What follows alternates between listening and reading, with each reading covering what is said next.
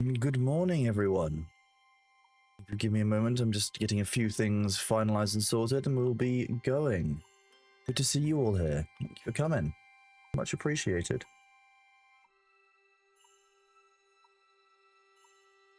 I've definitely had enough sleep.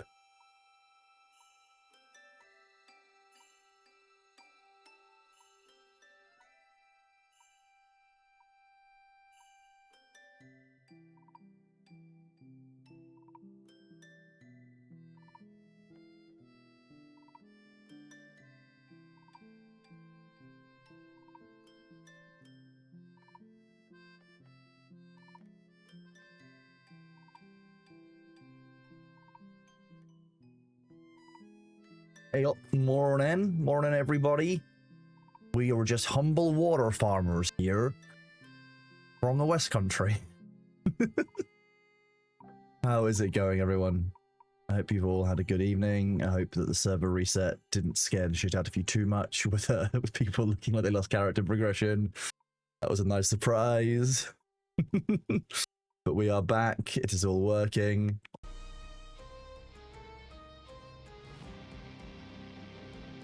Thankfully.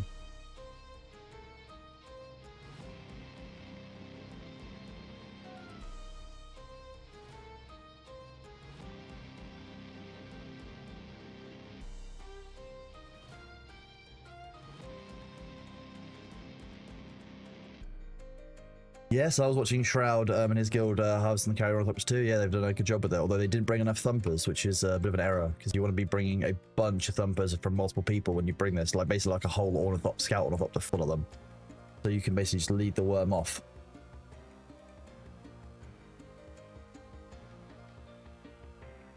It's a lesson they'll learn quite quickly. It takes a surprising amount of time with just one carrier and one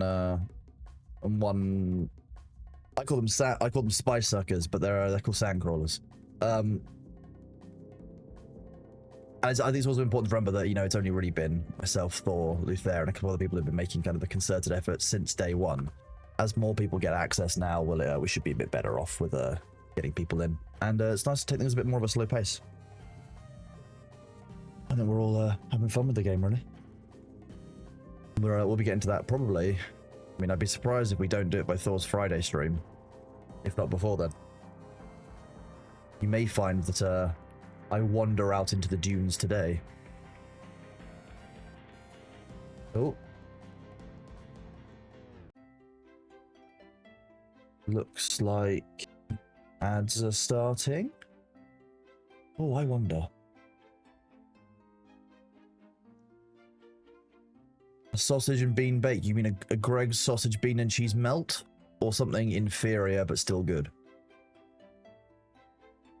Good time zone to you, Bardiel. And everyone else who's in chat, welcome in. Sidikoso, Dream Diva, welcome on in. Good morning.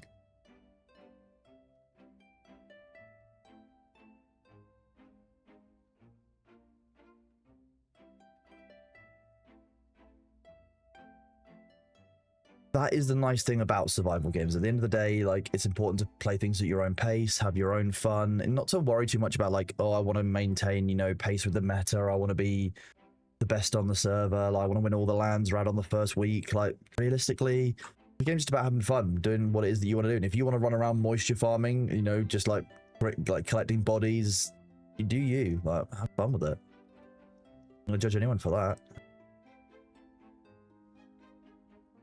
Be getting started in just a moment. Yes, this is a funny game. Funnygame.exe. Yeah. It was sent to me by a friend, weirdly.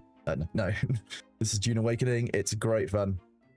Oh, Greg's. I mean, Greg's is just, you know, it's Thor's favorite. Greg's is decidedly not shit, and you can get it no matter where you are in the country, so it's very convenient. Other food to try. Go to a good curry house and try some like chicken tikka masala. My advice to you. There's quite a few good curry. There's a good curry house in pretty much every town in the UK because Indian food is a surprisingly large part of British culture. I would really recommend getting like a nice chicken tikka masala, or if you fancy something a little bit hotter, there are plenty of options on the menu for that. So you can have some nice, what I would call British Indian food. If you're over a weekend, you can go to you can get Sunday roast. You can get some like Toby Carvery if you want an all-you-can-eat thing. All kinds of stuff. At university, we used to do every Sunday. We used to go to the Toby Carvery for basically like our biggest meal of the week because it was cheap and you could basically just eat until you just couldn't eat anymore.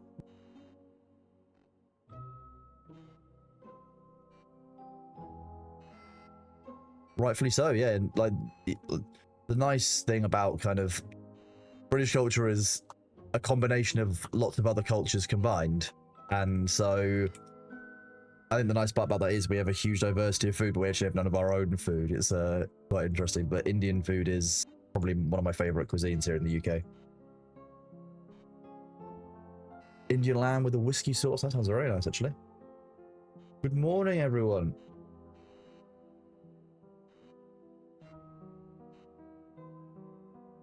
I think, to be honest with you, that Germans wouldn't vibe that well with Greg's. Germans are incredible at kind of like sausages and other things, and I think that the sausages that you get in a sausage roll at Greg's would be decidedly disappointing to a true-blooded German. Greg's is lovely, but like I think that, you know, Nellis, that says something about whether you're a true-blooded German or not, you know? So maybe deep down you're British. How upsetting is that? Actually the second greatest insult I could give you.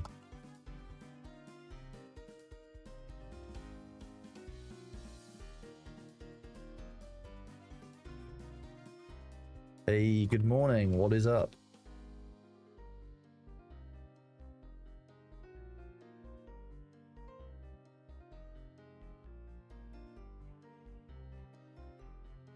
I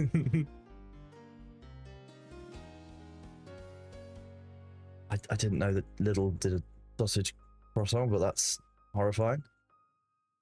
No, all Germans are like love Wurst though. That's my personal headcanon.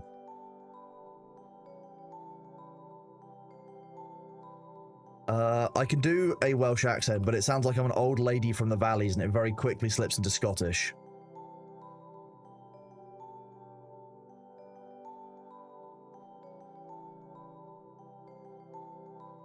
Which is deeply funny, of course.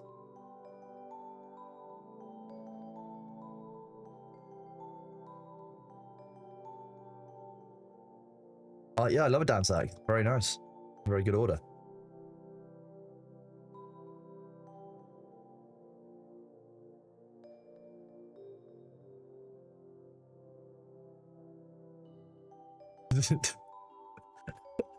It should have been an email. Sometimes I agree.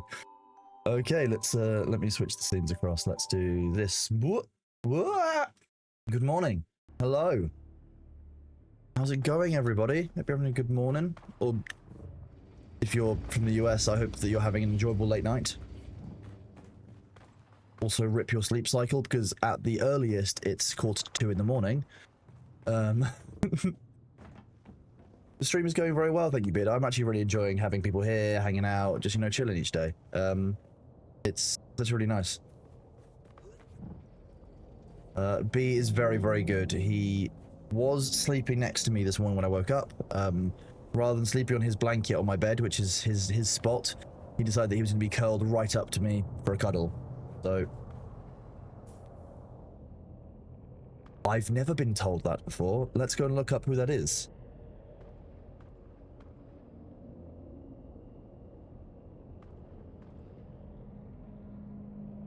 I don't personally see the similarity, but I very much like his mustache. The got a right angle in it. That's impressive.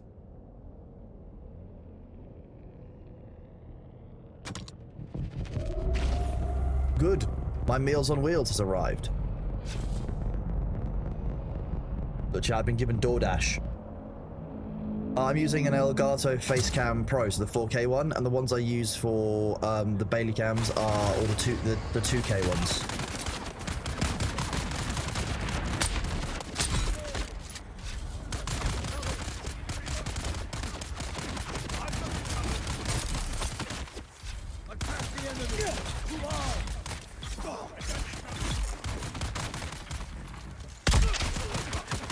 Whoop. Let's not do that. Wow.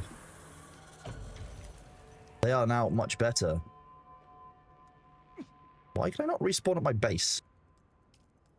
Weird. Nice.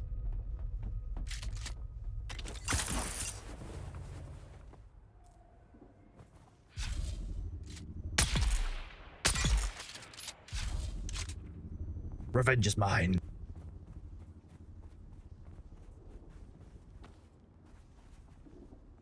I'm glad those are a bit tougher now, because they were a bit, when they were a bit laggy before we had the server upgrade, it was kind of less fun to kill them.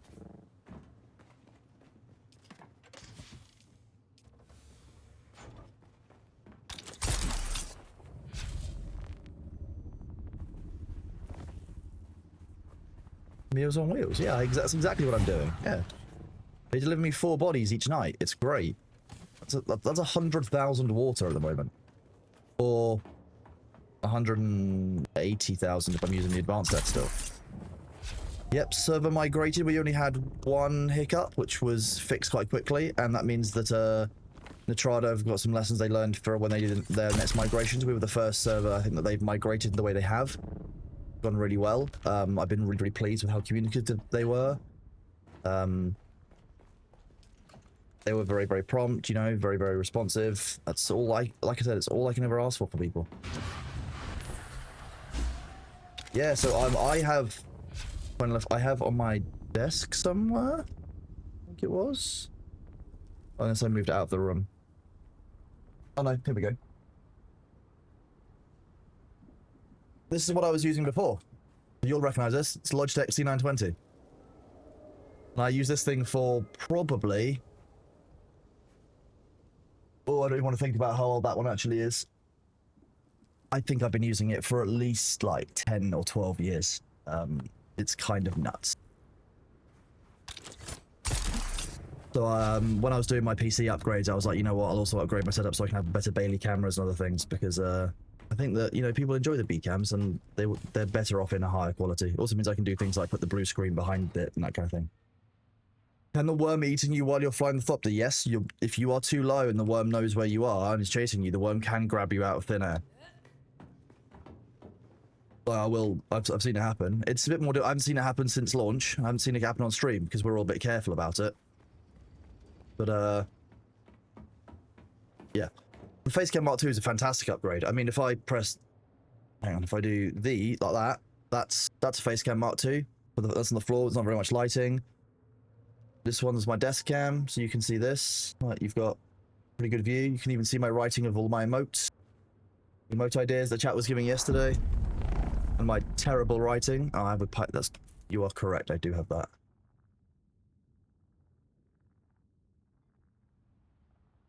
Because Thor's stinky didn't go to bed until like 4 AM my time, so... There we go. Finally a face voice. Hi, nice to meet you. Welcome on in. So yeah, the Elgato ones are very, very good. The Facecam Mark II, MK2. I'm not a lawyer, but I'm not a doctor, but I have lawyer handwriting. That's the problem. Like that's always going to be the issue. That's not going to change. If you can, oh wait, I've got this now. Not a problem, bud. Happy to help. Now I can show something fun for chat as well. Do this. Oh. Oh, we'll wait for 90 seconds if we've got ads.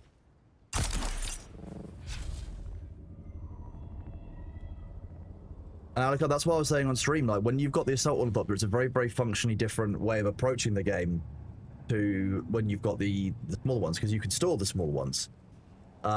You can't store the assault ones, so you have to be much more aware of the sandstorms, where you can park it well, where like which areas will have enough cover for your ship versus which ones don't.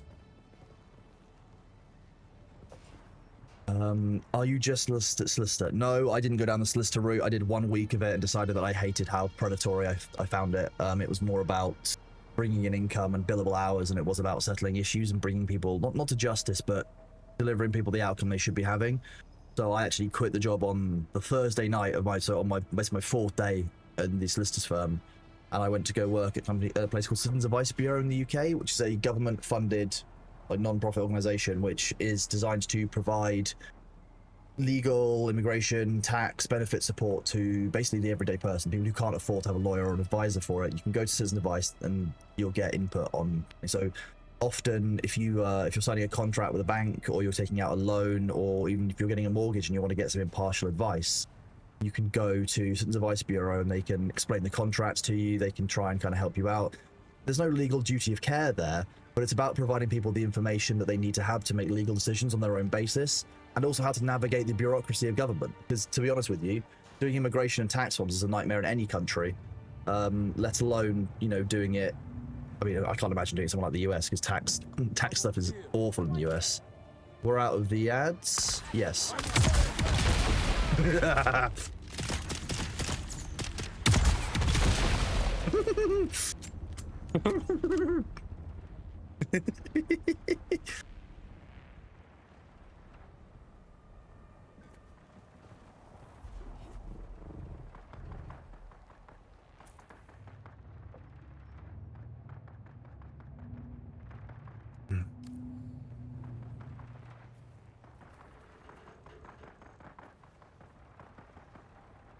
The current objective I'm working on is to test out my new rocket launcher and have some fun with it. I want to hit, so I need to hit level 161, because I've got a quest that requires that I use this ability here a few times, plus 2 skill points. I can't respec because I respec'd yesterday in order to complete a different set of quests for Mentat. So I'm very, very close, as you can see in the top right, to level 160. There's one more level after that, and I'll be able to unlock that, which then should be the end of, if I go to this view, you can see I've completed quite a lot of the personal progression. It's just Swordmaster Advanced that I need to finish off, and a couple of these small ones. So I'm going to do a couple of small quests around, discover a few areas, and try and level up, complete this. I may try and do this one, but a Cutter Ray Mark 6 is quite expensive.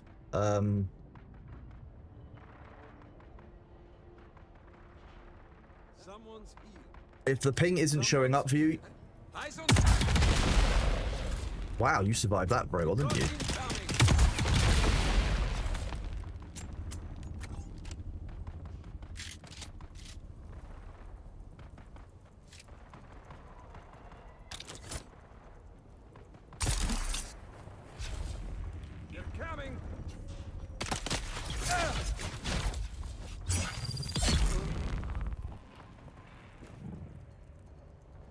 The rockets are 1 Duralamin for 10 shots, so they're reasonably expensive.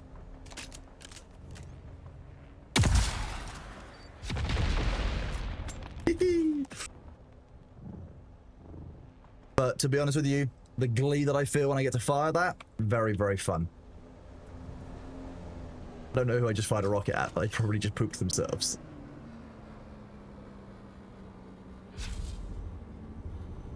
Whoa, okay, let's do this. Stepper Bunny, thank you for subscribing with Prime. Winr8, or Winrate.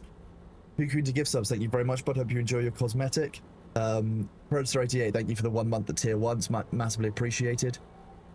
Dial Corfluous, thank you for the 5 community gift subs. Machara, thank you for the 5 community gifts as well. The support is massively appreciated, and I hope you guys enjoy the cosmetics or anything you unlock from that. Going a little bit further back, Bonnie of Karma, thank you for the tier 1 sub. Josh Stranger, thank you for the 5 community gift subs. You're all massively appreciated. Thank you for supporting the group. It is great. Save these for Zev.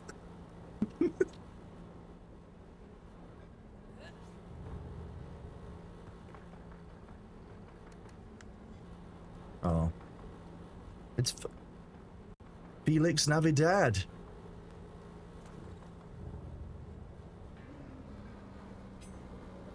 If you've ever wanted to run over the lead moderator, now's your chance.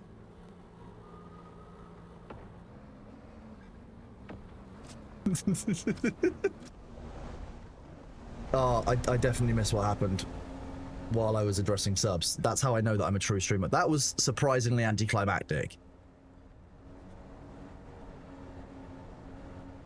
You can do a run-up this time, is that what you're doing? Okay.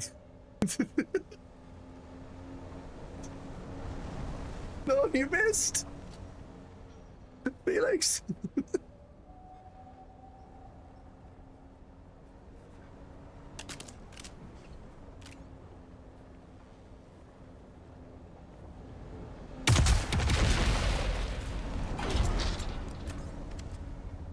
Okay. I appreciate the restraint, Felix. That time you went straight through me. Oh, guess who's here to say hello? It's baby. Oh, have you got the scritches? Have you got the scritches? You want a hand? Yeah? Okay. Did that help? Meow! Yeah, you're such a baby, aren't you? This is Bailey, chat. He's very happy. He's been very cuddly this morning. Yeah? Who's a happy baby? You're a happy baby, aren't you? Rubbing your face on the desk. Yeah, you are. Hi. You want to say hi to chat? What's that? Chat stinky? Oh, sorry. You know, what Bailey says goes, chat. Yeah, his tail is very, very floof. He's such a good boy. Yeah? Is that your spider? You're gonna get your spider? Yeah? Is it behind the door? Yeah? What are you doing? Meow! You're so cute. They can just see your tail, little man. Yeah! You're rubbing your face on that as well. Is everything in here yours and you're gonna scent mark it? He's so funny.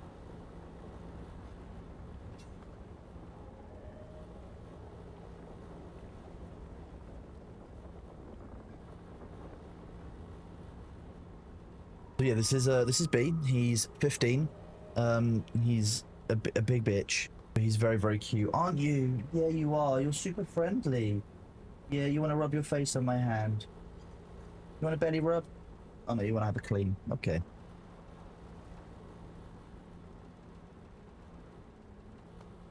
Yeah, you're looking up at me, are you? Okay. Yeah, well, Thor didn't go to bed until like 4 hours ago, so I have a sneaking suspicion, to be honest, that he will like kind of try and do some strumming today, even though it's his legally mandated day off. I'm not gonna care. I'm on holiday. It's not my job to care today. I used to be a dog person, but I've had cats move in with me in the last 3 houses I've been in. There is a redeem in the channel points, which will give you some of B's backstory. I need to add to some of that today because somebody redeemed the add to it button. Aluminium, Felix, I can... you're going to struggle to get to it in that. Hang on, Felix, hop onto the cockpit of this. You can just leave the buggy here for a second. If you hop onto the cockpit, just jump on top. That was not hopping on top, that was just jumping over. This will give you some of B's backstory. He's just a big snuggly bubba.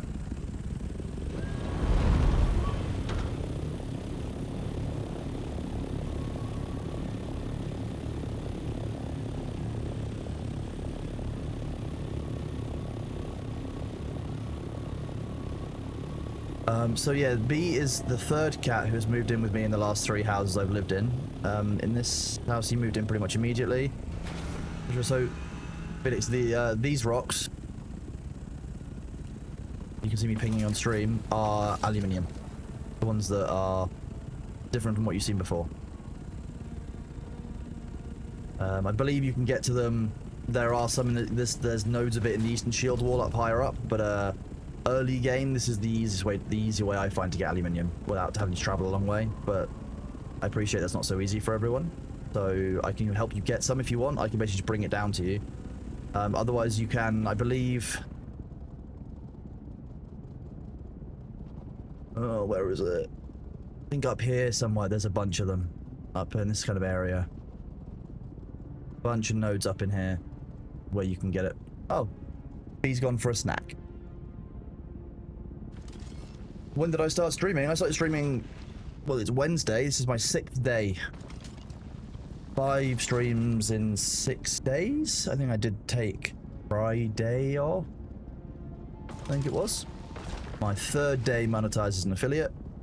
And I'm just really appreciative that you're all here hanging out, having a good time. So, yeah, like I said, today we're going to do a couple of quests. We're going to kind of level up. We're going to keep pushing the progression. Then we're going to do a deep desert. I want to go find out if the deep dessert is true. You know, the legendary deep dessert. What flavor it is. I think it's butterscotch.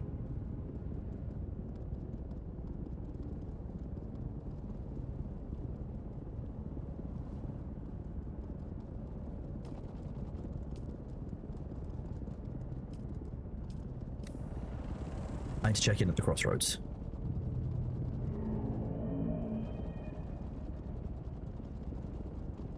Apparently I'm having some kind of strong.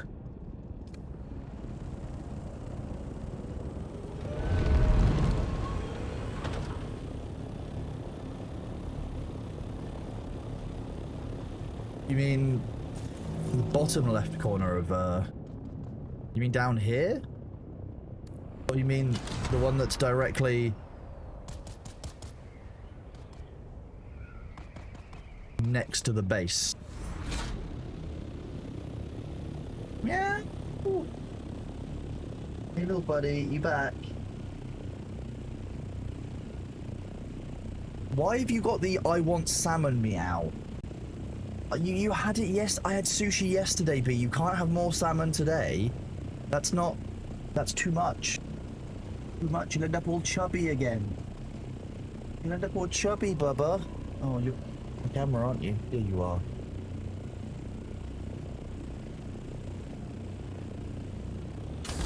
What, you mean this base here on this server?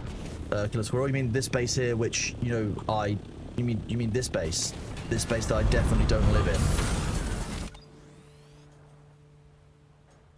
No, he can't have salmon every day. No, chat. You're as bad as he is. No, I'm not ordering. I mean, if that means I'm having sushi again, that's not allowed.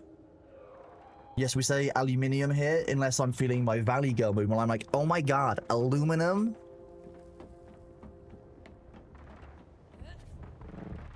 Yeah, you like to move just so that chat can't see anything but your tail. That's what it is. Look at this little guy. He's just a little baby. You're just a baby, aren't you? Are you asking for a belly rub? Is that what you would like?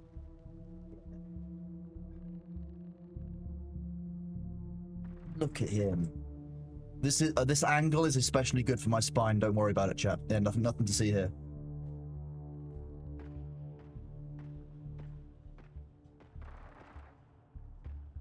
Lick your paws. You're a good kitten, aren't you? Yeah.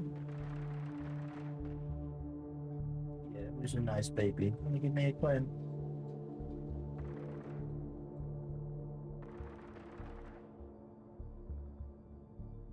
He's just a little fella. So, because B came to me when he was 13 and a half, I don't pick him up. I've picked him up precisely once, and that was, he was on my armchair, on top of my blanket, so I could just kind of scoop my hands underneath. I kind of straighten my legs and just kind of turn 180 degrees and then put him back down on my lap. He was very, very confused, but like, he was okay with it. But he doesn't ask me to be picked up, and therefore, I don't. If he doesn't want to be picked up, he doesn't want to be picked up. That's a personal thing. I have nothing wrong with anyone who picks their cats up or cats who want to be picked up. But if a cat doesn't ask me to be picked up or doesn't ask me to be picked up, I don't feel like doing it because. Long story short, when I was in hospital for some back problems, I've had to use a wheelchair before. I've had to be pushed around in one, and it's a very, very strange feeling not being able to move yourself with autonomy. And I know that autonomy is very, very important to cats. So my view there is broadly like, I don't like being out of control and stuff. So why would I do that to anyone or anything else? Like that's not fair. That's not right. So if he doesn't ask me for it and doesn't want it, I'm not going to do it for him. I just don't think that's. That being said, I've got a friend's cat who just does nothing, that wants nothing but to be carried and to be on someone's shoulders. Like. Cats are just weird. Like, you know what they're like. Well, they're all different. This is fun too. The problem is that all of the weapons are just too much fun. I can only carry so many weapons. Well, I'm glad you get it, Jack, because some people don't. And You know, I've had to explain it to a couple of friends who've been like, but you can just pick them up. They don't care. And I'm like, you don't know they don't care. You're just assuming they don't care because you wouldn't care, but you never had it happen to you. So, like I said, I don't blame anyone for it, but it's just not the way I want to be with him. He's a happy baby the way he is, right? Look at him. He's obviously not too upset.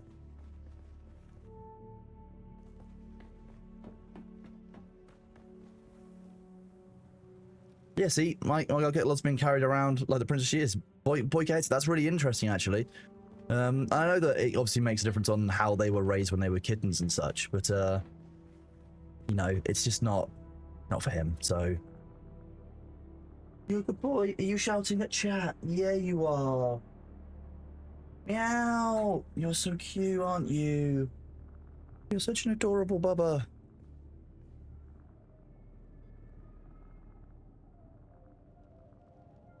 Until recently, B didn't even really like being on laps or anything, but there was just, I think it was after TwitchCon San Diego, I just came back, and all of a sudden, lap cat. Every time I sit on my armchair, that's it. He wants the blanket across, he wants to lie across it, that's it. He just wants to sleep and cuddle, and he'll lie on me now for about 4 or 5 hours at a time if I let him, so it was just a sudden change. He'd always the kind of sat alongside us in his cat bed, but I got back, and then he, for both me and my girlfriend, now loves to sleep on us. I think it's just about comfort, and it's about, you know, that's the point when we started putting in the cat flap and that kind of thing. So I think it was more, that's when I started kind of calling him more my cat rather than just next door's cat. You know, I do still resist the idea of him being my cat because I don't physically own him, but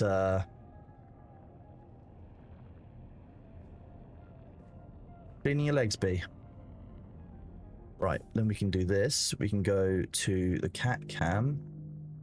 We can go to filters, and we should be able to activate the chroma key and play around with this in the daylight.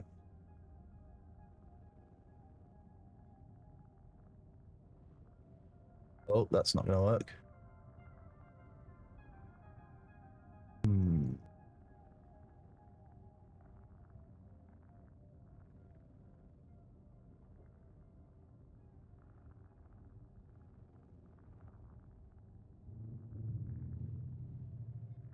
Chroma key settings are wild, first of all.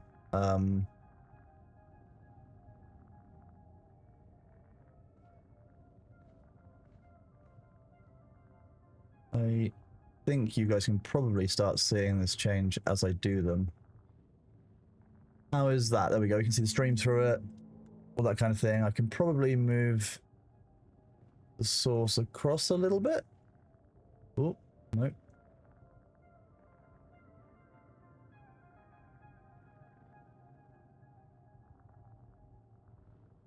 Just so you don't miss as much of the stream, and that means I can probably make him a little bit larger. We all want more cat cam, right? We love cat cam. I'm thinking about getting a blue screen, like, you can get what, like, kind of small, kind of square ones that are about like 1 meter by 1 meter. I think if I can put that behind him on the shelves, then he can just kind of lie there during stream and you guys can see even better. So that's kind of my goal there, to do that. How's the owner feel about me and Bailey? So the owner next door, they're just happy that he's being looked after. When he was wandering the street, they were a bit worried about him because obviously they didn't necessarily know where he was all the time. They tried to put a couple of like tracking collars on him and that kind of thing, and he just completely, like, I think the first collar they put on him, he got it off within 7 minutes, buried it in the garden, and they found it like a year later when they were renovating their garden. And they found it like 6 months ago or something. Second time, I think I found it in the front garden. Like, so they weren't. Tracking him was never going to work. I don't think he's not a collared cat. He's microchip, but he hates wearing a collar. They used to put a collar on him to help him not catch as many wild animals. So you can imagine how that went down, given that he spoiled me. Terrain. He's not a fan of anything that will make a noise or anything that's restrictive on him. So he literally will do anything to get out of it. So fine, again. But broadly, the owners are fine just knowing where he is, knowing that he's being looked after and he's being cared for. They've seen that his weight has gone down from, I mean, he was chonky before. If you go back in the Daily Baileys with, I think it's exclamation point Daily Bailey, you can see that at the start of it, he was quite a lot chonkier. So legally, he's theirs. If there's anything wrong with his health, I will speak to them about it because he is their cat, and I don't want to take away their rights to him. That's he is theirs. But at the same time, I can look after him and give him, you know, a bit of support, a bit of kind of love that he needs. They're fine with that as long as I just keep them updated if there's something wrong with him. That's the only thing they ask for, you know. They know they get to see him every day because he does walk past their front drive. So if they're out and about, like, he will go and see them. He still likes I think it's the dad is the favorite human over there. And the daughter. He's not as much of a fan of the younger son. I think probably because there was an incident when the younger son was quite young, and B probably had his tail pulled because you know what kids are like with cats. Cats are cute and walk around and you know all that kind of thing. Look at this. Look at this. Nice job, Felix. I can always drop some more off for you later if you wait. Hang on. Nice job, buddy. If you want me to drop any more off for you later when you're back on, I assume you're going to go to bed. But if you need any more aluminium later, just drop me a DM on Discord and I can always drop some off for you. It doesn't take me that long to harvest it in the Assault Ornithopter. I can bring you a couple of thousand. Oh, okay. Well, while you take that back, hang on. If I add you to a party, I can fly some more out to you. I can harvest some more and fly out to you. Give me a second.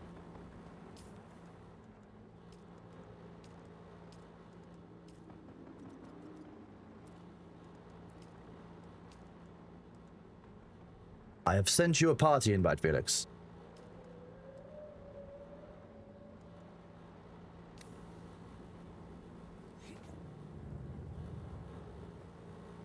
All right, yeah, you head back to your base and I will fly some materials out to you.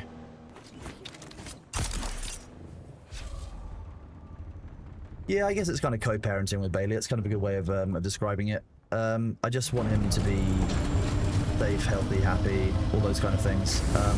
Why is my Ornithopter so low on fuel?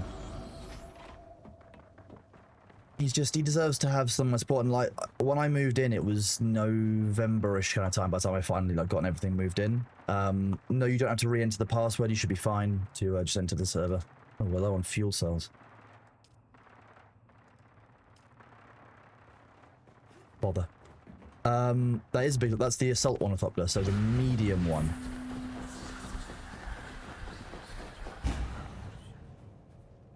There they are.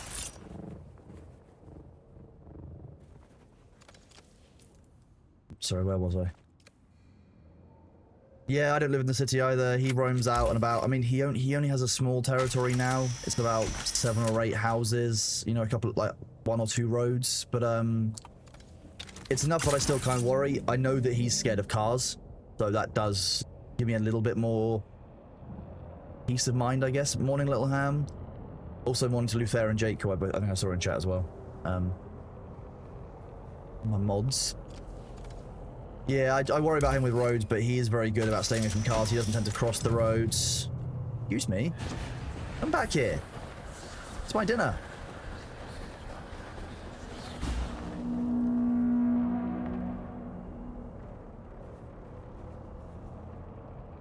What?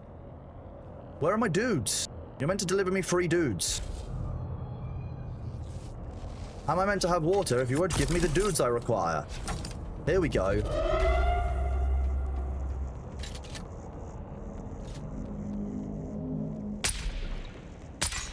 I wonder how soon you can shoot them down.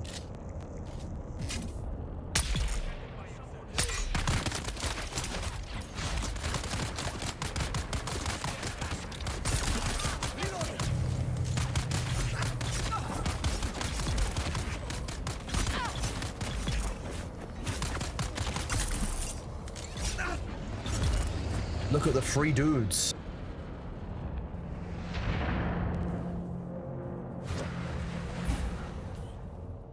Ah, that's why.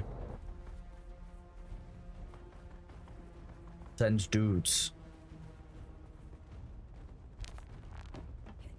I'd be like, no! That's what happened. The pilot's just out there absolutely pooping himself, being like, oh my god, all of my dudes are dead. Drop this off. Go grab some bodies. Balthazar, if you think that's a good name, you should meet Ham's cousin, Micropork.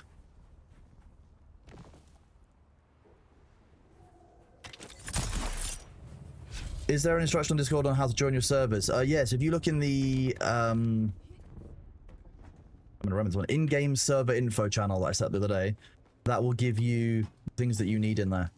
That's got the server names, the passwords, etc. for the passworded ones. You can go to Nitrado NA East 09 is where I would recommend if you're looking to start off, to be honest with you. Mostly because while the pirate ones have had a migration today and we think they should be more powerful, they are going to be overloaded and you're likely to face queues at peak times. And I don't want people to face queues if they don't have to, so, you know, it's part of kind of fair disclosure up front. Make sure that you're choosing the mushroom servers if you want a better experience. 5 of them have no passwords on them, so nice and easy. Nice and it's what we like. Do this. Playing EU mornings is very nice. There's lack of queue. It's one of the reasons I quite like playing with American time zone people, because like often early in the morning I can get some stuff done, and then in the afternoon I can kind of chill and be a bit more social with people. So it works out quite nicely as balance. Next thing I was making was a medium fuel cell or a large fuel cell, so I can go and give Felix some stuff.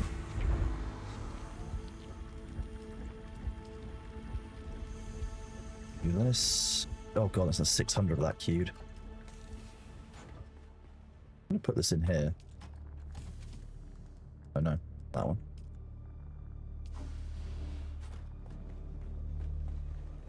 How do you get on the servers? You just finished downloading. Okay, so you go into your server browser, you go to private, find Nitrado NA East 09, look for any of the 10 that are with mushroom names. If you want to join the passworded ones, you can use !Dune Discord. That'll take you to the Dune Discord that we've got set up for the pirate and for the mushroom servers.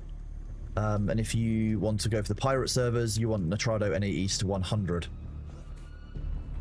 You end up in a queue, you go to one of the unlocked ones. That's a good way of doing it. It's one of the reasons why I've got unlocked servers in there. I feel very strongly that we should still, even though we're using private servers, we still should be having the same gameplay experience that other players have. And I don't think it would be fair if we, you know, didn't have taxes, didn't have, you know, PvP zones at all, didn't have worms or whatever. Like, we want to have a full, like Thor and I both feel very strongly, we want the full gameplay experience without any cheesing, any cheating, whatever. So that's why we've got open servers on both areas. We've got 2 open servers on the pirate one. We've got 5 open servers on the mushroom one. Yeah, I've just seen Felix's 2000 out, but I've had a warning, so it may miss me at the angle it's going at, just about. I mean, look at that. That's... We were right on the edge of the sandstorm, but that will probably consume your base. Yeah. So, I'm not going to fly out to you until I'm on the other side of the sandstorm. Because I hate sand, you know, it's coarse and it gets everywhere.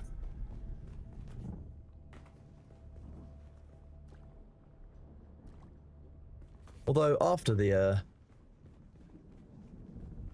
sandstorm, I could go out and do some scanning.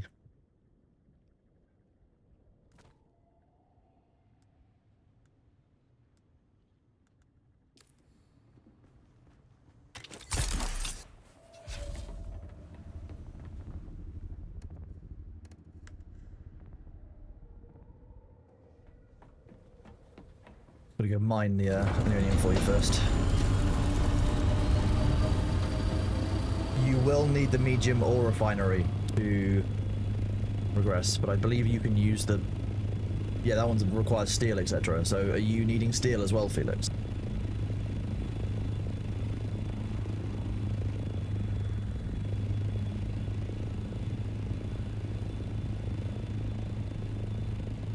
You, yeah, just make yourself a... What do you need to make the medium ore refinery then? I have a sus. Cobalt paste, that's easy. I can go get you some of the earthite crystals. I'll show you where those are. So yeah, this is the assault ornithopter. It's got 6 wings, so it's larger. It can carry 4 people in it, so it's pilot and 3 passengers, or a co-pilot and 2 passengers. You put the inventory module on it, you get 1,000 space. Don't remember putting that in there. If you're renting a single private server, is there any way to prevent other servers with boosted rates from connecting to the same deep desert? Yes, there's a simple answer to that. There's no such thing as boosted rates. Everything's got the same, you know, progression. The only differences are... Oh, did I put that in our chat?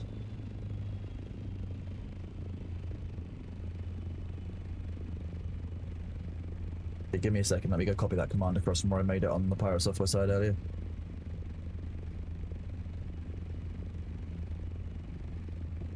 Oh, that might be why.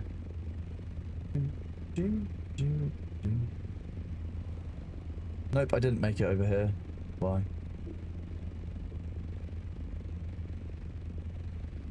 Copy this. Go to my Nightbot. New command. Dune server settings. Wait, I only play Dune currently, so it can be server settings.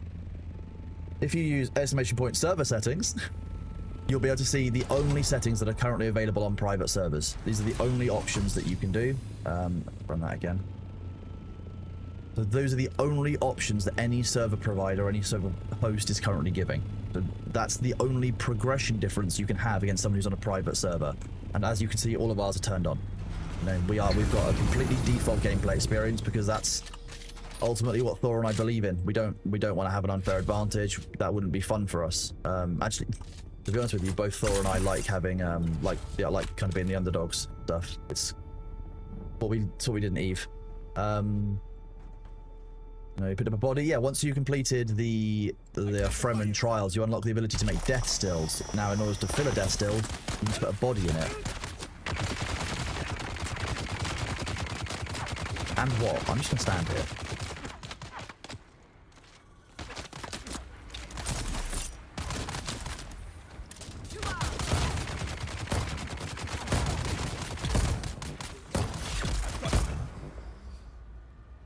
The Mentat turret is exceptionally powerful. When you're inside the chasm, that's where the crystals are, you save from your sandstorm. So yes, you can see the little icon that's hiding behind Bailey that you definitely can't see. I'll show you this. On your screen, normally... Grab cat cam. Then move B briefly. So you see...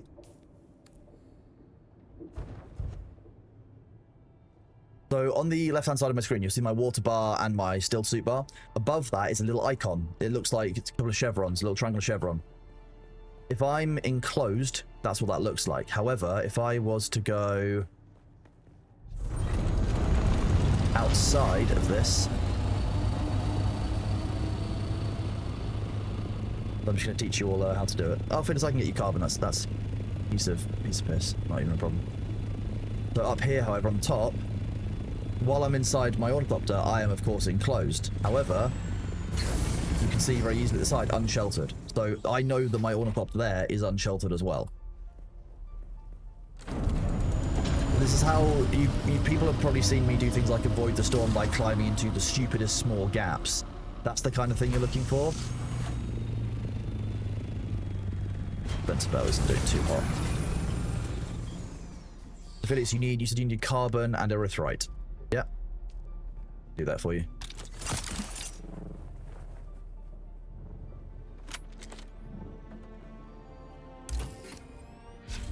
Yeah, I apologize to anyone who gets motion sick. I know that I yeet my character around like some kind of acrobat.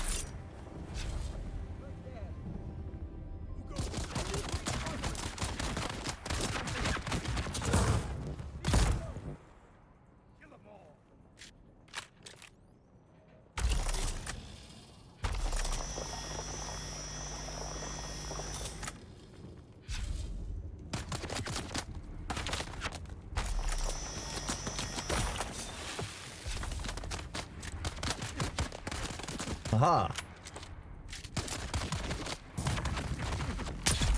I'm the turret now. There is a cat in the middle of the screen. Let me move him back. I thought you'd enjoy that more than you enjoyed the game, but maybe not for everyone. Yeah, drops are on in here. But, fine. We're probably only in the mineral extraction tunnels now. Some other ones during the beta. So There are some other places you can find it, but most reliably, you'll be able to get it inside these mineral extraction tunnels. So if you're looking for a decent volume of earthite, I would come into here. That's rude. Why I carry spares.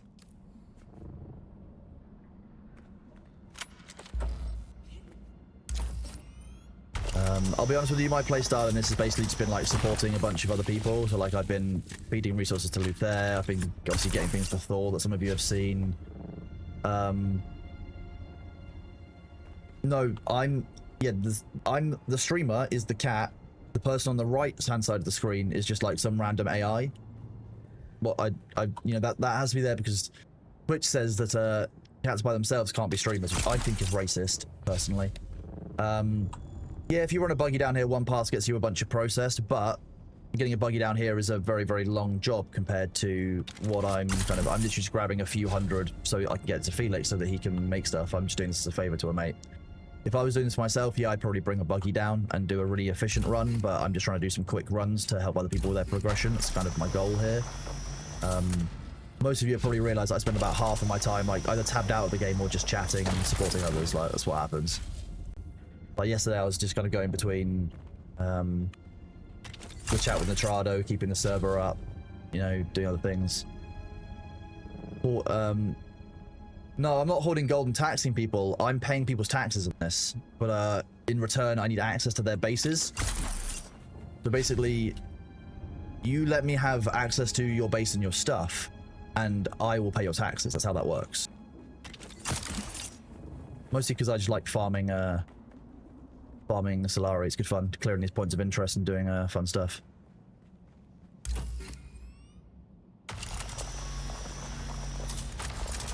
Dutch, are you going to play Dune? I know that you're a survival game fan because you played DayZ and stuff with us. Are you interested in playing Dune?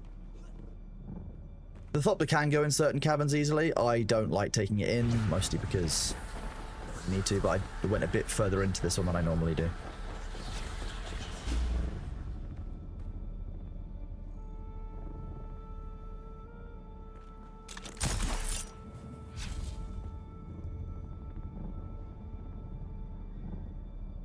Is there any talking about scanning and hacking in Eve? Yeah, I'll go show you that on the way through.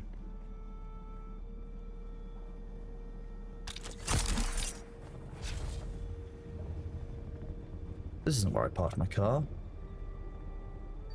Welcome on in. Yes, cute Cato. He's sleeping, but it looks like I'm having a little bit of artifacting. So give me a second just to fix the chroma key. Make it slightly less problematic for anyone who's susceptible to flickering. A little bit better? A little bit. Not perfect. Why is that so much more stable? Wait. No filters on that.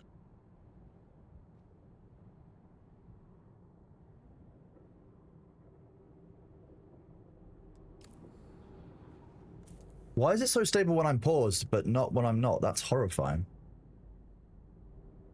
While my flashing blue, yeah, my battery pack was on low power while I had my shield up. That's what was going on there. Go filters. Sorry, I'm new to OBS and to streaming, so this is new for me.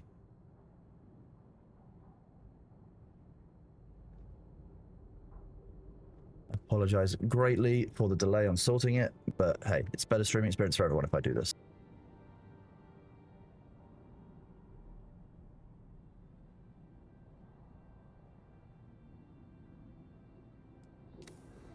That's even worse. Good job. Great job. Proud of myself. So what am I trying to do? So you see when whenever I unpause, what you can see is that the cat cam gets, like, his bed gets a little bit fuzzy. I'm trying to avoid it from doing that, like to avoid it doing that.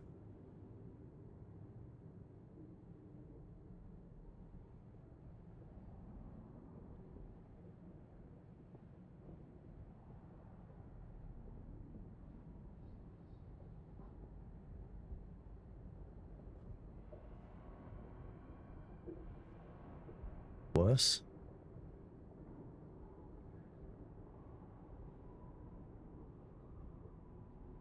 Worst case scenario, I'll just go back to the way it was and we can just suffer through it. You want it larger? Blur makes it more stable.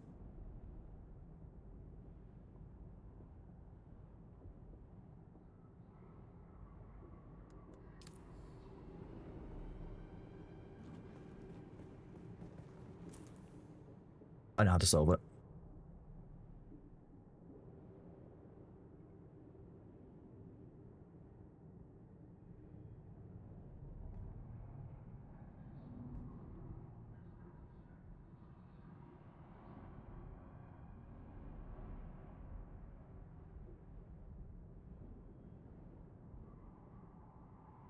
How about that? Better? And then if I go... Look at that. Perfectly scuffed. If in doubt, just cut out all the bits that are fuzzy. What could possibly go wrong? Good morning, everyone. Thanks for coming in. Good to see you. Wonderful seeing so many of you. Super pumped to be here today. I'm having a good time already. Hope you're all having a good Wednesday. No, I'm actually Chromatic Aberration. That's one of my many names. Chromatic Aberration.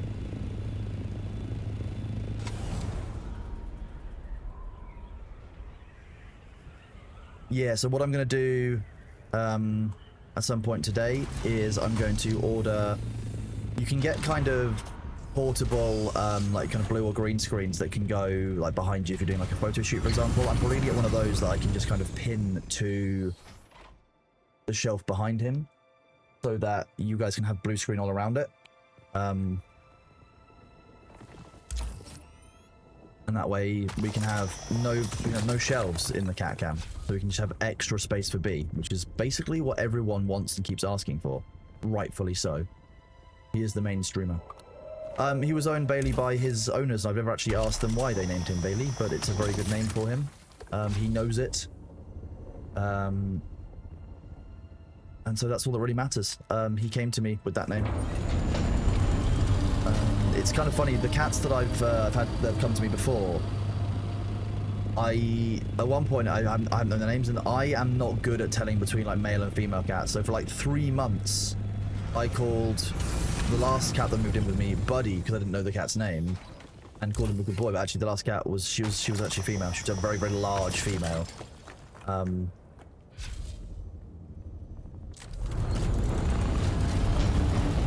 Is blue better than a green screen? I find that it is for this room, but I think it depends on the room, the lighting, all kinds of stuff. If you're in a room where you can control your lighting better, blue works. When I see green, I find the problem is that you often see almost a glow through of green around people when the light's in a certain way. Whereas with blue, I haven't found the same kind of level of light overspill. It's a little bit easier for me to chrome out. However, sometimes if I like move this... Actually, it's not too bad during the day, but if I move back a little bit too far from the camera or the light's not right, I do start losing the black from my shoulders. That's just about balancing your similarity settings inside the chroma key. No, he's not a bailiff, he's a tax collector, and the tax is pets.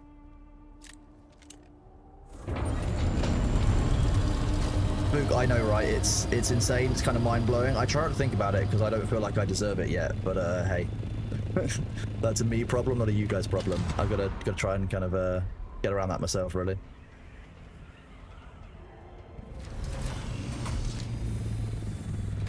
You eat some water. Num num num num num. I'll chew it. I'll chew it specially for you, Inoffensive Biscuit. How about that?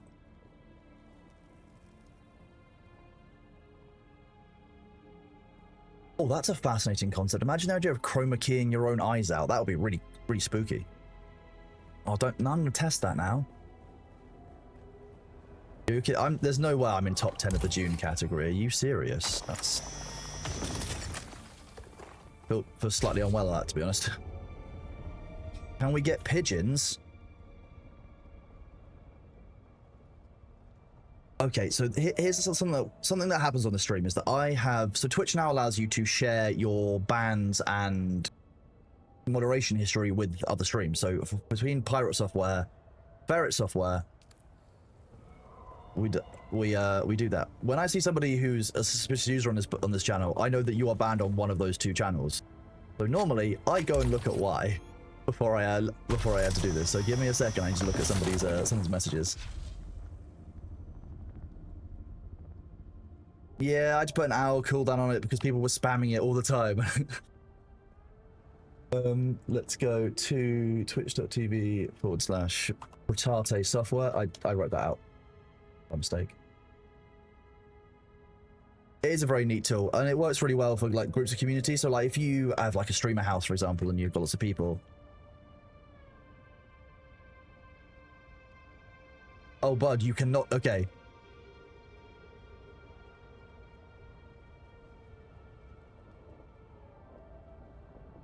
As always, I will unhide you here. But if you know what you were banned for on the Pyro Software stream, don't do it here. If you behave well today, I might unban you from that channel as well. How about that? Welcome on in, first of all. I vaccine my stream? I don't know what you mean by that, sorry. Number 5 in the Dune category. Hello, Juners then, I guess.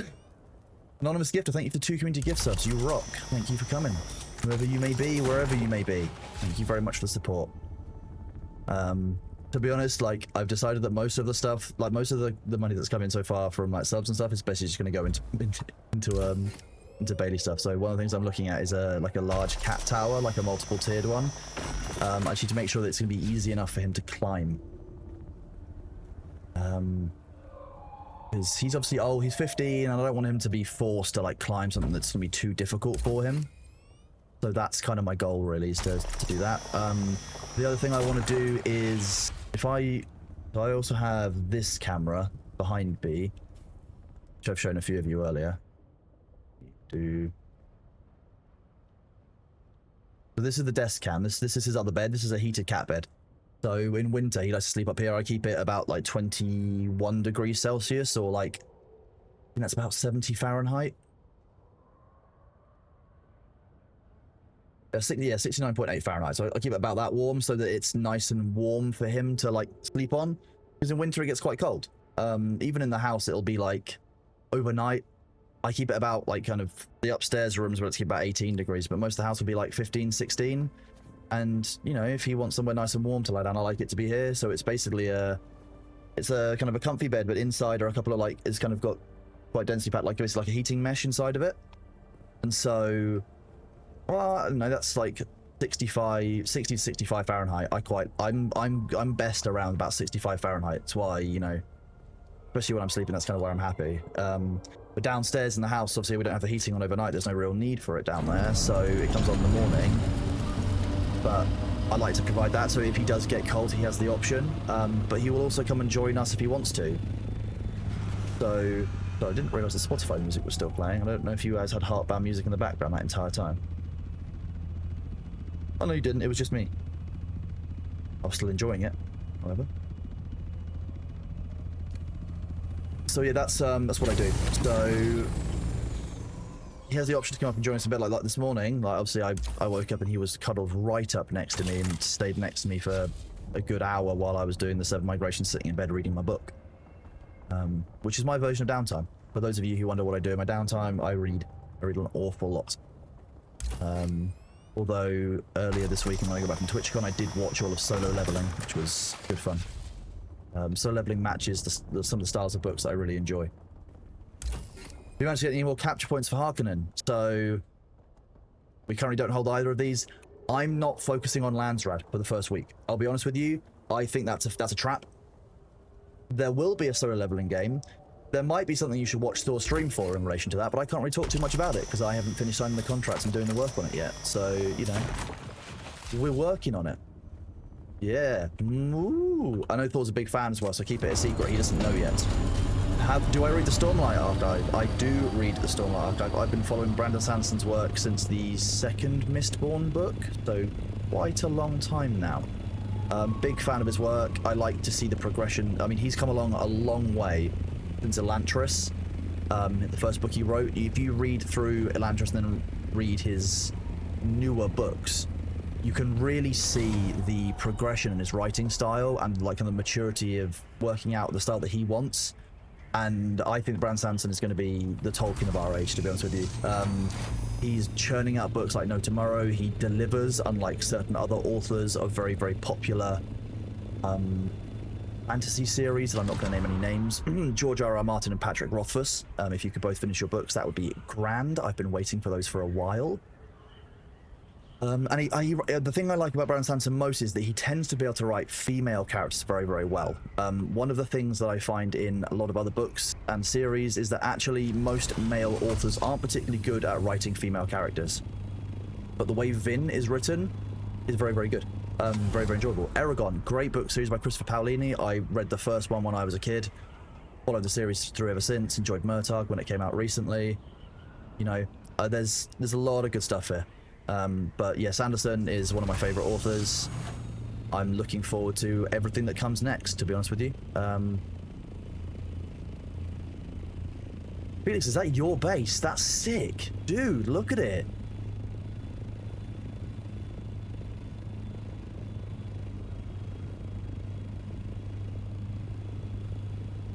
Look at this, this is cool. I haven't made the disruptor last night that Thor found. What you mean? Yeah, let's go all the way down to Plastinium. You mean this one? No, I could make it, but I am saving those parts. Those parts are, like I've said, my progression is more important than anything else. Eric Brown, hey, welcome on in. You know what it reminds me of? Have you ever seen an image of Battersea Power Station in the UK?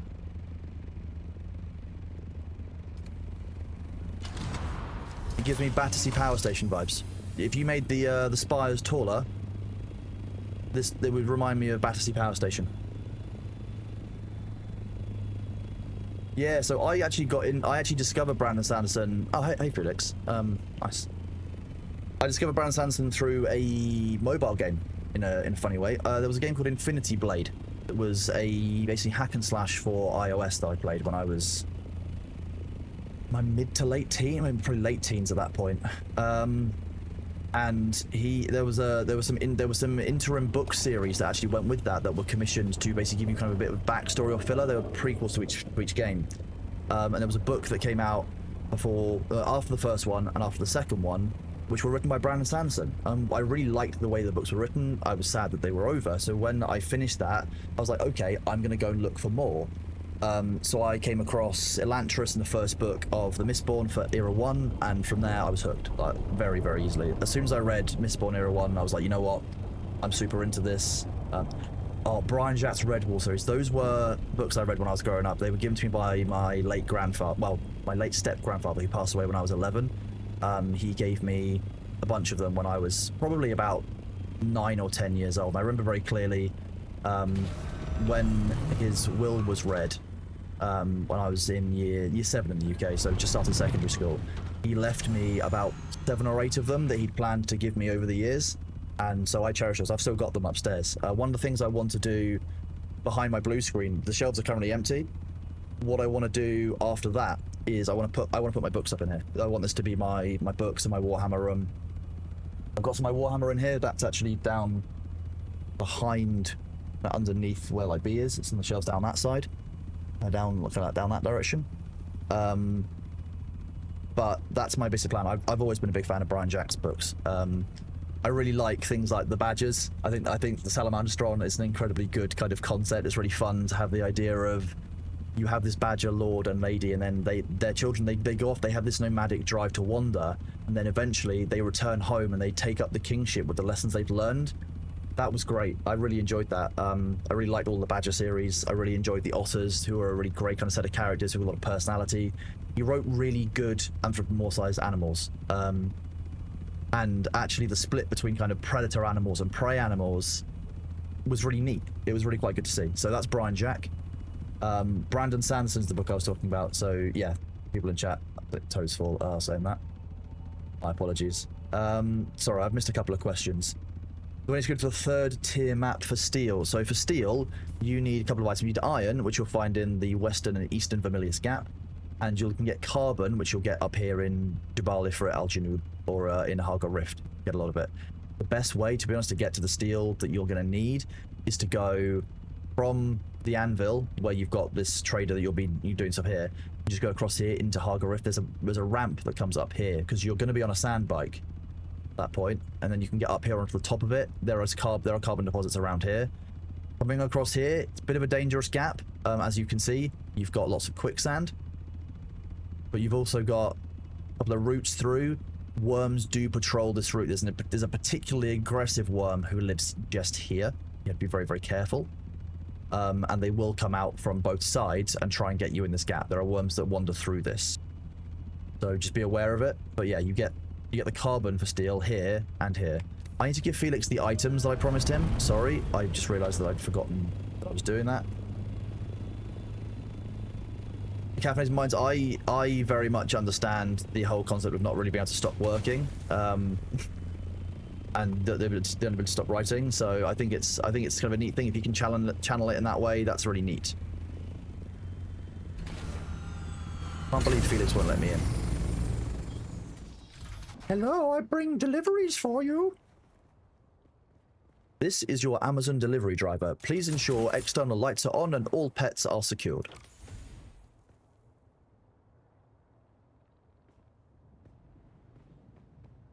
Come inside and check out the place. Let me in!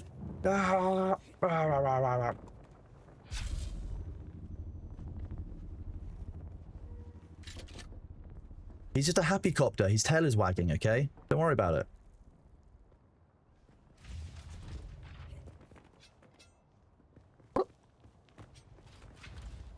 Ooh, thank you, Felix. Oh, this is nice. There's a slight problem with this though. Where's the chair for Winky? Felix, where's the chair for Winky? You know, you need to make sure Winky feels welcome as well.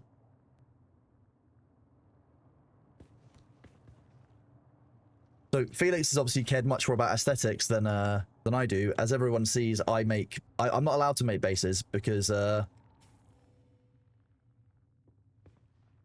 apparently I make what is affectionately called hit boxes. Let me drop the stuff on the... Oh, wait. Felix, do you have a box you can give me access to so I can take stuff out of my Orny and give it straight to you?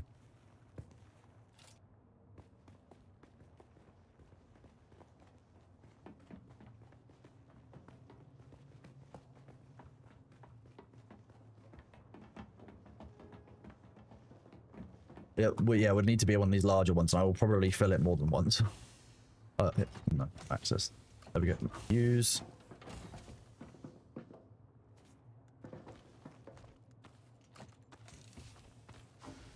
Oh, there we go. Didn't quite fill it. Oh. I didn't see how much that was. I think it was 37,000, so I'm going to take 35 out. Sorry, Felix. Quick deposited. Is there a log? What?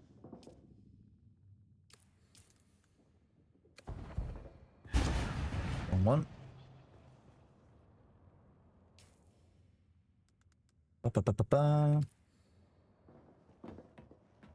I will add that to my list, L Crabs. Give me just 1 second to write it down to my notebook of... Oh, wait, no. That's other things. Santa treating me very well, thank you. How are you doing, bud? Are you enjoying yourself? Are you having a good day? Yes, Shroud's stream did very well at Harvesting Spice Melange. Losing one member of the crew is avoidable. If they brought more thumpers, it would have been much more viable. But that's the kind of thing we're working towards. Just, we've had people who haven't had access immediately. We've had people obviously who have to work. They're not, you know... Thor and I are not the norm for all this. The pit on this planet is the Haga Rift. I'll show you that in a minute. I just need to write down this note of a book that somebody just recommended for me, because I make sure I do that for all of them. Even if it means that I have to... Oh, there, the bell. Yeah, there we go.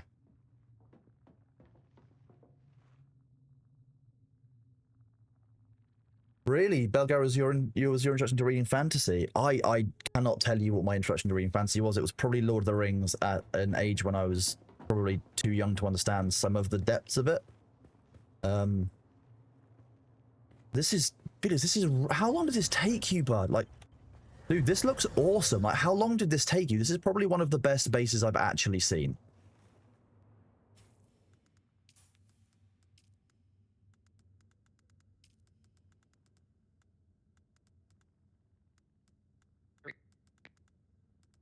Off and on since I joined like a couple days ago. Damn, I'm super impressed by this. This is sick. This is actually like nice inside. Appreciate it.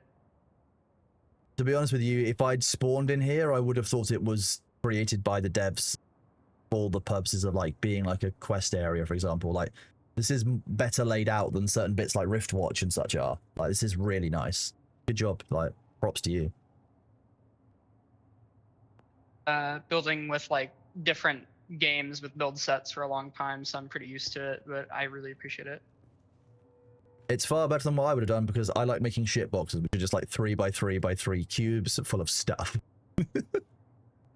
Their purpose, though, to be fair. True.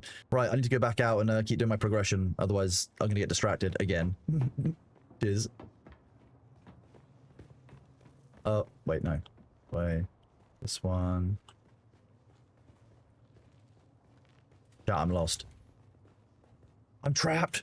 Let me out. Back through the better. Was it this way? Oh.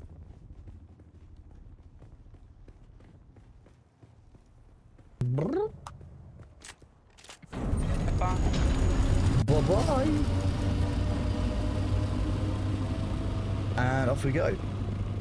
Okay, let me read back a little bit. Yeah, I enjoyed my time in Fallout 76, but again, most of my base building was, I build for function, I don't build for form, and I know that, like, when I build these bases, I don't, it takes me a long time to get to the stage where I want to build for form, as it were. Yo, Hercules, welcome on in. Garlor, I've not seen that, that's very strange. Have you tried verifying the integrity of your game on Steam? If so, content corruption detected sounds more like it's an issue with the character or with your install. So I would probably try looking at your install first as something that you can solve. If it's a problem with your character, you might want to open a support ticket with Funcom. It's on an official server, because I think that's a good one to look at.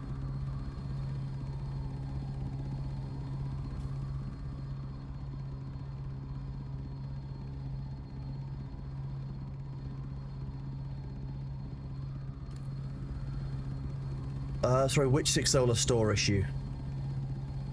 The only issue we've had with Six Solar so far have been that they weren't able to they weren't sending out keys over the weekend when we were in the beta because they didn't have staff working on the weekend. Which is obviously unreasonable. How dare the staff not work 24/7 at our whims? I can't believe it. I can't believe that Six Solar would do this to us. Realistically, they probably could have automated some of it. Every time you launch the game, you update your AMD Radeon drivers, then proceeds to list your RTX as your active GPU. There is, or at least there was, a GPU hotfix that was provided by NVIDIA specifically, which covered Dune. Let me see if I can find it.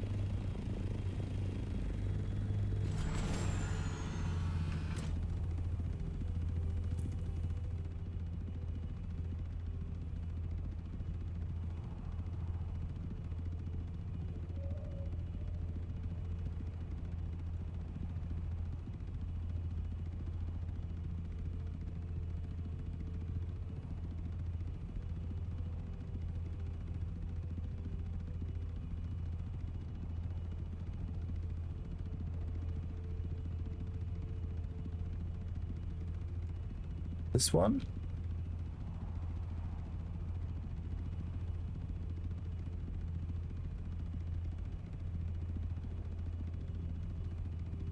Now, don't get me wrong, I don't know if this has already been pushed out. Oh yeah, there you go. Nick has just provided it in chat for you guys. So that should be, as far as I know, that's what I'm currently running on. That's stopped me from getting a pop-up saying your 4090 is about to explode. Woo! It stopped saying that to me now, but you know, I appreciate that it might be a different bug, or there might have been an overall graphics update since then that might have mean that that's no longer required. But as far as I know, that is currently what I've got installed. Also, if you bear with me, you just grab a message for you guys from yesterday. Oh, that comes from me. Whoops. 1 second, I'm just trying to find the pinned message that I meant to put up. Because I'm a terrible streamer who forgets the pinned messages all the time.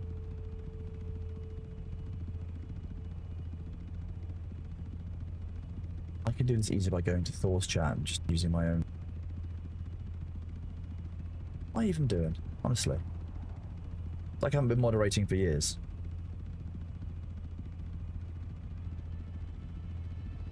Oh, same problem, damn it. Here we go. Thor says that chat can't read, so this is a bad idea, but I know that you guys are better than that, and I know that you can read, so this long of a pinned message is fine, right? You guys can read here. You've got more than 7 brain cells here, right? You've got at least, like, 17. Reading is that thing that you do good when you read words. Wait, that includes the word read. When you look at words and understand what they mean.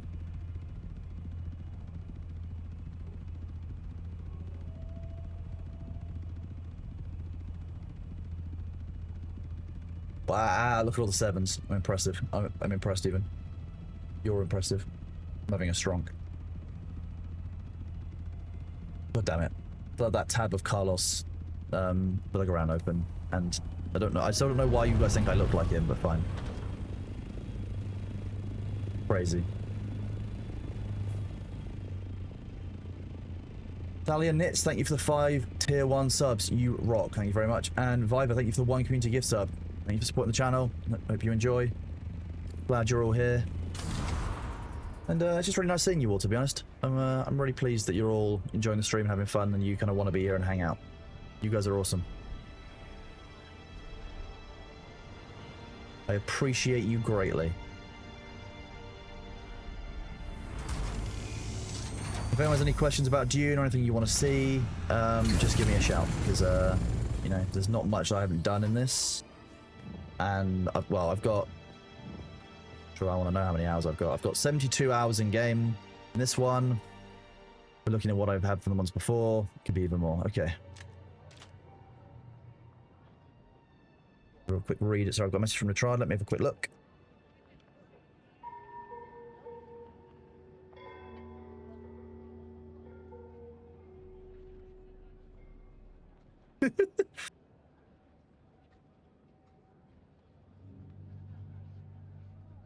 Oh, that's fascinating. Okay.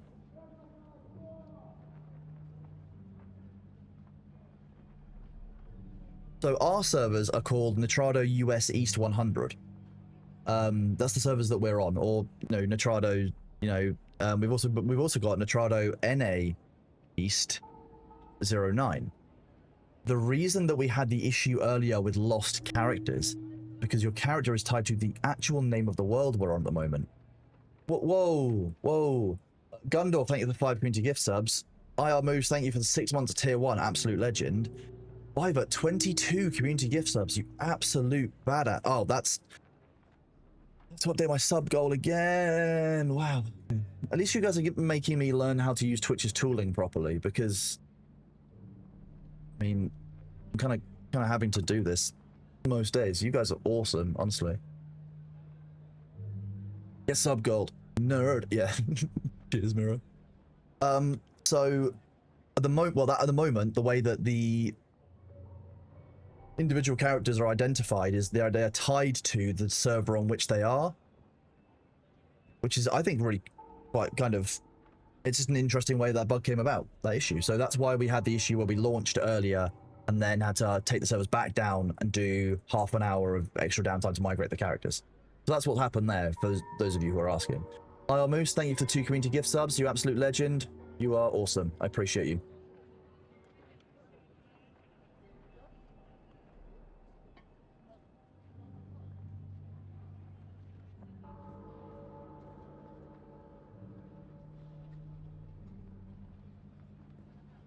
I'm just checking a couple of DMs, making sure all is good.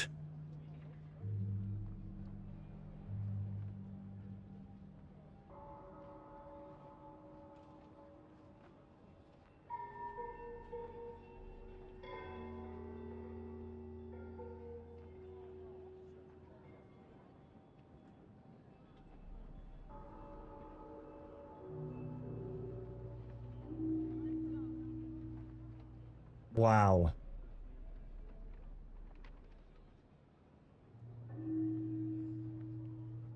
Sorry, chat. I just need to add a... What happens to the character of the private server you play on is shut down? This is why you need to make sure you have a trustworthy server host. When you are playing on an official server, you can generally trust that that server will be up more, but you have negatives to playing on an official server. That's the challenge, really, that you have to kind of overcome, is that official server, you're going to have your characters there for a long period of time, but you're also subject to their downtime, the fact that they can be public official servers that anyone can join, and they're not necessarily going to be as well moderated. A private server, you have the risk that people might take the server down and not keep paying for it, not keep it up, might turn it down long term. But you also have, you know, for example, we have less downtime on the Nitrado servers. We've also got the direct support of Nitrado, who are helping us out massively. We've got a lot more support that you wouldn't necessarily get on the public servers. That's why we're able to do the restarts. We're able to do things like when things are bad, we can shut servers down temporarily, make them a bit easier, and go and kind of go from there. Census 8, to be honest with you, no, I'm not going to move B. He is my baby. Chat wants to see him. I can move into a different part of the screen if there's somewhere that makes sense, but I'm not going to get rid of him while he's here, because look at him. He's just a sleepy little prince. Why would we do that? I do appreciate he's in the way of some of the UI, so I could probably move him in the way of my quests, maybe. I don't know if you guys really care that much. I could just. There is also like. How about this? That's better. You don't need to see my bars at the bottom, right? That's all the data you actually need. Like you can see how much health I've got, my abilities. Fine, yeah, fine, yeah. Just a sleepy baby. Look at him. Look at him. He's just a little guy. He's just a little fella. Bottom right. Okay, we can do bottom right. If you'd rather have cat cam than face cam, we'll just do this, and then I can hide my face cam. If that's what you'd like for a little while. You fine with this?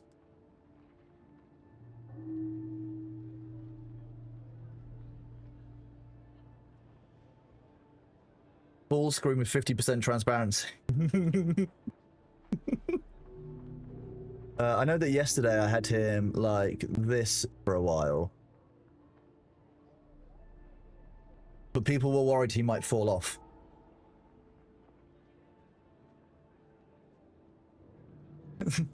Oh, I'm sorry to hear that, Nightfire, but I'm glad that, you know, having B here can at least help somewhat.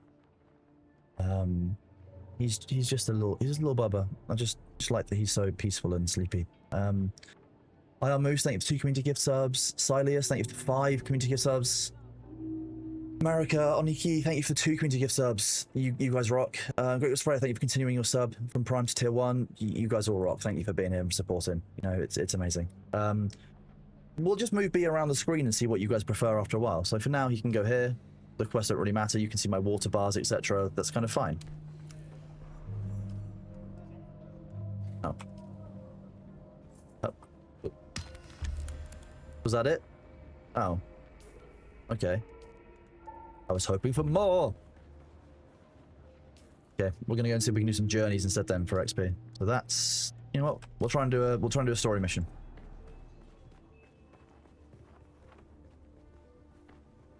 Oh, wrong side of the building. You want to turn my cam back on? No, why would I want to do that? Surely you only want to see B.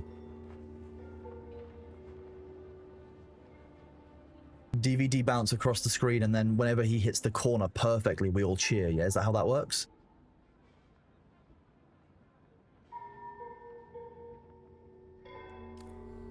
Nice. If I want to make my stream really memey, what I do is I put like an unregistered hypercam 2 at the top. I put activate Windows thing like here. You know, make it really like really scuffed. You know. I could do that. Yeah, I could put my. Let me put him back to the way he's meant to be. I'm just gonna put him up here in the top screen for now, so you guys can see him, because that way he's watching over all of us. You're watching in 160p for the full hypercam effect. I bet that makes you feel like you're in, I don't know, 2000. Oh yeah, Clippy as well. Yeah, that'd be great. All Windows. Yeah, exactly. The gold.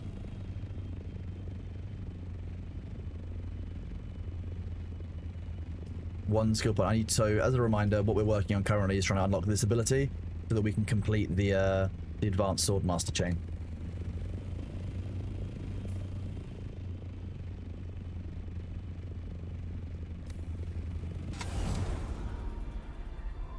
We'll do a run of the power plant, the electric worm. Okay. Yeah, we can do that. That's decent XP. So today's Wednesday. Thor doesn't stream on a Wednesday. It's his mandated day off. I have a suspicion that we may see him online later after he's slept, but I also know that he has some work to do. He was planning on doing some Heartbound writing today, which is very important. I haven't put in the calendar, so he can do what he wants, broadly. I don't... You know, I think, to be honest, actually, I would say that, you know, I don't talk about... I don't talk about Thor very often, but, like, I think Dune's been really good for him. I think he's really enjoyed himself, and I think it's the right kind of game for him. So, if he wants to play on his day off, so be it. I'm not going to judge him for that, am I? Right, that's what it is. The problem with having a B channel is that Bailey moves around quite a lot, and so I can't have like instant channel because it would just be an empty screen half the time. Oh, Winky touched the electric. Of course he did. Of course, he's an experiential learner. You know, he should find out it's going to kill him immediately when he touches him. Like, fine. Hey, welcome in, Renovolt. I'm glad someone gave you a gift sub. It's really nice to see you here, bud. Yeah, I mean, I know that obviously we have the joke that I'm on holiday and I'm not meant to be working, but for me, I really enjoy the work that I do for Pirate Software stuff. Like, I really enjoy organizing cool games for the community and like setting up the servers and stuff. I find it a lot of fun. It doesn't currently feel like work to me, so I'm not very good at taking time off from it. If it was more difficult, I didn't feel right, I would take more time off if I needed the break from it. But I really enjoy doing this. I really enjoy getting messages from people being like, you know what, thank you for setting up a private server, I really appreciate it. It feels really nice to see, and it feels nice to support it. 50, you're an absolute legend. Leonarius, thank you for the 50 community gift subs. You absolutely rock. I'm completely flattered, touched, and I'm worried about having to change the sub goal again. You are awesome. Thank you very much. If you've got any questions or any issues, feel free to just let me know. Oh, thank you, TSW T Gaming. That's nice. But to me, from what I've been until I can't talk about a lot of what I've done, but until the start of April, I was working on a pretty large and intense corporate merger of a couple of multi-billion-pound companies, which are both regulated in the UK. So that was work. That was dealing with CEOs who don't want to hear, no, you can't do that, that's illegal, or that's going to lead to negative outcomes for your customers. Let's try and avoid that in the customer journey.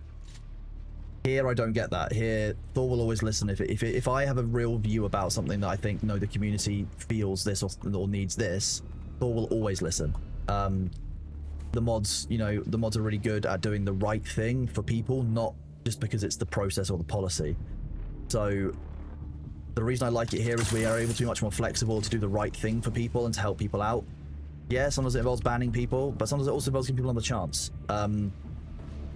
I don't want this to be a corporate environment. There are elements of corporate which are helpful, for sure. You know, the organizational structures, the policies and processes are somewhat helpful, but we have to recognize in this day and age that, like, flexibility is much more important when it comes to giving good outcomes to people than it is to have a policy, because most people don't fit a policy, you know?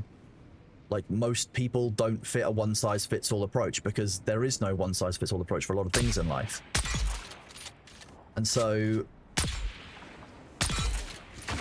I would say that I like it here. It's very, very different to what I normally would have been doing in the corporate world. And that's why I don't need the same kind of holidays. Yeah, so we're Thor operations, exactly. For a long time, Thor was called Corporate Overlord in my Discord because I find it funny, but he's actually now just called Big Stinker. It's deeply funny. Oh, thank you, Big Mag. That really means a lot. I really appreciate that. You know, it's lovely hearing the kind words from the community. Ultimately, I do what I do because I've been a part of this community for about 5+ years, and like, I want this community to be home to others in the same way that it's been a home for me across the years. Like, it's just that simple. So that's why I've said to people very clearly, like, when it comes to my stream, at the end of the day, the pirate software work comes first for me, and so I will always kind of not put my stream second, but if I have to stop stream because of a community thing that needs to be done, or there's, you know, some kind of issue that needs resolving on the pirate software side, I will. It might not be the best viewing, it might not be, you know, what people want in that moment if they're really into a game, but at the end of the day, it is more important to me that the community is safe, supported, and protected in the way that it needs to be, rather than me continuing to stream. Because to be honest with you, me streaming is a luxury that's enabled by everyone here.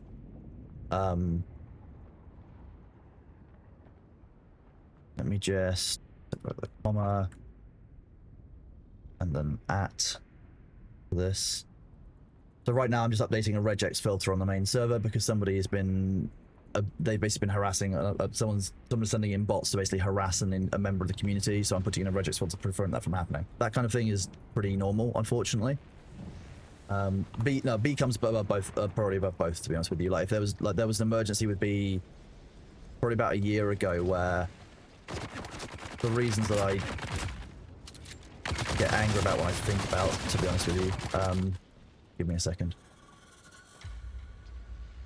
There's a river that runs, there's a field and a river that runs near my house. And people walk their dogs through it all the time, cats go through it, there's lots of animals that live in that area. It's full of wildlife. It's one of the reasons why I like living where I do out in the country. I'm a big wildlife fan. I think that animals are important. We need to keep that green spaces in our cities and our homes. It's very important. However, somebody had, and teaching a good thing, they were teaching their son who was in the UK we have something called Beavers, Cubs and Scouts, which are basically scouting. They are like a youth thing for kids, basically, that was set up, I think during the First World War by Baden-Powell. Part of that, you learn things like survival skills. You'll learn about, you know, doing things like practically, knots, ropes, learn how to use pen knives, that kind of thing.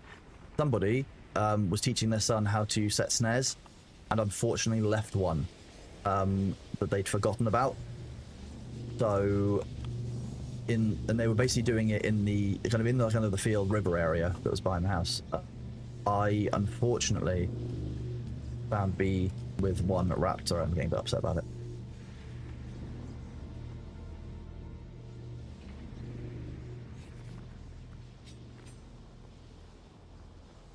I mean, it's easy to forget one individual piece of wire, right? That does happen.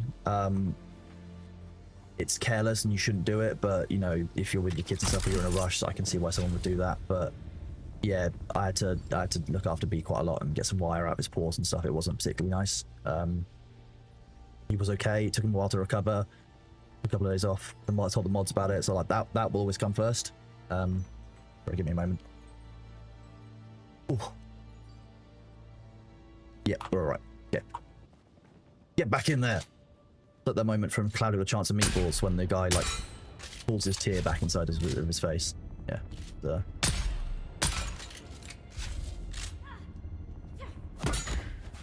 Yeah. Blackwood. So that will always come first, yeah. So B's important, you know. So yeah, to that extent, yeah, B will come before the stream. And before the Pirate Software community sometimes, but at the end of the day, that's just about taking time. That's just about, you know, these things take a bit to resolve, and he just needed the time and the space to heal from some of that. So, and it could have been far worse. It could have been far worse. It was just it was a couple of cuts, and it looked far worse than it actually was. You want ads? Okay. Someone has redeemed. I need to probably to up that, because with the amount I'm streaming, you guys are going to do that. So, unfortunately, there's going to be a 60-second ad. Someone just requested it, so yeet, that's where the button goes. And then I'm going to change the version so that it happens less often.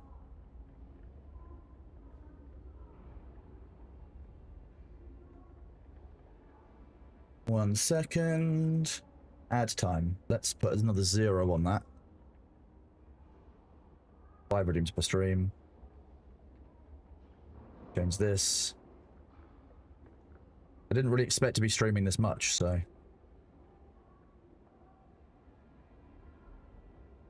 You guys wanted a cooldown reduction on the hydrate, so we'll give that a 30-minute cooldown, but double the cost. How about that? Seems to be fair. Fair economics, that one. Oh, I mean, I frequently feel very flattered that B chose me the way he has. I just hit 160. I'm about halfway through 160, just clearing this area. Yeah, I'm very flattered that B chose me in the way that he has. I will look after him above all else, because ultimately, like, that's the job, I think, of a pet owner or someone who looks after animals. You do everything you can to look after them. That's why one of the reasons Thor and I bonded when we were so kind of early on as friends was because he had his 2 ferrets and I had my 2. And we both have a very similar view on the animals, that, like, the animals always come first. There's nothing else quite like it. I probably could. I'm getting there with that GSM. I'm not massively fussed about doing it. There's a bunch of stuff I need to do with the ads. I've got an ad screen that's going to be very funny. I could probably tell some of you that. Oh, there's 1,000 of you.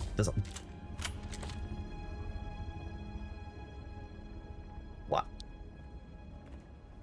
There's quite a few of you in here, and I don't want to give the game away yet before Thor sees it, because it's fun, but I want it to be a bit of a surprise for him.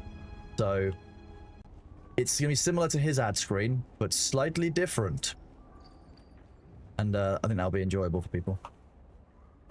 I just got the key for that door, but oh, I did. I just didn't walk through the door hard enough. Oh, thank you, 2K4. It's really appreciated, bud. It's very kind of you to say. You're all awesome. Like, it's awesome to have you all here and to be able, like, to, you know, be able to do this. Like, I know obviously it's Thor's day off, and like most of you would be chilling, doing other things today, so it's just nice to be able to be here and hang out and, you know, answer questions, meme on people, you know, tell everyone that chat smells. Talk about B. I love talking about B. He's, you know, he's very important to me. The soldier guy from the London video. Wait, what? Now I'm concerned.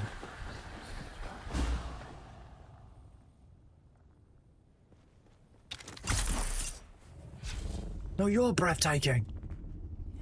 You're all breathtaking. I am a Keanu fan, to be fair. He's a good lad. A lot of celebrities I don't think stay that humble, but Keanu seems to have done reasonably well with it. He's a good person. Today is the All Father's Day. Yes, Wednesday was short for Woden's Day. Yeah. Good reference. Pedro Pascal, another very good person. I am a big fan of Pedro Pascal for his support of the trans community, because he's obviously got a sister who is trans, and I think that's good. I think we need more proponents out there for support, talking about people who have had enough to deal with, like, of all the communities that have had struggles, like, you know, the LGBT community have had enough. Like, they don't need people adding to it. People should just let each other get on with their own lives, in my opinion. Like, it's just one of those things. If you don't have to support someone, but like that, you don't have to go the opposite direction either as well. Henry Cavill also seems great. David Tennant as well. Yeah, these are all great people. These are all good people that I very much. Well, I've always liked David Tennant, to be fair. David Tennant was my doctor. In the UK we have Doctor Who, and every person who watches Doctor Who has like their doctor. So depends on when you watch, like your favourite, the one you vibed best with. Mine was David Tennant. I started watching during Christopher Eccleston's era when Doctor Who started back up, but David Tennant was my doctor. Yeah, he's when I think about Doctor Who, David Tennant is the one that I kind of picture. Mostly because he could do that intense, angry, and disappointed character very well. Like, I think the vibe you always got from him was that he could have done anything. He could have been incredibly evil like the Master was. And yet, the vibe that David Tennant managed to convey of the Doctor, of being capable of war, but choosing to be better, and the disappointment when others didn't do the same thing, I think that was really well done. You could see his intensity in some of those scenes, particularly towards the end of his time as the Doctor, when he was really comfortable in the role. There were a lot of, like you say, really complex emotions. That's a really good way of putting it. he did those really, really well. But then again, I've enjoyed. So did I hear about the backlash to the new Doctor? No, so I haven't actually watched much Doctor Who since probably the end, since probably about halfway through Peter Capaldi's kind of time. My story behind Peter Capaldi and why I struggled to watch him as a Doctor is actually quite funny. The first time I really kind of saw Peter Capaldi and recognised him in a TV show was a TV show called Skins here in the UK, where he plays a character called there's a character called Sid, who is one of the kids involved in it, and is a bit of a fuck up. But Peter Capaldi's character in that is very, very funny and very, very angry, like overbearing father, until kind of right towards the end of his involvement as a character. And like, it's really funny seeing a Doctor who's meant to be, you know, an alien, who's meant to be kind of patient, he's hundreds of years old, and yet you can remember him from Skins when he's calling Sid a fuck up and all kinds of stuff. Like, it's just very, very funny to have that mental picture. So I enjoyed it, but I didn't have that same suspension of disbelief. I haven't seen much of Nkuti's Doctor, if that's how the name is pronounced. I'm sorry, I'm awful with names, but I don't have any issue with a black man or with a gay man of African descent being a Doctor. I had no problem with there being a female Doctor. I think it's great. You know, the whole point of Doctor Who is the Doctor can manifest in any way they want. It's pronounced Shooty. Oh, okay, that makes sense. Thank you for that. Shooty, guess what? Yeah, I saw him in Sex Education, which is a show with the main character from Ender's Game. If you've seen that film, which is again a very good film.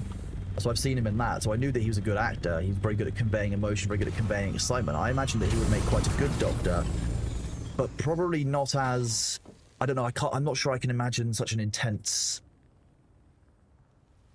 not anger, it's not the right word, but like when you watch like David Tennant's Doctor or watch Peter Capaldi's Doctor, or even Matt Smith's Doctor, when in the very first episode when he's addressing the people that have breached the directives, that he should not, you know, they shouldn't have come down to the planet, they were violating the Shadow Proclamation.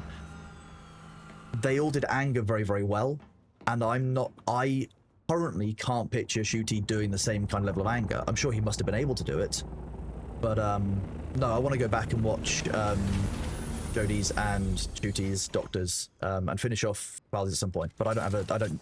In the UK, in order to watch Doctor Who, you have to have BBC iPlayer, which involves having a TV license. I don't watch enough live TV to make it worth doing. But so I've not done that. But at some point, I probably will, just so I can kind of get caught up.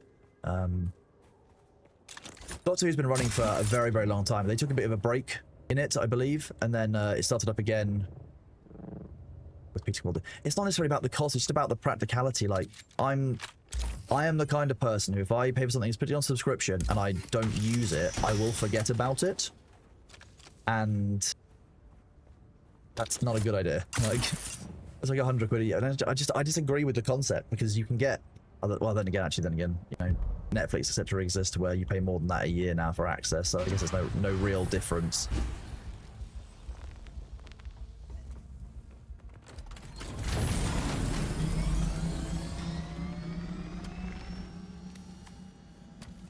I do have a TV in my home, but it's not wired in, so I don't have to have a TV. I don't have to have a TV license. Nice thing. It's just connected via Ethernet cable, and I only watch Netflix and that kind of thing on it. Yeah, righteous anger is how I would describe what Tennant had particularly. The pirate servers are already restarted, Souls. So the pirate and the mushroom servers that we have restarted at 8 AM UK time. But today we had migration, so the pirate servers didn't need the same restart. It's really fair. Is raiding a thing in this game like Rust? Yes, it is.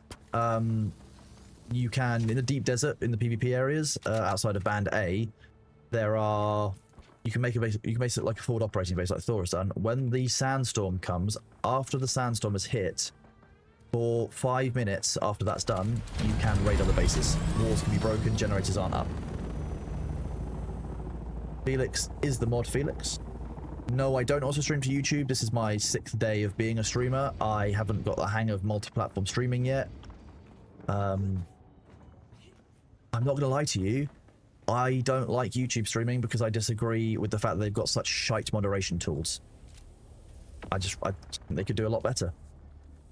No, the sandstorms that come in the same way they do on the main map are different from the Coriolis storm, which resets the entire map.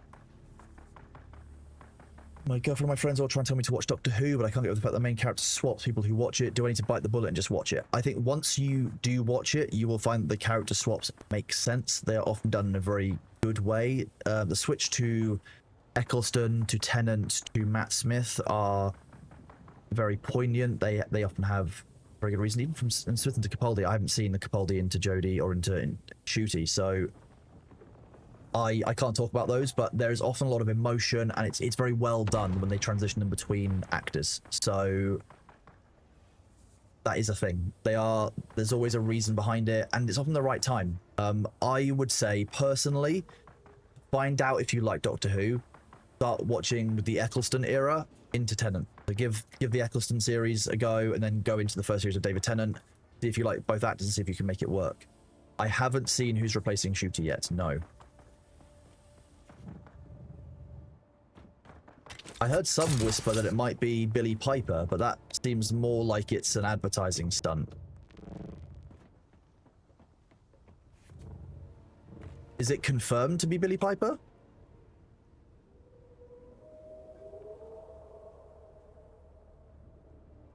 How's that gonna work? She's trapped in an alternate side dimension. Is he just manifesting her physicality, I guess? Sorry, I need to do some shout-outs for subs. My bad, I'm a terrible streamer. Decker Bear, thank you for the 1 month to tier 1. Only Dads, same thing for you. And then thanks for the 2 gifts as well, Only Dads, for for the drops. I hope you enjoy your cosmetic. And Tristan Momo, thank you for the 1 month to tier 1. It's massively appreciated. I hope you're having a lovely day, buddy. So it's something to do with Bad Wolf. Okay. It's not Rose, but it does not say as the Doctor. No, I'm not caught up, but I don't particularly care about spoilers because I recognize that if we're talking about this, I can't avoid it. I'm not going to get angry at anyone who tells me this stuff.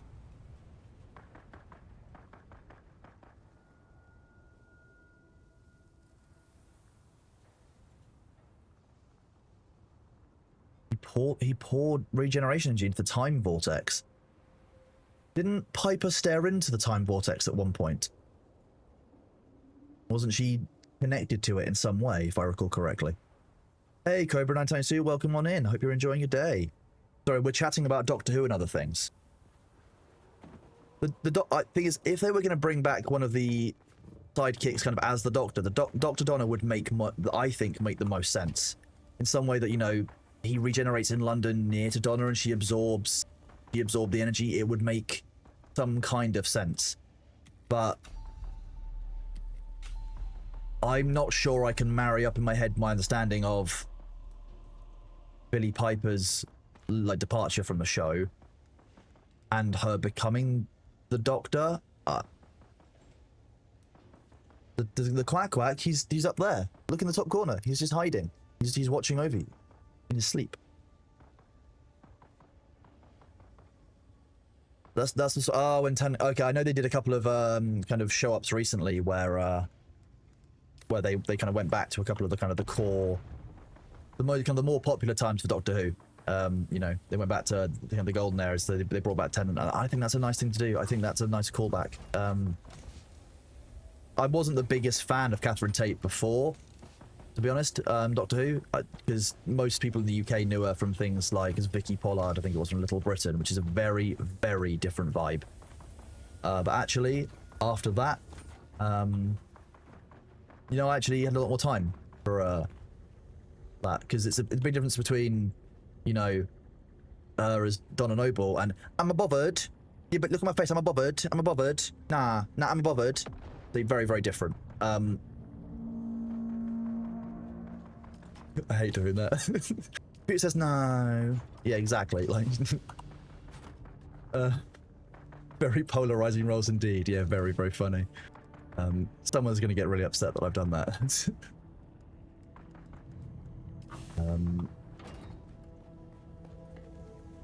Yeah, I would agree. I think at the start, but when she was in that very first episode, when it was the wedding episode, and she was really kind of, I just remember it was bolshy and pushy and demanding. It was a little bit of a drag. But I think she fell into the role much less than I expected, which is a really good thing to see. I really like when actors pleasantly surprise you. There aren't that many actors who I actively dislike, and most of them it's because of the way they treat people outside of their roles. You don't get to see somebody's personality as an actor until you see when they're actually acting. It's the whole point of what acting is. But I think that there are some actors out there who are not very decent to support staff, who don't treat non-actors very, very well, and I think that the measure of a person is how they treat the people who they see as inferior to them. If I see an actor treat somebody who is, you know, not rich and famous with respect, you know, just like the average person, then I'll have a lot more respect for them. I think that's a fair balance. Yeah, in the beginning she was pretty rough, but, you know, the improvement to her character was really good. I think that was the right thing to do, to be honest, for Donna Noble as a character.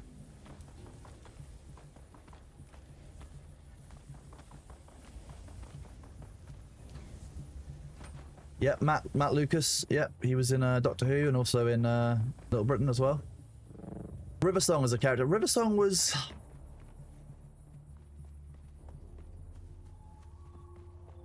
My view on Riversong was that I think they were basically fishing to see whether they could do a spin-off series covering Riversong's perspective. I think that was likely to be one of the fishing points for a female Doctor, to see how that character was experienced. She was very similar to the Doctor in a number of ways in the way that she acted. Grunchy Gromo, thank you for the 2 community gift subs, bud. You're an absolute legend. I appreciate you. Yeah, I think the Riversong was right. I think they could have done more with it, but actually, if the story of Riversong matches the way that she was written into things, like, it felt chaotic, it felt rushed, it felt like it was all over, because that was the nature of the Doctor's relationship with Riversong. It was cross timelines, it was intersecting timelines over and over again. We only see it really from the Doctor's perspective. We never really see it from River's perspective, where it might make more sense, because she is much more conventionally traveling through the river of time, whereas, you know, the Doctor bounces around through it. So I think the story arc was good. It was just hard to follow when in her character's life you were actually encountering her, because you would encounter her right, you know, in the library with Vash Narada, right at the end of her timeline, was the first time you meet her. So, like, to know that she goes in that way, and then to find out the rest of the backstory as well, was very, very strange. And I'm still not sure I can marry up the idea of her being conceived on the TARDIS, being Amy and Rory's daughter, and then also being consumed by the Vash Narada, because I imagine there must be something there, or there could be some way of restoring her.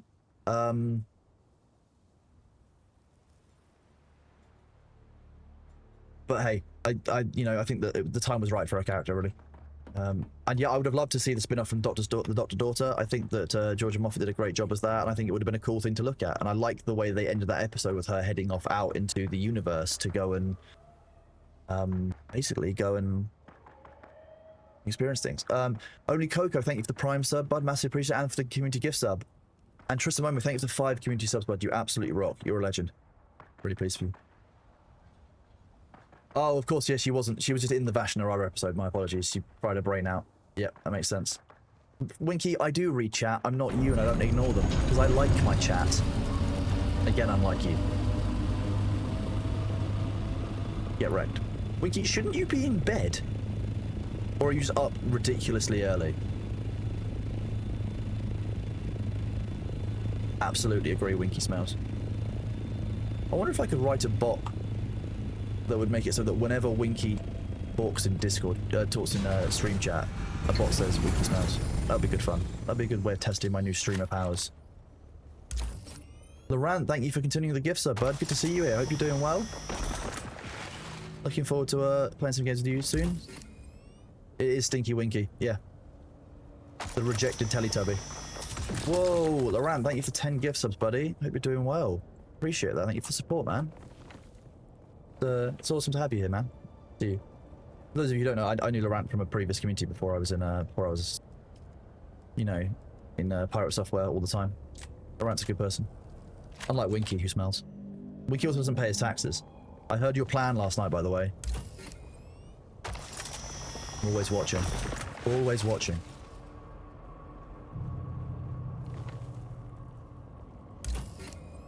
I mean, Murgler, I won't mind, but I'm not going to pay... Like, I try and pay attention to all of my chat. I'm not going to necessarily notice things more if I get an at versus don't. You know, I'm trying to keep an eye on as many bits of chat as I can at any one given time. And, you know, sometimes that means I can't answer a certain question if I'm already on a flow. I'm trying to balance out. I feel like I want to answer every single person's questions, but I also recognize there's like 1,000 people in here. And if all of you ask questions at once, there's just no way. It's just not going to happen. But I keep getting into the one club. I'm not done. Thanks, Shoop. I noticed you. Don't worry. You're all good, bud.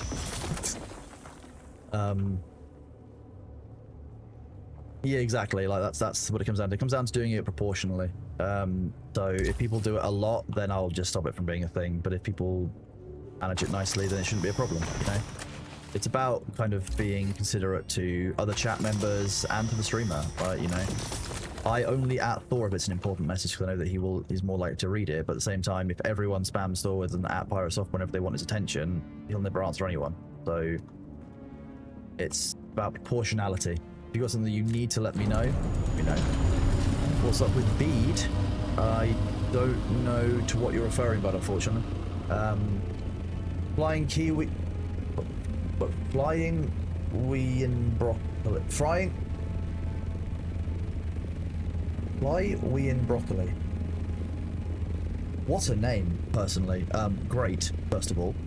Thanks for the 1 month in tier 1. And, Kankanet01, thank you for 2 community gifts, bud. It's massively appreciated. Hope you enjoy the cosmetics. What was up with bread? So as a moderator on Thor stream, mods aren't allowed bread, but when I'm here, I am allowed bread. That's German. Fly as a broccoli. That's amazing. How does one fly as a broccoli? Do you think you're going to get into Bitcraft when that comes out this month? I know Tortuga is a large, well, Tortuga is a large empire in that game, and the pre-offers. I will be, yeah, so at TwitchCon I had the luck to go and speak to the guys from Bitcraft. Obviously we've worked quite closely with them since we were involved in the first alpha, and I'm excited to see kind of how the game has progressed. I've purposely stayed away so that the game feels fresher to me when I go back. But yes, I have every intention to go back to Bitcraft. I really enjoy the game. I really like what the devs are doing with it. I think Spacetime DB is very, very cool. And to be honest with you, I like supporting devs who do right by the communities. And, you know, the guys like 3Blade and Alessandro at Bitcraft really want to do the right thing by the community and do what feels right for the game. And sometimes that might mean, you know, changing their vision, the idea they had for the game originally. But for the best of the players, that is all I can ever ask for from a developer. That's all I want. So that's kind of what I'm excited for. Why I like Funcom for this so much. Funcom have been really great with being open and responsive, and kind of being actively involved in everything we're doing. They've really appreciated our support, and we've given them so much feedback, both from ourselves and from the community. It's great. Bread emote when? So funny you should mention that. I spoke to an emote artist today. Over the weekend I should be getting my sub, we're going to be working my sub badges, which will be bread related. That's going to happen. My sub, so the plan is to have dough for 1 month sub badge, to have a roll for the 3 month. And now you're making me use my memory, my natural weakness.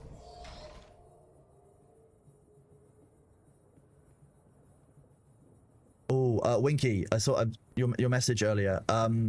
No, there was an issue during the migration where, because of something that was changed on the server name end, the database of characters no longer linked up with the actual name of the server, so we had to do a second restart on the migration, and it was all restored. But it was all in Chome News and the Dune Discord. The artist is not Shay. Shay is, like, when I say Shay is busy, you don't quite understand how busy Shay is running the ferret rescue of 50+ ferrets right now, doing veterinary work, looking after them, dealing with medical procedures. I'm not comfortable asking Shay to put my work on their radar when they are that busy. I just know that's not like that's not right.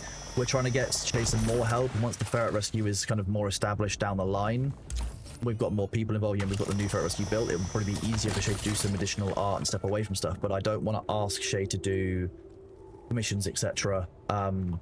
When they're this busy. I think that's fair. I wouldn't want to be asked if I was as busy as Shay is. Shay's not dealing with a lot, like kind of in terms of calendar, but emotionally, like when you run a rescue and you look after animals or you work in a vet's, like you have to maintain a certain level of separation, I think, from the animals in order to stay sane. I think that's if I had to list one weakness of Shay, I think Shay loves those animals so much that if anything ever happens to them, she takes it so personally, like she could have done more when she's already doing so much for them and helping them so much. And I think that's really hard on her. And I think the downtime that she has is important for her to keep, you know. So it's not Shay, it's Myralia, who does Admiral Baru's emotes and has done some of Thor's more recent ones. So that's what's going to happen there. However, if you want to do like low effort shitpost memes, like for example, if I switch my screens around, you can see like my stream starting now screen has this one. Or you want to do something like one of these ones. If you want to do something like this and you want to chuck it in the memes channel on my Discord, with ! Discord, you're more than welcome to. I might very well chuck it into my kind of be right back screens, etc. And at that point, you know, I can always give attribution, put like a little signature in the bottom, whatever you kind of want for that, if you are wanting to do it.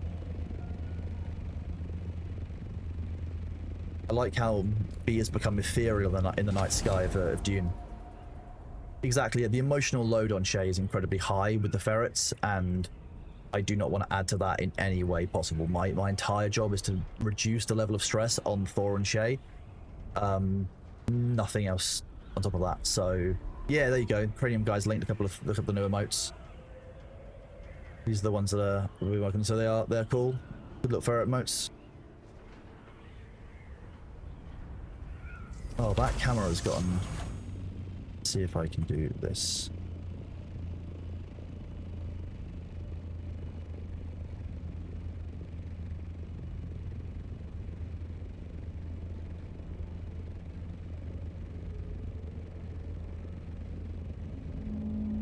Left this.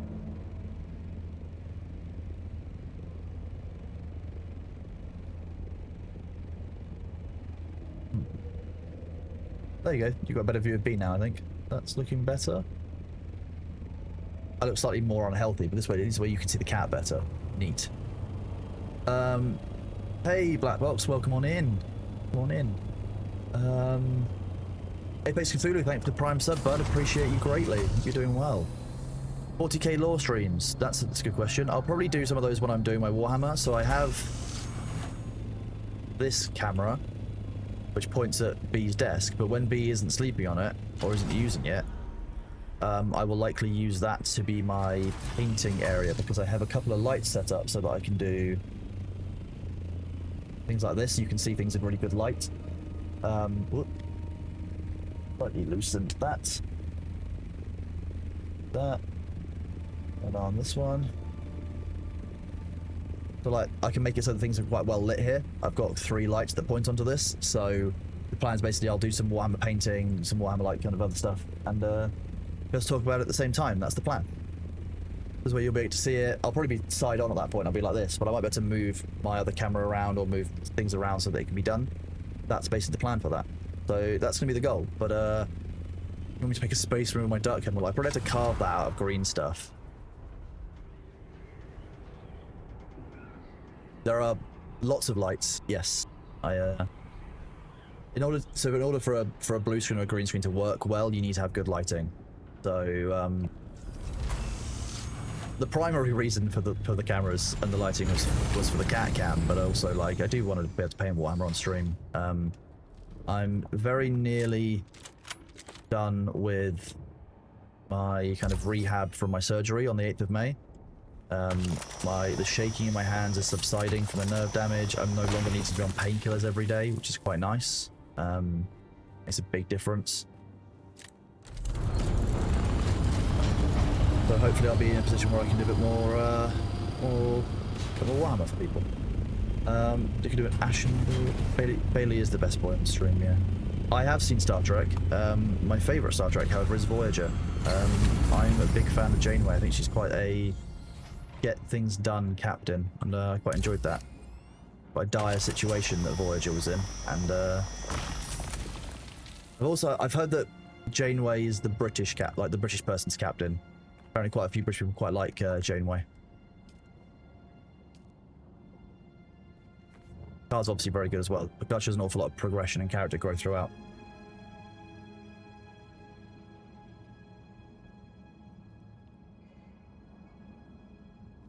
Sorry about that. What army am I doing for Warhammer? So my primary army when I started was Black Legion with Chaos, back in, I want to say 3rd or 4th edition. When we got to 8th, I picked up Space Marines because they're basically easier to paint, easier to kind of do and manage, and they are kind of the golden boys of 140k. Like, Space Marines are always going to be in a reasonably okay state, right? So I've got some Space Marines. A couple of years ago, I won a giveaway and picked up some Tau. Not some Tau, some Custodes. I can go and get some. Can get my 40k figures. Hang on, give me a second. This is my favorite game. If you are a registered suspicious user here, it means that you're banned on the Pirate Software or Ferret Software streams. So I go and look you up, see whether you deserve a chance on the channel.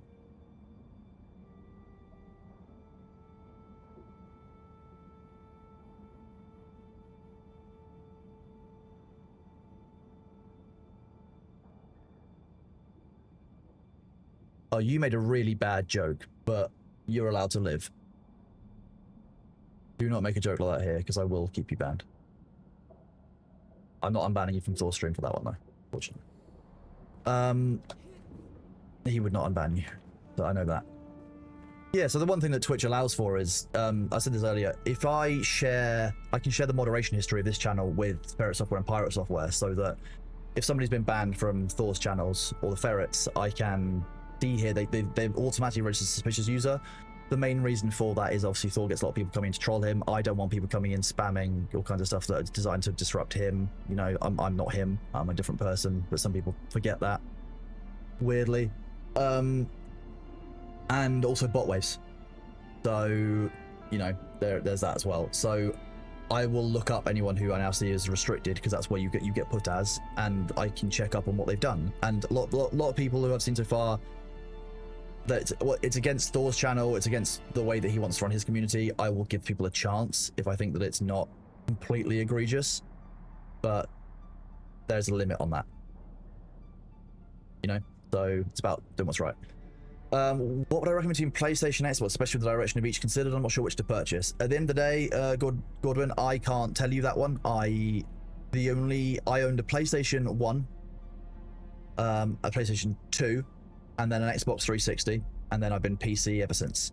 And I can't tell you which one's best for you, because mostly my understanding is that PlayStation and Xbox largely depends on the games you want to play and what your friends have. So if you've got lots of friends who already have a PlayStation, probably get a PlayStation so that you can play with them. If you've got people who are playing Xbox, do that. But if you want to play a game that's an Xbox exclusive, or you want to play, you know, Destiny or that kind of thing, which was a PlayStation exclusive, that's the other factor in there. So I can't tell you which one of those to buy, unfortunately. I'm not a console gamer. I wish I could give you a better answer, but I would recommend PC. I mean, the natural progression for Microsoft would be, yeah, you know, to do away with Xbox and basically make a, you know, yeah, like I say, like a PC for TV that can run, you know, things like Steam OS, etc. Like a glove.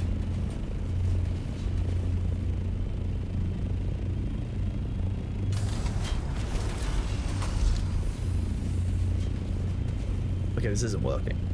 We're not going to try this.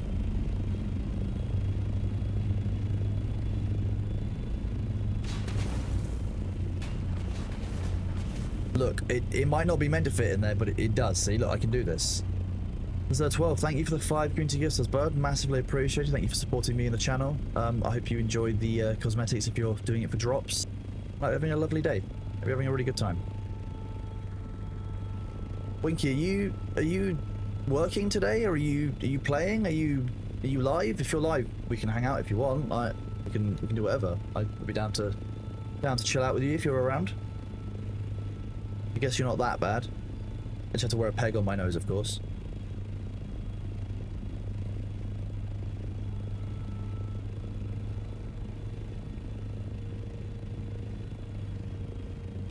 You're gaming, not streaming, except 2 hours. That, I'm fairly sure I remember somebody saying, if you're gaming and not live, what are you even doing? When they were teaching me about how to be a streamer.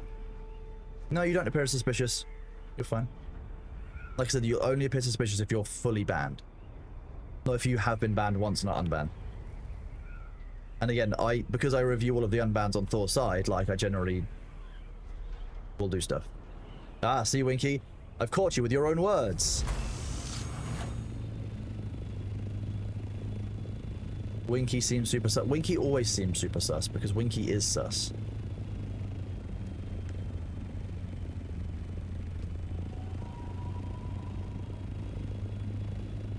I mean, I would imagine that given that today is a Wednesday, Winky probably has to work, chat, so I can't demand that Winky goes live, to be fair. Also, Winky, I did say to chat yesterday, in Thor's community, like, if you make me a co-owner of your base, I will pay your taxes. That's a rule I've set across the server. If I'm the co-owner and I can access the base and do stuff and like use the materials, not the materials, use the machines in there if I need to like refuel my ship, then I'll pay your taxes. It's like 3,000 Solari. It's like clearing 2 or 3 POIs. I really don't care. Even when the really big ones, it's only like 10,000. Okay, yeah, Gunfire, you're right. You know what? I'm going to go live right now. Legend.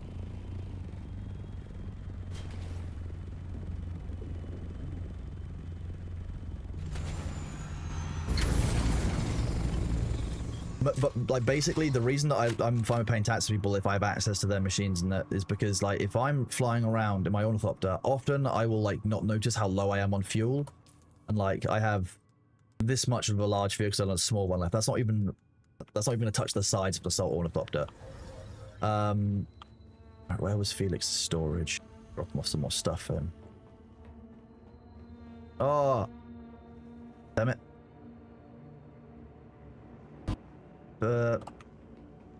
Felix, are you still here? Oh, yes, he is. Yeah, so this base belongs to Felix, who's one of the moderators over on Pirate Software side. Felix is awesome. Actually, you know what I'm going to do? Slash VIP Felix _ Ravenhurst. There you go. I brought you some more stuff. Oh, I have brought you some more things because I was distracted and gathering stuff and forgot about it.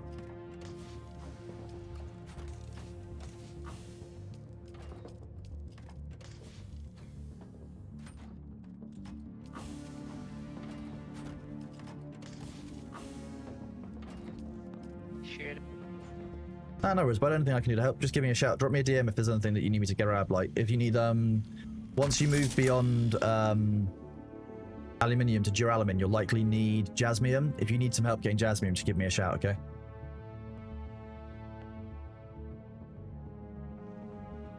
Sweet. Catch you later. No, Felix's nickname is Felix Navidad. Right now, I just need fucking water. Do you have a death still? Yeah, I'm still trying to unlock it.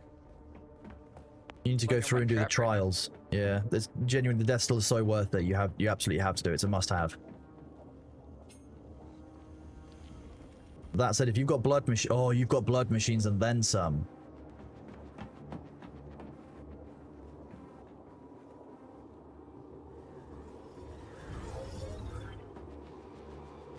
Next to a few bases, so it's pretty easy to stock these things up. Makes sense. If you give me access to the blood purifiers, I can keep them topped up for you while you're offline and fill up your water storage while you're sleeping. When you definitely should be sleeping at some point because it's 3 AM for you. Or something, 4 AM. I'm off the next 2 days. Who gave you time off? That was silly, wasn't it? Can't believe it. Yeah, it was me. I gave him time off.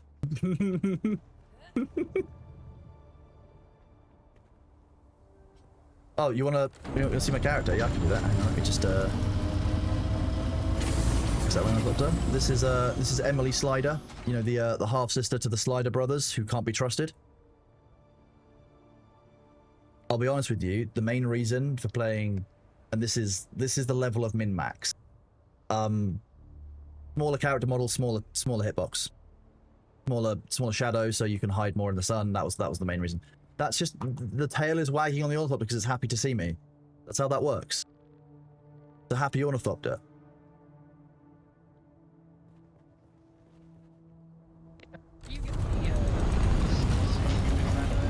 Oh. Sorry, what was that? I couldn't hear you over the ornithopter. Full suit tubing, by the way.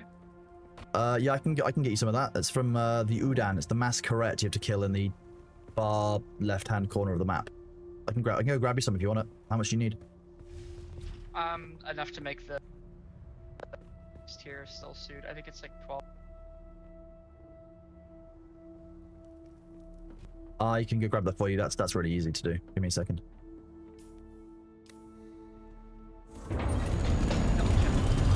Wait, Mango. Which call? Having strong. Which call sign? No, this is the assault ornithopter. So this is the medium one. Theoretically, is how that. Oh my god, Mango. That.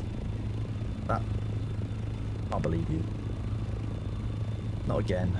I only just got that one out of my head from when we were messing around with it. 15. Okay, I can get you 15, but that's not a problem.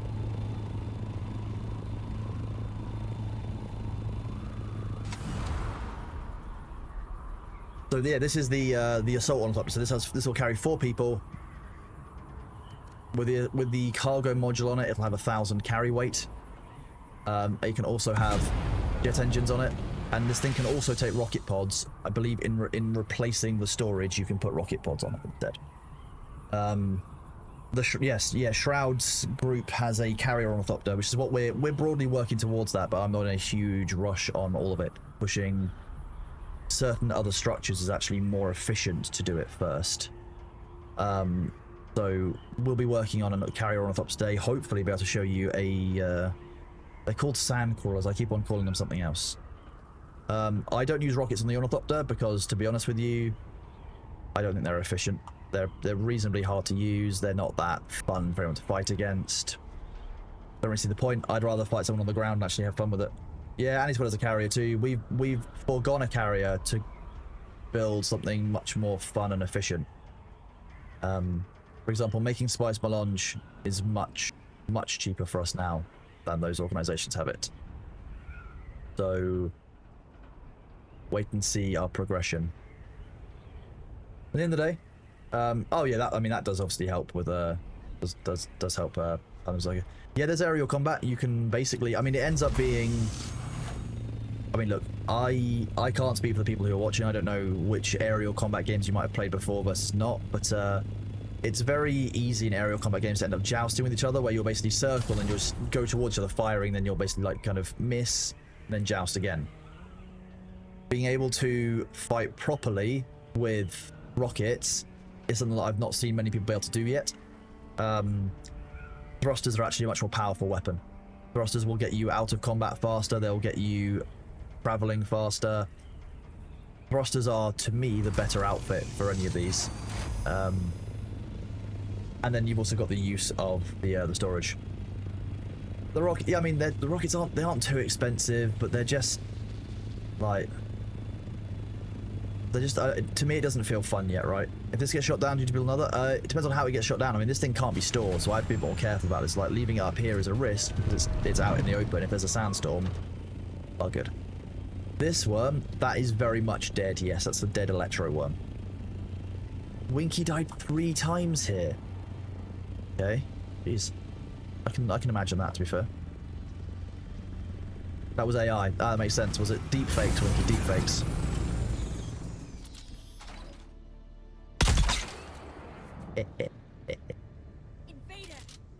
Really?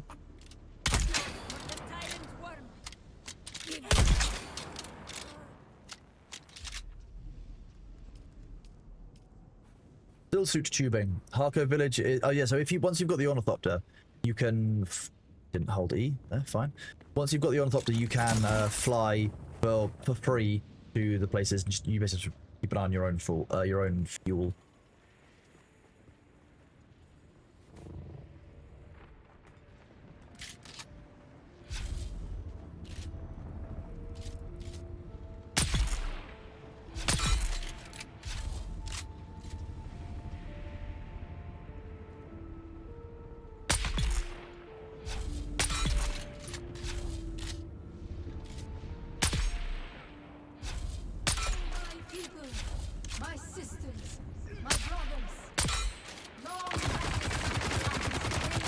There are not the exact same NPCs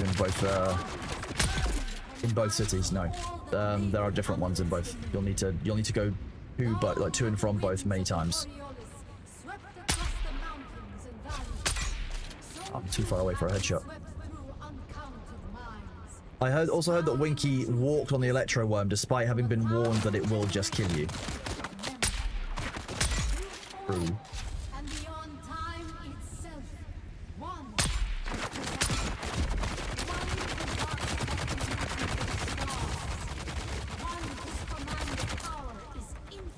Can you stealth all bases? Yeah, you can.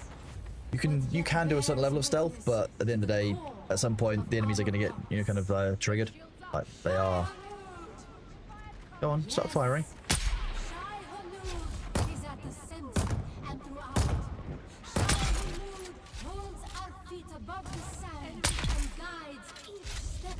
Nice. You don't want that. That would be awful.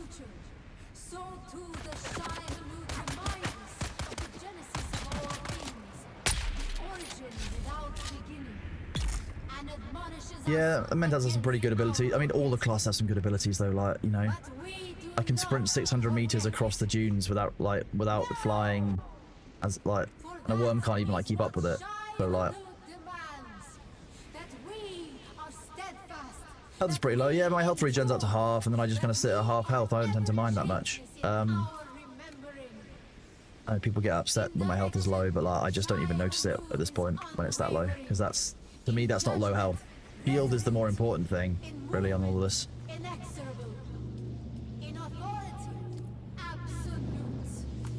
Just what the books, go to read them. Yeah, so if you haven't gotten to Dune before and you're interested in it, I would advise imbibing the content in a certain order.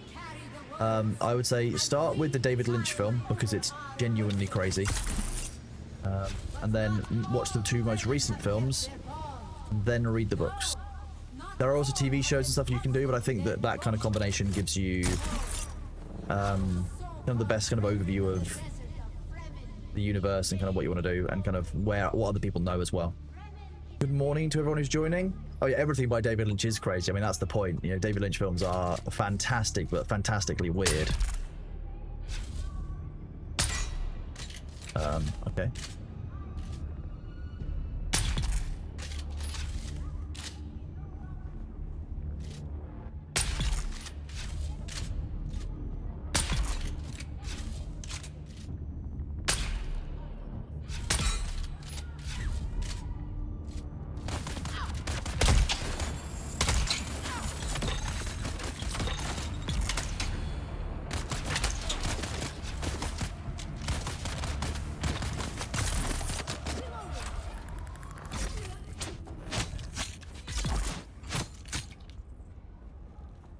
Buggy storage go in the buggy rear piece, or do they go in the same slot? I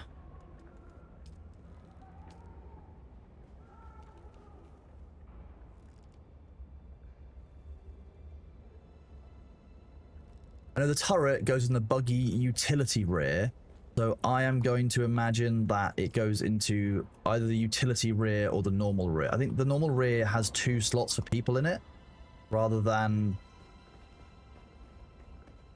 I think it might be the utility rear. Let me ask someone who'll definitely know.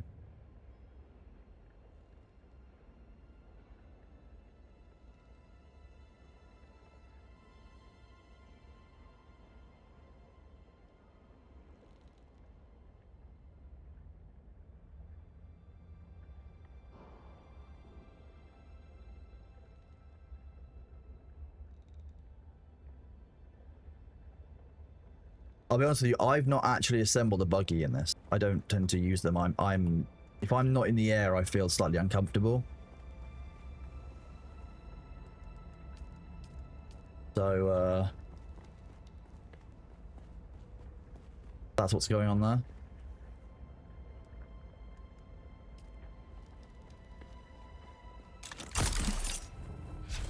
Oh, that body just exploded down.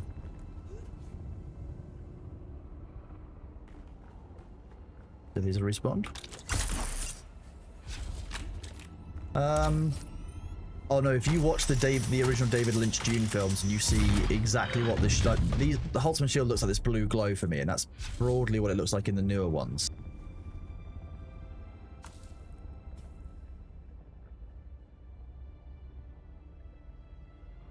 Oh yeah, I think. Send a message to.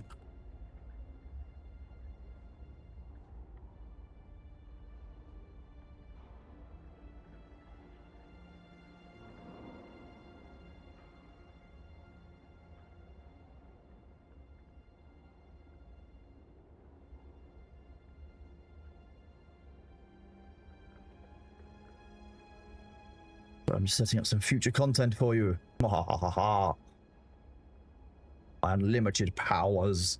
Oh, sorry, that's yeah, so if you the original David Lynch films, whereas in the newer films the shields look a bit more like this or even invisible, the David Lynch films, they had, because it was, you know, much older, much before we had kind of the CGI that we can do now, the shields were basically just like blocks, and they were just like fuzzy, and then you would see when they do the slow blade attack, the nice thing about it was that you'd see the hand and the knife like slowly come through that block.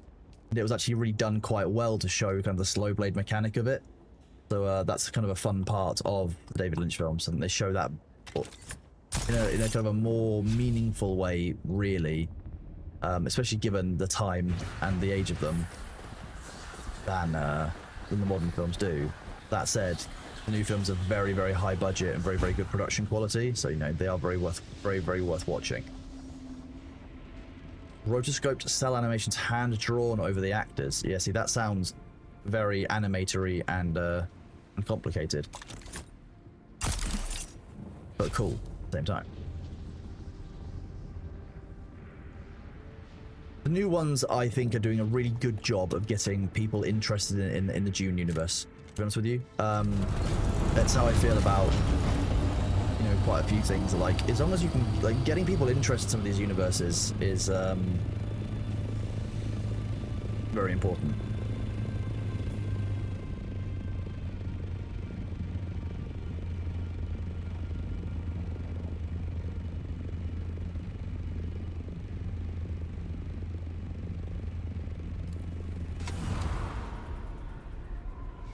Slow blade the barrel of a gun and pull the trigger. I imagine you would be able to, yes. I don't see a reason mechanically why that wouldn't be a thing. It's a bit like 40k, really. I think there's an awful lot of very complicated lore, same as Dune, and getting people interested into the 40k universe or into the Dune universe comes with its own challenges, because there's a huge weight of lore to understand before you can really get to the real meat of what it is that you're actually wanting to watch and get engaged in.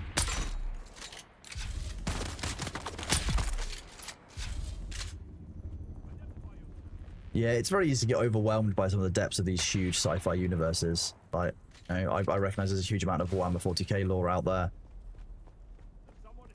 Definitely someone around here. There you are. Yeah. That's why I was really happy when we were playing Space Marine and people were asking a bunch of questions about, you know, Warhammer and stuff, because I'm always happy to talk about it.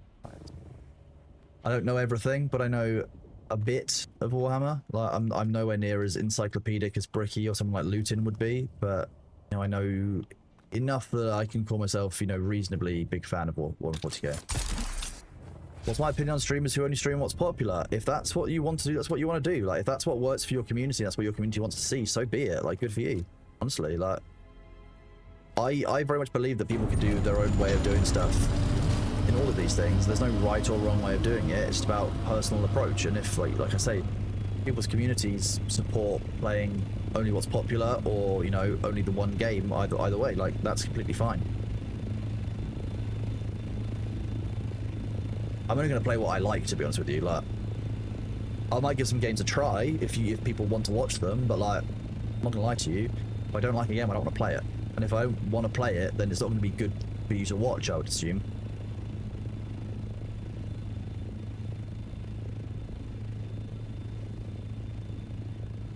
Hello, welcome on in. Do I play in the Warhammer tabletops? Yes, I've played quite a lot of Warhammer tabletop. I have quite a few miniatures. I could probably go and get them. They're only in the other room. Sorry, I've done that awful streamer thing again where I don't recognize people for giving subs even like 10 minutes ago. Let me do a bit of shouts. So, Shano LT3, thank you very much to 10 community gift subs. Massively appreciated. Ted Ebear, nice name. Subscriber Prime, thank you very much. Deliriuman. Thank you for the 1 month tier 1, bud. Massively appreciated. My army, the main one I've got to hand is going to be my Chaos Space Marines and my Space Marines. So I've got a Raven Guard successor chapter I made called the Ashen Flock.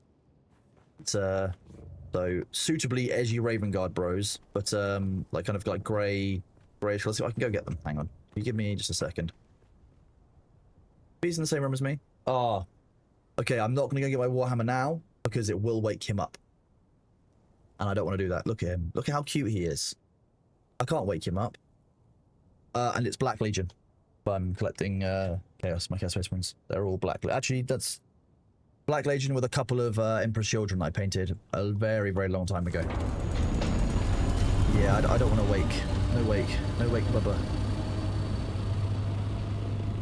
What's the lore of Raven Guard? So Raven Guard are one of the legions that were on Istvan at the time of the kind of the betrayal of the Horus Heresy, and they were pretty slaughtered.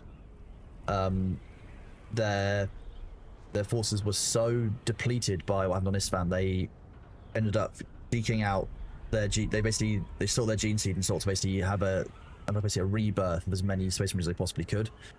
The unfortunate part about that was that traitors inside of the Imperium basically corrupted their gene seed at that point, and that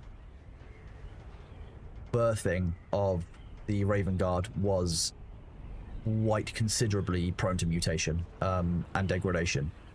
So their numbers were always small, but the Raven Guard they're the assassins. They will get the job done in like the operatives. They will get the job done in the darkness. They will do it quietly without getting caught. They'll be in and out.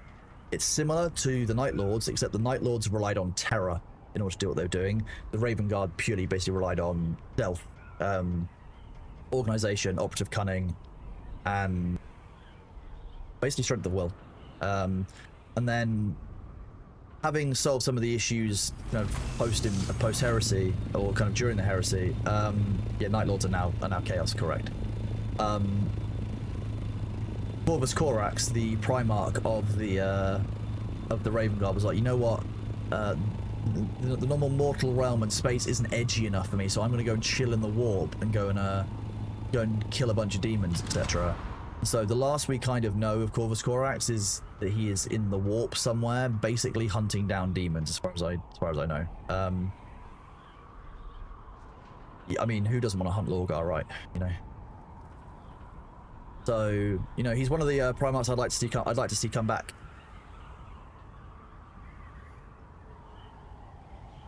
Isn't the Raven Guard Primarch like more edgy Batman? Kind of, I guess. I don't know. Oh yeah, Chorus had a duel with did slap him silly. Yeah, I mean, who wouldn't want to? Sanguinius, I think he's a very cool Primarch. You know, I think that as a figurehead for the Blood Angels, pretty cool. There's a lot of cool stuff in the Blood Angels lore. If I didn't collect Raven Guard, Blood Angels would probably be my secondary for the Space Marines. I think that they are neat. I like the all the things that happens to them and the way that kind of their lore works. Hello, this is your Amazon delivery. My God.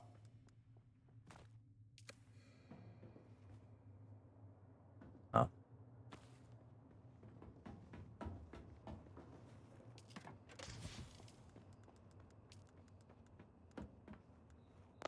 Realize you were gonna actually drop it on the floor.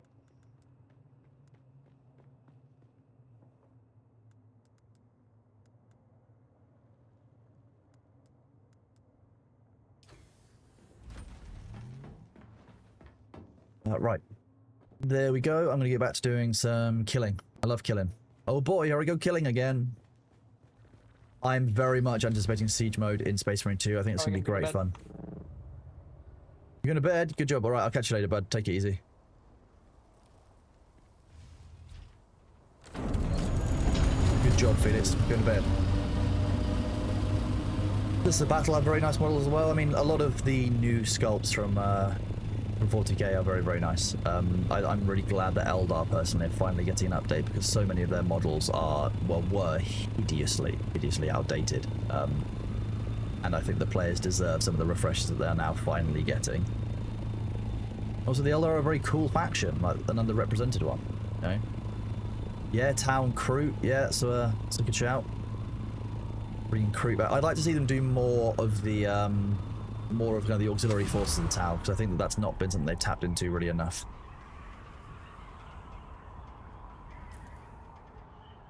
I'm not sure the Eldar would agree with you there, but I think that they're fine with just how Slaneshi they are.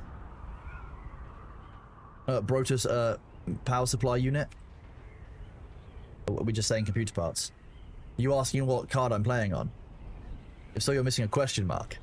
The game is looking great as far as I'm concerned. I'm having a great time with it, but I'm reasonably biased because I played 100+ hours in the closed kind of playtest beforehand, testing some of it out. So, you know, but for me, this game is really enjoyable. I really like this. It's got some gameplay loops that I really enjoy, and this is the game I've kind of been waiting for a long time. It feels really right. I really enjoy flying. I mean, my favorite part is flying around inside the ornithopters, like, because it's just so much fun.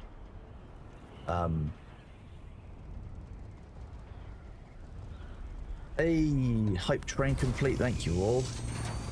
I appreciate you all. Hype trains are something I never thought I would be seeing on my channel, so I'm glad you're all here and having fun. Got any questions? Feel free to ask. I'm around. Oh, I mean, some of the warp spiders I think were a very, very old sculpt, if I recall correctly. I mean, I've never collected Eldar, but like, I think all the factions deserve to have at least, you know, up-to-date sculpts and stuff, especially with like the modern ones are so much better detail. They're much easier to assemble. Having to deal with resin all the time is not smart. I was very into Warhammer Total War. I haven't collected the old world or anything like that before, but you know, I'm a big Total War fan. Warhammer Total War was right up my alley. Am I gliding so far? What you mean, on the ornithopter or when I fly around as my character? Oh, look who it is. It's Lord Winkles himself. Yes, it is I. How you doing, bud? What are you currently working on? Do you want any help with anything? Do you want me to get you some stuff? Do you have any industrial pumps? I've been grinding them. Maybe, let me go have a look.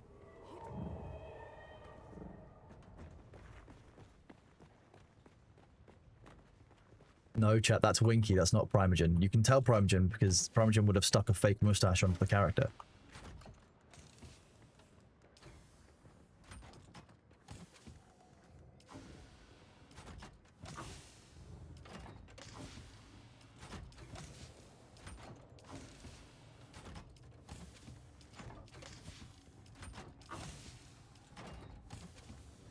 Nope, no industrial pumps, but I can always go out and grab some for you if you want. It's okay, I'll just keep grinding them. I don't really need them super fast, so... do we know what other factions they want to add later? I'm doing the quests for, Cord Kitten Girl. Oh, I bet that's enjoyable, right? It doesn't make you cringe every time she calls you that. But I cringed.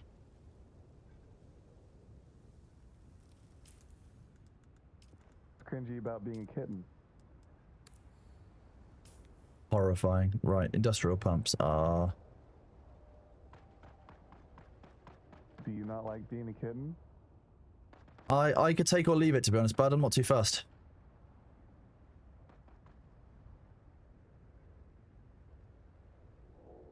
Where have the mines all gone?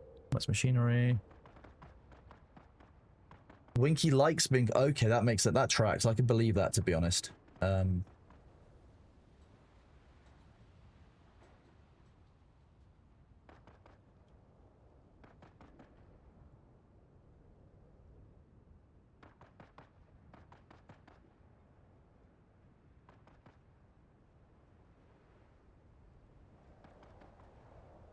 Prime would dehydrate in about 10 seconds. Yeah, to be honest, true that. Yeah, there's only one place to get the industrial pumps, from what I know. What, Sentinel City, the big one at the bottom of the Stone Sentinel? Yeah, it's the only one. The nice thing is it's not instant, so if I go through it with you, we get double the amount. So, like, neat, right? Ah. Let me just grab some scrap metal and repair my wings and my Orny, and then I'll head out there with you if you want. No, you don't have to. I just cleared it right now. It's not. I'm not gonna get anything from that. I'm heading back. Okie dokie. Well, I'll go do some runs of it because it's good for XP as well, so that'll be fine. Beautiful base. I haven't been here yet. Oh, this is all loot there. I don't make bases. I'm not allowed to. I make shit boxes. This is too nice for me. Not allowed to. I'm gonna go grind. Yeah, no worries, but I'll catch you in a bit.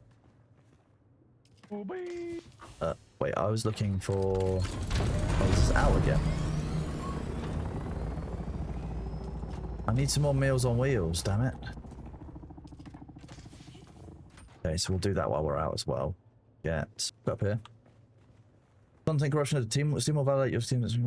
Third time you've gotten that. Just call me Crow. I would advise doing a either verify the integrity of a game cache. So in Steam, you right-click the game, go to Properties, go to Installed Files, and then verify this game's files are installed properly. Do that. If that doesn't work, I would advise fully uninstalling, checking the registry, and reinstalling it as you see fit, because that shouldn't be happening. I've not had that happen personally. If it still persists after that, I would probably suggest putting in a support ticket with... Oh, it doesn't sound like a Funcom issue. It sounds like a Steam issue. Have you closed and relaunched Steam?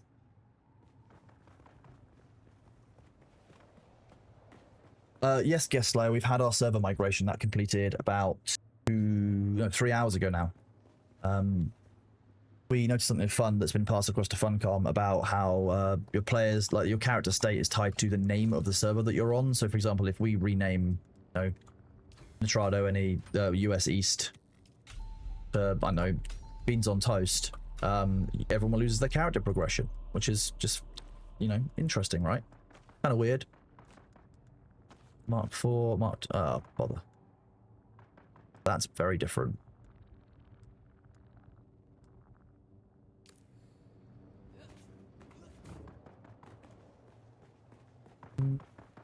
Those shouldn't cause problems to the content.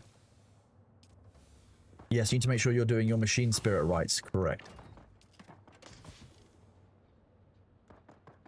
So, right, what do we... That's what I was doing. Welding wire.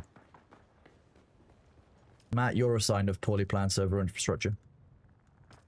I'll be honest with you, like, the guys who are doing this for us at Nitrado got, like, 4 days before launch, if that, to get all this set up. I'm so impressed that the servers are running as well as they are, and they've consistently gone to bat for us. Use exclamation point server. If you're somewhere like like AU and you want to get a good server, in the EU, and you don't want to join on the R1s for whatever reason, I can only recommend Nitrado, to be honest, from how good they've been so far. I've been really, really impressed. It's really nice to see a company that actually kind of cares about the gameplay experience of players and proactively reach out when there are problems and when they think there's something they can do to help. You don't get that a lot. They've been doing very, very well. I've used them before for Minecraft servers, but I've never actually used them for a big kind of game server project like this. And I'd say running 20 servers with them is a dream. It's nice and easy. I can even open and close. Like the other day, I was out with my friend. So some of you were aware that on the 9th, I was out to my friend's memorial I do every year. This year was the 10-year anniversary of his passing. I was able to, like, when there was an issue, I got a phone call from. I got kind of a call from someone being like, there's an issue on the servers. You back home yet? And I was like, well, no, but I can restart them from my phone using the app. And I could literally just sit there while I was talking to my mates and kind of relaxing, pressing the buttons on my phone to restart the servers. Very, very useful. A lot of time for them. Like I say, I've got a lot of respect for Nitrado already from having worked with them recently. And I have no plans to change the servers at this point. Yeah, using for Arc servers. That's we've been looking at something we've spoken about on the Pyro Software server before, Thor and I have talked about, is that like the community wants to do community games, and it's just about kind of organizing the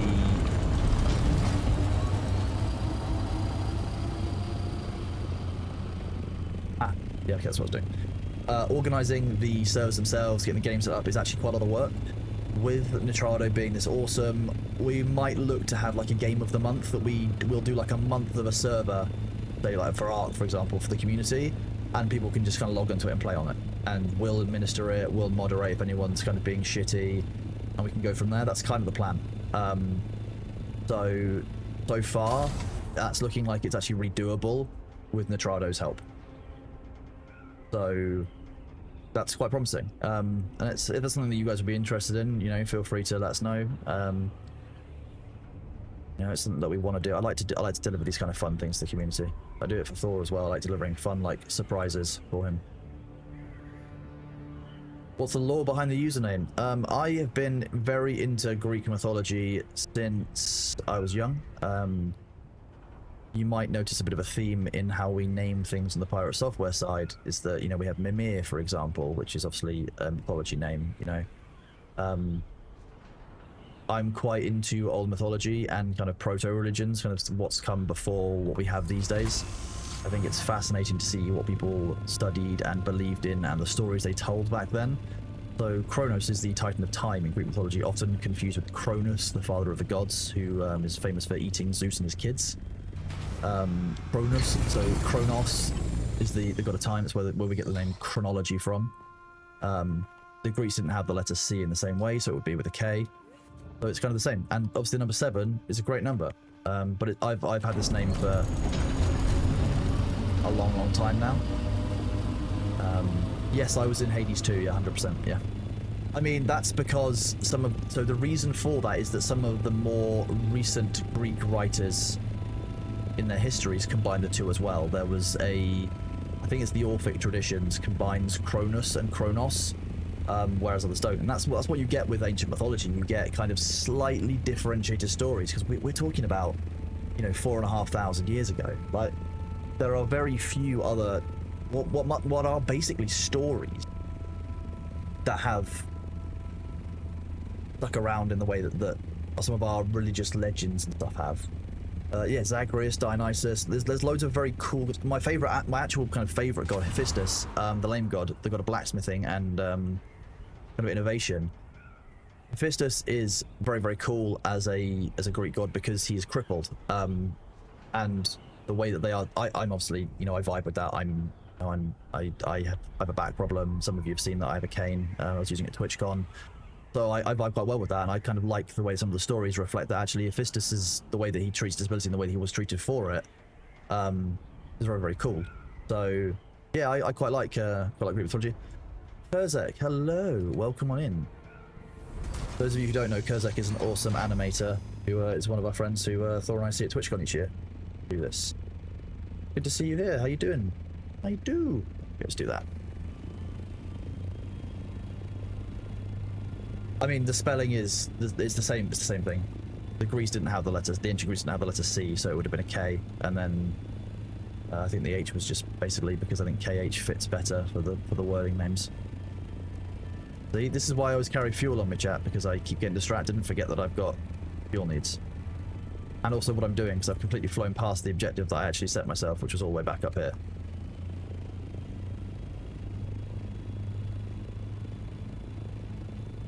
I was completely spared from Conqueror, thank you. I hope you were too, but I know that pretty much everyone else I know got very sick. Thor got a little bit unwell. I know that like Vicky and Nixie both got sick. Yeah, it's pretty normal to get Conqueror after TwitchCon. Like, you get everyone coming from all over the world. Like, we're out for a week. I was like that after San Diego, to be fair. After San Diego, I was messed up. I got properly unwell. I was fine all the way through, but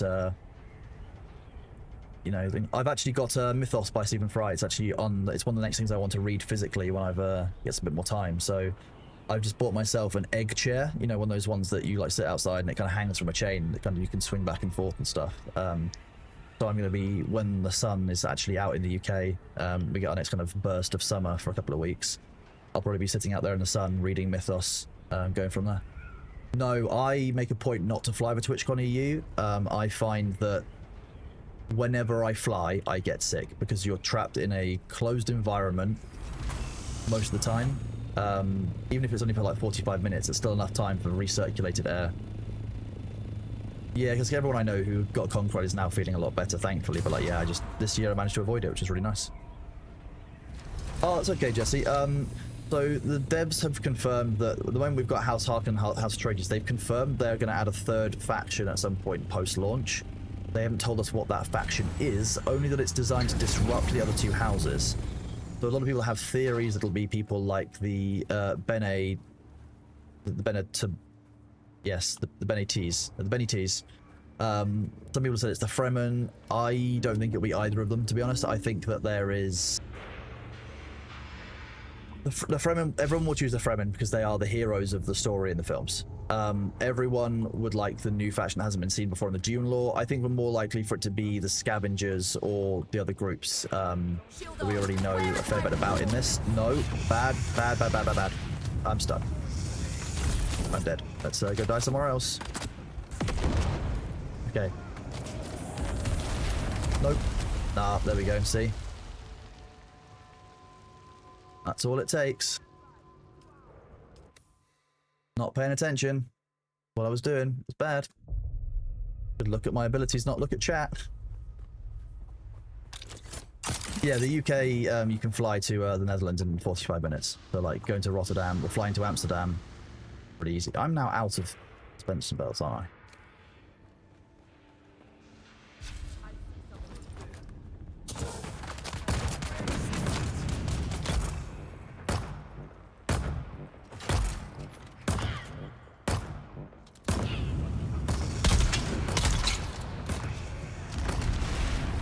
Am I into drum and bass by any chance? Not specifically, to be honest. Like, not over other options. There's lots of good music and stuff out there. Oh, okay.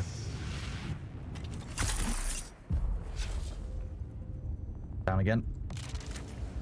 If I can pick back up. Yeah, I can. Flamethrowers are dangerous. I mean, because like, how much is a flight to and from the UK for you versus the Eurostar? Because I haven't found the Eurostar to be too bad historically. Die. Vengeance is mine.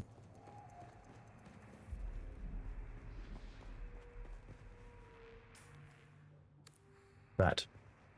So much vengeance, I'm taking your body and I turn it into water.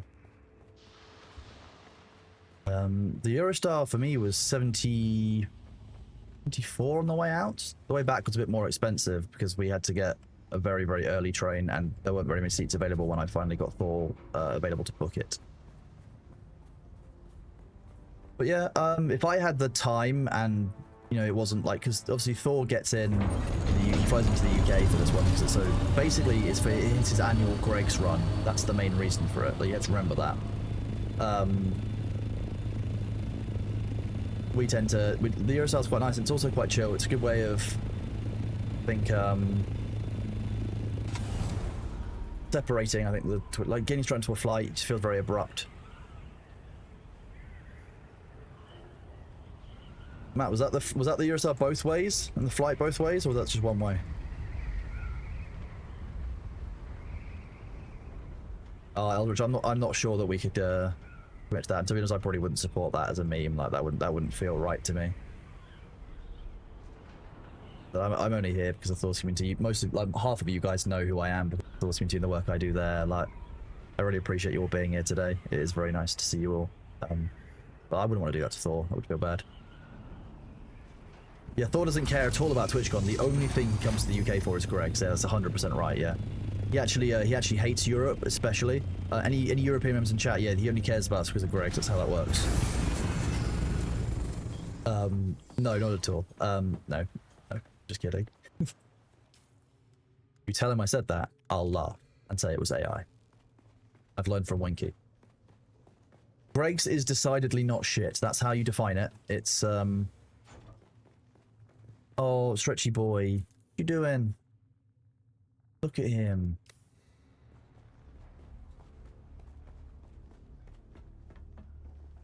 Look at the little sleeper. Oh, actually, I might be able to show his little feetsies as well. Do this. There we go. You're dangling your paw all the way down. Okay.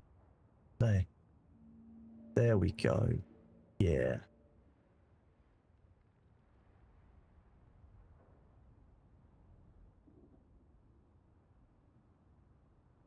I'm still getting the hang of all this streamer OBS stuff. I'm gonna give you guys more BCam because I know that he's your favorite. He's my favorite too, so you know you've got good taste. I love the way he like tucks himself in. He's got his little paws like curl over. So good. Such a good cat. Honestly.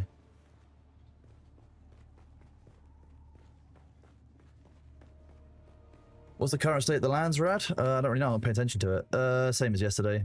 3-1. I shouldn't really be showing the lands rad because I know the Atreides are using Minotaur stream to get ahead on R1. And that's kind of fine. Like, that's the tactics that one would engage when you're doing this, but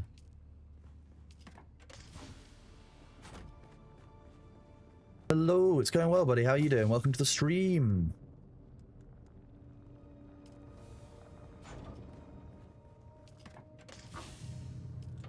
We've got no cobalt paste.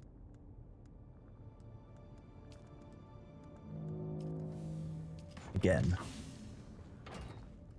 Greg's mentioned. Indeed, Greg's mentioned. Yeah. I think it would be deeply funny, to be honest, if my first ever sponsorship was from Greg's. Maybe I should reach out to them to make Thor jealous.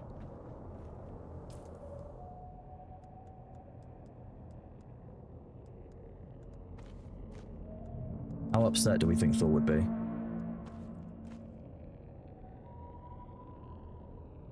Yeah, Tomok, I've seen that, and I'm also not the biggest fan of that in itself. So, like, yeah, that's why I haven't done it myself. But yeah, I've seen that there's some issues with that skin, or the customization version of it.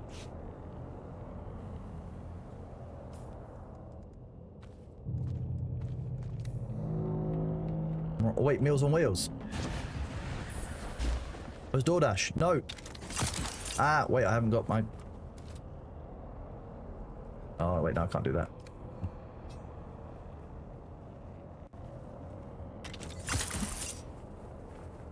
My Uber Eats. Chris Mars, 57, thank you very much for the gifts, Bud. Appreciate you. Hope you're having a great day. Rock. No, I mean...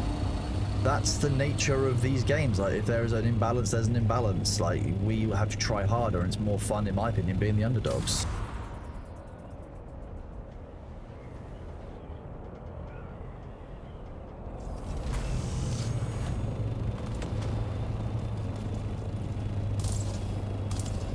You know what? Actually, I want to try something. Try this before. I did say to chat I would try this before.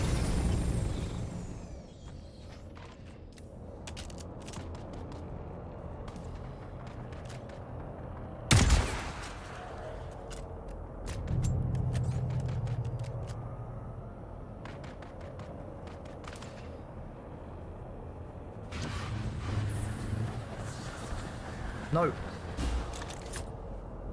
Come back here. I want my dinner.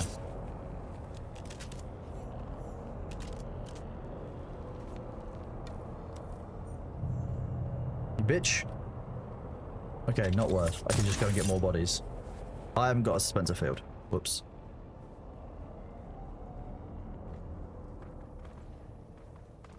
Very fragile knees in there.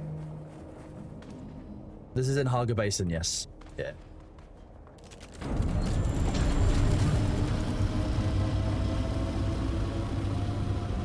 Yeah, so not only do I gather blood from my enemies, but I also... Oh look, there's someone here. Oh no, it's just the NPCs having a fight.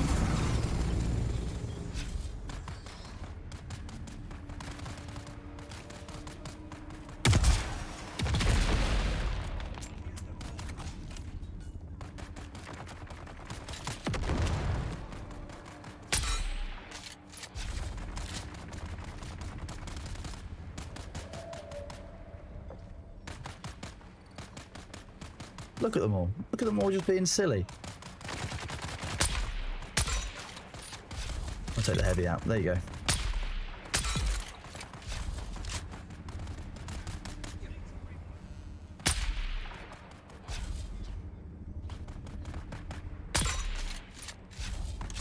look at all these bodies, all the blood. Time to show them how a real battle goes. If I can actually climb up this small ledge. Followed by my mortal enemy, a chest-high wall. Oh, apparently not.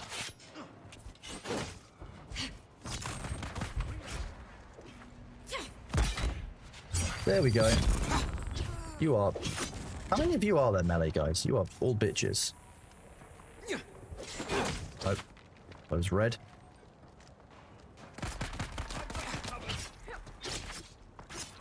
To be honest, that was rude. Use the voice. I mean, I could do, but this is... That's the other one. That does the job, you know? Why use many gun when small gun do good? Rockets don't work very well on the shielded enemies, which is why I didn't do that. But, had they not been...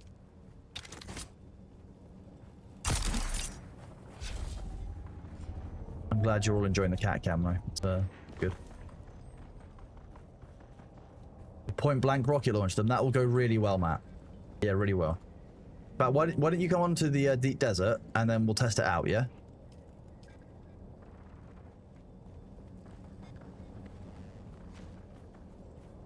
Yes, exactly. That's what I like about the drill shots. You can basically shoot someone and then just walk away, be like, oh, well, you're about to be dead. Sometimes, though, they will dodge. When you're fighting higher level enemies, that will not be possible, just so you know. The enemies will, like, wait until you're not looking, they will dodge, they'll do all kinds of things. The AI gets much better and harder as you progress through the game. When you get out to the deep desert, I'll be honest with you, that AI does not mess around. Do not take your eyes off them, even if you think you've killed them. Maurizio June, thank you very much for the 2 community gift stars, bud. I hope you enjoy your cosmetics. Hope you're having a great day, great time. Oh yeah, the Funcom devs have been putting a huge amount of work into this. So we've had a couple of conversations with some of them. You know, we talk to them when we notice bugs and we pass across key issues, and they're super supportive and responsive. You know, it's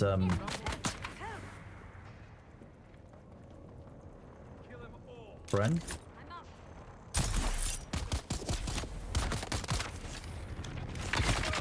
Oh, was that lag?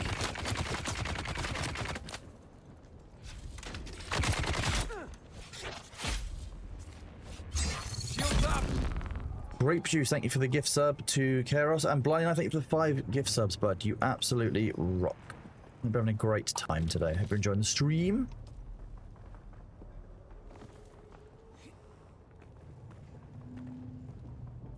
You guys are all having a good time. Yeah, I'm not addicted to spice, I'm addicted to blood and death. That's how that works. The 4th horseman.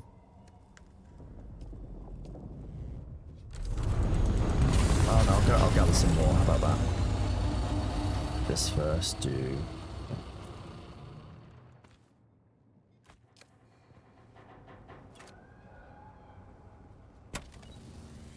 We're just gonna fix the wings. Sub goal almost hit. What are you guys doing to me? You're making me have to learn how the Twitch dashboard and everything works. Like, is it not enough that I already struggle with OBS?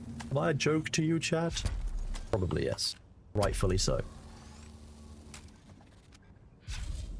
That's really nice to hear, Glitch. So thank you for that, but that's really good to hear. I'm glad that you've enjoyed his content, and I'm glad that, you know, you want to come across here and chill today. I appreciate that. You guys overall, I couldn't do any of this without you. Like, Thor's right when he says that, you know, it is all about the community, and that's why I've always said, you know, the Pyro Software community and the stuff I do there will come first for me, because ultimately, like, that's what I think is, you know, the right thing to do. That's what I want to do, people.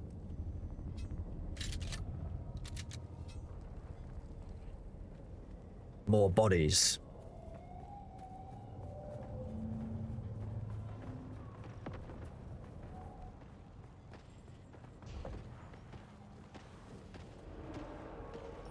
I see what I think is Dutch in chat.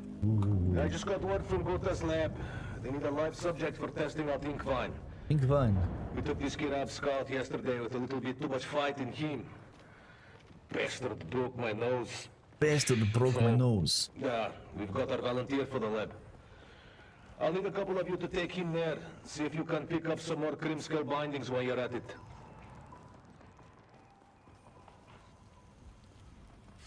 You can tell the people that live here have, you know, a really good lifestyle, right? You know, this is a normal, like, normal room. Normally good room. I should go, well, voice act. I would consider voice acting. If it was the right game and the right, like, if people want me to do it, I would voice act. I've never really thought about it, to be honest.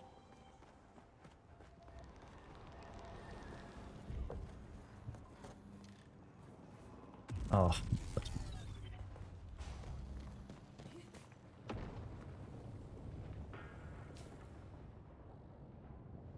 How do I keep doing this? I'm awful, wow.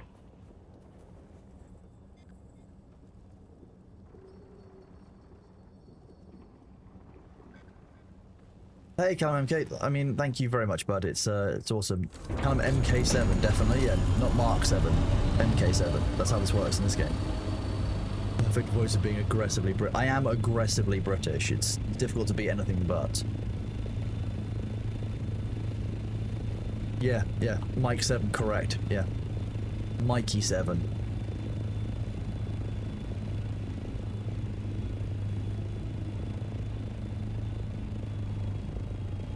If I can just discover this POI.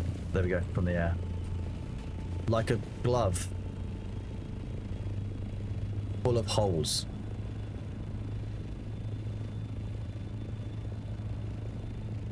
During the ads, I'm just gonna go AFK, quickly grab another drink, potentially grab a snack.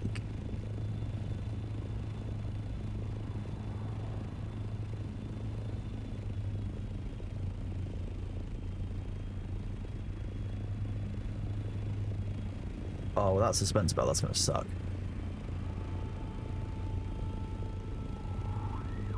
Okay.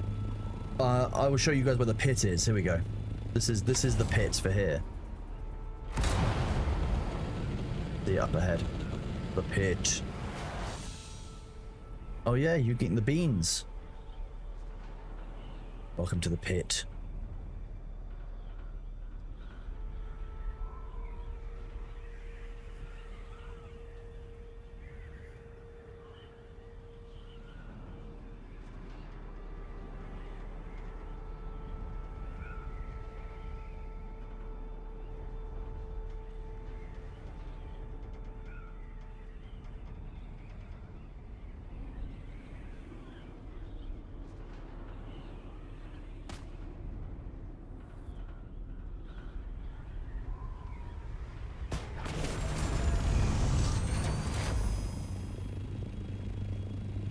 Oh, it's a little bit higher up. Here we go. It's up here. Yeah, this is the pit. Look at it. Spend a lot of time down here getting cobalt paste, or erythrite crystal, which you turn into cobalt paste. Once you get to steel tier, you'll start coming down here to gather the items that you need to kind of progress. It's in the steel tier area.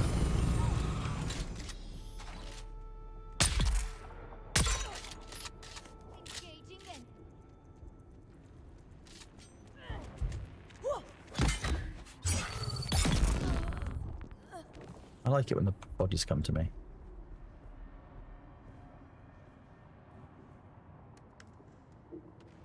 Oh, I'm carrying too much of that.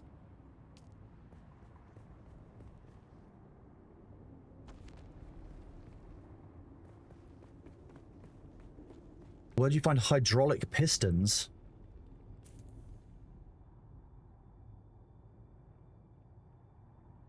Let me have a think.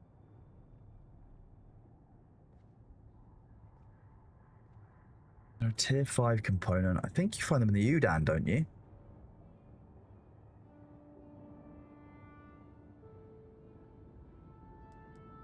I think they're up here in this area as well. I think they're in.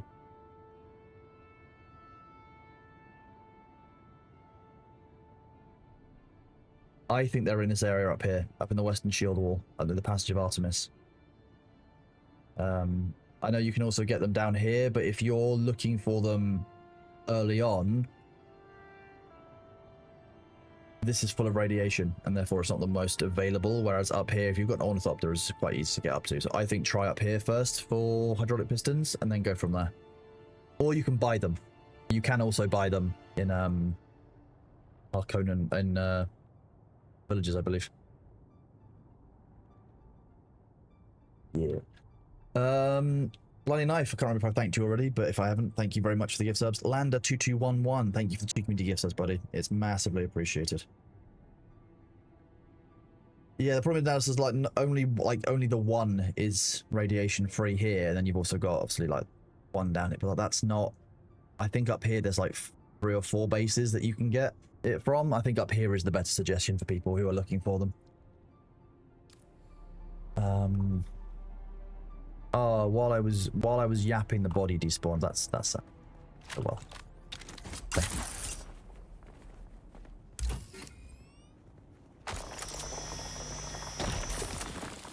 Is there an auction system of how it's trading done in the game? So no, there's no auction system. You basically just are going to trade. So if you've got, you know, we will likely set up a trading room or like forum on our Dune and basically our Tortuga and Mushroom servers Discord. For people to trade between them. And then you've also got, yeah, you've got the Chome Exchange as well, but I think that people who are trading between areas might, if they're on the same server, it's easier to just trade it. So just trade. I would say just trade. The Chome Exchange is... There have been some issues with the Chome Exchange while we've had server issues. That's why I'm saying not to use that just yet. I'm not certain on it, and I wouldn't trust it because I know that I've had stories of people losing their items doing it. If you happen to get like a packet loss hit, something might not come in. So wait until the end of today. If we're not getting packet loss issues on the new server, which we shouldn't do post-migration, then my answer will change. But for now, that continues. We'll just make a room on Discord for it because I don't want people losing their stuff because losing progression always feels like shit. Yeet. Look at that. Like an athletic gecko. Exactly. That's actually a good way of putting it. Packet loss leading to pocket loss. I like it.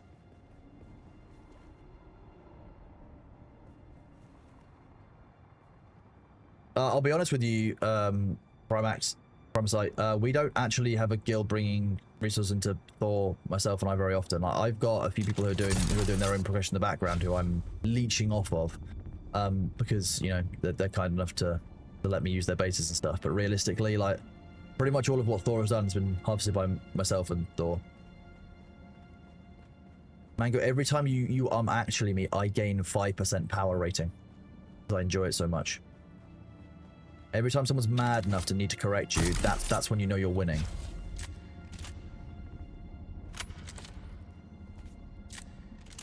Do I think this game will have a lot of longevity? I mean, I think it will. I think they've made a really good sandbox for the future and for future progression and future development of this, and to explore the Dune universe in a way that feels good. No, there's no specific perk to wearing all light or all heavy armor. So, for example, you know, I'm wearing 1 piece of light armor and 3 pieces of still suit right now. Because the poison mitigation is quite helpful on this. The armor's a little bit, you know, a little bit more helpful than it would be on these items. The heat protection is slightly lower. It's about balancing the benefits and costs of what it is that you're using. Nah, that's all right, Prem. So I can understand that impression, but that's why Thor and I aren't, you know, we're not flying around in carriers and stuff because, you know, oh, there's a sandstorm. The nice thing about the pit is the sandstorms don't matter down here because the pit. I am looking forward to phase 3 of Ashes of Creation. Yes, 100%. Oh, Ari McBrown, thank you for the 5 community gift subs. Just quickly, I really appreciate you. It's huge. Okay, so Ashes of Creation phase 3. I am really excited about Ashes still. I still think it's a very compelling game. I still believe in them as developers. However, my concerns about the game relate to the economy and the current state of the way that the loops don't really fit very well together. There's a job opening on their website for something called a principal economy designer. In a social sandbox, the economy is the make or break for a game. If you don't get a good economy, that's it. They are working on it, but filling that role is especially hard because you not only need somebody who understands games, but also understands macroeconomics on a scale outside of, you know, the gaming environment. And that's actually a very, very specific Venn diagram almost of skills that intersect, because not many developers who are going to understand the programming and management and development side of building an economy are going to have the economic kind of wherewithal to build a strong economy system. And that's kind of what we're seeing at the moment. You're seeing developers and game players who are really enjoying the game and really want to make a game they're keen on and proud of, try to do their best with the systems that they can. But I don't think any of them have, like, you know, any of them have, it's not that many, like, if you've got someone who's played Eve, for example, you will know how important the economy design of a game is. It is the make or break on the sandbox. That was not a good jump. Because ultimately, like, that's how, you know, that's how the players progress. Money is kind of what drives those games. Now, money isn't the be all and end all in Ashes. There's actually a lot more to it than that. You know, you've got other forms of progression outside of that. You know, the religious nodes, the military nodes, all incentivize other forms of gameplay outside of the economic one. But every single player still needs to interact with the economy. And when you have things like, you know, you buy something to assemble it and sell it and you get more money from it, that's a real problem, because that's why at the start of phase 2.5, most, if not all of the items massively inflated really, really quickly, and like people were like, you know what, fuck this. So yes, I'm excited for phase 3, but I also want to be realistic that I'm also keeping an eye on the economy, because that's the bit that matters to me. That's the bit of the game, that's the gameplay loops I find fun. That's the bit I used to do in Eve. I used to do a lot of market PvP. That gameplay loop is missing for me at the moment, so part of, well, one of the big parts of the game that I enjoy and that I've been looking forward to isn't in yet. So, and I know that a lot of the people aren't economy nerds like me. I really enjoy macroeconomics and looking at economic kind of structures and themes. I know most people will think that's really weird, but you know what? It's an important part of gameplay, even if you don't kind of get into the nerdy side of it. And I think that currently those loops are missing in a way that makes the game not feel great when you're on the wrong side of the economy. So I would describe, in conclusion of my yapping, I would describe my excitement as cautiously optimistic still. Because I don't want to get my hopes up too much, and I don't want to rush into it, and I ultimately will be honest, if the game is in a poor state when phase 3 launches, I would rather they didn't go into phase 3. I would rather they push it again and fix the game and have it in a much more enjoyable way than to force ourselves into doing another phase of basically wiping and then dealing with exploits. I also, I mean, I haven't seen too much of what they've done since the first wave, but I think they're being way too easy on exploiters. I have a very fundamental dislike of exploiting inside games that are multiplayer. If it's a single player game and you want to cheat, by all means, feel free. Absolutely love that. But if you're in a multiplayer game and you cheat, in my opinion, nah, you don't. That's not. Why do you deserve to do that? Not everyone do that. That's don't play that game if you can't do it. You know, like. Yeah, the only people who exploit, in my opinion, are people who can't play the game properly. Yeah, data mining isn't great, but that's been a thing forever. You can't stop that nowadays. I don't see a way they can stop data mining from being a thing without putting fake data in the play. And that's just going to get confusing and silly for people at that point. Like, that's just. I don't know. I'm not, like I said, I'm not technically minded in that regard. I mean, most of my information about programming comes secondhand from people like, you know, Thor, etc., and Private and other people. Like, I'm not a programmer. I don't understand the development side of that a bit. But I can imagine that, I can't imagine there's an easy answer to data mining, otherwise people would have done it already, right? And it's a problem in every single big game that's being released over time, you know? It's a problem in Star Citizen, it's a problem in Ashes of Creation, it's been a problem, it'd like to be a problem with anything else that's actively playable while it's in development.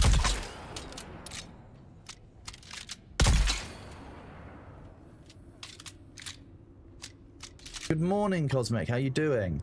Huh?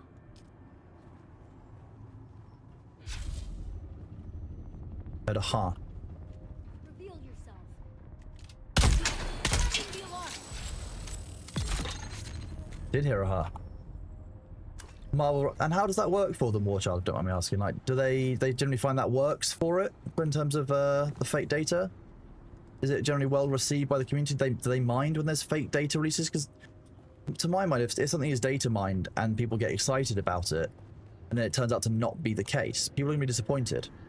I guess it does let you have the advantage that if you fake leak something and people are really excited for it, you can pivot to doing it and say that you wanted to do that all along. Kind of interesting, but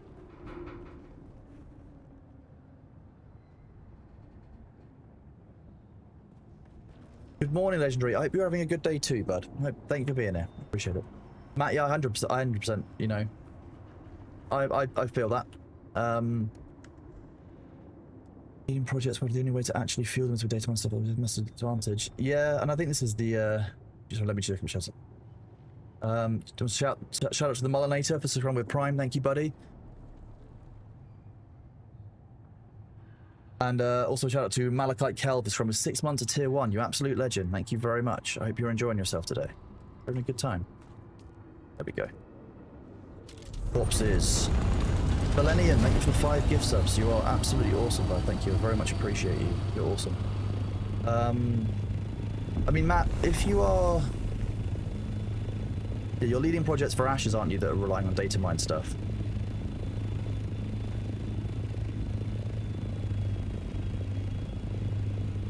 Yes, sorry. The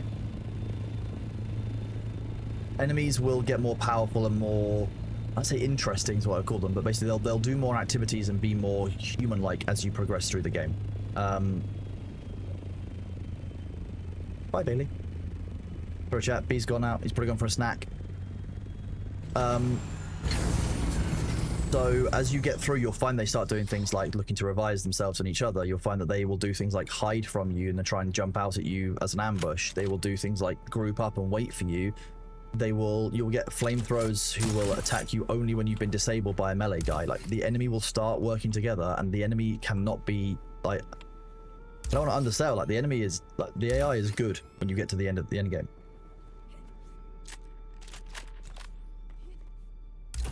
Do it.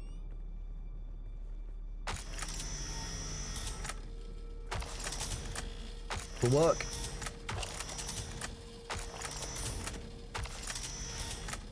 Nope.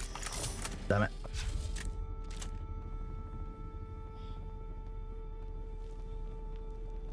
Nope, the sandcrawler you can find in here. I'll show you. Sandcrawler is under vehicles, plastinium. It's down here. Sandcrawler. I call them sand suckers because they look like little vacuum cleaners, but apart from that. Yeah, if I had the buggy, it would be easy to mine the crystal, but I'm not rolling around a buggy. I'm rolling around in my ornithopter because I like the power of flight. And who likes being on the ground if you can be in the air? Like,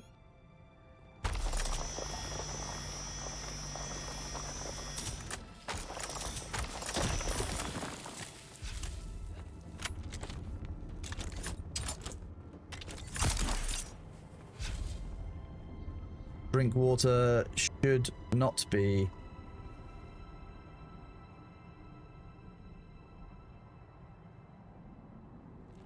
Matt, what is this? What is, look at this. Look at what this is the message I can just see in Twitch chat. What's that meant to mean, Twitch? What does that mean? What does that mean?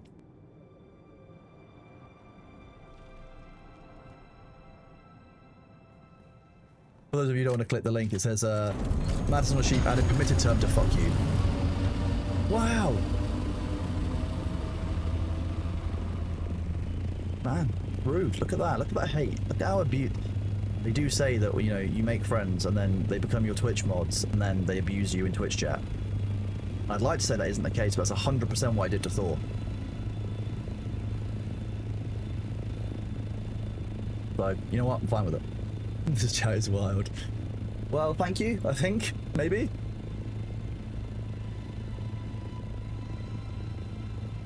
It is a very hard thing to do. I mean, that is the point of mods. Yeah, the mods are there to have fun. Yeah. Soon he will. I mean, I was tempted to make Thor my lead moderator as a meme. That would have been very funny.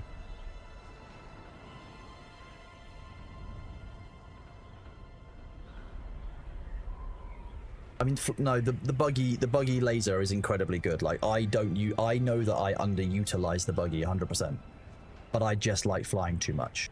I don't have a lead mod yet because I've not really had the need to. didn't think I had enough people to really need a lead mod, but hey, we are where we are. We'll see. Like, I didn't plan on the channel being this popular or having this many people here. I'm incredibly flattered to have all of you here. 0F's given, thank you for subscribing with Prime, appreciate you. Yeah, I never expected to have this, so like I said, this is my 3rd day since I became affiliate. Like, this is kind of crazy, so I'm just really appreciative. And there are lots of things I'm still working out, like streaming to YouTube or doing shorts or other content outside of this. Like, they're all things that I am planning on doing or should do down the line, but I'm working on it. Oh, hang on, let me do something. Slash.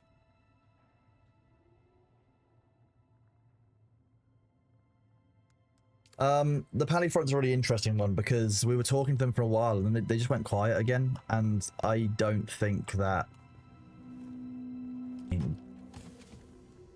My concern with Pally is no longer one around whether they're a trustworthy company or such. It's actually around the international money laundering implications of what's going on.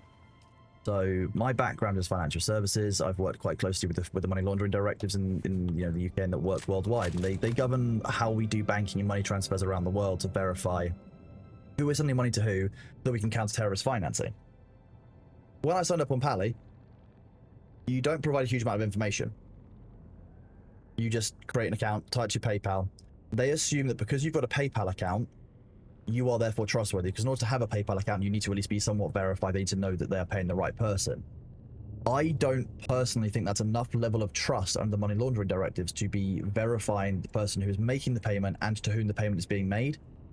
So, for example, you could set up a Pally account. You could deposit, you know, £1,000 into a stolen PayPal account, pay it in someone's Pally, and that is legitimize the funds. That is... It's an awfully easy method of money laundering, and I don't like how that feels. My background in legal and financial compliance, that feels wrong. I don't think they're doing enough due diligence on the customer to know to whom they're sending money and from whom they're receiving money. So, like, anyone can be donating, anyone can rescind a donation. So, like, where are their systems and controls in place for that? What are they doing? If they're holding people's monies, there's certain regulatory and legal requirements, no matter which country you operate in, that you're meant to be basically meeting. I'm starting to get concerned that, especially with the new company that took Pally over, that yeah, like you say, I think they are getting away with it because they're flying under the radar, not because they're doing necessarily the right thing. Those of you who do programming in the finance world potentially might understand some of this. If any of you are there, you work in fintech, there you go. Luke, that's the kind of thing that we'd be looking at doing. Stripe has much better payment verification systems in place for it. It's something that we've looked at doing. I just don't have the hours in my day to also design something using Stripe and to create that or to oversee that project right now. I'm hoping that other people do that, because I think it's something the market needs, but ultimately you have to still do it within the bounds of the law. That's a very, very important factor, and I'm not convinced that Pally is meeting the legal requirements in every single country they work in. And Mango, I'm using that. That's a very good joke. Thank you. Ties very much into the other jokes I make about Thor. Oh yeah, if I can convince, I'm trying to set up a co-stream for the two of them. If I can convince Thor to teach Finn coding, that's what we'll call it. We'll call it FinTech. Nice. Why is the law so annoying? Because of people like me, Matt. That's what it is. People who will look for a loophole in the system, exploit it if they can, and then at least I, you know, self-report on these. Right. At the end of the day, if there's a loophole in the law that comes out in a negative outcome for the consumer or the average person, that's a loophole I will try and fix. If it's a loophole that exists and it doesn't harm anyone, I think it should be left. I don't think that there are huge problems with some of it. About harm, I think that a lot of law is focused on the wrong things. Yeah, look, that's something I've looked at for Stripe. Yeah, I'm aware of it. If you're doing a, did you say you're doing a game jam or a hackathon or something for that? keep me updated on that, because I'd like to know if there is a service like that that you're working on and kind of how you're doing it. I can give you some input as to what, you know, people would need from that, because obviously we've spoken to a lot of people about those systems, etc. June Springer, thank you for the 1 month of tier 1, bud. You are a legend. I appreciate you greatly. This is wild.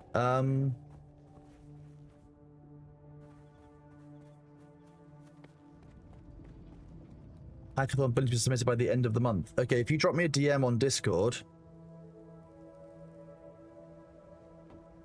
I can give you some insight as you think about it. I can give you some not market research, but I can give you some like hands-on feedback from people who've used the service extensively, and quite a large community have used it. So you can, if that helps you at all, you're welcome to do that. Matt, to be honest with you,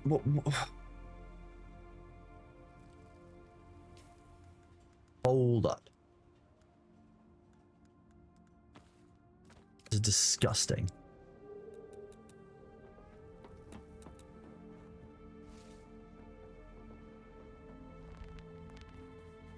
I'm gonna put it somewhere where I can't see these.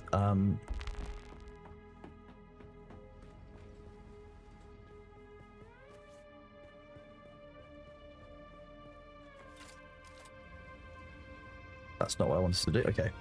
We're going to repair the suspensor fields first and do that. That's more sensible than me messing around with something that doesn't really matter. I'll have you know I only ignore 99% of my DMs on Discord because they're mostly like, hey, are you a streamer? Would you like to buy these emotes that I clearly not just generated with AI or stolen from another artist that they posted online? I get a lot of those. Because obviously my name is quite high up the Discord. For some reason they think, oh yeah, it's a good idea to reach out to the lead moderator and try and tell them art scams. Boom.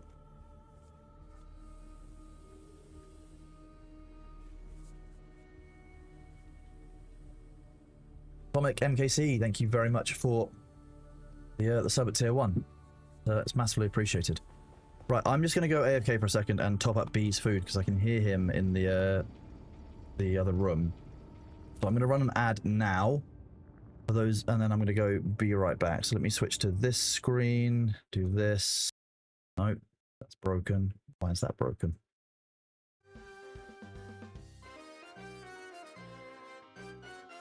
I'll be right back.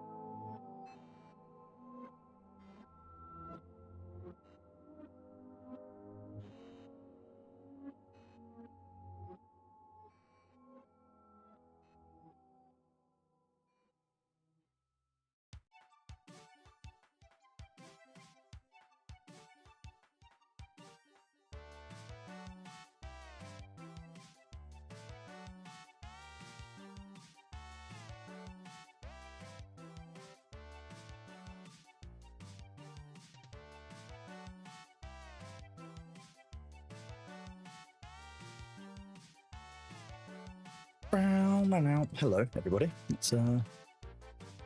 Let's resume what we were doing. Appreciate the patience. Oh, it's a plumber over. Plumber. Looking at the water. Well, so that's why B got so excited a minute ago, because there was a new person in the house and he was very concerned. Did I get my Warhammer 40k? I did not, because that would require that I remember things.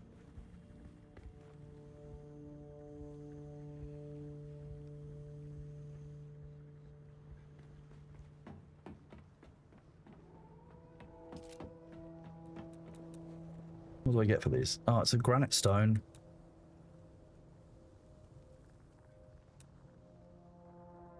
No, I hate these. These are awful. The worst. I know what we can do with them, though.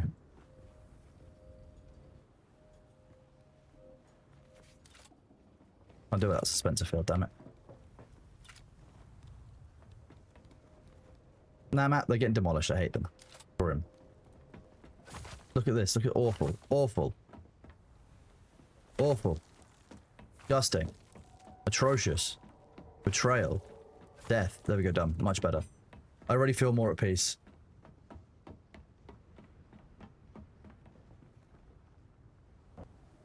You disgust me.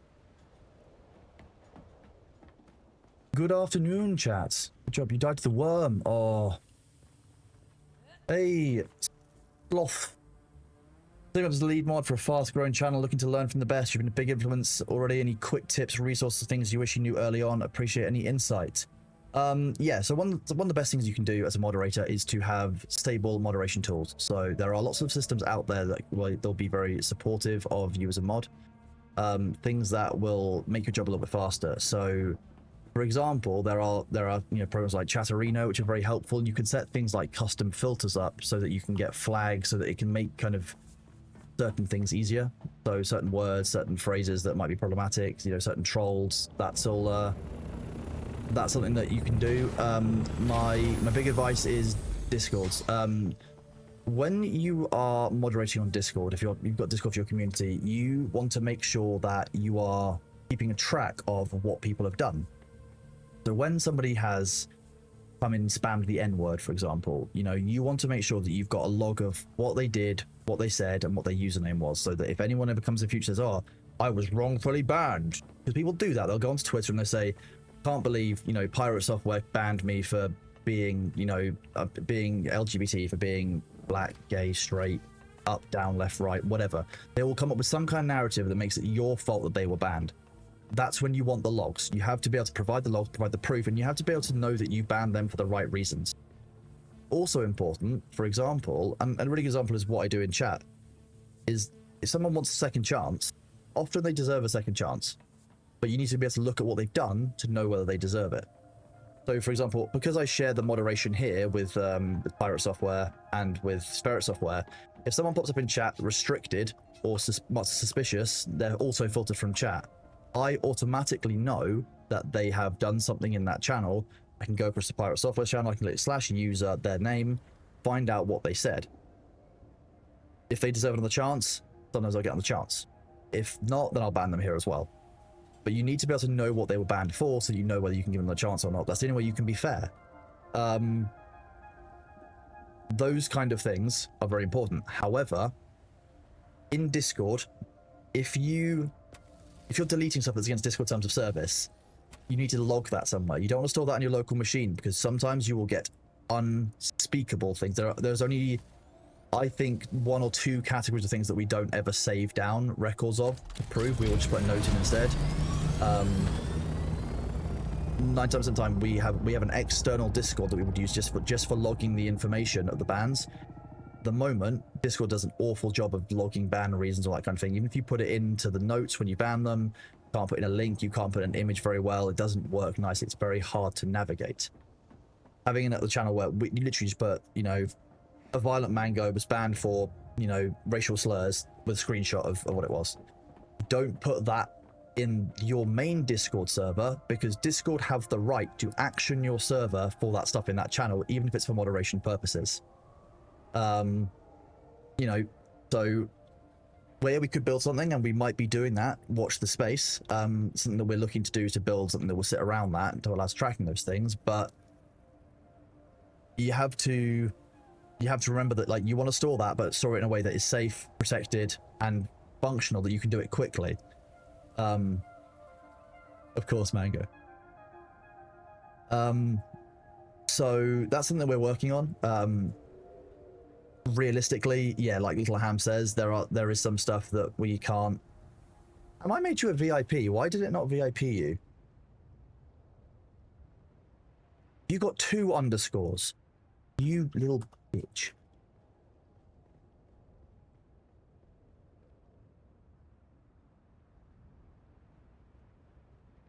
Can't believe it. There we go.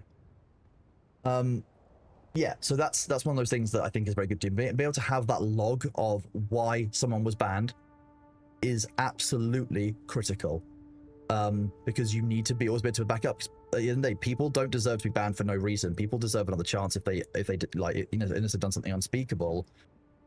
You can only do that with the right logging.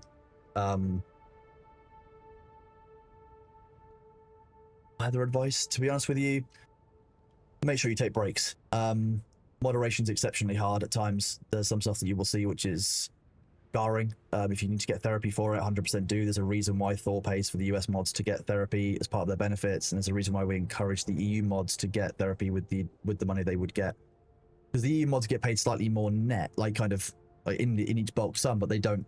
But because they have to go pay the taxes on their end, they have to take all the deductions off of their end. That's not true, Little Ham. Now I've got your real name saved in my head specifically because of those comments.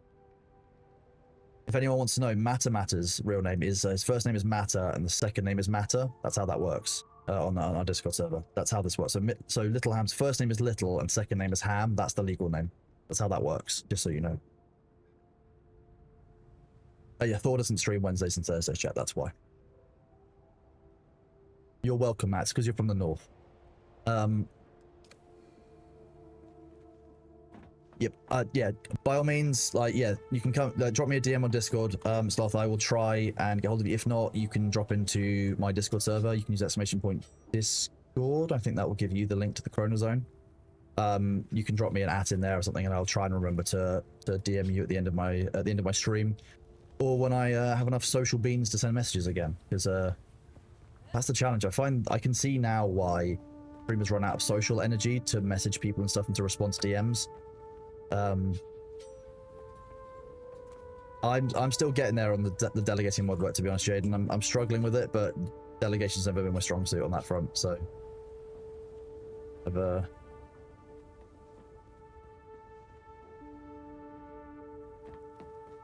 there's no such thing as the Midlands. You have up till Oxford, and then everything north of that is the north. Just massively triggering everyone in the UK right now. Can you thumper the old man on someone's base in the deep desert? So you can only thumper a worm somewhere that a worm can go. Come on, Bailey. What are you doing? What are you doing? You shouting? Yeah. Oh, let's change the camera again. Oh. Where did you go? Oh. Okay, he's phasing in and out of reality. Moderately terrifying. Yes, B, I know. Let me turn off the chroma key. Okay. Okay.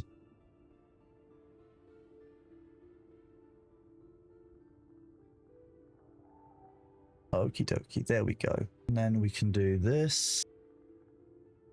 Open the camera back out to full size. Bring it back down. There you go. Hi, baby. Hi.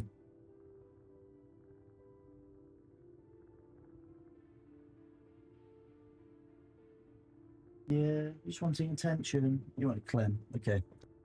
I can tell he's been lying outside because he's probably been rolling around the bushes.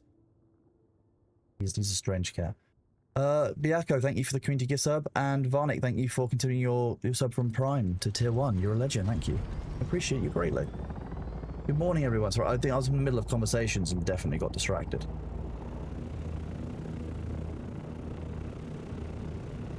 You have a video of a bug you'd like to share with the devs. You got any more detail on the bug? Like, what are we talking about? Oh, okay, he's off again.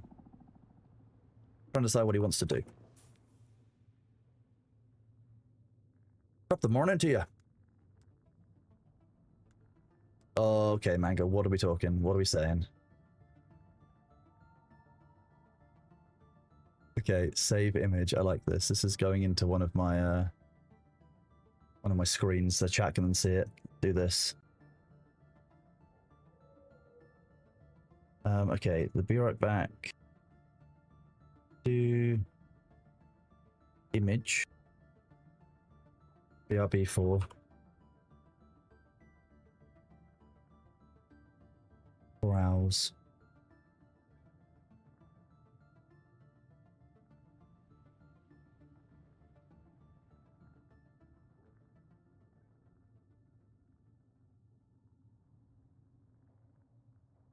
We go to this one.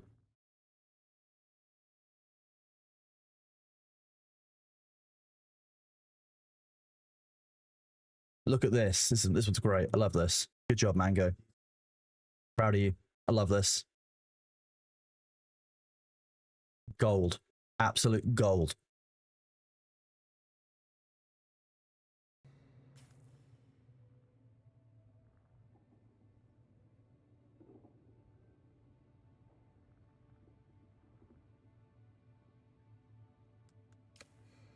Okay, right, back to reading chat. Better if a worm was coming up with Thor's face. That's tempting. I mean, we can expand it. You give Mango's ideas. Yeah, of course I've stolen it. I can steal ornithopters whenever I want. By chance, could you put a streamer's talk about the valuable information that Thor has for the game making site? Not a bad idea.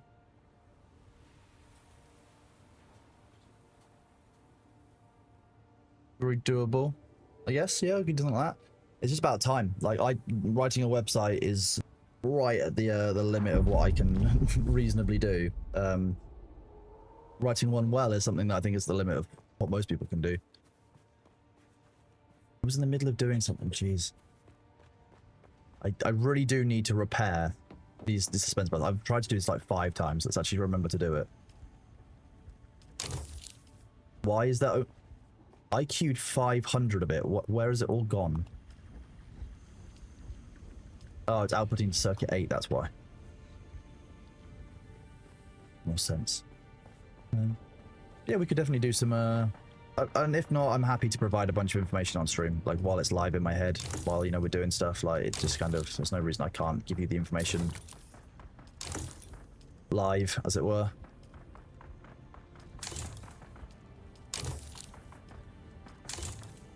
It's all just saved in my head. It's about kind of like, when I sit down to write one of those, if I sat down to write that, like, I would struggle with, okay, but like, what do people actually want to know versus what do I think people want to know?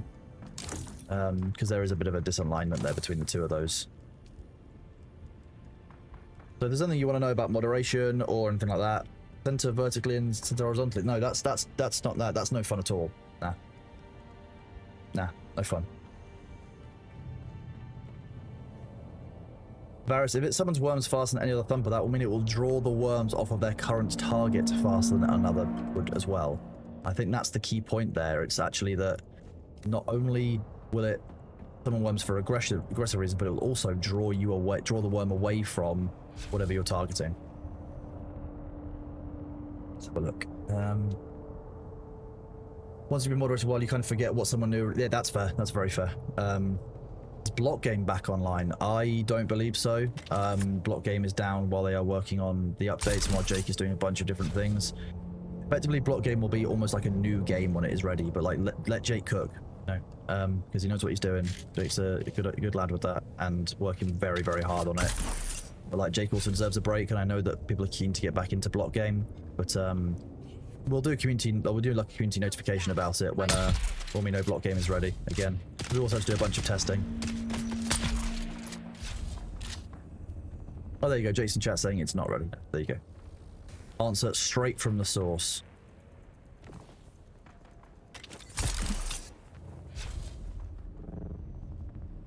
Yeah, the mods are allowed, Bread, here. Fine.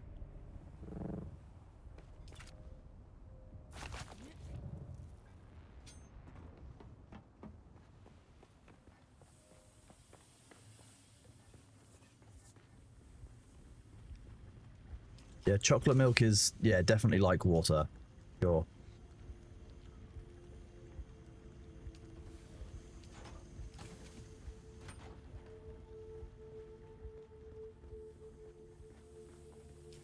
What have we got left? 1, 2. That can be dropped. That can be dropped.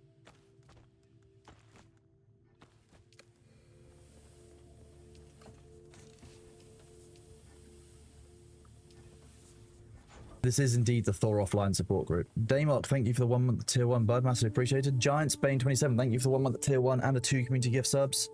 You're a legend. Thank you for being here. I appreciate you. Yeah, this is the Kronos chat for abused mods. That's how this works. They're allowed to have a. Sarah, thank you very much for the 1 month tier 1 bud. To freak, to Miss Apple you'd a man. Appreciate you greatly, bud. Jake, it is Jake's day off, but like this, Jake is not required to be here. Jake is just here in their own time while they're working on their own things. I don't schedule the mods to cover this shift. I appreciate, you know, that Jake is here, that Matt is here, that, you know, that Luthera is here, but like I will moderate my own chat broadly as much as I can. I was moderating the joint chat yesterday. Mission sub-goal again. How do you... all guild rewards? What do you mean by guild rewards? Sorry, I'm just... yeah, mods aren't allowed Greg's if Thor is part of it. Matt! This is... oh... Ooh. Silicon blocks, industrial pumps. Okay. Does that mean it's time to go and harvest flower sand? Or have we got a bunch of flower sand? Ugh. Have a look. Oh, we've got plenty of this.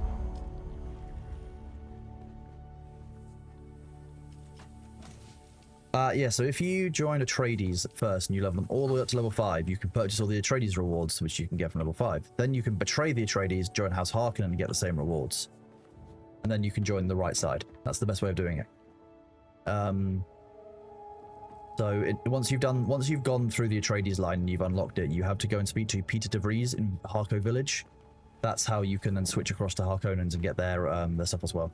I would very much advise doing it because, to be honest with you, the Harkonnen stuff looks sick. The Harkonnen buildings look very, very cool. And Atreides, yeah, Atreides is massive. Like, there's not really any competition right now. What is this? What is this? Yes, I did say Peter de Vries. I think that's his name.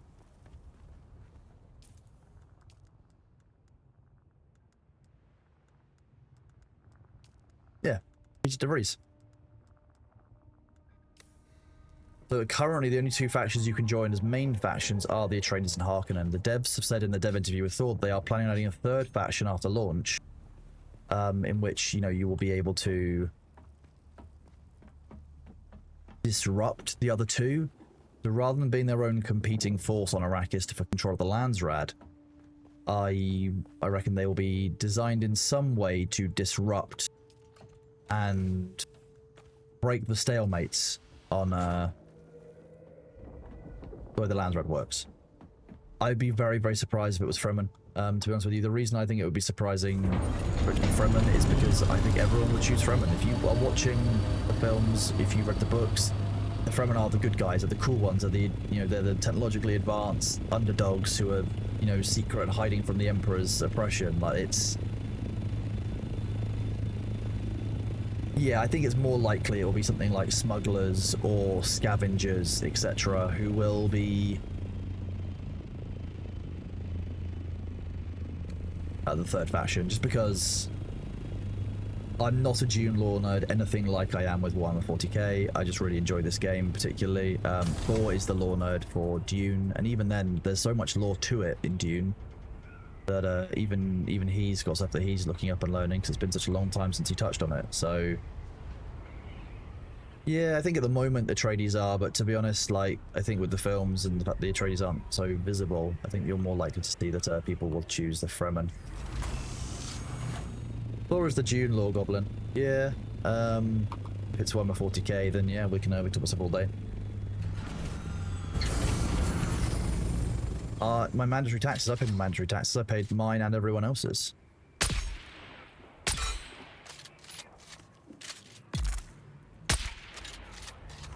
Bitch.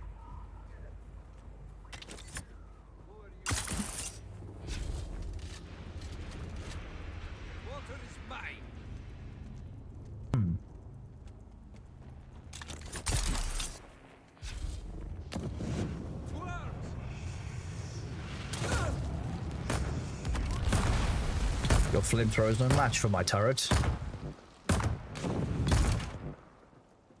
Done.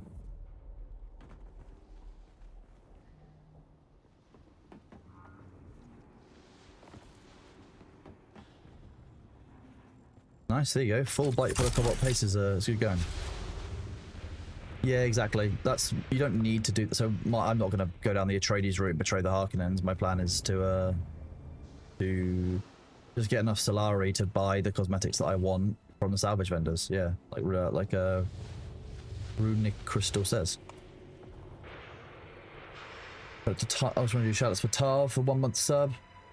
Shout out to Sir Heinrich von Keiner for the Prime, and to Geordie for the 2 community gift subs. I hope you enjoy the cosmetics. Good day.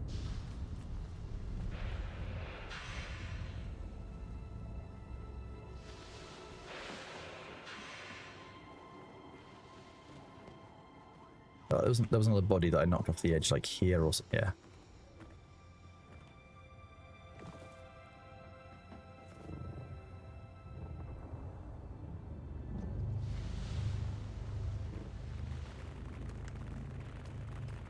Okay, apparently I was vibrating rapidly. Yep, the observer wall, floor, and something else you get from drops. It's in the link. Fairly sure the link I've got in the pinned message has the details on what the drops are, doesn't it? If not, that would be very silly. That would apparently be very silly.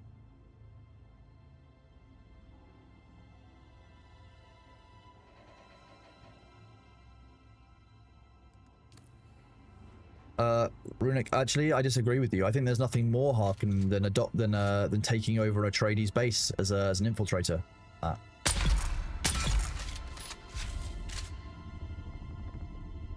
Harkonnen living in a taking Atreides base is the most Harkonnen thing I can think of. You're just cosplaying as an Atreides, you know? You're infiltrating their organization.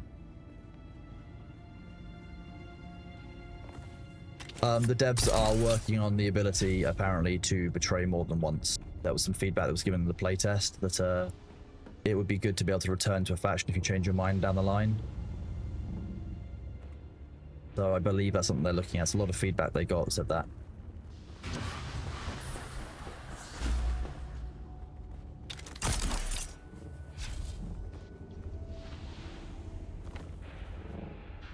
Where do the drops appear? I mean, if you use the link in the pinned message, it will tell you everything you need to know about the drops. But when you're in game, most of the cosmetic ones, you can go like, for example, native steel suit. I can switch to my, Sardaukar body. The swatches down here. The press U uniform for that. Do you know if you get more than 200 skill points? No, 200 is the max, and you get 1 skill point per level, as far as I understand it.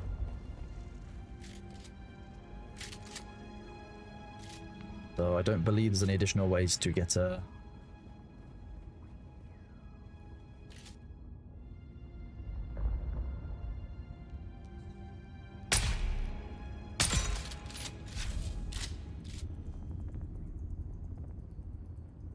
You can see that despite him being shielded here, he's poisoned. We can likely still kill him. The PvE experience. The PvE experience is, to be honest, very, very fun. I'm enjoying this. I'm enjoying the PvE experience a lot. I've done a bit of PvP in the deep desert, but realistically, like, the PvE experience is the bulk of the game, and therefore, like, even the way that like you end up playing this is that even if you're playing with a group, you tend to go out and about solo for your gathering, and then come back to the main base, like when you need to work together, do some processes, do some repairs, etc. So. If you think the sound of the weapon aren't satisfying, unfortunately, like, there are some very fun weapons in here which very much are satisfying. So I can't actually agree. For example, See if I can find someone I can eviscerate with this. This is definitely fine to point at shields as well, right? How would I compare this against the Division for its PvE? That's a good question. Very different is how I would say, first of all. Oh god, lots of questions. The Division is very, very mobile, very, less base building, less of the survival side of Division versus much more of the extraction shooter. It's a very fundamentally different game and approach than this is following. That said, it's still, I enjoy this as much as I've enjoyed Division, but that's me because I enjoy survival games.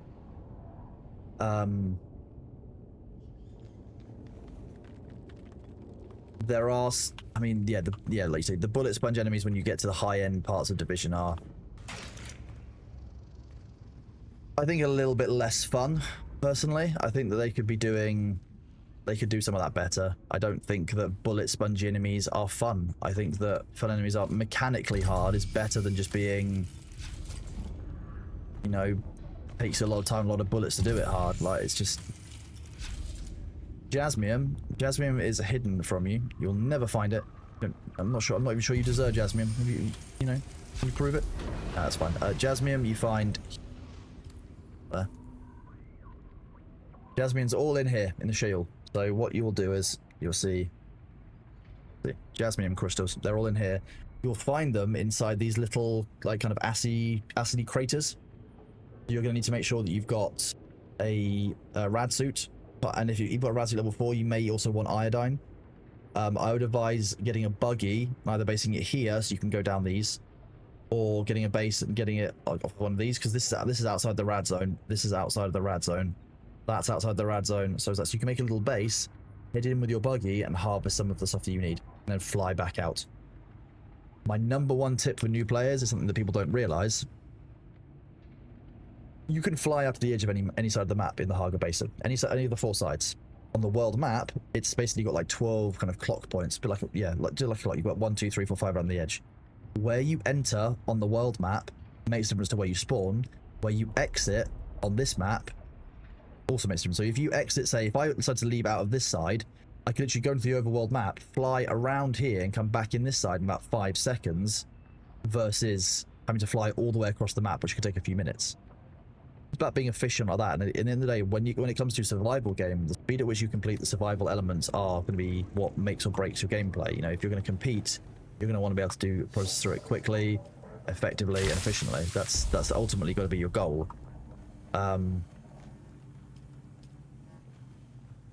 Yeah, the green goo craters are where you get the jasmine. Not a problem. Happy to help. Is there radiation in the deep desert? I believe there is radiation in some of the deep desert facilities or caves. I've not come across any yet, so I don't know for certain. But I would be surprised if they didn't include radiation in the deep desert, because it just seems like another compelling thing to overcome. You are shielded from heat inside a vehicle, yes. Thor did not collapse out of sleep shortage. He just went to bed after 22 hours of streaming because he's an animal. And is probably going to miss Dune today and tomorrow. I mean, Big Mac, you don't use fuel when you are gliding. So it's probably about the same fuel efficiency-wise, but just in terms of time, it is faster. You can find the mushroom servers on Nitrado NA East 09. Ranged enemy, melee enemy. Hello, ranged enemies.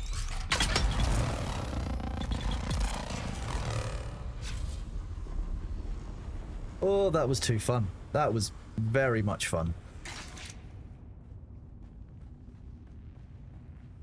Yeah, like just the big crash ships and the deep underground facilities are usually irradiated. I imagine that would be the case in the parts of the deep desert. If they're shielded up, so in this lore, there was an issue where a las was fired at someone in a Harkonnen city. Obviously, that didn't go well, and the Harkonnen city basically blew up like an atomic. In this now, if I was to fire this at someone with a shield on, let's see if I can actually do it. You know what? I'll see if I can find it. Find someone with a shield. That guy's a shield, but has he also got a flamethrower? Because if he does, I do not want to play that game with him.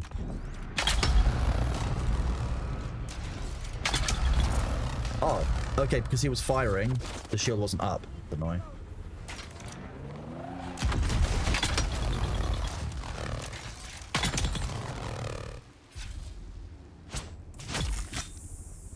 I don't want to waste my las on that. Yeah, there's a las. The las gun is in this. Oh. A bit turned around.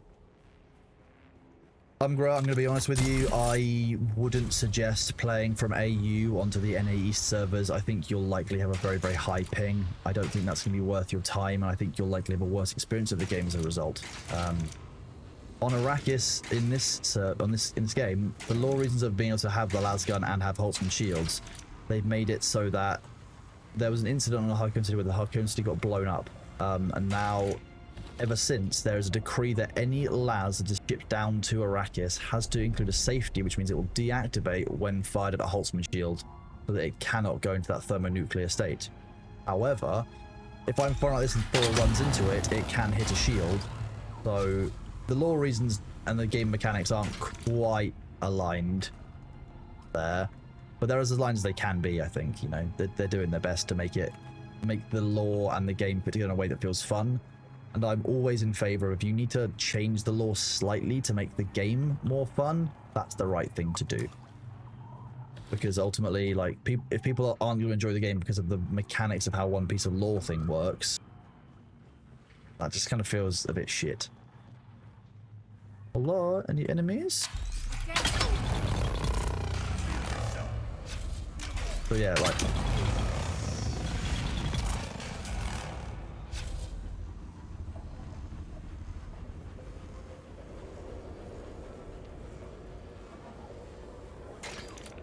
Why are there never any melee enemies when I want them?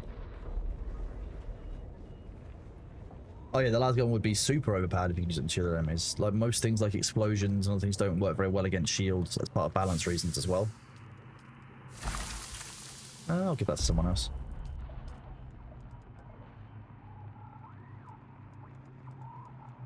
Yeah, drop that, I don't need it. I can get more bodies, there's always more bodies. This is the las gun, so it's one of the cool lore bits. I love blood bags.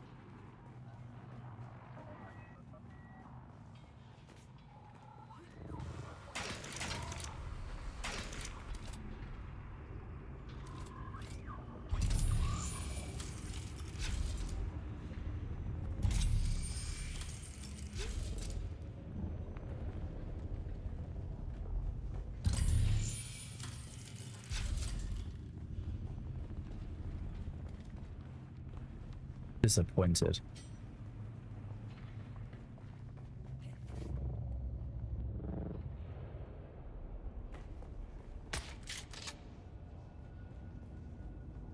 You said when I fire this, it looks like the shot comes from above the scope. Oh yeah.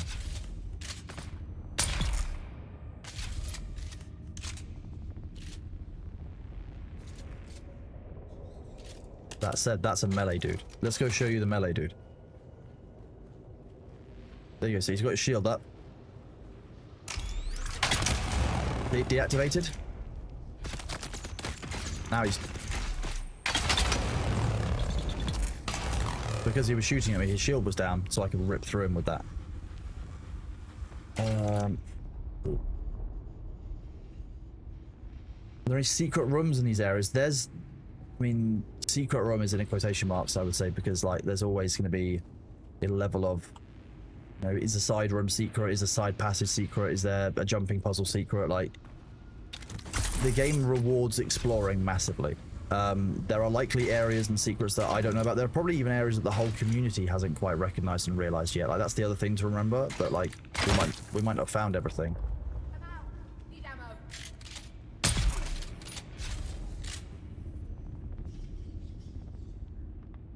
I go by most things as long like I don't really care.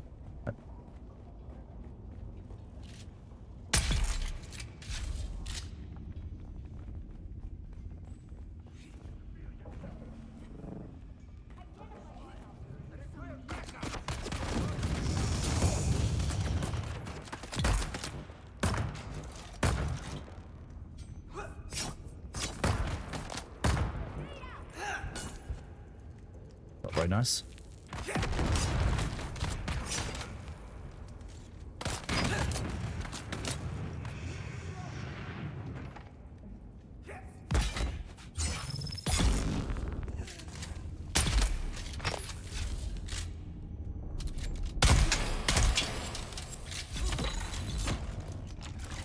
Come on, fire at me.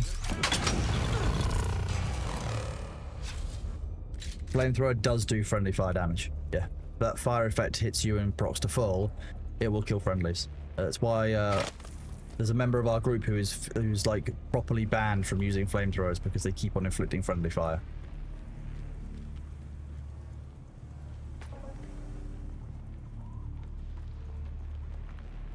How do placing pentashields work? I don't actually know. I've never placed one. Quite interesting. I'm not allowed to build, you see, because I build shit boxes. Identify myself? Okay. I'm a friend. Very clearly friendly. Come on. Nice. I build my bases purely for function. I never make them look nice. Hello. Where were you?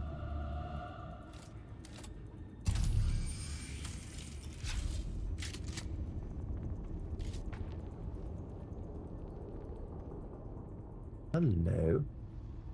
Poke your head up. Come on.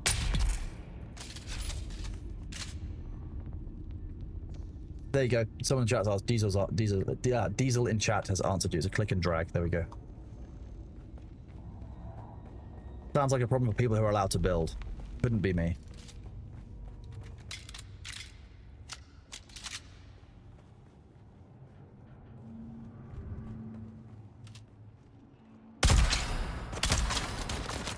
Bitch.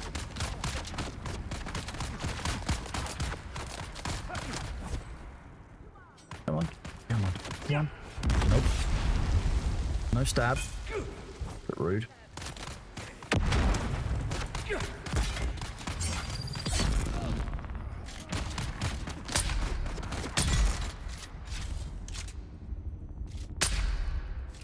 Well, that was not ideal.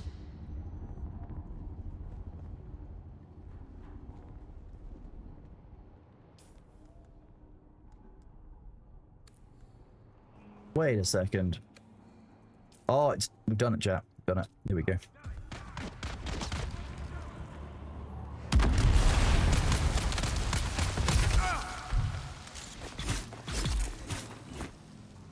That's just a very rude ability, isn't it? Crippling strike. I mean, it does what it says on the tin. Sure.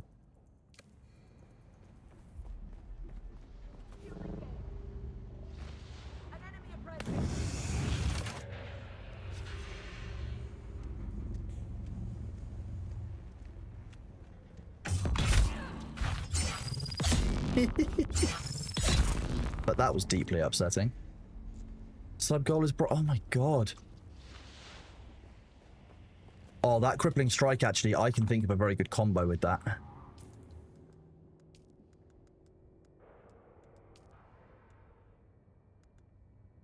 This ability allows you to basically you teleport behind somebody and stun them for a second. Combine that with crippling strike would be very, very good. Okay, so as you can see, that was the main thing we were doing. So we came at shit. So those of you who watch me on Thor stream know that at the moment I'm flying an assault ornithopter. Now, the benefit of an assault ornithopter is that it's larger, it has more carry capacity, it can carry passengers. However, also cannot store them, which means that when things like sandstorms come along, you have a real problem. That is a sandstorm. Oh, it's leaving. Thank fuck. I was not paying attention. Oh. Turn that on. Cover me. Reloading.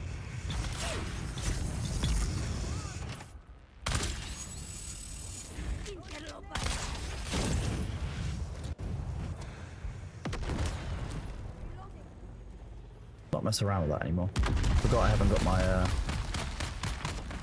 Oh, you bitch. Low strike because I'm out of stam. Skills. Oh, I forgot I wasn't kitted up where I normally was. I basically came here to get some industrial pumps. Which is the main reason, and I forgot that I was also leveling up that ability so I could complete the quest chain.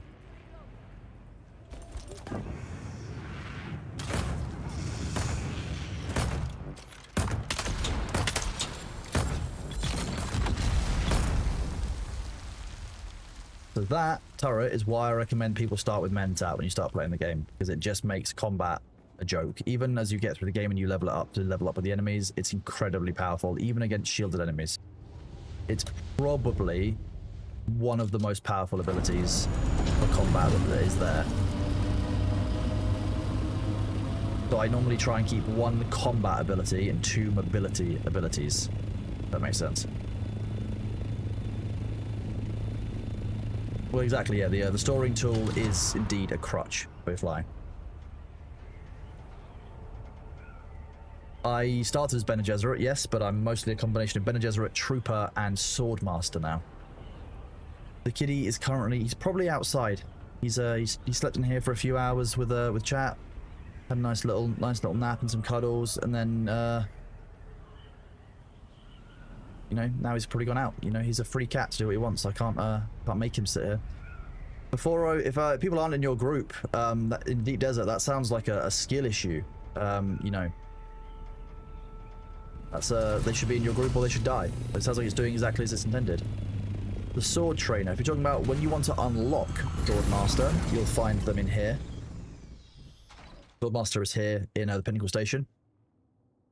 Arno. When you need to get to the next one, that's where we're going next. He's in Harco Village. That's where we're about to head to. I just need to drop some stuff off and we're going to go there and see the next one. The Leap Suspensor Belt does not automatically prevent full damage like the original one does. So just be aware of that.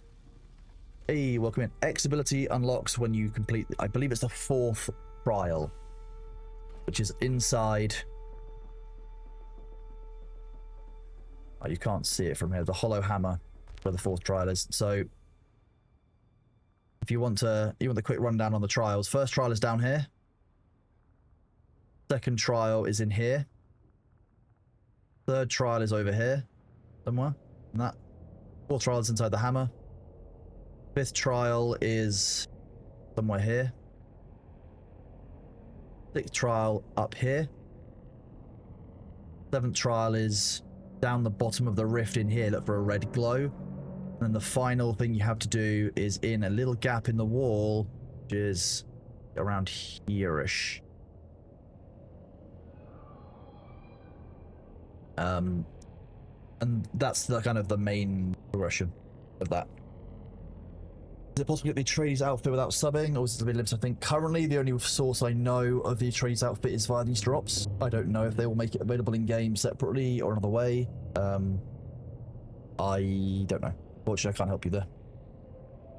No, not a problem. If anyone has any questions about the game, just feel free to ask. Worst case scenario, I don't know the answer and ask someone else in chat. Bye.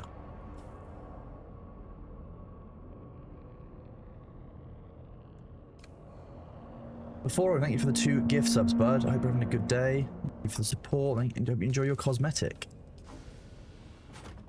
Go downstairs.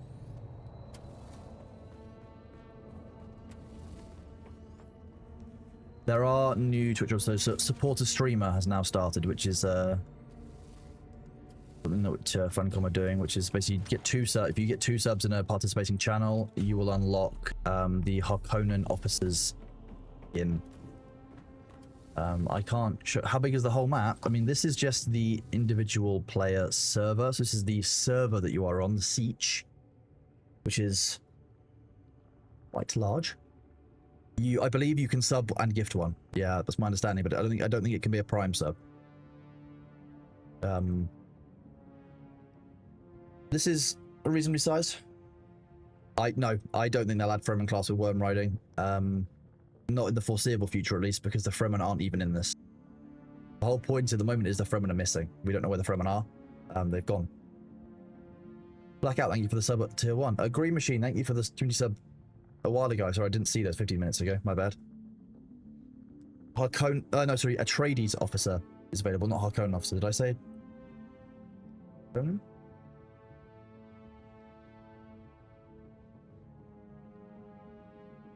Does the game require a lot of playtime? Is it suitable for casual play, a couple of hours a week? You could play this at your own pace. The only real requirement is that I would say, to log on once every 2 weeks to make sure you pay your taxes and keep your generators fueled so your base can stay up. Sorry, I didn't mean Hark. I meant Atreides. Except yeah, sorry, I'm doing 1,000,001 things. There's no way you'll break this one. Do that. That's not happening. I won't do it for a while now. Wait. How do streamers get anything done in games? I'm constantly being distracted. Jeez.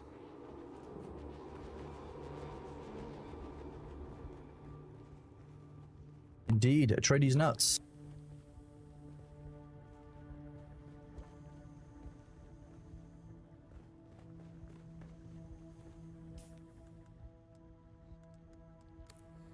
What am I spare power pack deposit in that last box? That's because there's already one in there.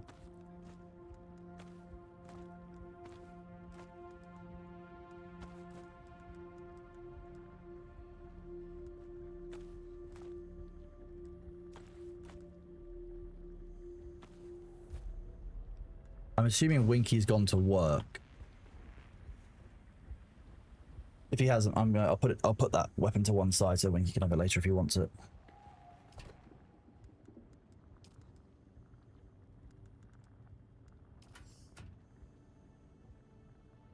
Oh, big stretch. Remember to check your posture, chat. Don't just sit there slumped like a shrimp all day. Trust me, it doesn't work out long term. It sucks.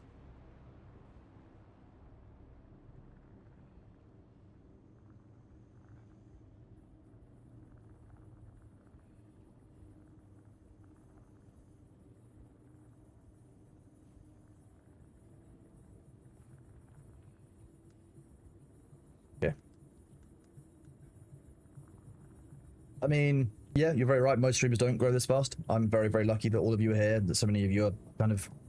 I'm taken aback at how many of you are, like, wanting to be here and, like, chill out and hang out. I'm really flattered by it, to be honest. I didn't ever expect this would be a thing. Like, I thought maybe I'd get, like, 100 people here. The idea that there's like, 1,200 of you here is... I don't like thinking about it, because it makes me feel kind of weird. You can kind of see when I start thinking about it, I just get a bit like... Greetings from the UK, Denmark.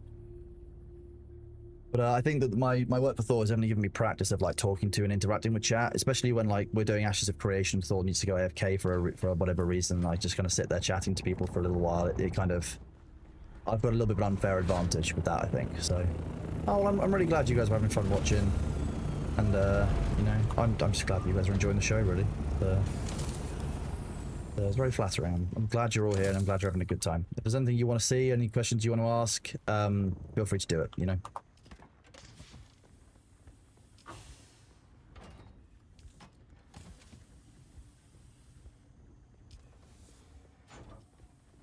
Luther must be really annoyed because I just rock up in the base and just drop a few things off and then just like leave, and I don't actually know if I'm putting things in the right place at this point, because at least with Thor I get told off when I put things in the wrong place. I think Luther just kind of sorts it out and just kind of humors me, which makes me laugh every single time.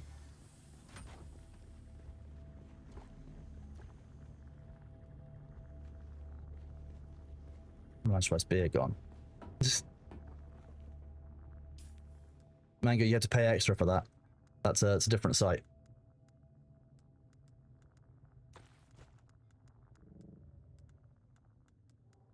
Right, we're going to Harko Village and finally complete the Swordmaster quest. We're visiting Milton Keynes in August. Can I recommend anything there? I can recommend leaving Milton Keynes. I can't say I've spent a lot of time in Milton Keynes. Not somewhere I would normally kind of go. This is the kind of like a lot of cities in the UK. Like this is the kind of place you only go if you've got a reason to go there. You know, it's like it's like Swindon. It's like any of those. It's like Bristol. Unless you've got a reason to go there, you're not just going to go there just for a day out. But I'm sure you'll have a great time out there. Like every city in the UK gets a bad rap because they're cities that aren't the city that people are from. So any city that isn't like Portsmouth kind of area where I spent a lot of time when I was growing up and kind of go back to quite often, like Like Southampton, for example, gross, grim, awful. Why would you ever go to Southampton? Actually, Southampton's quite a nice place. Plenty of nice people. But it's just like the I don't know, the intercity, inter-region banter of the UK is part of it. Like, you know, like the jokes that the Scottish people make about the British and we'll make about all the provinces and all kinds of stuff. Like, you know, it's all just regional banter, you know. Liverpool. I made a joke about Liverpool yesterday on stream that the first thing that anyone does in Liverpool when they make any money is leave Liverpool. And I think that one's quite a true statement, you know. Liverpool's actually great. It's got a great culture, great nightlife. I love nights out in Liverpool. I go about once a year. I've got a friend who goes up there for a conference in March, and we go out for her birthday up there, and it's great fun every single time. It's always around St. Patrick's Day as well. So yeah, I mean, there's always good fun to be had in Liverpool. It's actually a really nice city. But you know, you can also make jokes about, oh, stabbing capital of the UK. It's like, okay, if you know what you're doing, like, as with any area and city, when you visit it, if you treat the locals with respect, you treat the city with respect, and you kind of, you're careful and stuff, like, you'll be fine. So, you know, I don't think any city is worse than others in the UK, really. As long as you're looking after yourself and you're nice to the people who are there and you have a good time, that's the main thing, right? The further north you go, the more Gregs there are. We always need more Gregs. I don't think there's such thing as, actually there is such thing as too many Gregs. My local town had like 3 Gregs and like a 3-minute walk of each other. I was actually kind of glad when they closed them all down because I couldn't go to all 3 all the time.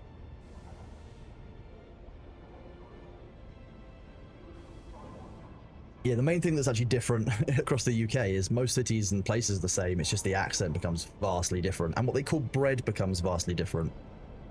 The bread roll is a very underrated name. But bread roll, balm, bap, tea cake, all kinds of them. Bread localization's a thing.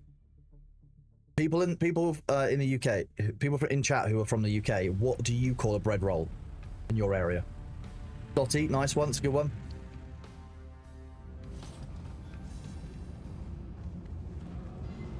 Bap, batch, there we go. Bap, sarnie, roll, cob, balm, yep. Tea cake, balm cake, yeah, see? Massive variety of what you just call a simple bread roll. And there's a real, like, you have kind of a real, like, kind of weirdness in that, like, there's part of the north and part of the south that call it the same thing, call it bread roll, and in between, it's just different in name. Yeah, Germany's exactly the same. Germany has the same bread localization issues as the UK does, and it's very, very funny. Which is right. A bread roll is probably what it actually kind of would be most similar, like kind of most recognized universally. Like if you say bread roll, the most people, like more people are going to get you than not. If you say a balm, unless somebody's spent time traveling the UK and paid attention to what kind of like the local way of talking about stuff, some people just won't understand what a balm or you know, a tea cake is. Like some people think a tea cake is close to a scone or a scone, depending on which area you're in again.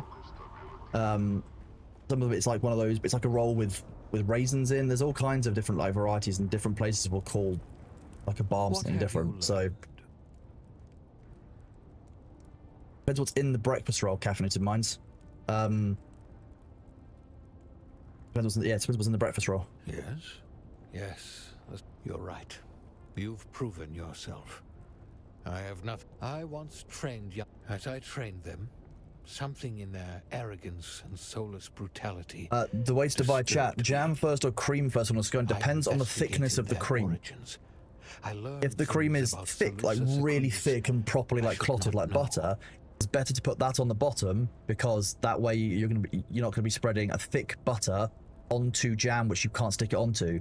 So if the cream is exceptionally clotted, for functional reasons you want to put that on first, but normally the jam on the bottom I think personally goes better.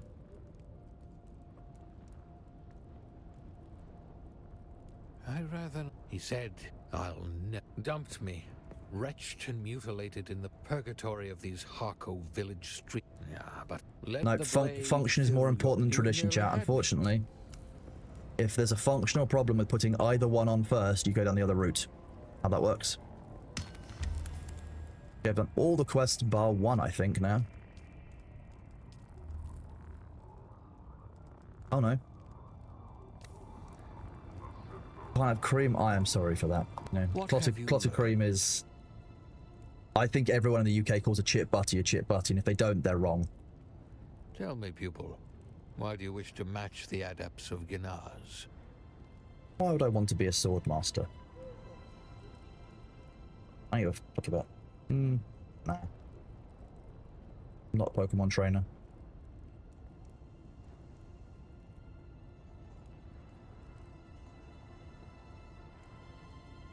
A sword master. Now I continue to pass on this grand tradition. Let's forge a You ceremonial must Damasteel forge a sword. That's ceremonial- cool. I know of only one other sword master on this planet. Oh, My old student. a Wigan Duncan kebab. I've Idaho. had a Wigan kebab. Off you go then. Very, very nice. Yeah. When did I have a Wigan kebab? I think I had one. I was up in... I think I was in Middlesbrough when I had it. To be honest with you. For those of you who don't know what a Wigan kebab is, the Wigan kebab I had is basically like a meat pie inside a sandwich. So basically inside like a bread roll. So you get like a meat and I think it's like meat and potato and onion, like gravy pie, and then you put it in.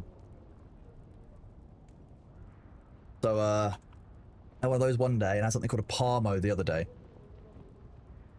which is the time I was there, sorry. Yes.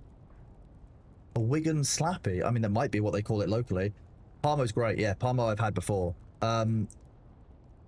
I'm not actually sure. I mean, I had chicken parmo, which is like, so it's basically chicken and like a white, like kind of white sauce with cheese on top. It's similar, I guess, to like similar to, I don't know, but I've not had like eggplant parmesan in the US or like chicken parmesan.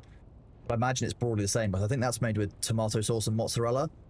I think a parmo up in Middlesbrough is just like a better white bechamel sauce and cheese. I know my friend, he really likes, he has pork parmos, one of my mates who lives up there. And he, like bechamel, white sauce, sorry, bechamel. Well, I think in the US, typically they'll have a red sauce, they'll have tomato. Breakfast roll with bacon, I'd have brown sauce. If it's sausages, I'd probably have red sauce. I tend to find that kind of works nicely. Oh, no, Brits do not microwave their tea. That is a war crime, and a culture, yeah, some kind of cultural issue. That's actually an attack on people from, I don't even drink tea because I don't like hot drinks. But the idea of microwaving tea just makes me feel kind of weird. Hades Gamma, thank you very much for the 5 community gifts, Bud. You're an absolute legend. I hope you're enjoying yourself today. We're having a good Wednesday. And I hope that you survive the inevitable ban over people who microwave tea. But like iced tea, I do quite like iced tea. My favorite type of iced tea is the Long Island iced tea. Still alive, are you? An excellent cocktail. The one that I would, you know, if I was still drinking, would be the one that I would choose to have.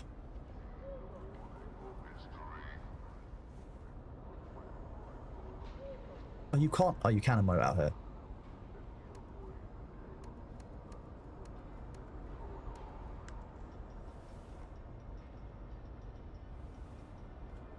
Microwave tea might be more energy efficient, but it's wrong. Fine.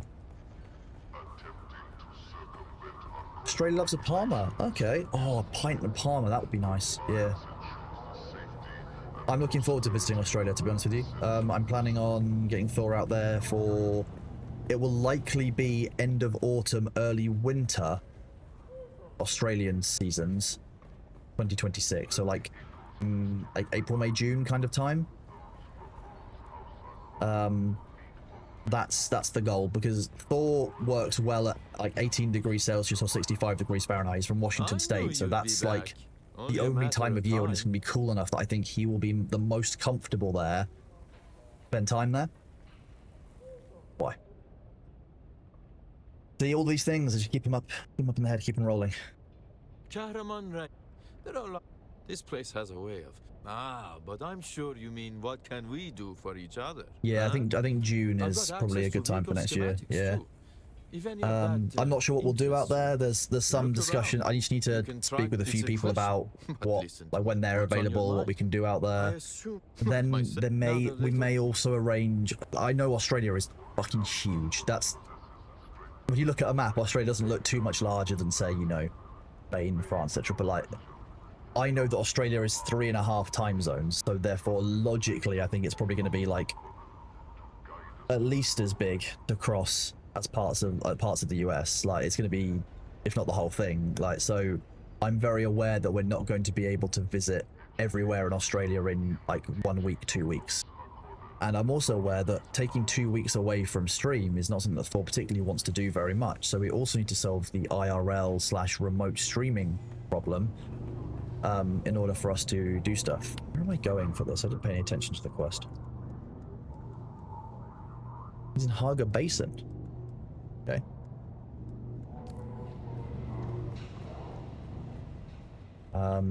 So I'm just trying to kind of balance the practicalities right now of the Australia trip and make sure that we can do as much as we can. I would really like to do at least one meet and greet for the community in one of the major cities. But that's probably just about like kind of renting out like a hotel lobby or restaurant or something for a day and then having, you know, people come in, have some security, that kind of thing. I think what it'll come down to is how is Australian phone signal and 5G, etc. in the cities, etc. Yeah, I speak to Sea-Dog, speak to Esfand. Esfand does a lot of IRL streaming.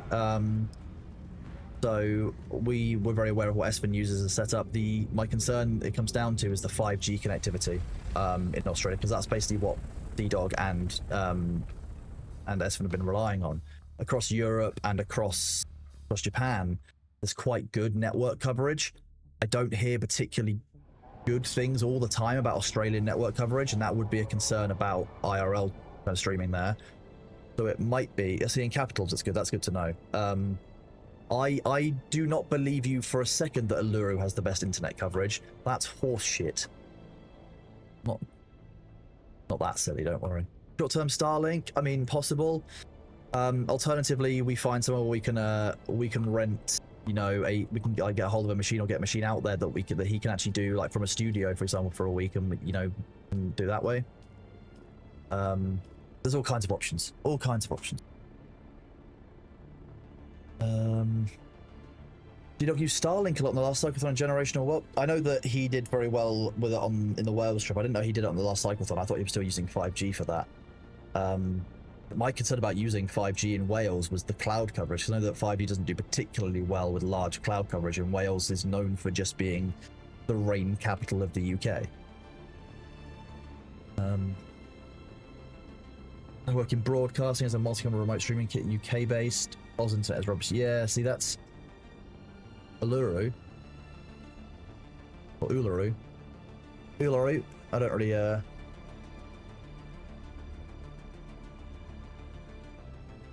Satellite receives touch the back of his bike. Yeah, that's kind of an interesting way of doing it.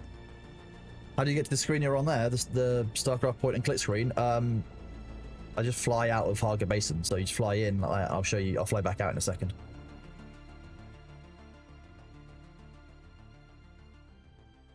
I mean, we want to go see Barjo. We want to go see Cardboard Cowboy. We want to go meet Bloody Drongo out there, who's I think he's out there in Australia still. He's part of side quest. There's lots of people out there that we'd like to go and see, and we want to see the community out there, because even, I mean, I was looking at my analytics last night. I didn't realize that 5% of the people here last night, like yesterday, were Australian. So I know there's a remarkably large Australian audience. Therefore, I'd like to be able to deliver something that Thor can like meet you guys, because normally at TwitchCon EU and US we can come see you guys in person, be easy to travel to. But Australia, like, you can't travel to the EU very easily. You can't travel to the US for TwitchCon as easily as that. So if we could do some kind of meet and greet out there, that would be awesome. That's kind of the goal, but it's about what's practically viable, and that's always what I come down to. What can we arrange that's going to work for everyone and not let people feel excluded? Because again, Australia's massive. If we only do one meet and greet on one side of Australia, I know that I would feel bad about the people who are on the other side who don't have the opportunity to do it. So it's about finding a way that we can do it. It might be that we spend like 1 week on one side and 1 week on the other side, but even then, that's still, you know, an hour of travel, if not more, for people if they want to kind of come out to the area. So it's about balancing what's possible. So you see that? Sorry, realized I did that automatically. I just kind of flew out of the world border in my ornithopter. That's how you get to the overland map. You can fly to places like Haga Basin and Arakeen from the ornithopter pilots who are in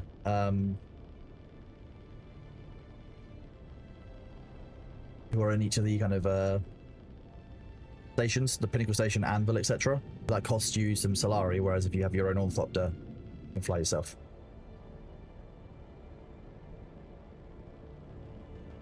You finally know how Kronos looks? Where? I have an issue with getting into this area.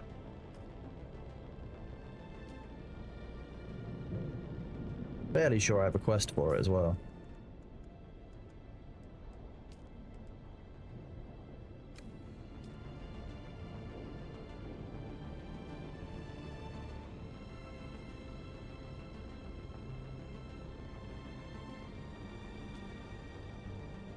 Yeah, I queued for it before. It's the worst part, so I imagine that it can't be broken. I just can't remember how I did it. Bring a Vulcan. I have a better gun than a Vulcan, don't you worry. I've got better things for doing crowd control than a Vulcan, but hey, if I'm wrong, I'll suffer. You've warned me. How the server runs today? So we've just done a server migration this morning of the main servers that we're on, and you know, the server's running beautifully now. It looks like the performance is significantly better.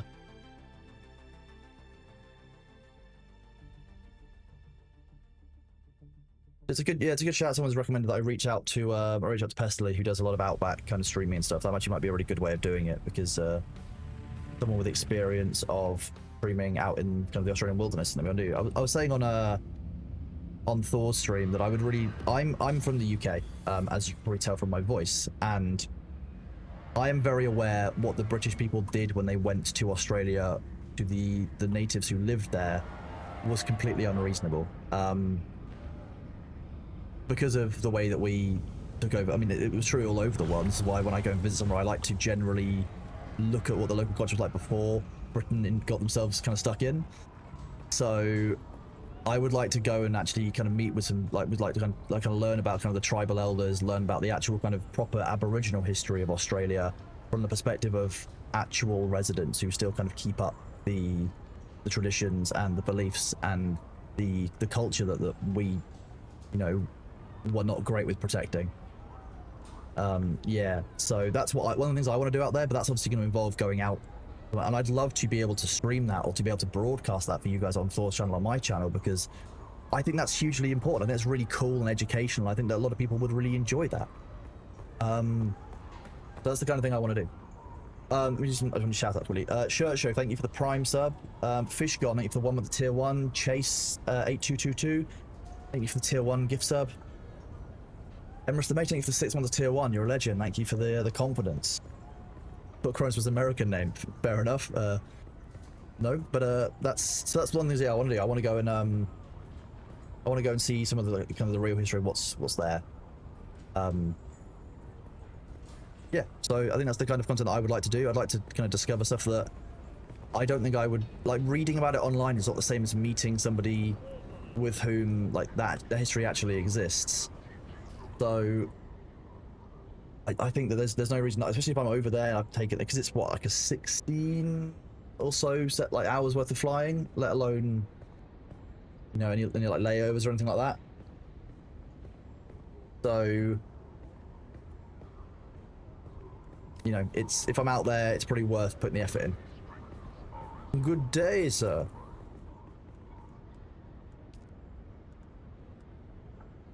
Where is Xantara in here? Xantara was in the hub. Seeking alliances with rival factions is an act. Was he? No. Blah.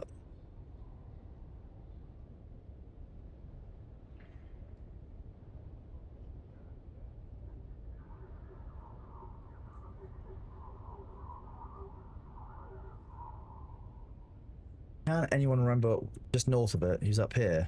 This one? Oh, he's up here. Okay, that's cheers, chat. Appreciate it. Citizens Memory like a sieve, because I've been doing too much server stuff. Definitely did not get enough sleep last night. The direct London Heathrow to Perth about 16 hours. It'll be best possible full day. I mean, I don't... Oh. I'll be honest, like... I was okay. I'm fine with the trip to from the UK to California is about 11 hours. And... Remember, if we're... There we go. Goes first time this time. The trip from the UK to California is about 11 and a half hours. After about hour 8, start getting a little bit antsy. Like, I'd just like to be off the plane, moving about, doing stuff. So I've never considered doing a layover before, somewhere halfway. But for Australia, I think I might. What I would probably do, for practicality reasons, would be to fly London Heathrow to X and get Thor to fly from where he is in Seattle to Tacoma in Washington, from that international airport to the same location for us to meet at the layover stop and then to get the final leg together. I think Dubai is often the one that people often use, which is I think a little bit short the UK side, but that does mean it's a double layover. So yeah, Doha, yeah, I've heard of what. So no, so Thor's in Tacoma, Washington, so he's like 2 hours north flying wise from LAX. Because yeah, LAX is from Los Angeles. I don't want to fly 11 hours to Los Angeles and then get a connecting flight all the way from Los Angeles down to Australia. That's going to be even longer for me. So Singapore might work. I just need to look into the practicality of all of those bits. That's the main thing. That's not my ornithopter. Okay.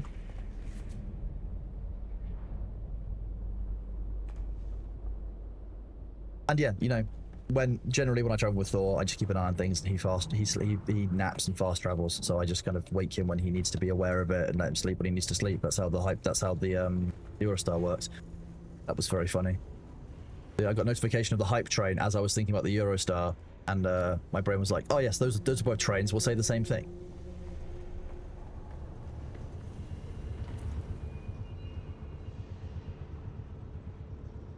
Don't know what it's really, it wasn't Thor with short hair. I don't talk like this though, do I? Hello, chat. Baba boo. That was not what I wanted, Antara, you bitch. I could talk down here for the rest of the screen. Aluminum. Don't make games, chat.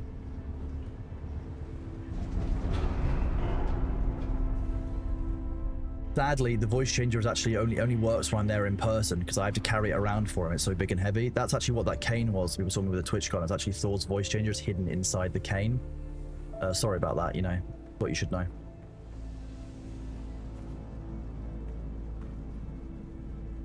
You know what? This kind of sums up how I feel about the game. Big fan.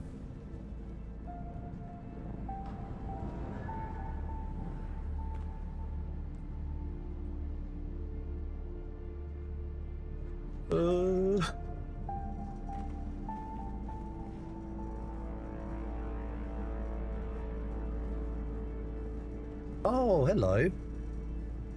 Hi. Hi. Hi, Bailey. Oh. What's going on?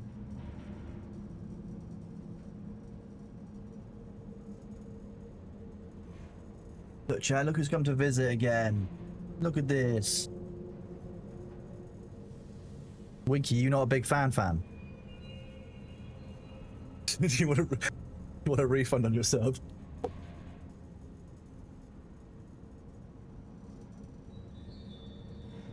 Big baby.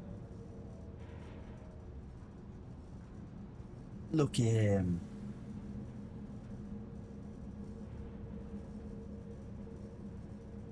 You're such a sweet baby, aren't you? Just want to show off the chat. Yeah? What have you been up to? Yeah. Good boy. Good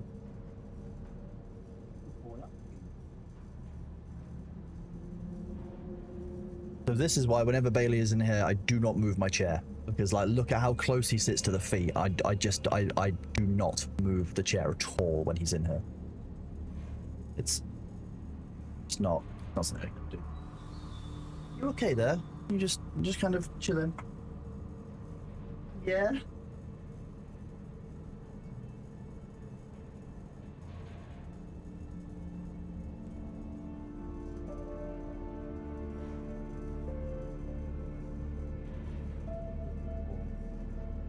You're a good boy. Oh, you want a chin rub? Okay.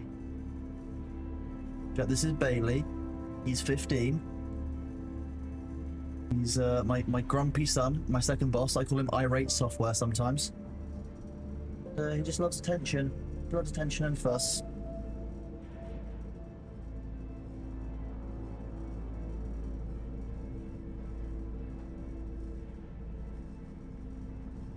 I mean, Baron Bob Bubbles, we're at TwitchCon every year. At the moment, TwitchCon EU, which is in Rotterdam. So that's the Netherlands, I believe. Yeah, this is B. He quacks. Yeah, he's been heard a couple times on stream. Yeah, good boy, aren't you? You gonna go for a snack? You come say hello. Now you want to go eat your food. Very normal approach. He'll come in and say hi, and then he'll go for a munch. He is a sweet boy. He's a little bit nervous with people he doesn't know, but I think that's just a normal cat thing, really. If he gets introduced to you, he'll be very, very friendly. That's just how he is. I thought not. Our paths must diverge for the moment, but let us keep what headphones have I got? Happy hunting. Corsair Virtuosos, I believe. They are wireless, and they do actually have a microphone, but like, it's here. I could put it on, but I don't. And again, I use them wired because being able to hear myself through the microphone has actually turned out to be quite good for me. I can work out how loud how loud my voice actually is. Better for accents, etc. It can at some point, Winky, but right. I mean, that's how you. Oh, you mean you've been flying out and hand mining it and then thoptering it back?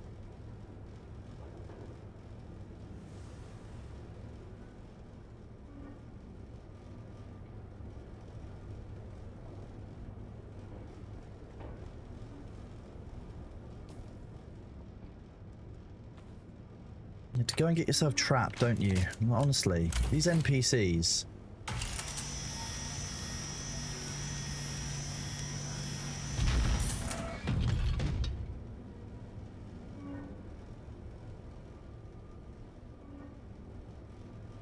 Yeah, but the problem is that then Thor flying to the UK and then doing a 16-hour flight, or me flying to America and then doing the same level of flight, makes more sense for us to both meet at the halfway point. No, right, man. I'm precisely where I want to be. I'm not sure what you're talking about. It's very clearly the NPC who's the problem, not me. I've learned from Winky, you see. So I think that like me somewhere like Dubai, somewhere like Singapore might be a more sensible option.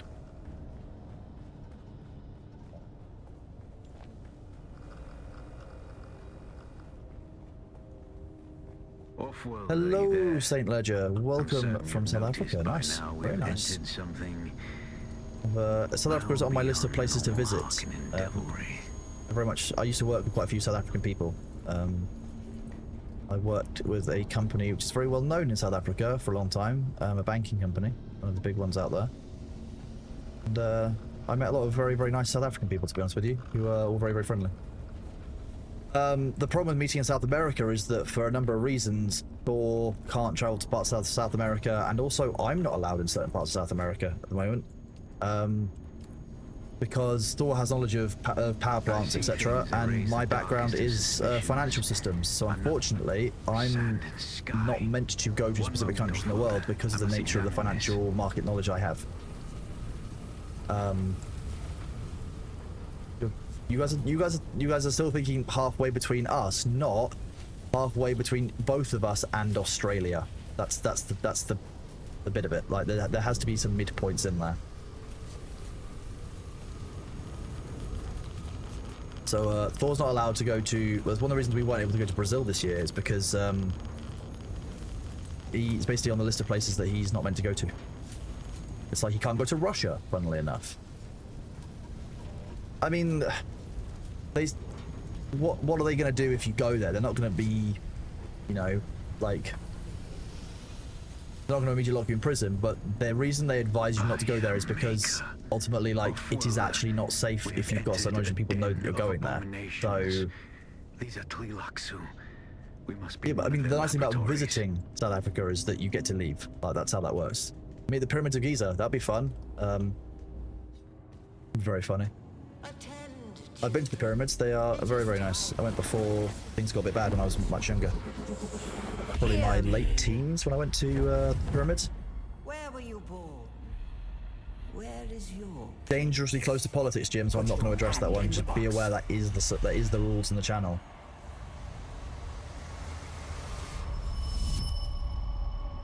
No, having the in-depth understanding of how lots of banking systems are propped up, like the insider information on banking, is like you are much more prone. You're prone to being, without being funny, there are people who have been kidnapped from working in the financial world for basically being able to get things through money laundering protections, such. Oh, it's these again.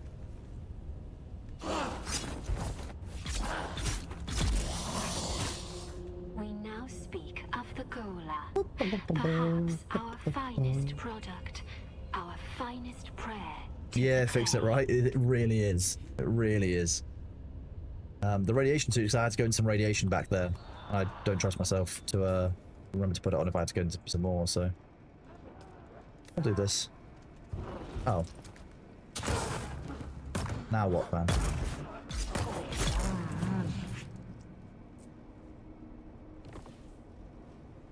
Free body. Nice.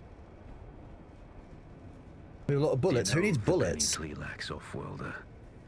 The star Thalam warms but one planet because it could not bear any further obscenity. Okay.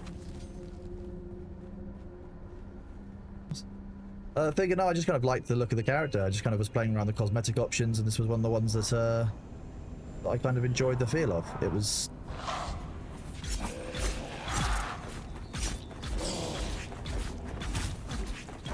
You've got a lot of health. Why? Get down here. Rude.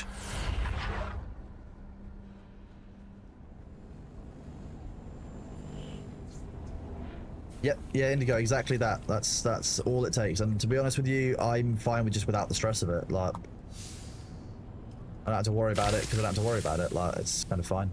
If I don't go there, I don't have to be concerned about. What games am I looking forward to coming this year? Bitcraft on June the 20th, I'm quite excited for. I'm excited for Ashes of Creation Phase 3 coming out. Europa Universalis 5 is coming out this year. That's looking good. Looking forward to the upcoming update to Space Marine 2. There's a few, really. What was I doing? Sorry. Anno. Yeah, Anno I'm a big fan of. I'm an RTS fan. I like RTSs. I like strategy games in all general, like 4Xs. So the Anno series is one I've always quite liked. Yes, Rouge Trader. Yeah, that will be good fun. I'm hoping that we can get Thor to do a longer playthrough this time and get him, because last time it was in the middle of doing other things. The uninitiated often view Golas as synonymous with clones, but this is reductive to the point of vulgarity and misses the point. Misses Let me in. Of flesh. Let me in. That is I want them. the Gola. Excuse me. These are for me. I found them, so therefore I deserve them. Yeah, I think Singapore is likely to be the kind of good midpoint. My background, at university I studied law with business, and then I did a master's in law and corporate governance, so I was always interested in the business running side of the law. When I finished university, I went to go work in a solicitor's firm, as most people who go train in law do, and within 4 days I decided that I hated it. I did not like the focus of it, and it was not the reason I got into law, or not what vibed with me anyway once I'd gotten used to it. I found that traditional solicitors firms were far more money focused than actually settling the issues, and it's about billable hours. It's not about doing the right thing or about having a good outcome for somebody. It's literally about how many billable hours is this case worth. And just I didn't like that. So after 4 days, I was like, you know what? I'm gonna exercise my right to probation. Because probation, you have to remember, probation for a company works both ways. I'll be honest with you, like, you can just leave the company if you don't like it during probation. That's exactly the point of that. So that's what I did. I was like, you know what? I'm actually gonna call it. You know, I appreciate the opportunity, but actually, you know what? I'm not about this. So I went to go work in a place called Citizens Advice Bureau in the UK, which it's a government-funded group, and some of you have heard this before, so you'll be sick of it. The government-funded organisation, which basically is to provide free and impartial advice to people who need it, whether that's related to immigration matters or benefits or tax, everything from, like, I dealt with tenancy disputes to like rehabs, all kinds of stuff. Like, you see a real. Okay, my down takes a long time to regen. So yeah, I went to go work in the Vice Bureau, and like the stuff I did there, I immediately felt very different about. I was immediately doing better for the community. I was immediately, like, one of my first solo cases I ever dealt with was a lady who came in, and she had been trying to get her landlord to fix her roof for 2 years. Every time it rained, she had to put pots and pans out. She would have to basically like gather the water. She had to stay up all night sometimes to prevent her house from flooding, and the landlord she had would not fix the roof no matter what. Within 8 hours, I had a handyman around there, a letter of apology from the landlord, and 6 months back rent repayment given to her in credit, so she didn't have to pay rent for 6 months. Yeah, because landlords are shitty, but when you have the weight of Citizens Advice Bureau on your side, and you can say, look, you are not meeting your legal obligations, this is what they are, you have a couple of options. You can make everything right and make it up in compensation, or we can report this to the local council, and they will remove your ability to be a landlord in the local area. They very quickly, they will change their mind. Unfortunately, in inner cities, you tend to find these landlord companies own lots and lots of properties, and therefore one tenant at one property doesn't look a big deal to them. Their view is, oh, that person can just move out. It's not that simple. You can't just move out of a property that you've lived in for, you know, even 1 year, 2 years. Like, it's not that simple. You need to be in that place. Finding somewhere new is not that easy. And also, you shouldn't have to. The landlord should just do their fucking job and fix the damn roof. Like, it wasn't that deep. So immediately I felt better at Citizens Advice Bureau than I did when I was at in a solicitor's firm. And yeah, that's why I say no legal advice, because people, I know that in the US, like, if someone's an attorney or a lawyer and they give any advice, you can theoretically claim it as legal and it can cause issues. Twitch is US based, so I have to be careful. But like, I didn't go down the pure solicitor route pure for that reason. Like, it's just predatory, it's grim. So I ended up, after Citizens Advice Bureau, I ended up going to work in consumer protection inside banking and data protection. So I was very heavily involved with the UK's Data Protection Act. When that came into effect, I did an awful lot in getting companies properly compliant for that. Not like the half-assed shit that you see nowadays when companies are taking a massive backslide because they know the law can't be enforced at the scale it's at. And you know, what now? So I went to go work in banking. So actually, I ended up working for a couple of banks and financial organizations. That's why I have the understanding of the banking world that I have, where basically the way I describe it, I sit inside banks and say no to CEOs a lot when they want to fuck over customers. Because after 2008 in the UK, they introduced something called the Financial Conduct Authority, which oversees the conduct of banks, lenders, and anyone who does kind of finance-related products, to make sure that what happened in 2008 wouldn't happen again. Because to be honest, the financial crash fucked over a lot of people worldwide. It was not great, and it was all avoidable. It was bad lending, bad policy, bad process, bad protection of the customer.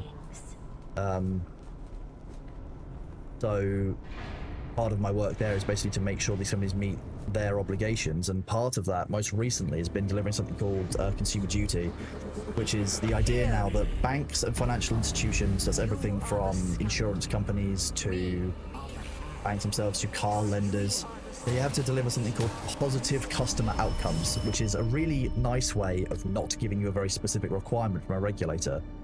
So I did a huge amount of work advising companies on what that actually looks like and how you help your customers have positive outcomes.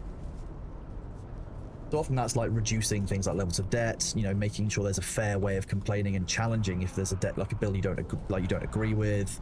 Those kind of protections are deeply important for making sure a customer can address their problems without it becoming life-consuming. Because, you know, like debt is one of the biggest causes of mental health issues and of basically of suicide, you know, worldwide. And these companies, like financial institutions, need to recognize that like they have a level of obligation to their customers that goes beyond just, oh, we're giving you money, you repay money.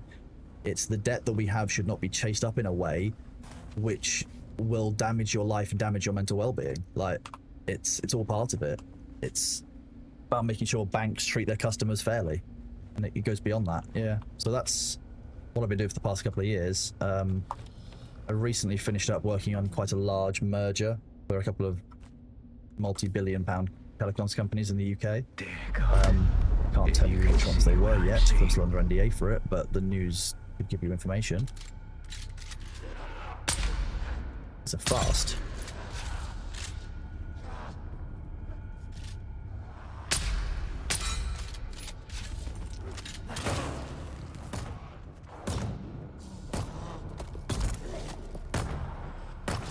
What now? This is why the Mentat turret is so powerful. Bro, it's finance chat. When what you mean, like, I won't be able to give financial advice because that's not the nature of what I was doing. But the nature of the work is more how to deal with the complaint. If you've got a problem with a landlord, I can tell you exactly in the UK how you should be addressing it. You know, if you've got a problem with a bank, I can tell you exactly how you should be doing it. Exactly how that bank should treat you in relation to those issues. Because at the end of the day, there's certain requirements that we still have in law that are still going to be there, no matter what. Yeah, the turret can still break shields. Yeah, that's still a thing.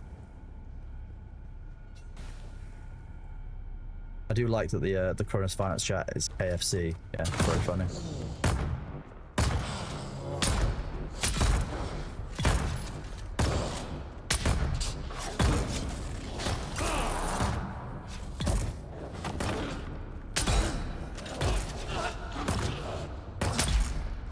Oh wait, I've got this. Oh, you guys don't have shields. Level 3 turret is the highest, yes. I can see why people said to bring a heavy machine gun.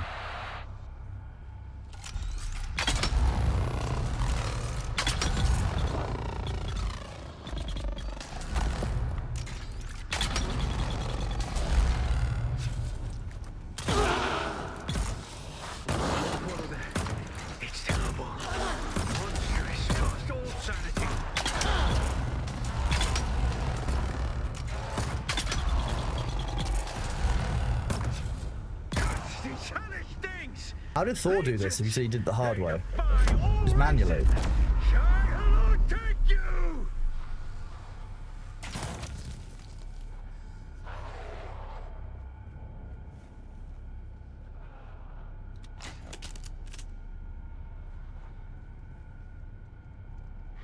Level 1 Mentat, okay. Oh wow, okay, that was a bad move.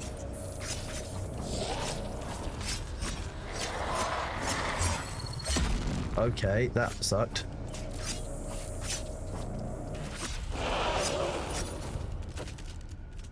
Okay, we're not going to do the missile launcher again.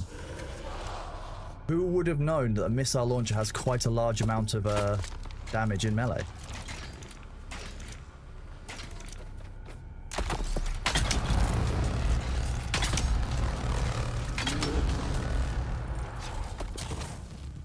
Now what?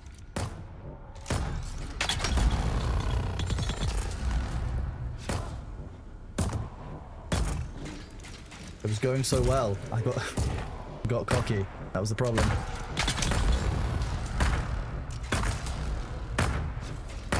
I might have point-blank rocket launcher, and it worked a bit.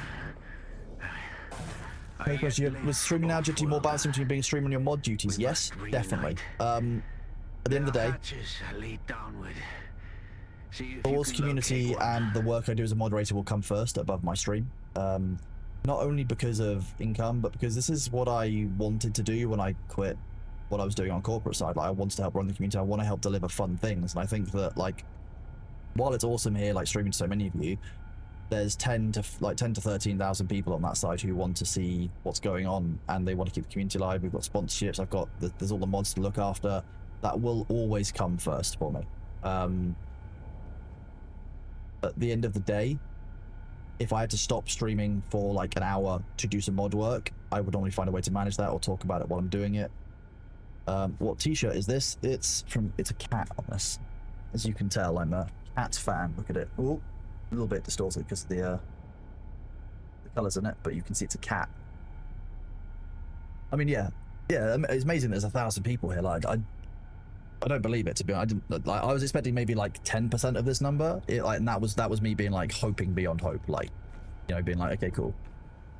I don't want to think about the number because it makes me feel kind of weird. I'm very appreciative, as I've said before. I can't really do more than like try and give you guys a good show and make sure you're all happy and having fun. Ooh, free med kit. I need it. Use med kits. How many currency? We're at.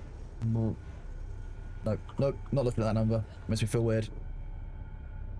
How many slices of cheese do you think you could balance on Beta's head before he gives you a bat? Not even one. He would immediately eat the cheese. He's gonna immediately go for the cheese. I don't know why he likes cheese, but he does.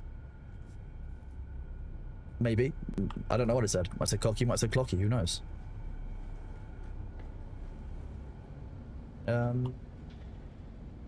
I'm glad that you guys are enjoying the community and that you feel at home here. That's kind of my goal. Luna Husky, thank you for the 1 month tier 1. Massively appreciate it. Geordie, thank you for 10 gift subs. Absolute badass. You're a legend. Real talk, all of you who are giving gift subs or subbing yourselves, I massively appreciate it. You know, doing what you can to support me, support the stream. Basically, you know, most of the, I don't even know what I'm going to do with it. Like, I think the first thing I'm going to do is get stuff for Bailey. Like, the first thing I think I did was just buy him a bunch of toys. So I put one up on Daily Bailey yesterday. And, you know, we'll go from there. Like, I think I'm looking at cat towers, looking at emotes and stuff for you guys. I'm hugely pumped that you're all here and having fun, to be honest. Yeah, I'll 100% be geeking out on Warhammer sometime soon, don't you worry. Like, that's definitely going to be a thing. I'll be very up for that. Ferret Software and Bailey merch when? Well, that's an interesting one. Because of the tariffs and economic changes worldwide recently, we've had to change how we do merch for Thor's stream. We're looking at a couple of options for it. There's a couple of other non-tariff places, but we recognize that having overseas production is always going to mean that we're vulnerable to a change in international conditions. So, for example, you know, if we were to make plushes in India, for example, we might end up with problems with shipping in future. So one of the things that we're looking at is effectively getting our own high quality t-shirts in and printing our own designs. One of the things that we might end up doing there, which will be quite cool, will be that we could allow for artists in the community who are part of Thor's community. We've got a huge collection of artists and I would love to be able to support them. So what I was talking to Thor about was if we could run something similar to the way QWERTY works, where people can submit their art to, say, you know, the group we've got set up, the community can vote on maybe like the top 3 of the week. We print them and sell them and ship them from, you know, the UK, the US, wherever works, and then the artists get a share of what their design makes. So we can support artists, we can do cool things, yeah, like Tenergen. That's the idea I've had. I just need to kind of work out how that fits, how Thor and I manage that, because obviously that's a lot of hours to manage that, and I don't have that kind of time available right now. That's the kind of thing I would like to do to be able to support people in the community, because I think that there are loads of people out there with great art skills, but, you know, I also recognize that we want to make sure we're not like, you know, we don't get a bunch of AI art submissions who are just going to kind of farm the money and that kind of thing. So it's about working out the practicality again, and I'm trying to delegate and trying to do a bit more. That's something I'm working on. That's the one bit of real work for myself, is to try and delegate more of my work. I'm not very good at it. It's one of my natural weaknesses. I'm good at picking up work for others and not very good at offloading my own work that I don't need to do. But that's kind of like my personal goals, really, for my like character development, if you will, for a while, is to work on that. So yeah, but there are plans moving forward. There are things we want to do for that, just so it's cool. Let's have a look at it. You have the new 40k game. I'm very excited about Dark Heresy. Yeah. My favorite two TTRPGs that I've played in recent years have been Dark Heresy and Rogue Trader. So like, very, very good fun, very good games, very good tabletop games that were unfortunately stopped for a legal reason, which is actually quite interesting. Let me work through these questions. Have I tried Rogue Trader? Yep, really enjoy it. I like what they did with that, and I like that that's a good introduction to the lore. I'm pleased to see that they're doing more with it. They're going to expand it. And I'm glad that Alcat are pushing forward with the Warhammer games, because there's so much in the Warhammer universe that a lot of people are really keen on and want to see. So yeah, that'd be great. But I'm just working down a list of questions right now. Give me a second. Monthly Warhammer giveaways for lucky long-term subscribers. Potentially, it could be doable. We'll see what we can do at that point. It's about, again, it comes down to me sending things out and doing it, and sending Warhammer via the post is not always the safest way of doing it. I haven't taken Thor to a Games Workshop store to explore Warhammer 40k while I was in the UK. What I would like to do is, if Thor is over to the UK to visit the UK at some point, I'd like to take him up to Warhammer World to see it up there and to show him some of it at Warhammer World. I went up there a couple of years ago with a couple of friends who came over from the US. We had a great time. It's only like well, depends on the traffic, but it's a few hours drive, but I like driving. I find it quite enjoying, quite relaxing, because the UK, the most you can drive for in the UK is like 6 hours, and you're gonna hit a fucking, you're gonna hit a sea somewhere, like, so like, it's not the same as the US where you could drive for like 3 weeks and not see another human being. It's very, very, very different. So that's kind of what I want to do at some point when we've got the time for it. Did your art from Meatball make it from TwitchCon? Yes, I've got everything that was given to Thor at TwitchCon. I have here in my house. There was so much given to us at TwitchCon that we had to go and buy a separate suitcase, like a wheeled suitcase, to be able to transport it back. Because both, like, I had basically like a backpack that had enough for the weekend in. So it's made it back to the UK safely. I will be basically packing it all up and shipping it to the US. There's quite a lot of stuff in there. There's also quite a bit of German mustard that I need to deal with, because Thor will give him quite a lot of that, because he's a big fan. Oh. Doratis, thank you very much for the Prime sub. You're massively appreciated, bud. Where was I? Oh yeah, so unfortunately one of the jars of German mustard was broke when it was given to us. So the person obviously very much apologized. I'll make sure that I clean it out, like, you know, I clean the bag, I make sure it's sent across properly, it's protected, because they are quite thin glass jars. I will either decant them into a thicker, more able to be shipped glass jar, or I will find a better and more stable way to pack them so that there's less risk of it breaking in transit for the other 2 jars that they provided with us. So that's something we're going to ship. There's also a couple of cool bits, like there was a member of the community who spoke to us beforehand basically wood burned a sign with one of the emotes on it with Yar. I'll put the emote, it's Yar, this emote, basically like the static version of that, of just the ferret popping up. They laser burned that into a piece of wood, treated it, made it look really nice. I want to make sure that's shipped and protected really carefully. I might be able to find a photo for you, actually. Let's see if I can find one. DMs are an absolute war zone, so let's see if I can get it. That's 1 day ago.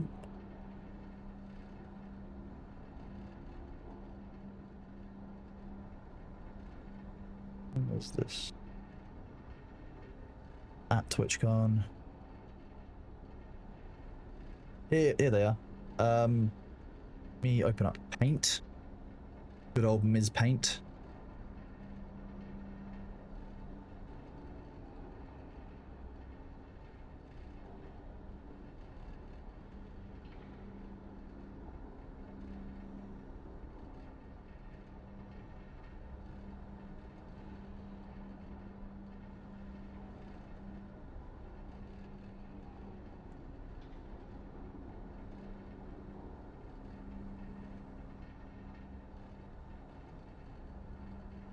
One moment, let's get this sorted.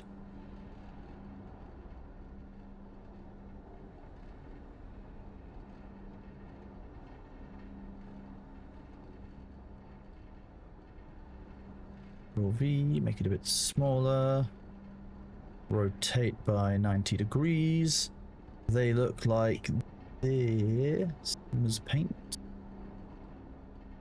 for these. So the small one was given to TwitchCon. The guy actually spoke to me beforehand, and I said that big one will not be able to be sent very easily at all. So send that to the PO box. So that one should be at the PO box now. I thought I should be showing it on stream soon, but like, I want to be really careful to make sure these are protected because they're so awesome. Like, look at how well done they are. So like, I'm going to make sure that everything is packed up and shipped really well, so that we can make sure that it's protected, and everyone who's like taken the effort to give Thor cool things is able to see it on stream stuff. And I've got like photos of what people have given us with the tag, so we know who's given what. There's a system too, actually, to make sure it's all kept steady and together and protected. I want to make sure I protect people's work they put a lot of effort into. So yeah, that's on the cards. That's happening. Sorry, I missed a few questions while I was there. I did see Space Marine 2 is getting a remaster. Yes. Nephin thought, you just hit aluminium. Where can you find ore that you can mine which doesn't require a thopter? I can't show you the map easily right now, but in the east and west shield wall up on the top there, I see aluminium spawns at a certain basically like height. So you can get most of it in the highlands to the in the east and west shield wall. It's up there, up on the the higher cliffs, and if you drive a buggy up there, you can get to mine some of it. I'm sure other people in chat will also recommend other places that you can get a hold of the aluminium as well. They might even be able to give you a location. Yeah, the cliffs of the shield wall is, like I said, the best place to get it. Explored the possibility of using axolotl tanks to replicate the spice melange. Axolotl tanks to replicate melange. Okay. In the universe. I don't like all these bodies on the floor. That normally means that there's going to be moving bodies not on the floor. Yeah, west of Pinnacle Station is a good way of doing it. So if you go, yeah, you follow Haga Rift to the northwest. Oh, I'm so shocked. There are enemies around.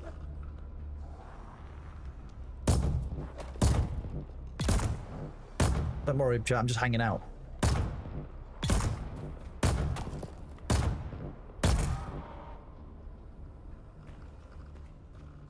This is a really cool environment. I really like how they've done this.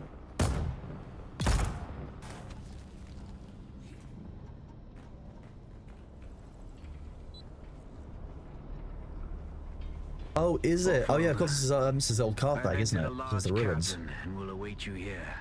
Oh yeah, this is all Ixian tech. Yeah, 100%.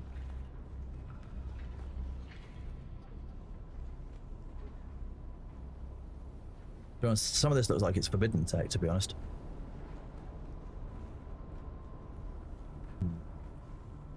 Put one of these here, in case.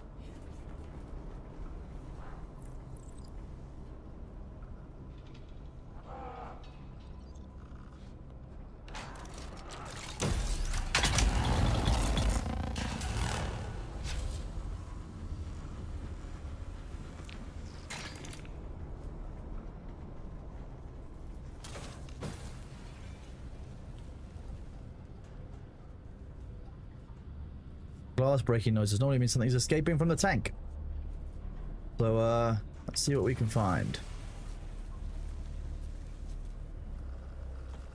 What?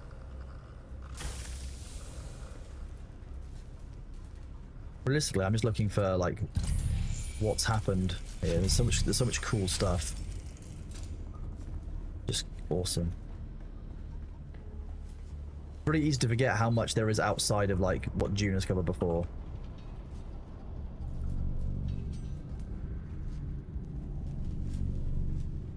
Hey, I'm glad you can hear, to Bid Snow. I hope you're enjoying yourself, having a good day, I hope.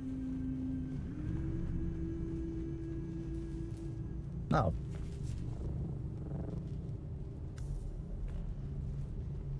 Of course, you just kind of found your way through without any problems.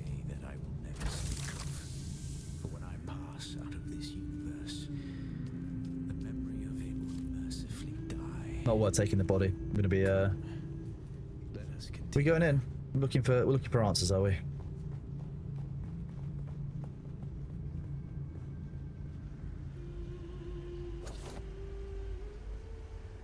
That water. Jeez.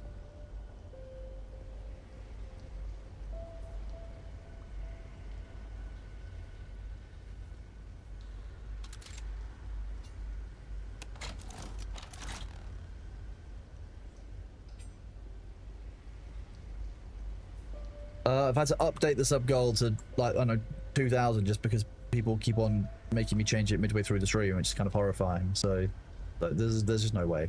It's just not a thing. You're mad. You're all mad. Crazy. I don't even thinking about it. Rah.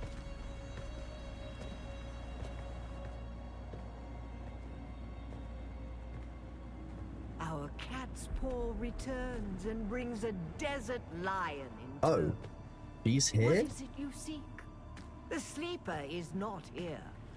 It is a strange Yeah, servers have thing been really good since to the see a upgrade, Bene but we're not at Gesserit peak time yet, perched at the so I would center wait in of a couple of hours and you'll see. Curiouser and curiouser. What the Bene Gesserit doing? Tell me, if you are truly of the Sisterhood, then command us to put our blades away. Clever children. Don't like that noise. Talk, or we will take turns degloving your Interesting. skull No, of peak's all probably around space. 6 PM onwards UK time, Be at I would say. peace, desert lion. When people start finishing I'm here work. to give answers. It's, What interest does the Bene Tlilax have with me? Bene Tlilax. A good click. Speaking as The someone boss who can stop. habitually hides behind other guises, Oh shit. perhaps we're interested in the real you, the royal you. Tell us what you know of the Sleeper. Oh yes, the sleeper is our greatest experiment yet. However, I should like to talk about this one here. How does this Well, offer innocent relate me. to you and your plans? Have you not guessed? Amputees often complain of feeling their phantom limbs. Tell me, little homunculus, when you allowed yourself to be Count Fenring's plaything. When you murdered sibling. After sibling. Did you feel nothing? Not even a tickle.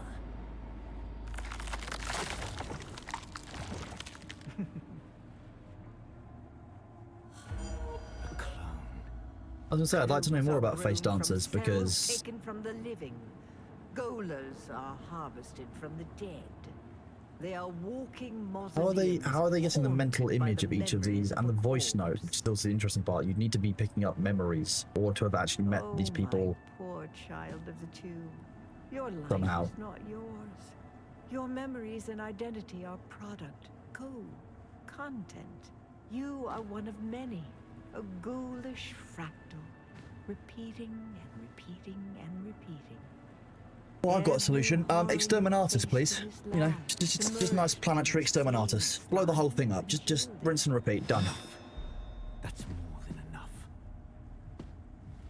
You seem to have me at a disadvantage, Desert Lion. I do not possess the voice. I am Yeah, I'm fine with no more space Bene travel. Just Gesserit. glass it. It's safe. No one else listens to that sound anymore. When it comes to our product, I may as well be. Kills and toss.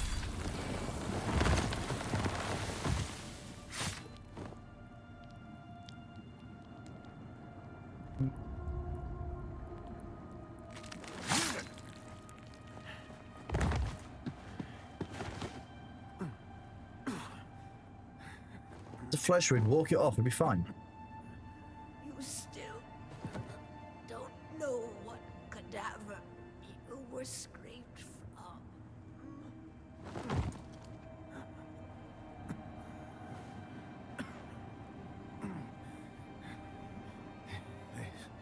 There's no time for Yeah, get the call from Garbs and then she'll leave, right? My real name is Bronso Vernius. My mission House Vernius. is to find the Sleeper. Listen, the Fremen are still out there. They will return once the Sleeper has awakened. You must find Stilgar. I think all three. All three, just for good measure. Yeah, all three is good. Looked is good. Off-worlder. But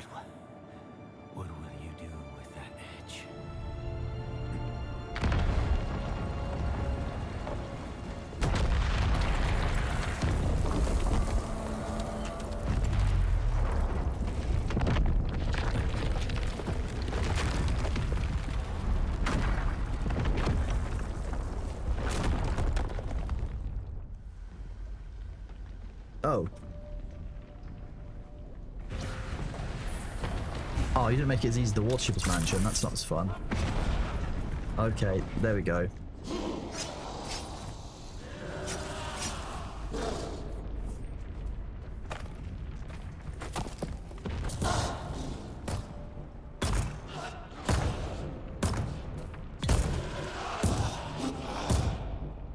My goal is to escape. I don't care what. I don't remember killing them. I'm out.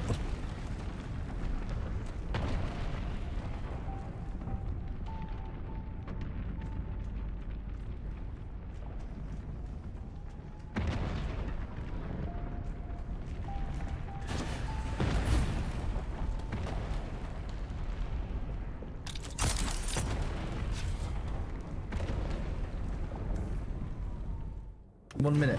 Nice. Speed run. I got stuck on a little piece of terrain there at one set, but that was just a bit of a weird collision. It's fine. That was incredibly cool. Oh, you just watched the Dune Lynch film. Nice. Well, I mean that's a very interesting point, Number. I mean, you're at that point likely their commands would have superseded yours. I'm not sure we could even have hurt that creature given the level of control it could have influenced, like it could exert over us.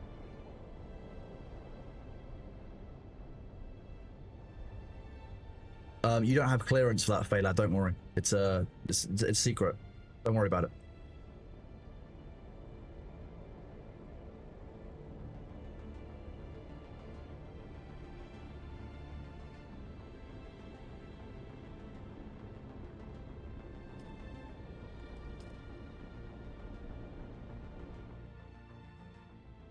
I've got so many questions. Oh. That was a really cool mission.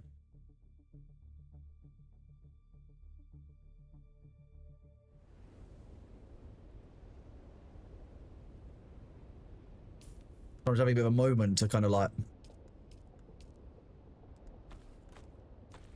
That sets up for... I mean, we still don't really know our origin. We don't... Reach a safe distance from the facility. Well, I think I've done that.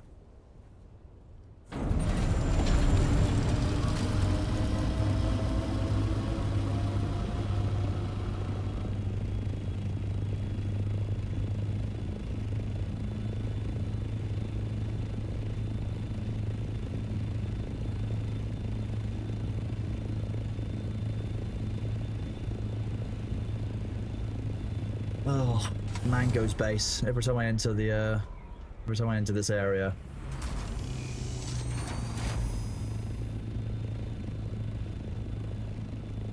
We go from a very serious mission to a very unserious base. Very nice.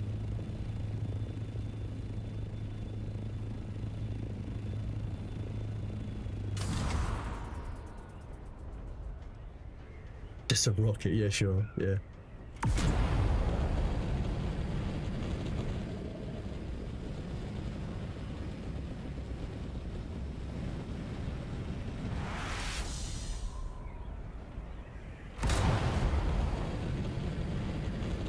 Any recommendations of books you read recently? I mean, that's going to depend on what you like to read. I mean, what was the last thing you read that you really enjoyed? And I can see if I can give you a recommendation if I recognize it. Yeah, so this is the Assault Ornithopter. It's the four-seater. See there, if you put a storage unit on it, you can put quite a bit of storage up to 1,000. Makes a big difference. The Assault one is kind of fun. It's kind of my Uber. But I'm looking forward to flying the carrier one around. To be honest with you, I think it'll be good fun.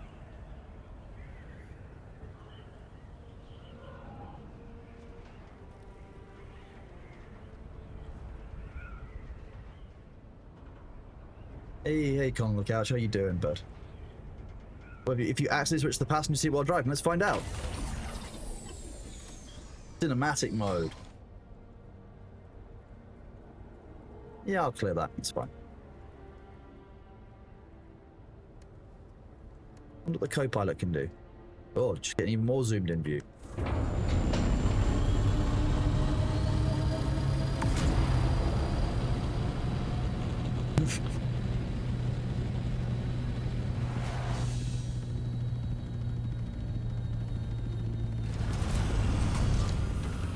No, let's not park on the roof where I won't be able to get it back without climbing. I have to park out the front.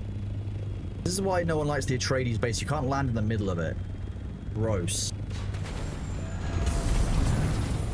No, this is much heavier, and therefore it's actually slower than the Scout Ornithopters across, like, most things. Once you get up to the glide, it's around the same speed. But practically, it's not faster than the other one, because it's carrying much more weight. Who needs stairs? Wait, up higher again? Damn it.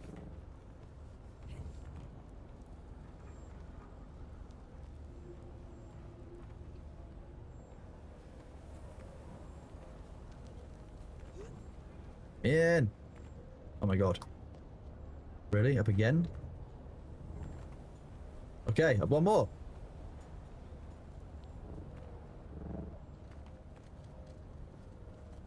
I don't think I know you. Greetings just the same. Sarah. Greetings, Duncan Idaho. He's alive. What the hell is he doing in that fetid nest?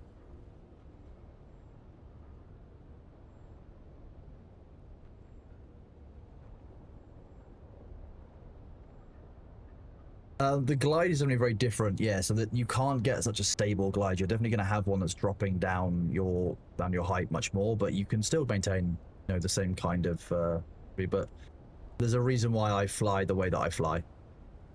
You see with the rocket approaches, that's just a fun way of doing it.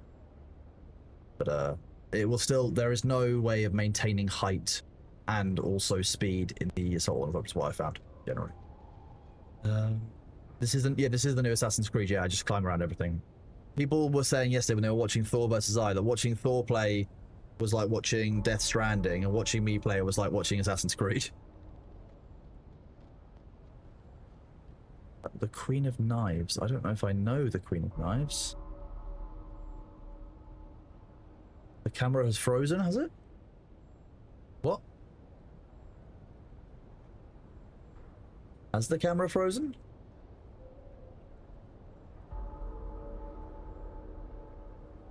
Oh no, I'm getting one guy by chat. It's happened.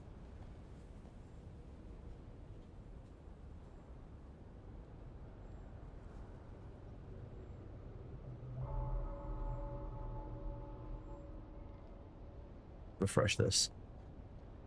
Officially a streamer getting one guide by chat. Amazing. Us again. Are the harvest and spice mining full-scale operations again? That'd be a cool activity. Yeah, for sure. I will show you in a second when I finish with this, but I will show you the carrier and the spice harvester. I call it a spice sucker, but it's a sand crawler. They are in game, yeah, and you can do basically group mining activities with it. And you'll need to lure worms away with a thumper so that you can basically allow your group to mine. I have actually lost the game recently. Yeah, so is chat. Really very well. I'll teach you. Unfortunately. The list of ingredients is I have an idea. The blade must be quenched in the blood of a slave. That is to say, a blood bag. Why a slave? Like, okay, fine. That's just kind of a bit savage, but whatever.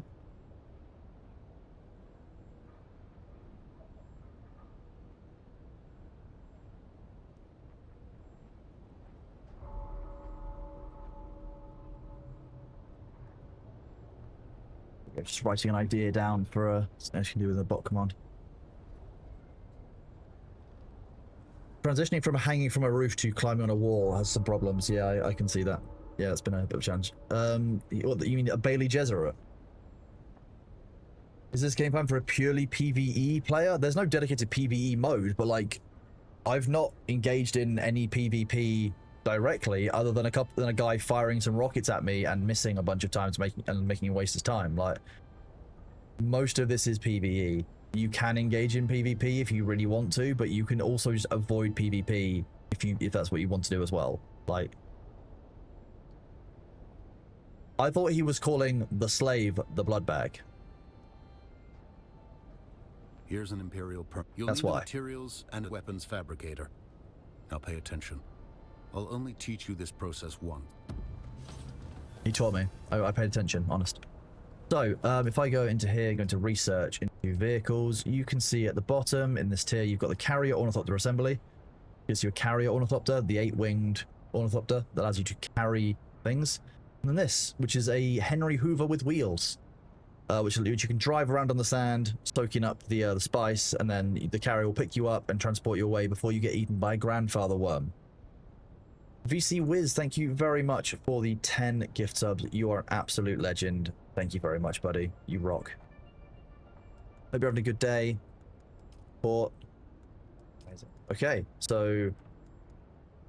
Oh wait, I need to return to him still after I've done this? Right. Rude. I've got sunstroke.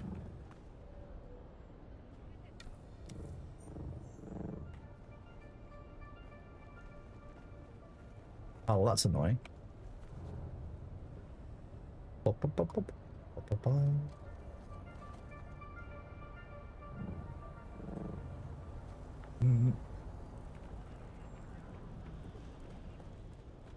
The carrier, no, the carrier doesn't automatically pick you up. Someone has to fly the carrier and pick you up and put you down in it. You have to press a button to pick the person up. It's not going to save you automatically. The reason that the Atreides don't attack you in these areas is because of a law called Canley, which means that only in designated areas where a war of assassins is taking place are you allowed to have active combat. So while Atreides and Harkonnen do not get along, they also don't actively fight day in, day out. Matt, no! Oh, that's the worst. I can't believe that. I'm so sorry. Hello? Are you there? Oh, okay, so you are... Made it out. He is real, Good. okay. I want to hear all about it, but it's complicated. After Fade Routher was spotted in Arakeen, Mother and Father have put me on lockdown. For different reasons, of course. Father thinks the Harkonnen want to abduct and force me to submit to the betrothal with Fade. Mother, well, she's more worried about my meeting Zentara without a chaperone, I think. We've got history. Okay, glad your mother's caring about the important thing.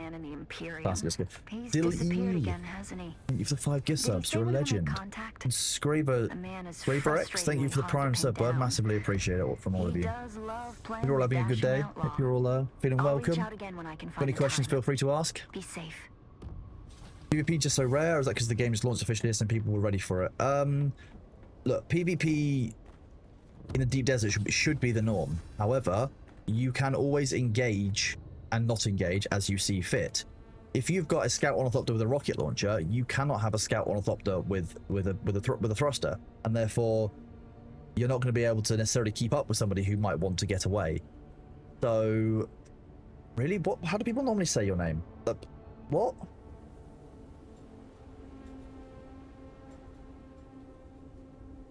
So, like, yeah, you can avoid PvP if you want to, but PvP is 100% in the game, and it will only ramp up as more and more people get into the deep desert. How long will it take for me to get to the point of building really cool bases, unlocking more building parts? So, I mean, more relative, but when you get to Iron, you get this, where you get the home facility kit. It's kind of your second set of stuff. Iron is really early on. You'll get to Iron within 2 hours of gameplay, maybe 3, like... Oh, apparently I've become somewhat see-through. Look at this. Yeah.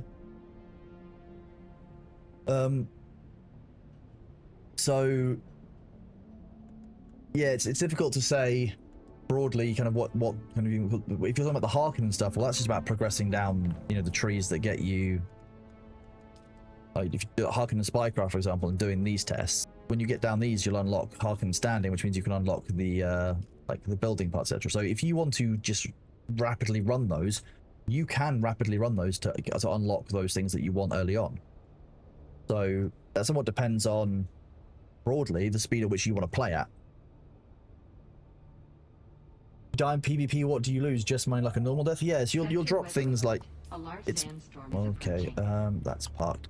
You will lose the same things that you lose on, like, in the main world, but they will be, like, in the deep desert.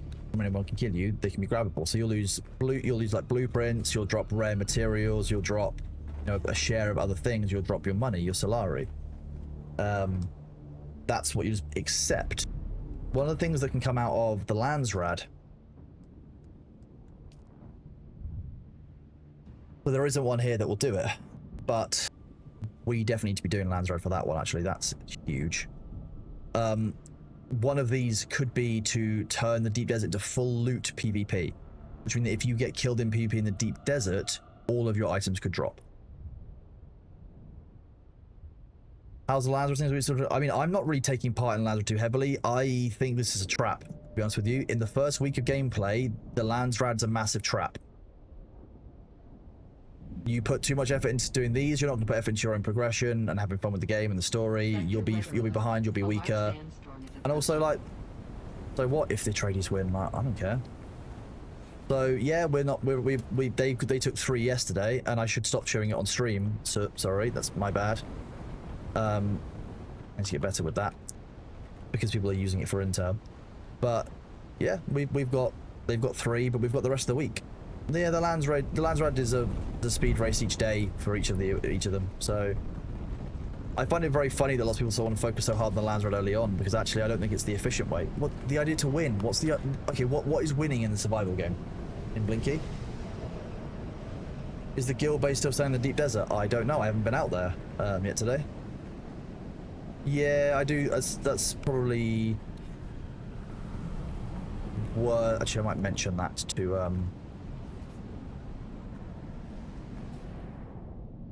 Funcom. Good shout. Well done.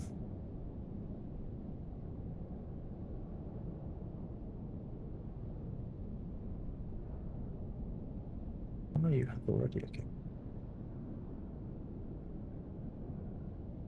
Let's answer something. The main story is 60 hours long. I mean, what, I am now 76 hours in, and I'm just finishing off the last of the story journeys and the quests. Like, so I've just gone through epilogue, and I've still got a couple more bits to do, but there's still more game in the game. Yeah, I haven't hyper-focused quests. I haven't, you know, only done questing, but I've also, like, I've not ignored questing. So I'd probably say if you really blitz the story, you might be able to do it in like 45 hours to get all of it done, but your progression will likely be lacking by doing it, and that's including some time to level yourself up to make sure that you've got the skills, the stats, the items to do the story quests. So winning for this is yeah, winning is seeing Bailey every stream. I agree with that. Yeah. Maybe you press button to uncover. Yeah, maybe. Or yeah, there's not necessarily an easy way of doing it. That's the problem. It's not that simple. What was I doing? Into a normal fabricator.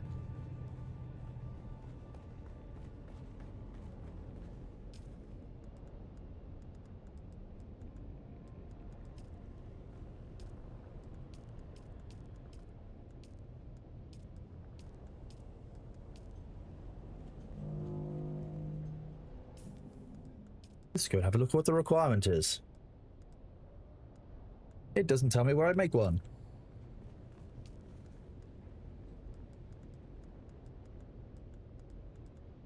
In here? It's not in here.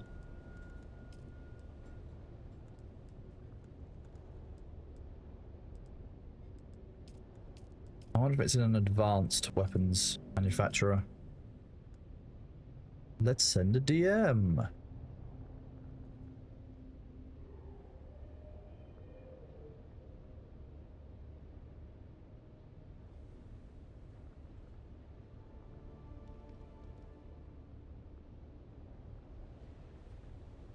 Jeez, good job, Alice.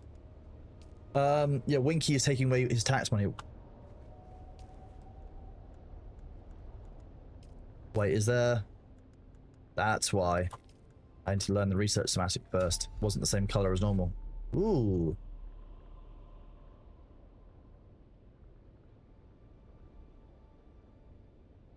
Wow.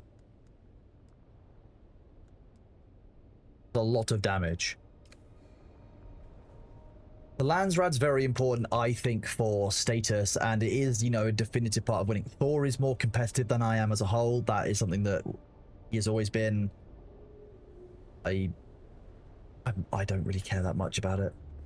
Yes, Matt, if you make me co-owner, I pay the taxes on the houses because I like running around doing the Solari stuff. I just harvest a bunch of it. Like, since today, I've probably harvested, what, yeah, they go 59,000 Solari, like. don't pay your taxes, your fief basically starts being protected and your base will start to degrade and be accessible to anyone to take from it. So you probably don't want that. Yeah, the ladder is a very cool system, don't get me wrong. I think it's a good fun driver of content, but to me, winning...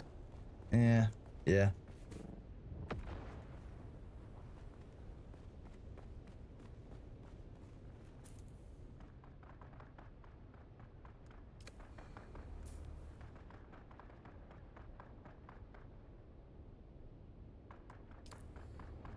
When did you pay them by?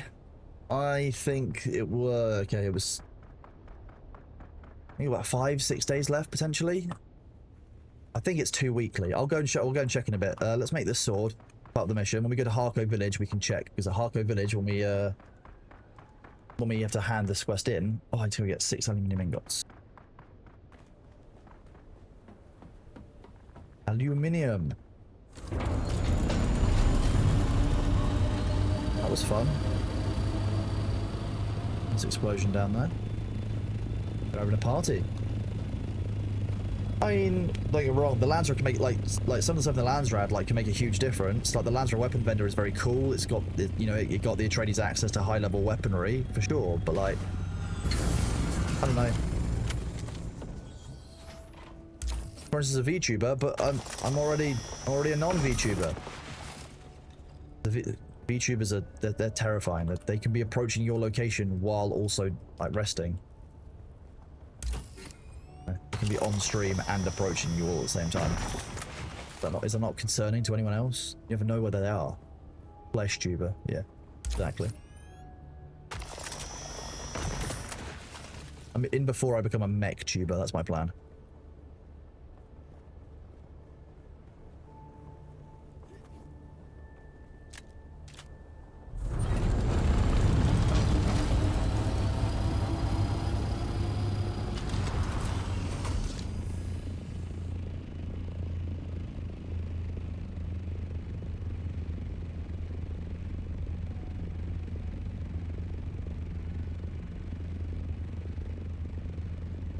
I'm just discussing someone giving me ownership of one of their bases so that they can go make another one because they already have 3.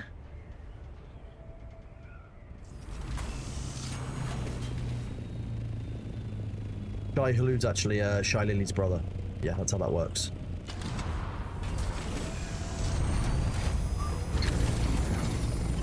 I mean, you don't know that. This is just a really elaborate VTubing avatar, and I'm actually approaching your location right now. Where'd you find carbide scraps? I normally get them in here. In Meister Toril. You can see that's one of the loot that comes out of that. So that is inside here, inside Meister Toril. So you go, this is the Vermilius Gap when you get to iron. This is all the steel area. You've got, aluminium on the spires and up here. Then in here you get that stuff. Server migration has happened, yeah. I've not seen a huge difference yet for myself. Purely because right now, we're on Blackbeard. Blackbeard has been working reasonably well, and it's not peak time yet. So, I think in a couple of hours' time we'll start seeing, or hopefully not seeing, the effect of people logging on, and we'll be in a far better position to make sure that we're all playing and all having fun.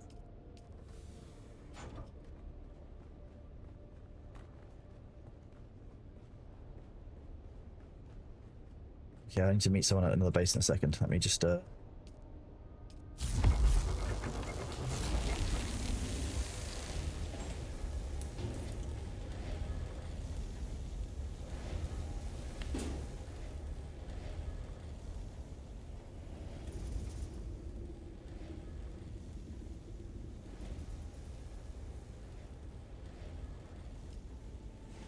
Blackbeard is not an open server, no. Blackbeard, we're staying locked down. We've actually got quite a decent population on it when we get into kind of late EU time zone, so that's just for the streamers and for members of the community. There's still probably about 20-30 people on that one. We've got like Redzy, Winky, Christopher Yee's on it, Annie Fuchsia has access to this one. Helping Hands, Vicky, there's a bunch of people that we know and who are on the server.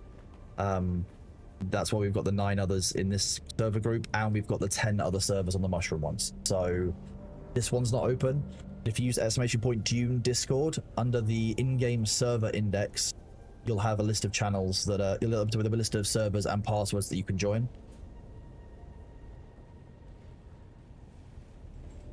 But yep, Baru's on here, Miss Mika's on here, Jay the Bard's on here.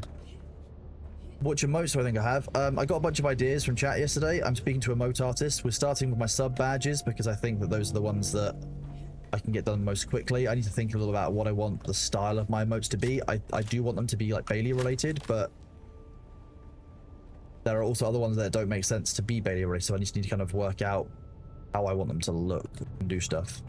But if you have an idea for a or suggestion for any of the emotes, you can use exclamation point suggestions. I think it is.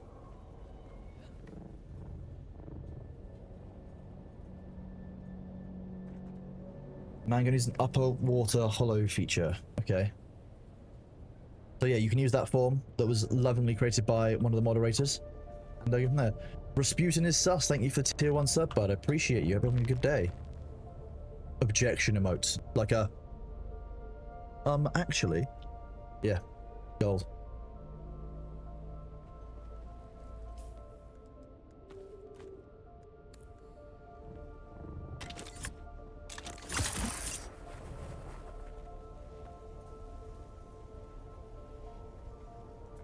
That's a day off job for me, Matt, personally. Oh, you have to spend a large blood stack. That's really interesting.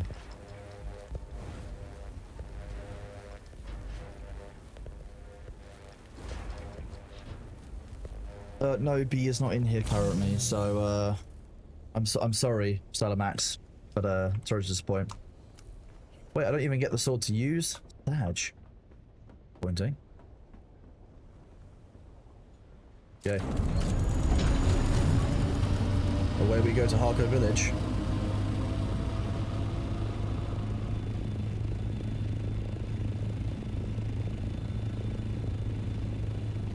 Oh, actually, I just realized I need to get something else on the way out.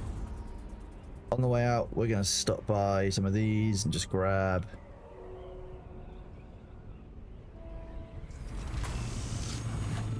That's needed. Oh, it's moved. Okay. Oh yeah, of course we had the reset yesterday.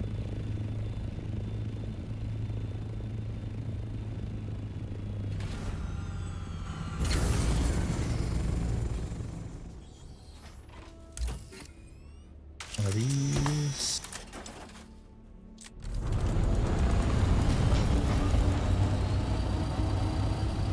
You don't need to be Harkonnen to be in the guild, but you need to be aligned. Or aligned with Harkonnen or unaligned. You cannot be Atreides aligned.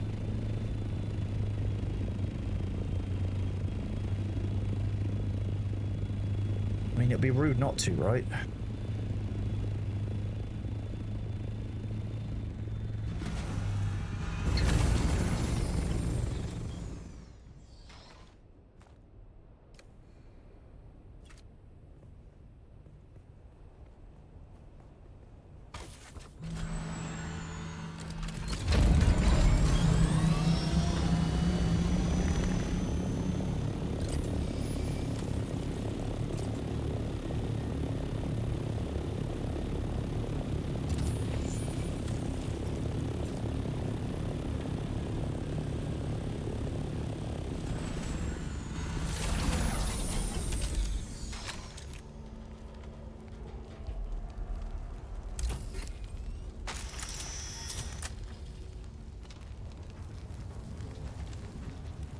Damn, what are my cannons too? They're so heavy.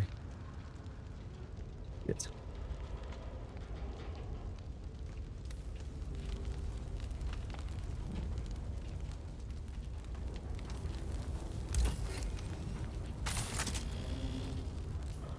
God. You're killing me. Probably plan better for this.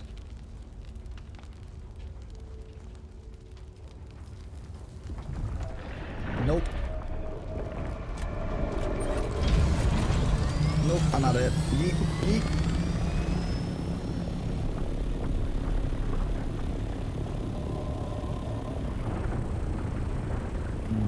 Nope.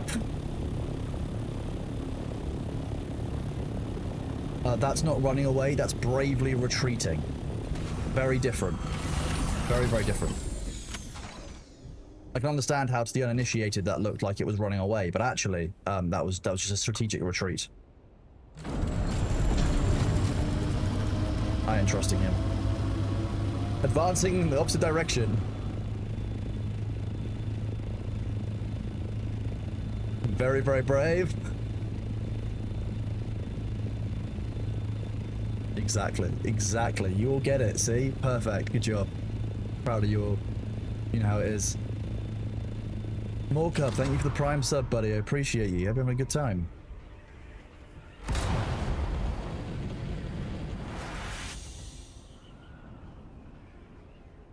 I just really love the flying. Like, it just feels so good. Like...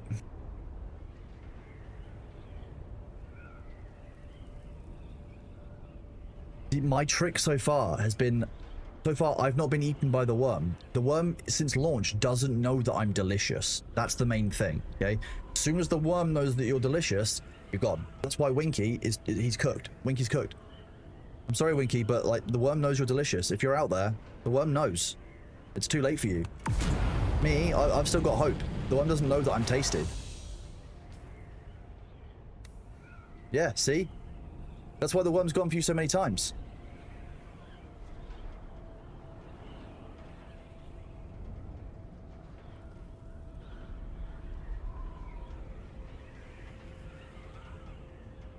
Did Winky hardlock to the Wormbait Guild, or did Winky leave and join the correct guild?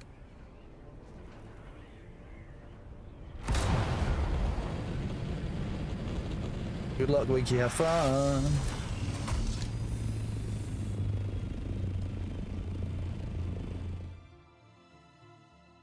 Oh, sweet. Good.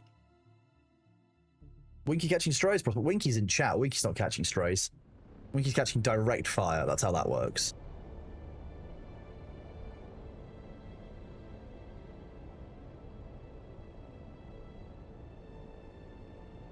Atreides is winning. I mean, I think Bunker were always aware there'd be more Atreides than Harkonnen because of the way Atreides are presented in media. But I think that's half the fun. But how many of you been in a game where you win all the time? It just stops being... No. In EVE, it was fun when you didn't win a war sometimes. Being the underdog is the fun position to be in. I don't mind. Like I say, I don't view it as losing. We still get rewards and stuff that I want to take part in. I can still go and get the swatches I want. I played EVE for a very, very, unfortunately long time, to be honest with you. Longer than I care to think about.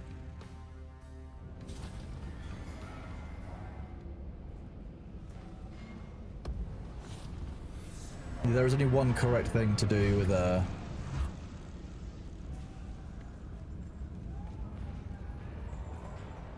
both sides. Didn't we all patch? That's where I was in Goons for a very long time. We were with the Bastion for a bit, and then we went into the Goons, and then big wars happened. Went to Strybog, met Thor. Here I am now. I've never been attached to the Goon fleet. I was part of Goon Swarm for a long time. Yeah. Yeah. Goons hate Goons. But I also did work with Test Alliance. I've also spent time with friends in Pandemic Legion. Pandemic Horde. Spent time in Evolution. What have you learned?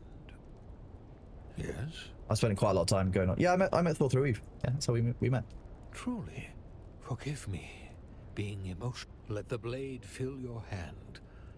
I might have FC'd some of the fleets and stuff that people were on. Be mindful of your breathing and listen. Yeah, after skill injectors, I started to lose faith in EVE, and it didn't get much better. Rourke change, industry changes, they didn't go well. The way that CCP treats their players, not particularly gold. So, hey. And so it goes.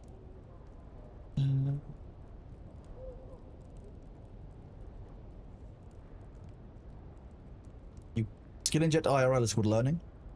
What are my thoughts on the new EVE Frontier servers they're releasing? Knowing Thor and I have so much background, would you consider running one of those new Frontier private servers when they release?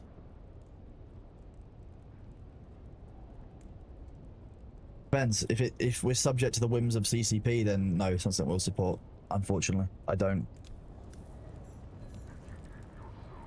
You know when you've been burned by a games company just one too many times? That's just how it is. Fortunately, I can't do that to myself anymore. Thundergwyn, thank you for the Prime sub, buddy, and Shiku Shi, thank you for the 2 community gift subs. You absolute legend. Hope you're having a great day.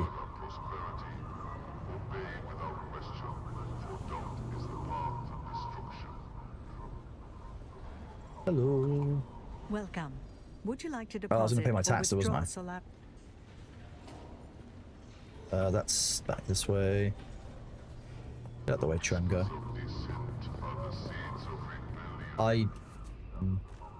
They added blockchain to it. Why?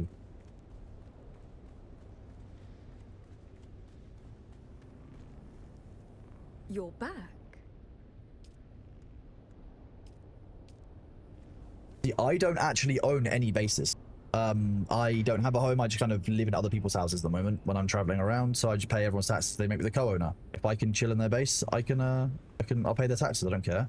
It's 1,000 Solari. Like, I get that from clearing one like POI. Rasputin, I'll be honest with you, Polar Bears had very little involvement with CCP. It's just timings that lined up there. I think it wasn't PA that were the problem. It was CCP's internal culture. Welcome. Would you like to deposit or withdraw? How much Solaris would you like to deposit? Welcome. Would you like to how much Solaris would you like to withdraw?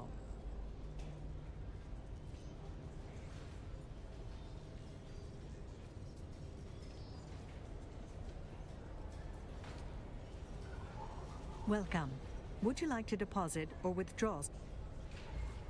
Wind traps are really good when you log off for the night. Leave them fueled up, and you come back and you've got a full base of water.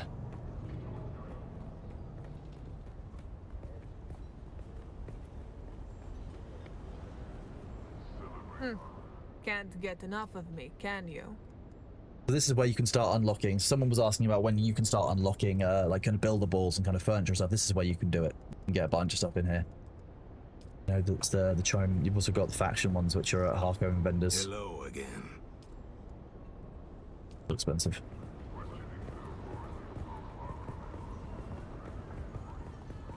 Am I out of... Wait, what?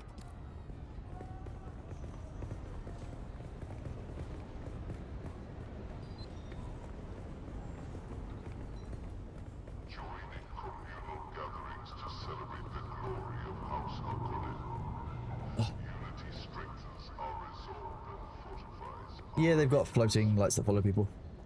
That's why if you're ever looking for a skill, like a skill trainer, they always have one of these floating blue ones. So if you're ever looking for one of these, look for this up here. Yep. No thinking machines allowed in the Dune universe. I do not know.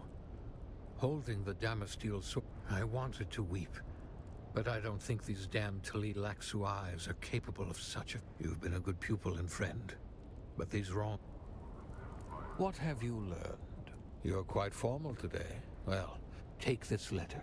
A formal challenge of duel to Alara to... You helped me crawl. Will you take my letter of Off you go. I'll do it. I haven't got much of a choice because I want to finish all the quests and I can get out of the deep desert and not have to worry about coming back to these houses, apart from dropping off money. We're going to the pub, chat. That's where we're going next. I mean, it's more of a...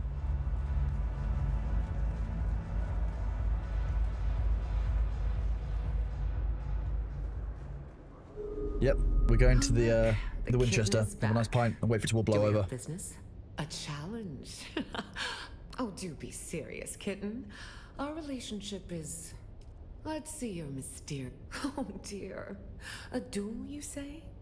Your master is soon to be dead. That is not a boast, but the truth of how deadly Fenrir The Lido is. preview option? What do you mean? The Lido replicator? Alas, I liked Saren.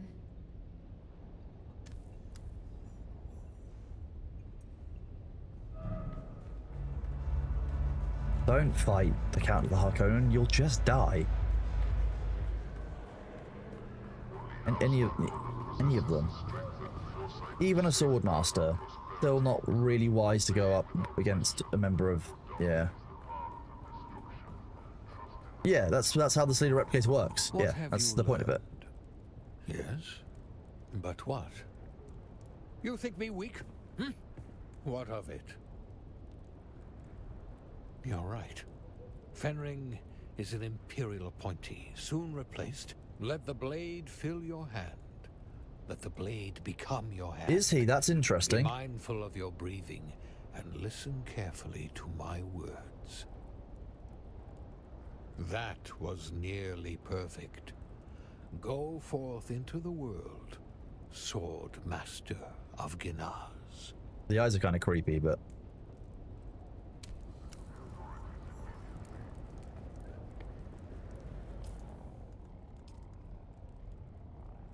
There we go. Now it's just this one left.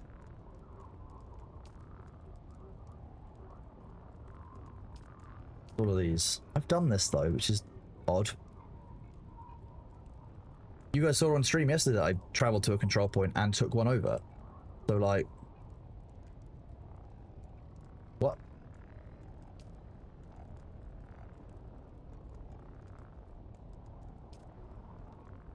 Look at how, look at that, like, I haven't even done this in Deep Desert, like, none of this. Oh, what a shame. Is it counting? Oh, okay, it's counting in the overworld as well. Nice. Okay, I have to go to somewhere to meet with somebody and free up some base holding for them. Now I have to actually own a base. It's gonna feel really weird. I like it. Let you see who?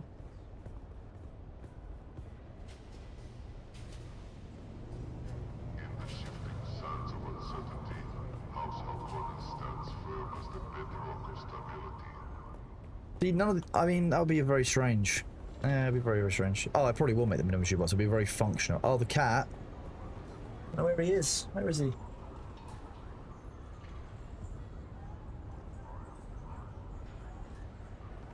I can't see him, so he's probably asleep in the living room, or maybe out in the front garden. That's not the skill, the capstone quest for the skill master. So yeah, that's what I've just been doing, Johnny. You basically keep going back and talking to the skill master over and over again until you finished, each of these. So I literally just did this one. Just done this. The last under they're on Valin. You just speak to them. Just keep speaking to them. Go through every single chat option, and you will eventually get them all unlocked. So I've done all of them now, apart from, yeah. So that's done. Capstones, capstones, capstones, and capstones, and then that one as well. These are all done. What chair do I have? This is the Fractal Refine. So Fractal came out with a chair, I think it must have been middle of last year. To be honest, I was using a Herman Miller before, which was quite old, that I'd wired from an old work job. Basically, when COVID hit, I was working off of a dining room chair. Wasn't particularly good for my back. One day, it got to 11 PM, I was in intense pain. I was like, you know what? Screw this. I got up, got in my car, drove to my office, and just took my chair from the office, took it in the elevator, down, put it in my car, drove home. Next day, I asked my boss for permission, because I wasn't going to give my boss a ring at 11 PM. She said, yeah, that's fine. And I said, okay, well, just so you know, I've already gone and done it. She was like, oh. I was like, no. It was for important disability reasons. As a cripple, you know, they wouldn't possibly, you know, prevent me from getting a chair, would they? Basically just play up like the spine problem card as much as I possibly can. But no, she was fine with it. I didn't care. And then I found out like a week later that after I'd been on calls with people, they'd gone and done the same thing again. So if they saw that I was on my office chair, and I was like, oh yeah, I just want to go grab it from the office, they're like, oh cool, good idea. And I find out a few weeks later that like several people, including my boss, did the same thing. It's deeply funny. Because that's why, like, don't be like, you couldn't get hold of desk chairs and all kinds of stuff. Like, that wasn't doable.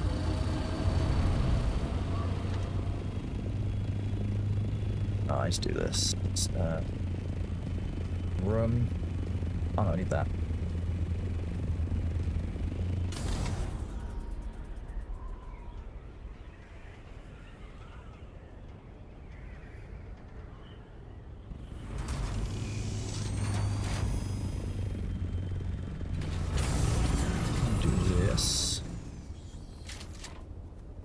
Oh, exactly, like, you know, having... Oh, hold on. In the dynasty. Yeah, so yeah, anyway, long story short, this is a Fractal Refine, which I replaced my Herman Miller with last year. Towards the end of the year, I think it was, and this is very good. Very easy to assemble when it got here, very, very comfortable, has decent lumbar support, it's high. The problem with my Herman Miller was that it only came up to like here at the back, so whereas this I've got probably like neck support and stuff as well. Yeah, Jake, you're on the list for a chair replacement, don't worry. I am working on that. I just need to get a few more things done. We're just waiting for something to be shipped and then we'll get them there. I did know LazyBoy makes desk chairs. I've actually seen them, a couple of them around, but at this point I was just happy to go with Fractal because I like Fractal as a company. Met them at TwitchCon. The important thing was that when I was at TwitchCon EU, I got to try out one of the chairs. I find that with a chair, it's very personal. It's like the shape of your body, what you personally find comfortable. And so what works for me might necessarily work for everyone, but I was very happy with this one because it's so editable, I guess is the word. Like, it's customizable to pretty much everyone. And for like a third of the price of a Herman Miller, because those are bought by companies, not by individuals. And the company charges accordingly. So yeah, like you say, most good office chairs, I agree, are superior to what I would call like gaming chairs. But there are plenty of brands who do good gaming chairs. You know, I've heard lots of good things about Secret Labs and such. So you know, there's other good stuff out there.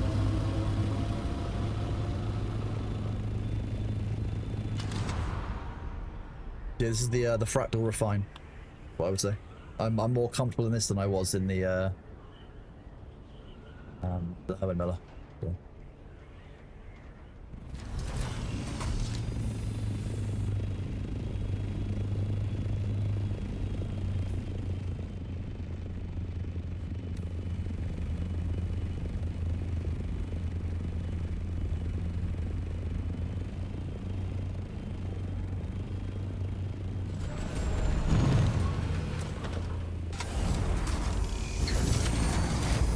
That's parked enough. Thanks, Sarah. I really appreciate that, bud. I hope you're having a good time. Having a good day.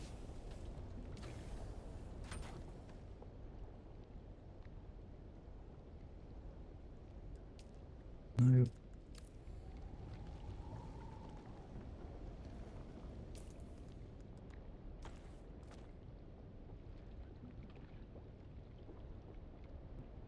You can see, like, actually, that's promised that could have gone a lot worse, and there's even space for the buggy to park alongside me. So, yeah, I mean that's the point. If you're looking for a good office desk chair, you know, Fractal Refine I think is in the $500 mark. You know, Secret Lab chairs are in the $600 mark. Like, it's all, you do end up investing in it. But I had this conversation the day on stream, and like, if you're spending a lot of time sitting at your desk playing games or like doing other things, like, invest in a good chair, invest in a good proper bed, like go and do the work, have something that is going to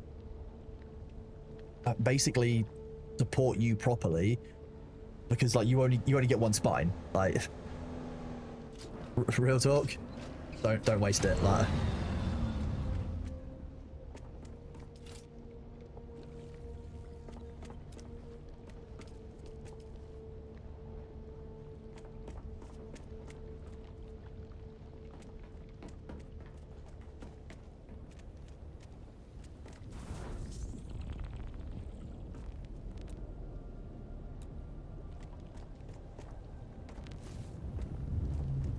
That was weird. So what you were saying there, you said it was too close to a no building zone, so I had to basically build it outside then move it inside. Yeah, so there's a place in the UK called Dreams. They're a bed store, and they have a machine that you can basically lie on. It will scan your body where the pressure points are, and it will basically make recommendations on your bed based on a couple of bits that you've put into. You ask a couple of questions on like how hard you like your bed and the scan, and recommend beds accordingly. Everyone who I've shown that to has got exactly the correct bed when they've like gone through that process. They've had like 5 or 6 good recommendations, tried them out, and found one that they've been really, really happy with. My girlfriend like almost went ahead and bought like just one like ordered online, and didn't think necessarily about, okay, you spend 8 hours a night, if not more, lying in bed. How much work do I need to put into this? It's not something you should just go online and buy the first one that comes to mind. You really need to find something that works for your body. Go to an actual store. If someone near you does one like this, fantastic. I know that not everyone in the world can have that. You know, it's not for everyone. In the UK, there'll be a Dreams within, you know, a half an hour's drive of you, and it's worth doing. And yeah, they're basically kind of like scans your spine and goes from there. Change the angle. What angle? Oh, the angle of the subthief. Oh. Yes.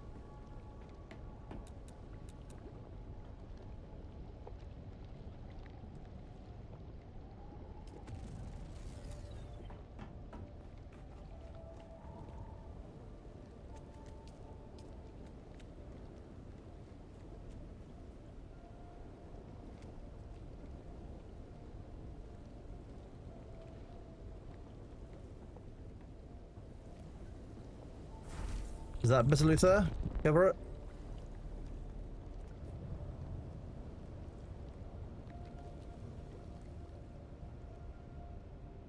Just about, I think.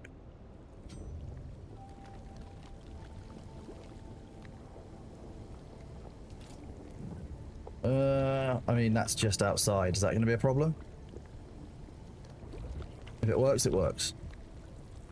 Yeah, a good mattress is definitely, a rocket ship style base, like the rocket style. You weren't here earlier then, because we flew straight past one. It was very rocket shaped. We can go back and find it in a minute if you want. Luther, we'll get it. I'll get the other base as well. You move this one. Oh, let me change the settings on this again.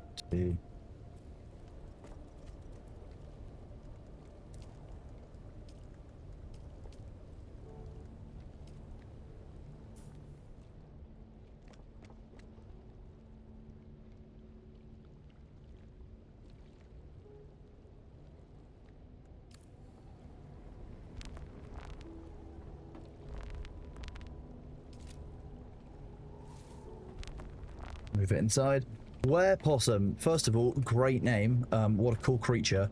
Second of all, thank you for the 5 gift subs. You're an absolute legend. Much appreciated. I'm glad you're doing well. Hope having a good day.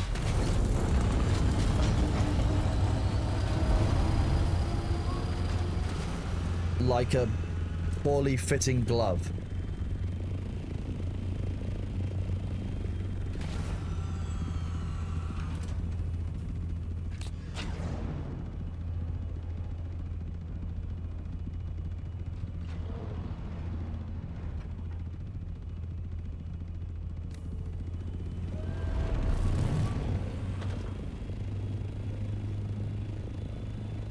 Does Thor know I'm playing Dune instead of working? I mean, Thor's told me off for doing plenty of work recently, so I guess this way I'm doing as I'm meant to, which is taking a bit of a break. And I'm really enjoying streaming for you guys. Like, I'm glad you're enjoying it. It's nice answering questions of people. It's all good fun.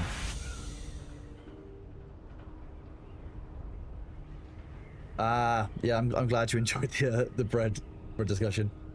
Hey Zalaraz, good to see you here, bud. Hope you're having a good time.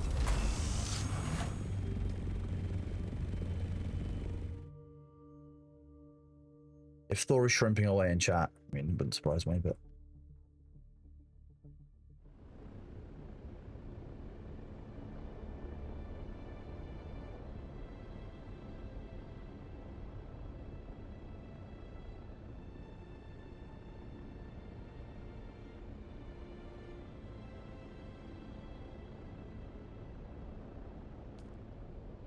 Would you consider streaming every now and again still if you're not impatient? I will be streaming more, 100%. Oh no, Thor's here. He smells.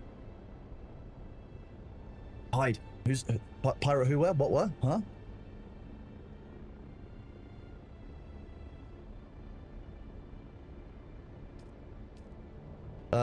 Thor's already got VIP. If Thor wants mod, then he has to accept that, you know, mods aren't allowed Gregs in my chat.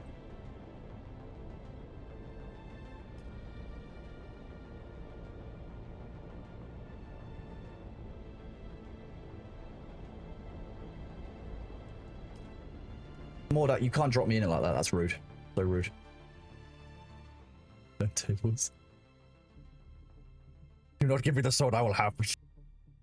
What if I mean, nothing. The only thing more cursed than the cursed diamond is the cursed sword. You know that. That's how that worked.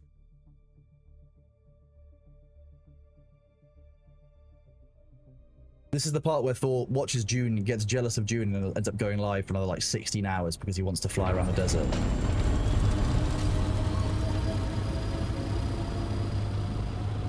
That's what's gonna happen.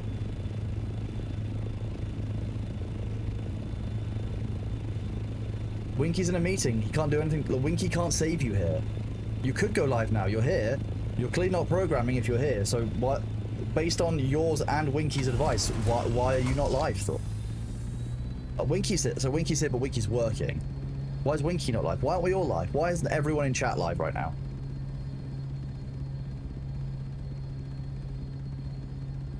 Okay, you are programmed. Okay, Thor is working and Winky is working. Fine.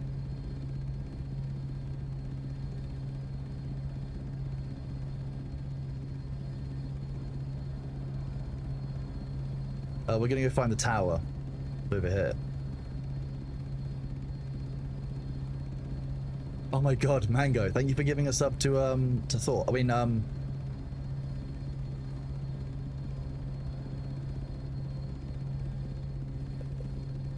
gonna be in trouble for that one too.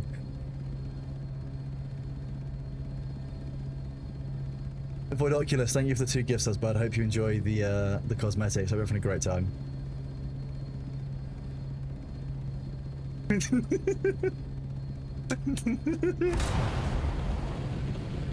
That one wasn't me, Thor, that was AI.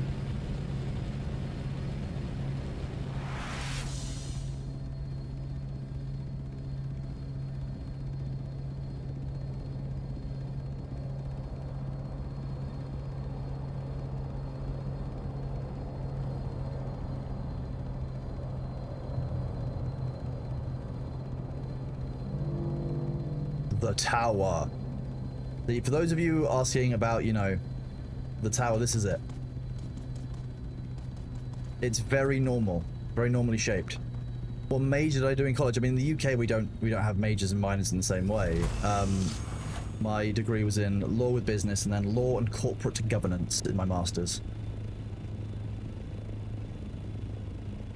That's basically how I would describe that.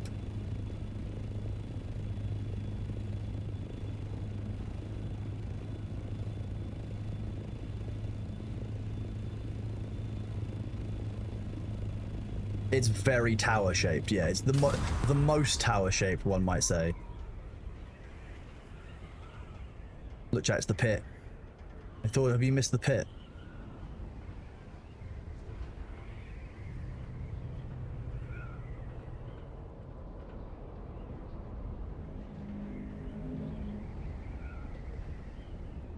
Nope. Oops. A little bit too far there. The pit. That is indeed someone's base, yes. You do miss the pit, so I know you missed the pit. I know you missed the pit.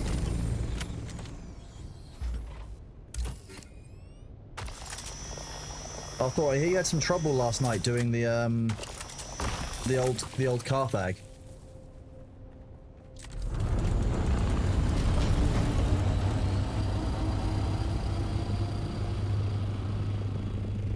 Pit is the shit, correct. Good job, Con Couch. Fighting the Lexlau, or whatever it is, the Bene, you know, basically the subhumans that you had to fight within those huge waves. I hear that you had some issues with it last night. Lots of all those melee enemies swarming you. What chat was saying.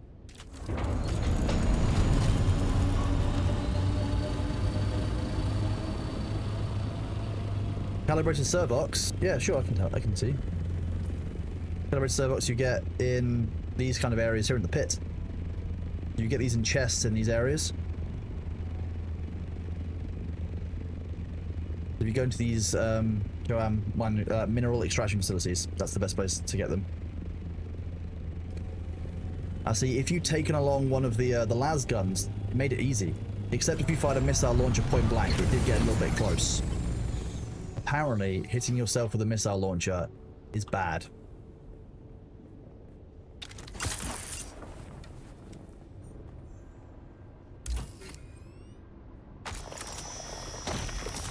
Oh, I'm happy to help. No worries. You're happy. There's nothing wrong with atting me if you've got a question about the game. I'm happy to help if I can. I haven't walked into my own flamethrower flames yet. That would be an achievement, to be fair. Very fun. Actually, I do need to level. I do need to get some kills for this.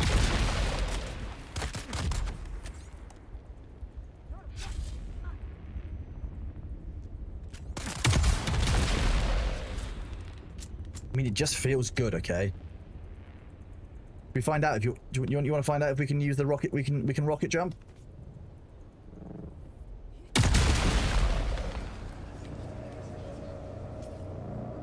Dodge.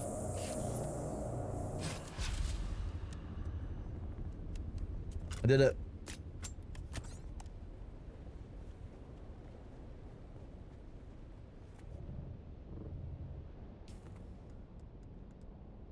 What now?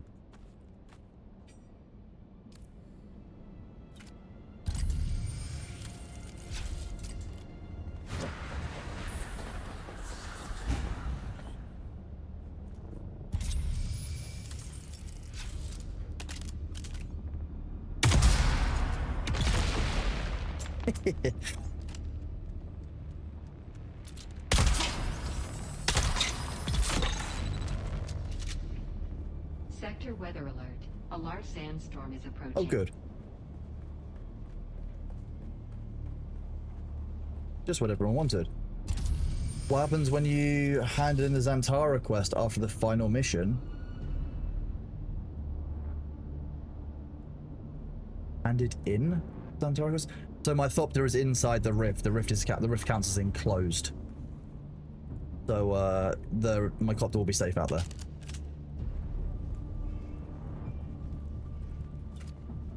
But again, yeah, you know, that's exactly the kind of thing you have to be keeping track of when you're playing around in an assault ornithopter. So, you know, good spot. That's exactly the kind of thing you should be thinking about when you are playing this with it. You know, that's right. I should go and find the bounty, but I don't think it's actually claimable. That seems like it would be a little bit silly. My suspense about break again.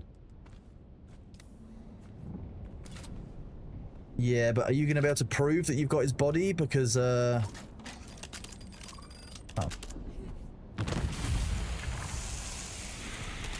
I think I left his body behind, so, you know, how are we going to prove that we killed him?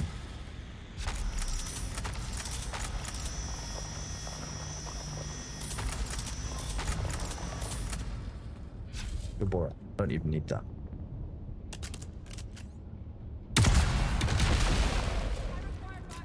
The best sniper rifle I've ever used.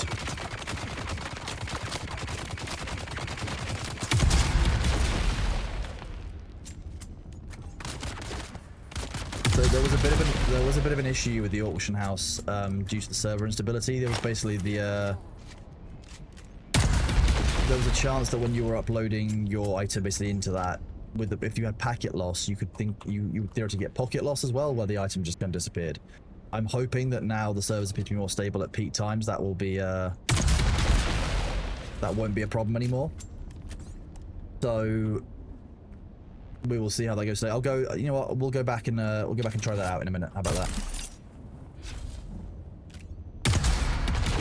Oh, you've got a shield on beforehand. Nice.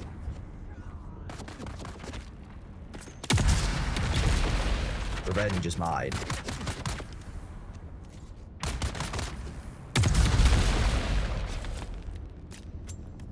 This is overkill slightly, for sure, but it feels good. Feels good. Yes, so server migration happened this morning. We had a small issue with a character when the servers went up the first time. Characters weren't available. We found out why, rather interestingly. That was resolved within half an hour. Nitrado were really good with it. There's a reason why I left an extra hour on the end of it from the window they gave us, because to be honest, I know that server migration always goes wrong, and therefore I allowed extra time for it. That's how that worked. So yeah, Nitrado did really good with it. We found that, so at the moment, the servers that we're on are actually on NA US East 100. They changed it to match the designation of NA rather than US East. So NA East rather than US East. That broke all of the characters because it looks like the character is tied to the server at some point somewhere in the database. Is that my understanding of it? Like imagine that, but in like cool programming terms that make sense to people. That's what we're talking about here. Bitch, come on, bitch, come on, come on. Boring.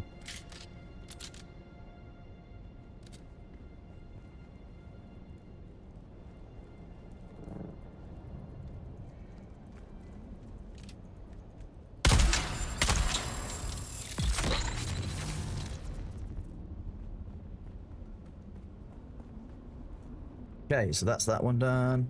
Do some more of these.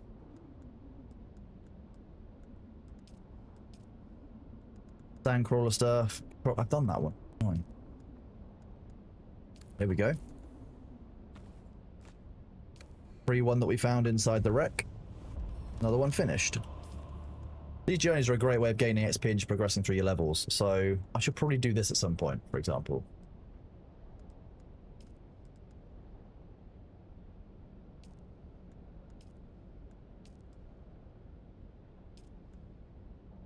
I've really never done that.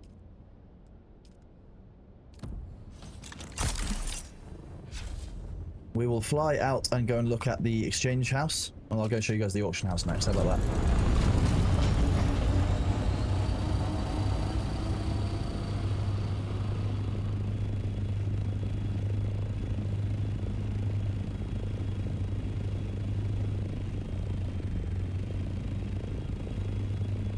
Like renaming a UE5 project. Yep, yeah, exactly.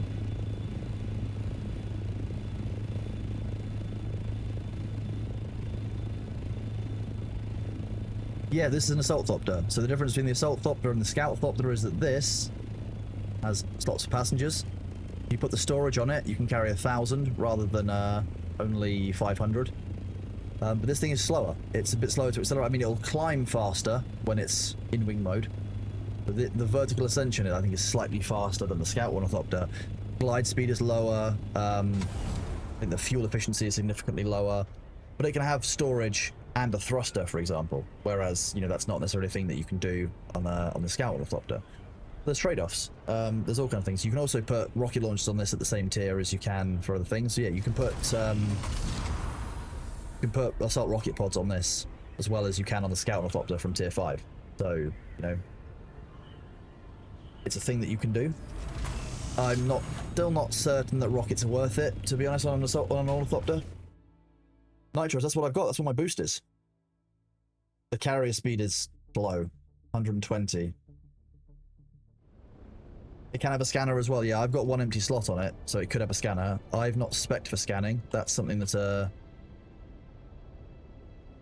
Laura's focused on. Sorry, I forgot where I was going for a second.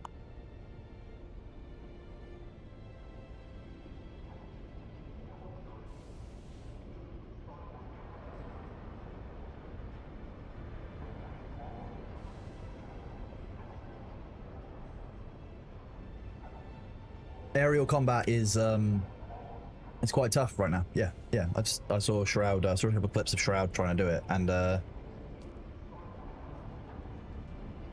was very enjoyable. I think to see people who are very, very good at games still struggling to fight. And yeah, like you say, it takes many hits to down a single Thopter because every time the rocket hits, it does damage to the component part that it hits. And if you're moving at speed, it's difficult to get a decent hit up on the Ornithopter. You take out a wing or take out 2 wings, then the Ornithopter can go down, but it can still glide. So a good Ornithopter pilot can still at least escape. Because realistically, what you would do is you should glide down to the ground or glide somewhere safe at speed so they can't hit you, and then either get into cover in the rocks, or you can, you know, Bene Gesserit sprints. It is actually quite hard for an Ornithopter pilot to actually kill you if you're aware, watching, and doing stuff. But it'll always happen. So sometimes you have to plan for the escape. Leading your shots is a thing, but also you just be aware that like when you should be, rather than you know, prematurely. A lot of people just try spam firing. It doesn't really work out.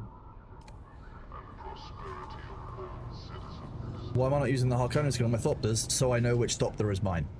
That's basically the reason why. My vision is based on recognition. I know what my current one looks like. Hello, welcome. No, I'm merely a servant of the as well as the rude. Oh, dear. Merely look down into the slave pit and up to the spire. Never mind. There is a limit to what a lady will Lasgun versus disclose Thopters, so I've not early tried in that yet. acquaintance. It's one of the things I wanted to try yesterday, but unfortunately, when I had the Back Lasgun, again? no one would come and try I and might ask stream you snipe. It was really unfortunate. At least you Like, did not what's assume going on? I was from this very much Very rude. for love and necessity.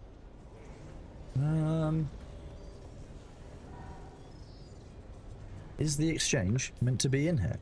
It is.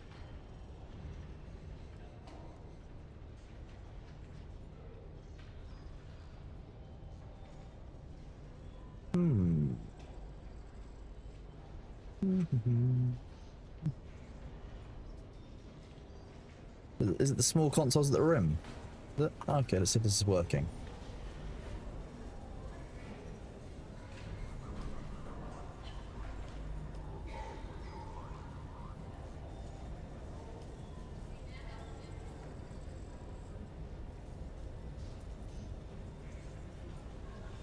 There you go. It's pretty much standard auction house system. It looks like it's working well, at least now on Blackbeard. You've got you know, price per unit, quantity, totals, sliders. This is a really nice auction system, to be honest with you.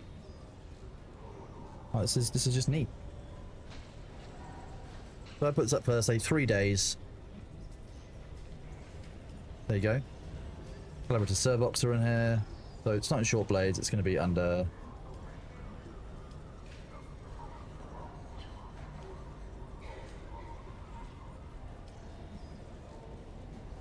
There you go. So people are buying and selling now, which is good to see. It looks like since that would have been listed before restart. Yeah. So it looks like some things are still managing to go through. There are some which are being lost. But I think that's just what's being careful about. But it looks like things are working fine now. So I'm hoping people start using this. Once people have finished with their progression and have extra things, you know, stuff that's what you would call luxuries almost, you'll start seeing in here. So if you decide that, you know what, you don't want to go out, you know, killing stuff, but you just want to go and harvest, you know, agave seeds, then you can just do that and just sell them all. It's just kind of neat. Hey, yep, Thom, good to see you, bud. How's it going? How you doing? I think the feel of Lost Ark, this does feel a little bit like Lost Ark. You know, Winky, I played Lost Ark for like 1 or 2 days before I was unfortunately unable to continue. But if you really like distill down, the auction house. I mean, yeah, this is. I didn't see the auction house inside Lost Ark, but this is a pretty standard auction house across a number of systems. Right, good. Can you sell spice on here?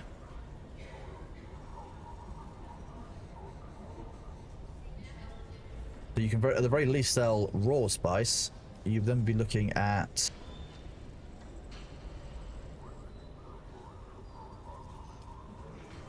spice melange. Yep. One can sell spice melange on here as well. Thing.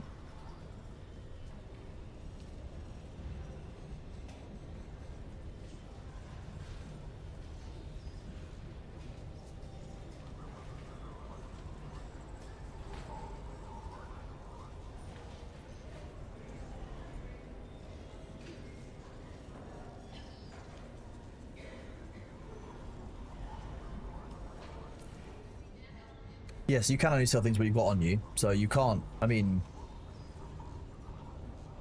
I wonder if what have I got inside my ornithopter?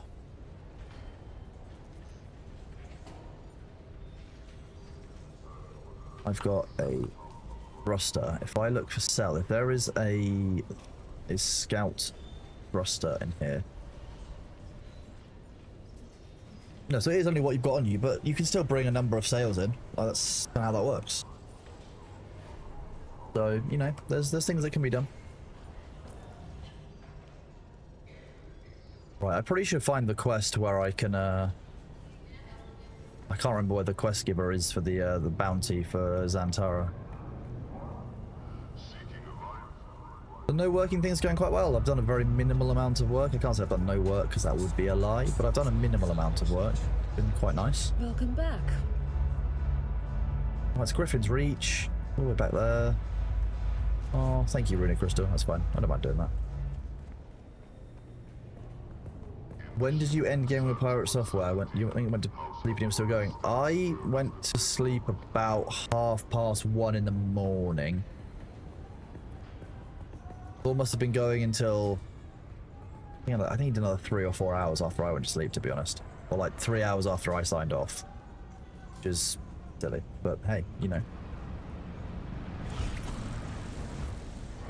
Good fun, right? You can't put the game down. What a machine. That's why Thor's wasn't able to stream, you know, start this morning. Not because it was a day off or anything. No, that would be too easy. Couldn't be. Couldn't be. 23 hours and 15 minutes. I mean, yeah, geez, that's not bad going. Also, I feel sorry for Forrest and Wolf and others who were on shift. Exactly. Yeah, exactly. Okay. Yeah. Goyle.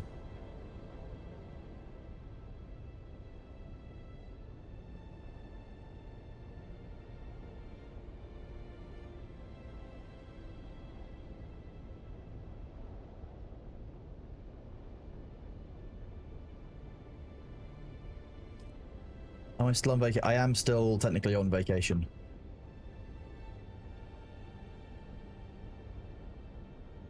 Bum, bum, bum, bum, bum.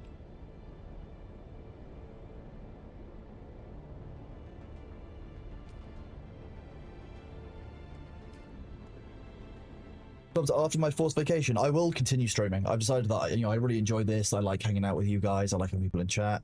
I'll probably I will switch to other games after I feel like I'm done with Dune and I'm no longer having fun with it. I wouldn't want to see something new. Things I want to touch on really on stream. I want to do the new Division 2 DLC in Brooklyn. Thor and I were both planning on playing that. I'd like to play some strategy games. I'd like to do some Warhammer Total War potentially, or other things on stream. I'll probably do Space Marine 2. What's like that? I'll probably do, I don't know, obscure city builders from 1997 if I'm feeling like I want a nostalgia day, playing my favourite games. You know, a bunch of things. Yeah, I mean, I won't, you know, I don't want to be, I want to be very careful to not... I don't want to only do Dune. I don't want to be like a Dune-only streamer, but I'm really enjoying this right now. I want to play what I enjoy. Oh, if Annie likes RTSs, then yeah, Annie and I could play RTSs. That'd be great fun. I'd love to do some more RTSs. This is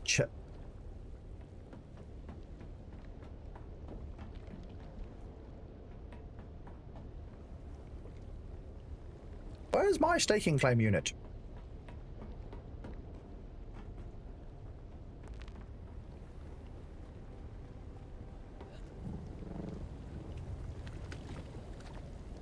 Oh, it's outside. Okay. Just to really confuse me, of course. Also, I can hear you.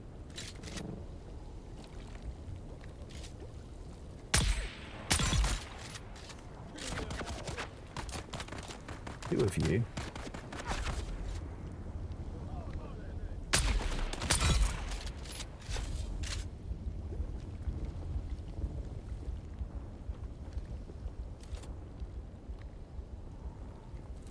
Alabaster, that we have a name for that. It's just internal screaming. That's how that works. That's how that works.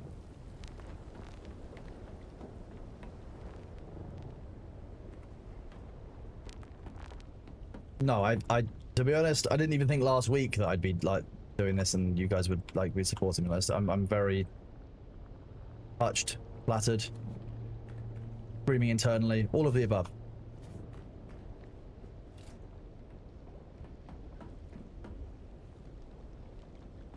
I mean, overtime pay only normally applies if you're paid hourly, and the mods aren't paid hourly, they're salary, so it's not quite the same. British.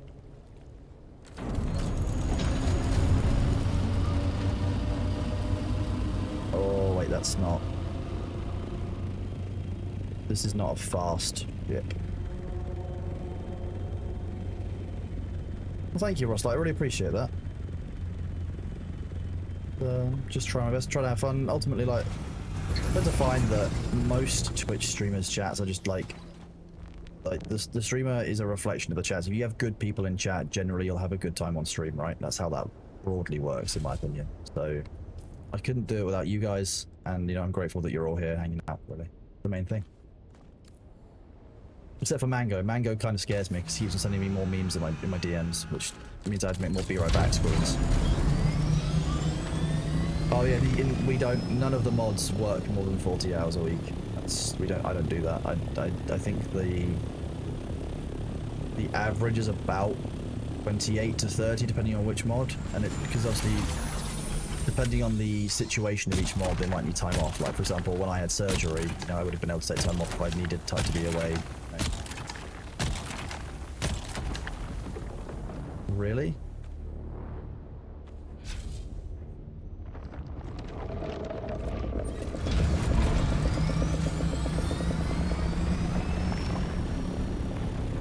He was not hanging around.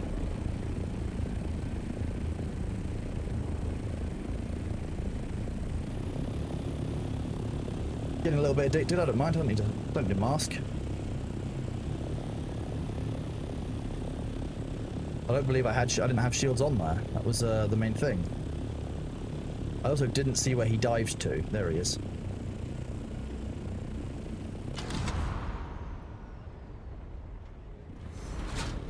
Oh, that's rad. Let's not go into that.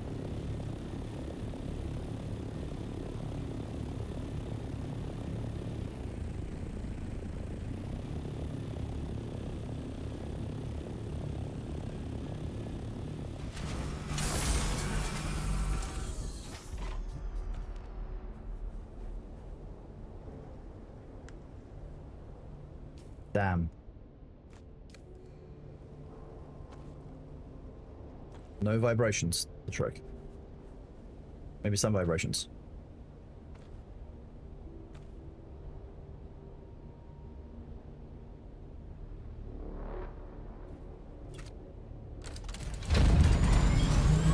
Oh.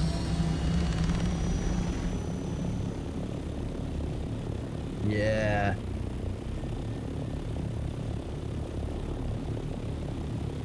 Naughty. Having an active shield on when you're out in the open sand 100% calls the worms. More than pretty much anything else.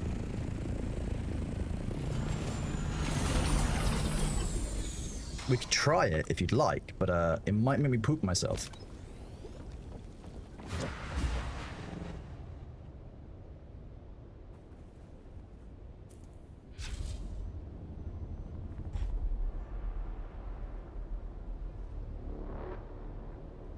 Even a second of... See that? Immediately, like, right into the red. Oh, you're looking for jasmium. Dutch, you're looking for these. Inside these, you will get jasmium. But you have to look inside the rad zone over there. So I'll show you. I'll show you what jasmium looks like and where you find it.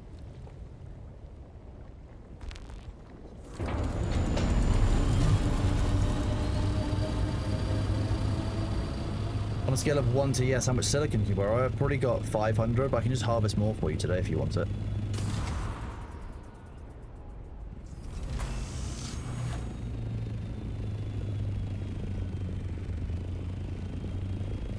But I was just checking out that wreck, see if there's an individual behind it, because the guys around here hurt. So this, if I'm not stuck behind my ornithopter because of the way ornithopters are now weird. Here we go. This is jasmium. So you find it inside these little acid pits inside this area. See? Jasmium crystals. If I do a bit of a fly through the shale, you can see that there's 1, 2, see there's 3. On each of these islands, you will find a bunch more. Oh yeah, if your shield is on, you are 100% attracting Shai Hulud very, very rapidly. You've got like one there, bunch in here as well, kind of hidden. One in there, one there, one there, one there. Inside there, you've got 3. So what you need to have is a rad suit, and you'll need to basically like go through the shield. So what you can do for that, and my advice to most people who are doing it, is do this. Rocket mode.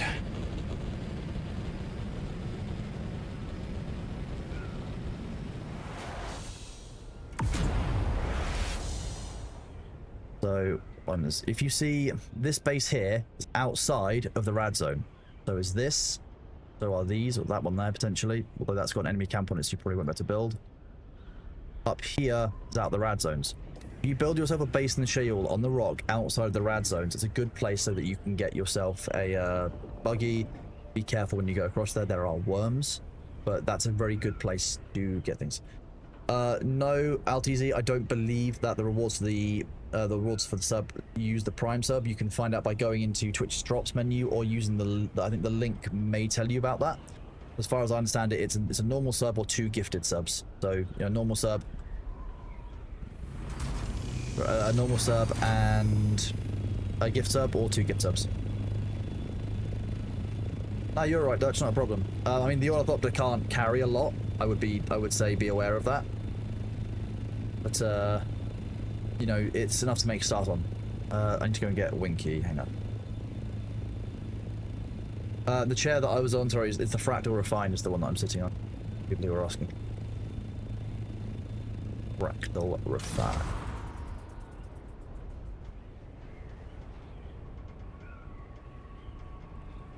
And thank you all for all the follows and stuff, guys. It's massively appreciated. I hope you're all doing well today.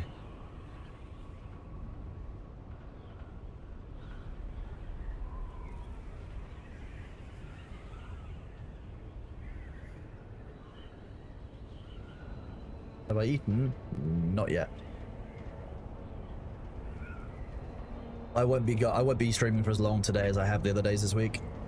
I would like to have a bit more of a kind of a chill evening, spend some time with my girlfriend, that kind of thing. So as much as I love all of chat, I probably will only be going. I'll probably only be live for about 8 or 9 or maybe even 10 hours today before I go and chill. Let's have a bit of a look-see. No, I've tried this. You can't shoot down those ships even with a Regis missile launcher, which makes me sad. But I can understand why. No, I wasn't in the Fracking 5. I was actually in the Sand Harvesting 7.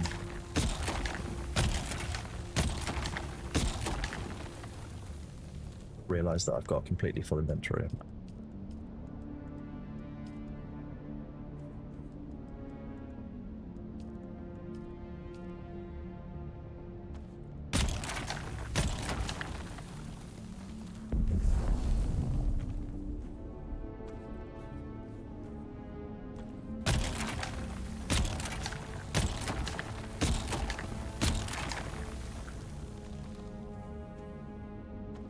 Yeah.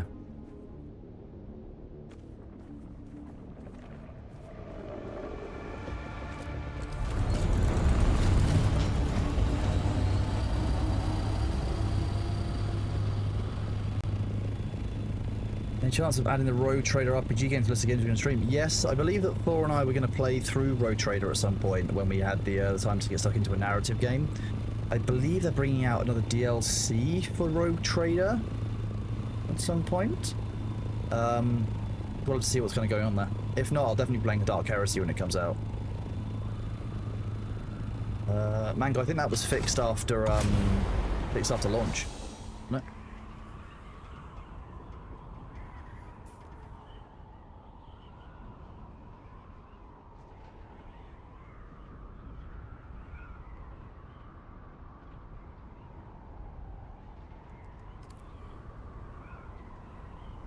So, well worth the playthrough, I think, including a new class. Ooh.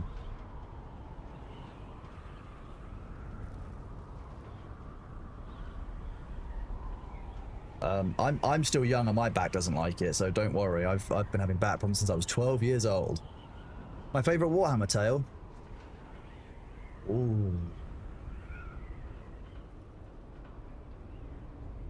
I don't know if there are any small stories in the world of Warhammer that I like any more than it's the whole interconnected mess, all the politics, all the economics, all of the wars, the fighting, the different interests, the different parties involved. It's the mesh that makes Warhammer 40K so complicated, that makes it such a cool area of lore. It's the same reason that Dune's lore is cool, or that, you know, Lord of the Rings lore is very interesting, is that all of these big stories are out there, and it's all kind of part of overarching narratives, which are really cool. If you're going to want a short set of stories, maybe Gaunt's Ghosts are probably one of my favorite, but that's kind of one of the ways I got started into reading the Warhammer lore and to really kind of getting into it more than just enjoying the tabletop and the miniatures, was reading those. So I'd probably suggest start there if you want to kind of read small Warhammer stories. They're also a little bit shorter than some of the kind of the bigger, thicker Black Library Horus Heresy books. Oh, thanks, Remy. I really appreciate that, but I'm just here, you know, to chill, and I'm really kind of pleased. That's. Is there a game you would recommend for everyone to try?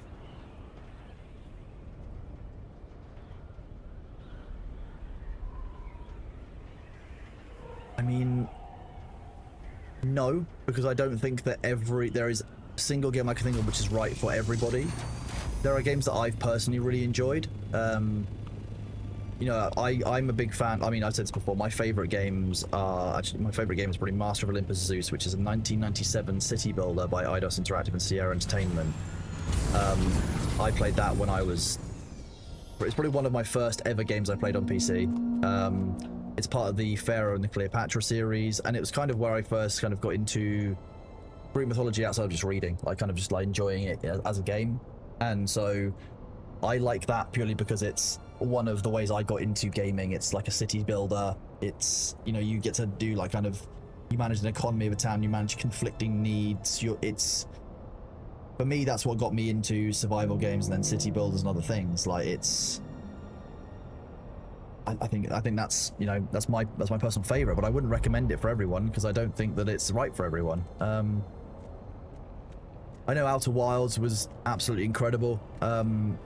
It's one, if I could get like if I could like elect to have specific brain damage to forget just the Outer Wilds and play through it again, I would do that.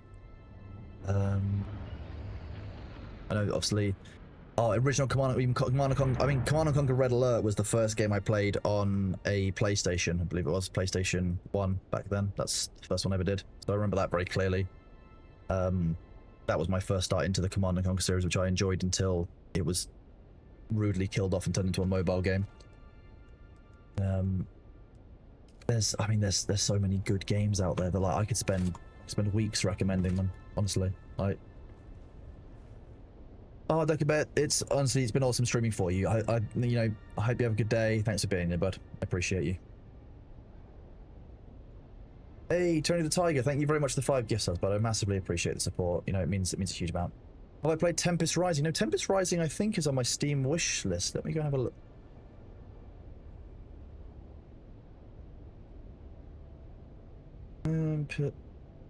Yeah, Tempest Rising is on my Steam wish list. It came out last year, didn't? Oh, no, it came out this year. It's high up my to-do list. Oh, that one. It's one of the ones I want to do a lot of. It came out in April, didn't it?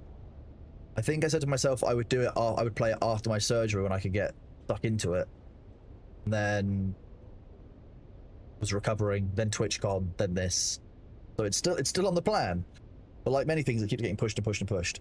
I think Red Alert will make a comeback like Age of Empires has. I would raise, has Age of Empires really made a comeback? I don't think 3 did as well as 2 has done, and I don't think 4 did as well as 3 did. I think Age of Empires 2 and Age of Empires 2 Remastered has done very well. But I don't know, I haven't seen the numbers on how well Age of Empires 4 did. So I don't actually know if it's bad, but I would love to see Red Alert have a resurgence. I would love that.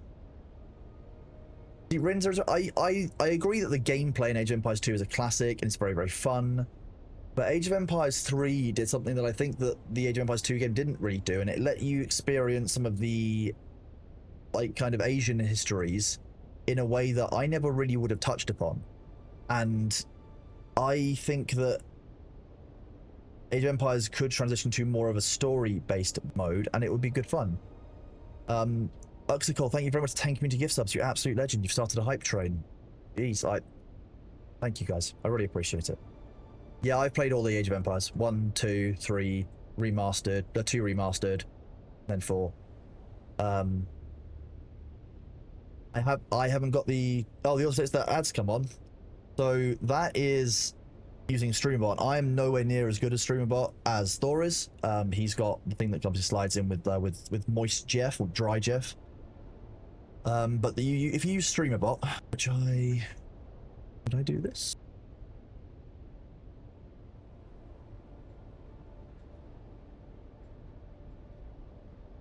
If I do this,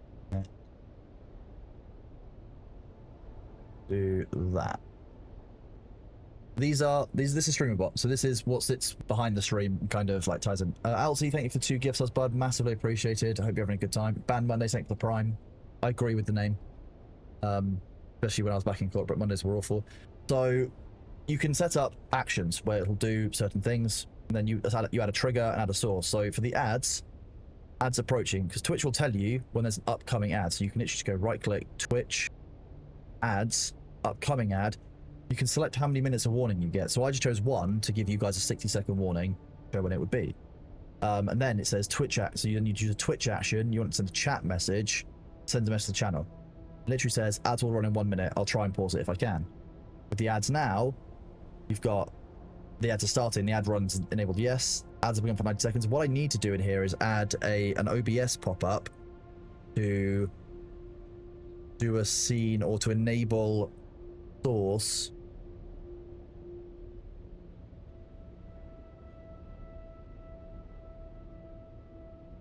This is the bit that I need to ask Thor on again. He did tell me, but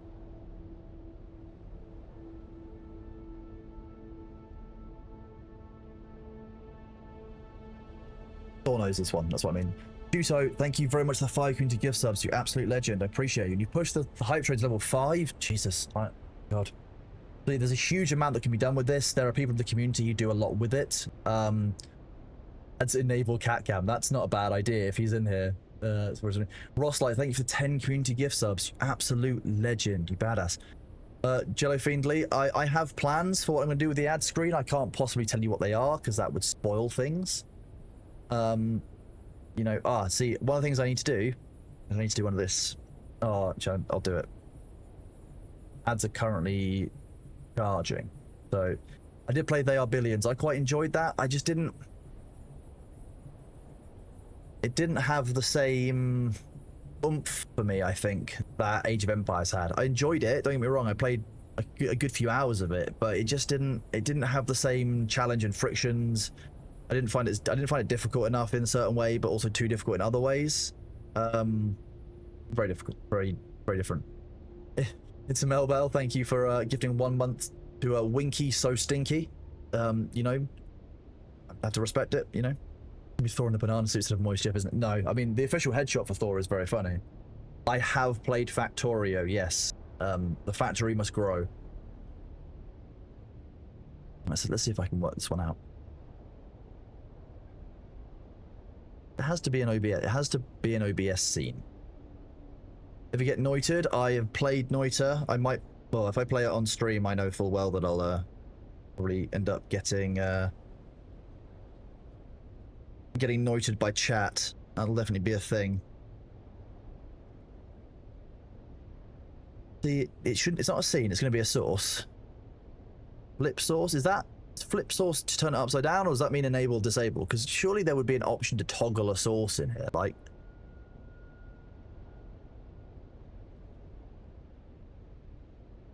Set source visibility state, that would be it.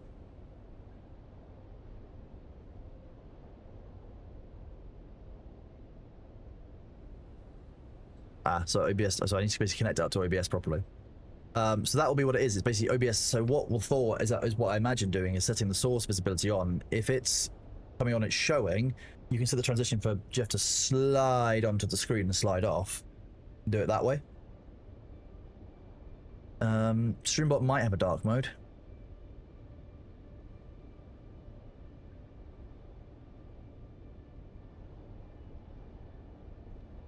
think it would be in here.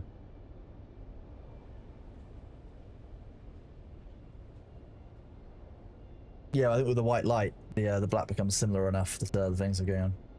That's what I mean. There's a huge amount in StreamBot. There's a huge amount that it can do. It even knows all the people who are in here. So, you know, we're watching. StreamBot's watching. I wonder if it could be... Ooh.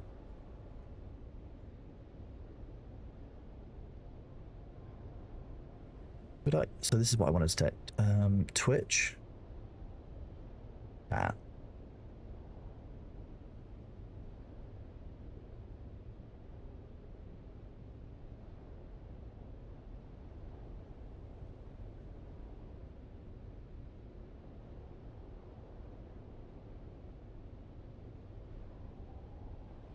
Yeah, I was wondering if I could make it so that every time, you know, Winky said something, I can make it say something to Winky, but that's probably a different bot.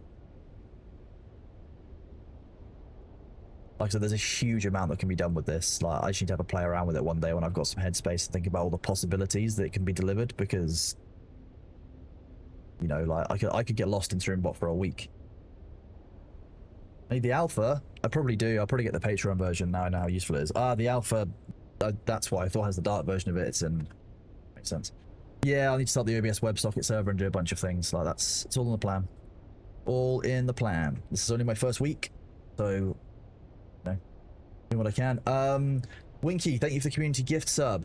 You're a legend. And Dadbit Gaming, thank you for 2 community gift subs. I hope you enjoy your cosmetic. Hope you're having a good day, guys. Be fun. Winky, I hope work's going well for you and that you're focusing really hard.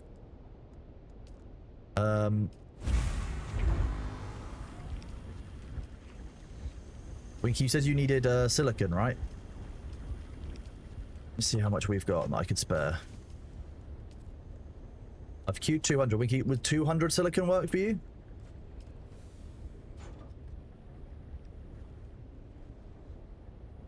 Sism92, thank you for the prime, bud. Welcome on in. Hope you're having a good day. Hope you're having a good time. You want all the silicon, okay? Winky, do I have access to your base to drop it off?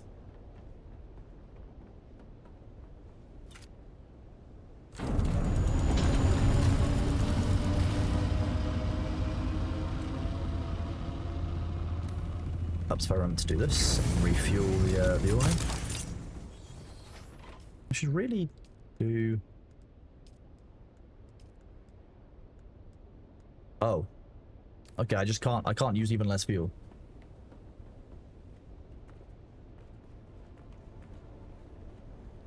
Match. These. So another thing you can do that people don't know about is you can do this. You can set the processing order by going band. Just move something up the chain if you need to do stuff. Doing well, thank you, Hercules. How are you doing, bud? How you doing?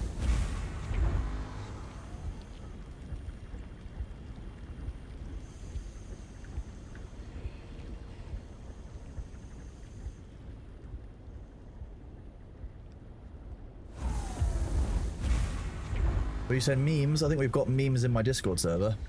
I feel like there's a memes channel in there. It's the kind of place I would put it. I'm pleased that your planetologist finally worked. That is good to hear. I know you've been waiting on that, haven't you?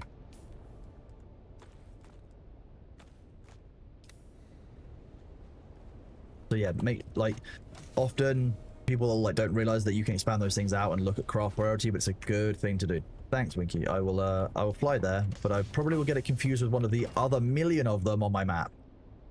God, which one are you? Do this.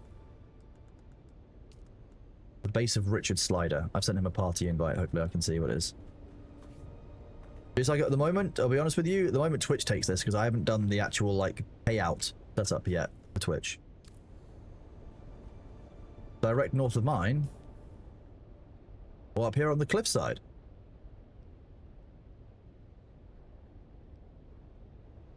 This one. Oh, okay. That's a nice easy journey. I can do that even without the fuel.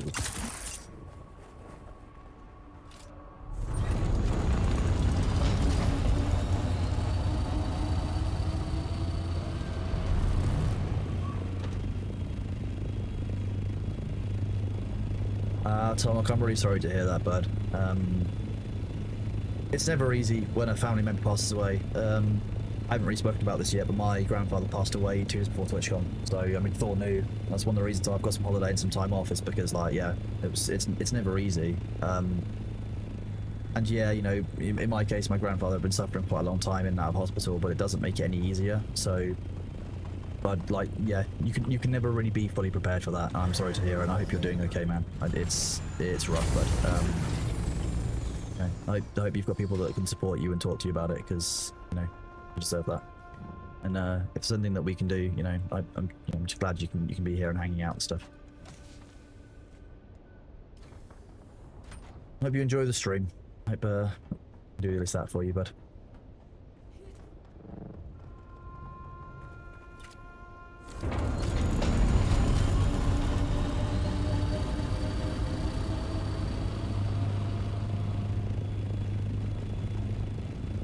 That's exactly it. Age takes all. I mean, to be honest, in my case, it's a little bit easier for me because he's been suffering for over a year in that hospital, having a really hard time, and I think that it's ultimately a kindness for him to not be in that position anymore. I don't think he really wanted to be dealing with it long term. I don't think it was good for him or his wife, but it still doesn't make it easier to feel that loss and to feel that gap in your life. And you know, all you can hold on to is all the good memories you've got with him. You know, that's why, you know, Thor's really clear about it when he talks to his community. You know, it's why it's important to call your grandparents and stuff, and it's important to try and, you know, be there and be present for them, because one day they won't be able to be present for you, and that's part of it. I'm glad to hear that you're okay. You think you're fine. Well, like I say, if you're not, you know, there's nothing wrong with not being fine afterwards, bud. Whatever works for you, man. The ads timer is off. Mine started 45 seconds ago. That will be a Twitch end problem. Twitch is a little bit weird with ads. I've noticed that, like, it's done a thing recently where it will just sometimes, like, hang for like 2 or 3 minutes before actually, like, starting the ads.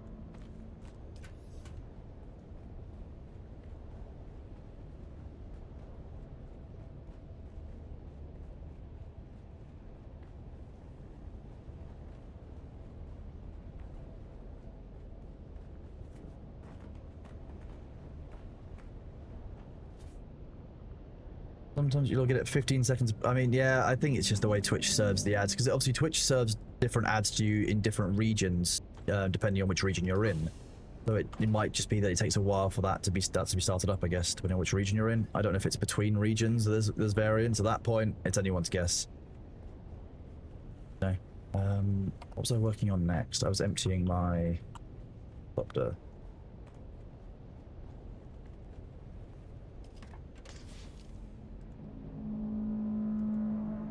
What do we got? What do we got?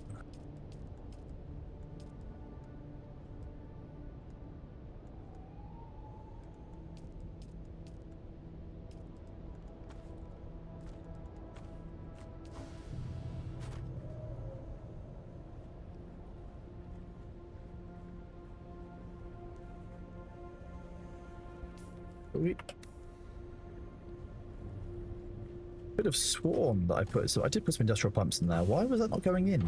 That's silly.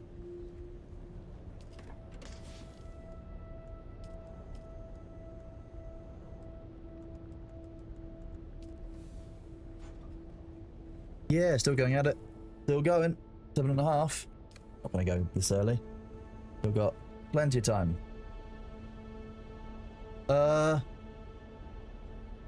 I don't think you did show me, Jake, but there's always next year, or you can always send us a photo, whatever works, bud.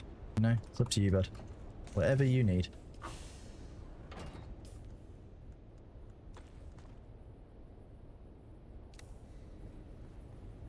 See, look, the sword, the damage is great, but like that attack speed is just a little bit too slow. I like the fast attack speed.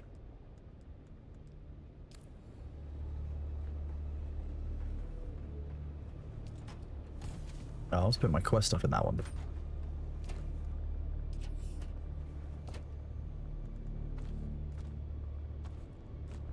This is what we wanted. We've got another mission to do these.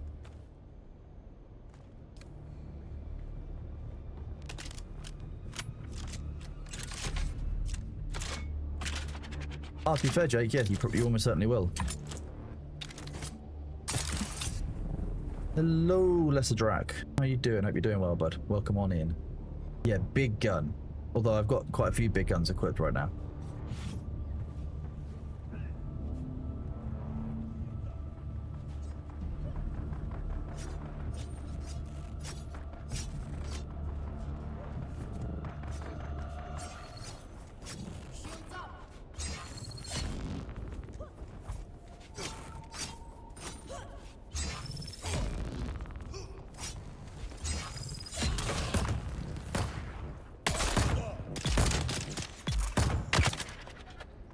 Range enemies, really. The shield ones are not the ones to take out with this.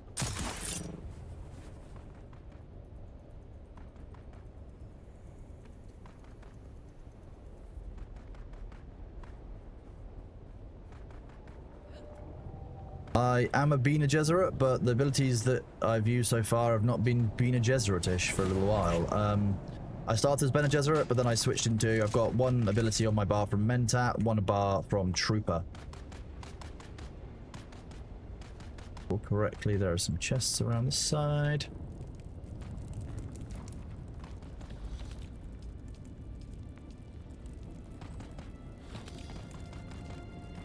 Oops, that's going to be me dead. Oh no, it's not too bad. Nope, just chilling, buddy. Just chilling, Hoopsy.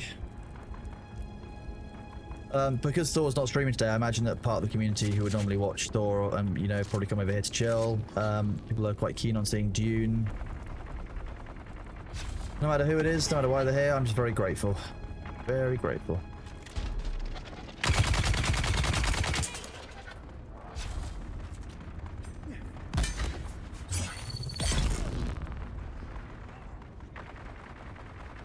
It's like having a party in there, doesn't it?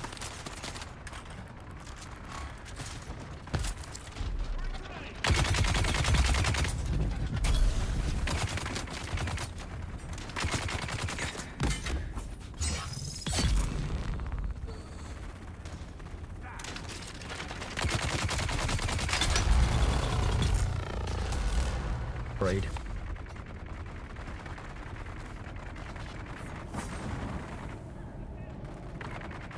Quicksand quarterback. What's the law reason for having male Bene Gesserit? I mean, male Bene Gesserit do exist within... okay, Bene Gesserit training of males exists, I think, within the Dune lore universe.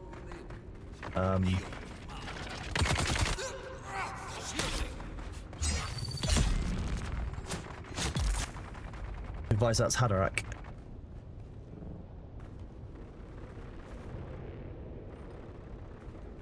A fun thing to say. I think it ends ACH, doesn't it? The Kvaisat's Haderach.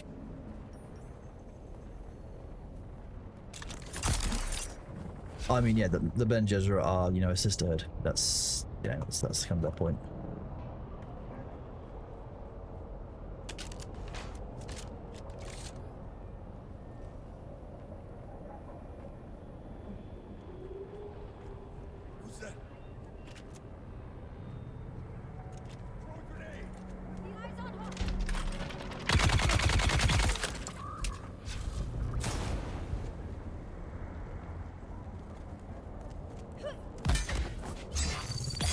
Latest bird, thank you for hanging out. Take it easy, just cause customs.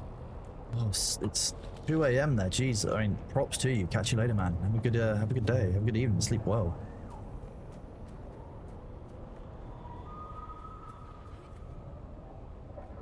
So this is the Bene Gesserit sprint. That's what that was. The Whispery sprint. I use that one for traversing quite a lot.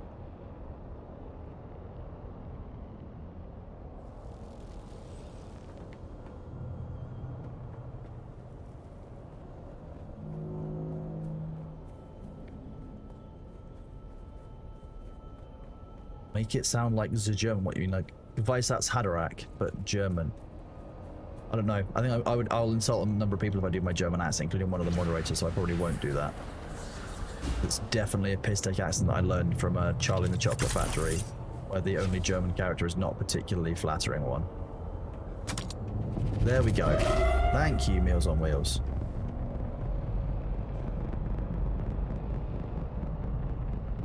Let's do this one. Turn on the shield. On the shield.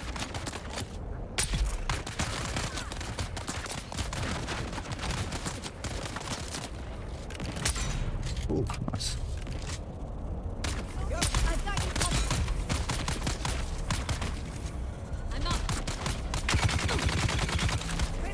Oh. We have more health in this area.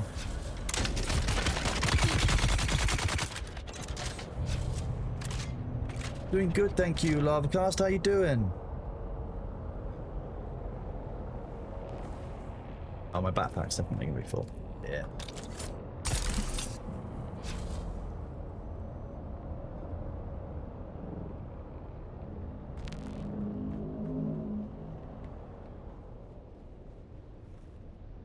Ooh, almost got your sand bike. Oh yeah, yeah. If you only just about make it, the worm will stare at you. They are like. It's kind of quite unnerving when the worm just kind of pops its head out and just watches you as you move away. I think they've got the worm feel just right in this, to be honest with you.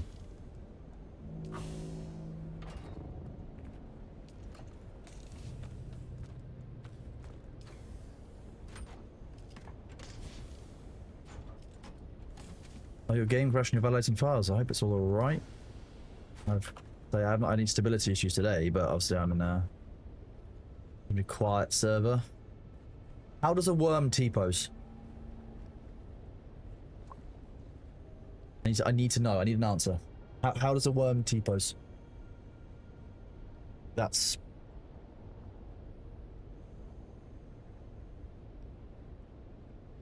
How many bases do I have and what's my main one?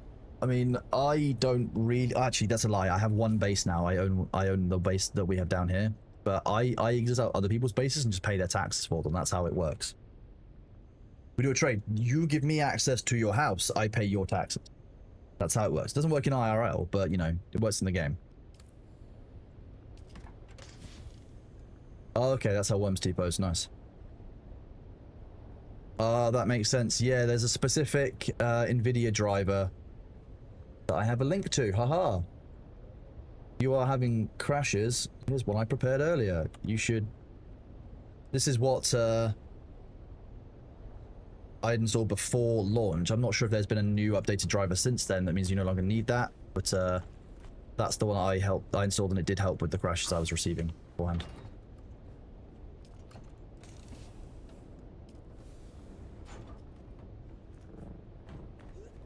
Whoop. So Man Dudley, is that which server is that from? Is that from one of our servers or what?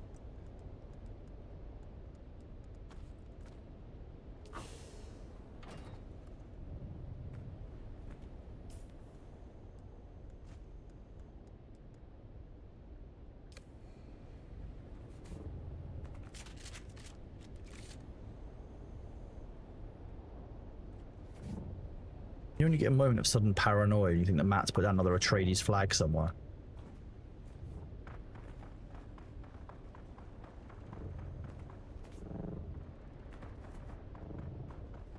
Yeah, he has. Look at... I knew it. I knew it. See you later, Mirror. Have a good one.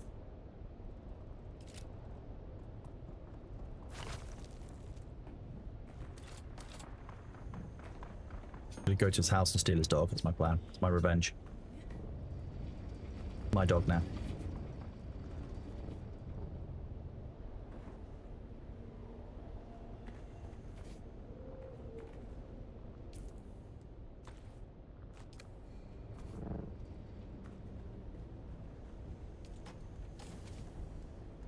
Oh, nice. There's more of this in there.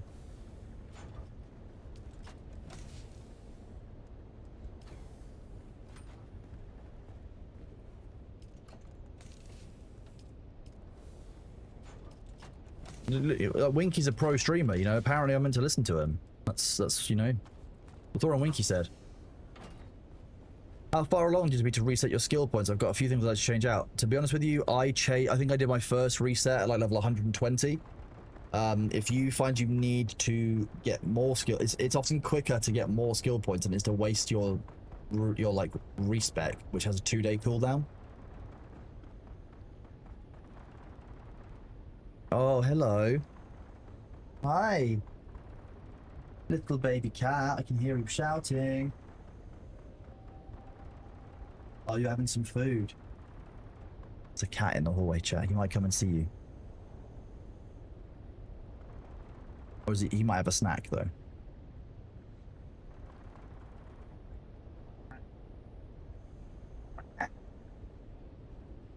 He's being fed. So, he might come in here afterwards. You never know. It does happen. That's what he normally does. Right, we're gonna disintegrate this, and then we might go to the deep desert and have some fun. It's not even worth repairing that, is it? I'm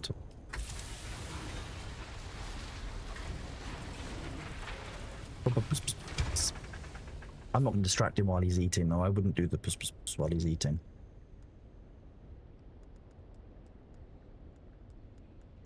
Damn, I've lost my shield, my backup shield, and my backup power pack again. Every time.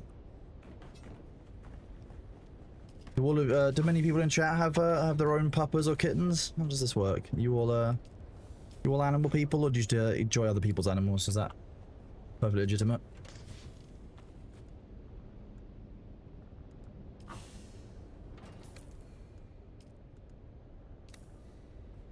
Two dogs, two cats, two Maine Coons, two dogs, two cats, a pup called Teddy, Steve, nice, two cats, a wife. I mean, don't let her say that. That's not pets. That's called having an owner, Laurent. That's how that works. 2 dogs, kiddos getting a snake, 3 cats and a dog, 3 feral kids, 2 cats for a distribution system. Wow, look at that. Dog, 2 dogs, 5 cats. Ooh, 7 ferrets, 1 doggo, 1 bearded dragon. That's a very cool blend.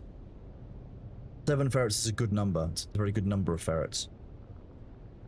2 sleepy cats. Daffy Border Collie Cross, 2 huskies, a bird mum. No, I think there's someone in the Ashes community who has a bird, and the bird's an asshole. The bird constantly flies where they're not meant to be, and tries to make a mess, which I find deeply funny. Catch you later, Mira. Have a good one. 2 turtles and 2 mice as well. That's yeah.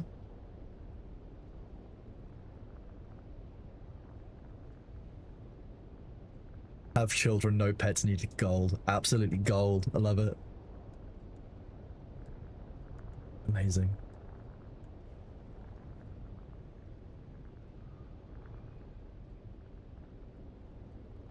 Labrador called Isaac. I'm owned by a large cat who treats me like a pet. That's how cats work. You're doing cat right there, bud. Good job. Take this one out. Or unless there needs to be a house one. Upstairs.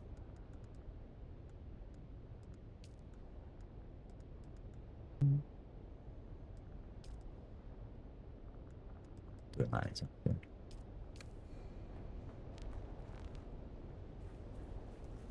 Okay, I'm not too far off. We can do this. A leopard gecko. Cool. I love lizards. I love lizards and reptiles, to be fair. They're all very, very cool.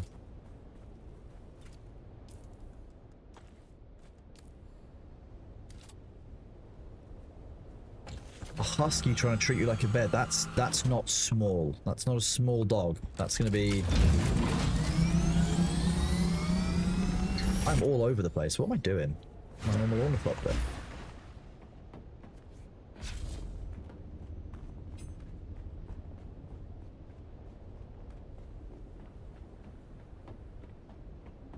See, the TI series, the 10 TI series were absolutely cracking cards for their time. Like, the 1080 Ti was an absolute beast of a card. So it doesn't really surprise me that while the 1060 is the min spec, the 1050 can actually hold its own, you know? Why do I have 2 ornithopters? It's a great question. Okay, so go through this.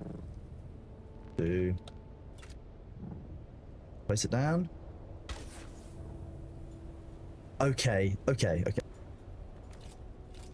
This small ornithopter. one-seater. This one's got my thrusters on it, so you can only have a thruster or cargo. It's got a scanner on it. Great.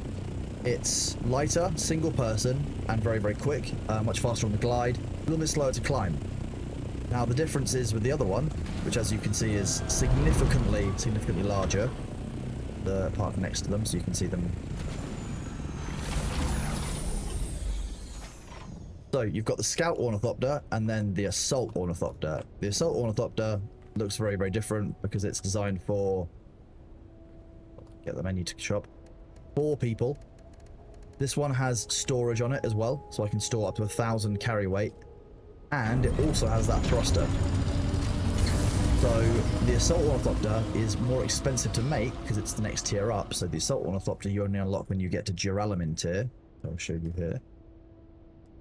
So that's when you unlock the Assault Ornithopter. That's when you unlock the Scout Ornithopter. While there are different versions of this, it's still very different. Then you also got the Carrier. The Carrier is the one that, you know, I'll probably work on next for some fun. So that's the difference between the Ornithopters. Literally, it's the bigger, slightly slower on the glide, but faster on the climb because of power. This one is faster on the glide, smaller, and this one can be stored. This one can't. So when you're playing with the Assault Ornithopter, you have to be constantly aware at all times of the environmental danger of sandstorms. Because if you leave your vehicle out in a sandstorm, you can be shredded. Matt made a new one earlier, and unfortunately when he loads into the deep desert there was a sandstorm going on and his brand new Assault Ornithopter took a bunch of damage. Scouts can't take cannons. Scouts can take this item once they get to your element tier. So here there's only thrusters, storage, or a scanner. When you get to this tier, you can get rocket pods onto your Scout Ornithopter. So that is a thing. You can't get cannons though at the moment because, I mean, I think that's probably flying in the face of the thinking machines process if you're going to be using the cannon turrets. Whereas these are just dumb rockets. You just literally just press the button and you fire them. That said, I think aerial combat with those is a trap. The Carrier Ornithopter cannot be stored either. So the reason that I would say that those are a trap is that if you are in a Scout Ornithopter and you are kitted up to fly and with a thruster, you will outrun anyone who's in an Assault Ornithopter or in a Scout Ornithopter with a rocket launcher, because the nature of that jet means that you can be faster, be clever, and regain height faster than the other player can. If you can outmaneuver that player, you can evade that player entirely, and you can just make them waste it. Yeah, like you say, the rocket pods are better for ground targets, for either people who are leaving labs or for strafing sand crawlers. Far better to use them for ground turrets. So the reason why you've got the turret in this and you have to be the Mentat is that, oh, the void is consuming me. That'll be the lights changing.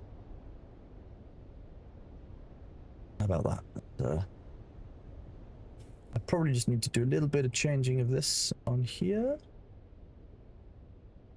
Chroma key.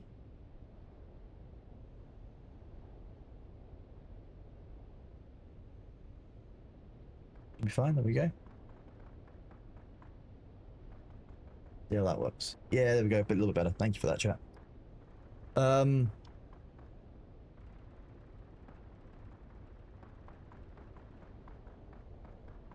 Jake, how's it feel a bit at my mercy? Mwahaha. I'm Jake out. They may work for carriers again, but you're fielding a Carrier Ornithopter. I would be surprised if you haven't got at least one other person who is around you to defend you in another one, or at least try and kind of screen attackers, because ultimately you shouldn't be taking an asset like a Carrier Ornithopter out by yourself. You should be with a couple of other people, because you're going to want somebody who's actually going to pilot the Sandcrawler.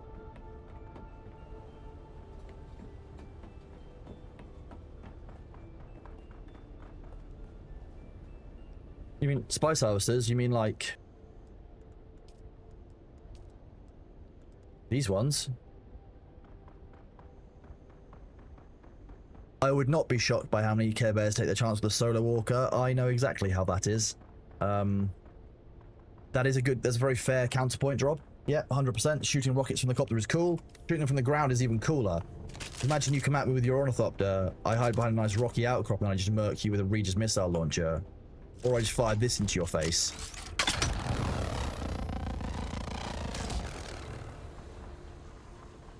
quite fun.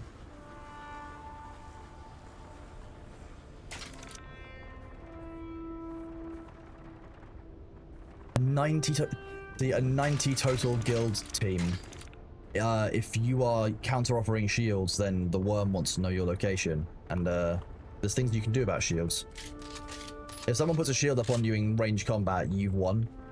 Where can you get las guns? You can either get them from building them from a blueprint, or you can, I do believe you get one by completing this quest here to hand in a Mark 6 cutter array. I'm gonna get more people to join Hark 2. Well, I mean, Hark 2 are the best faction, you know? Why would you want to be part of Atreides nuts? Nah, not the one. Can do it. It's not me. The worms in the deep desert. Yes, there definitely are. 100%. Oh yeah, the range on the las is. I'm not actually sure what the max range is. Let's I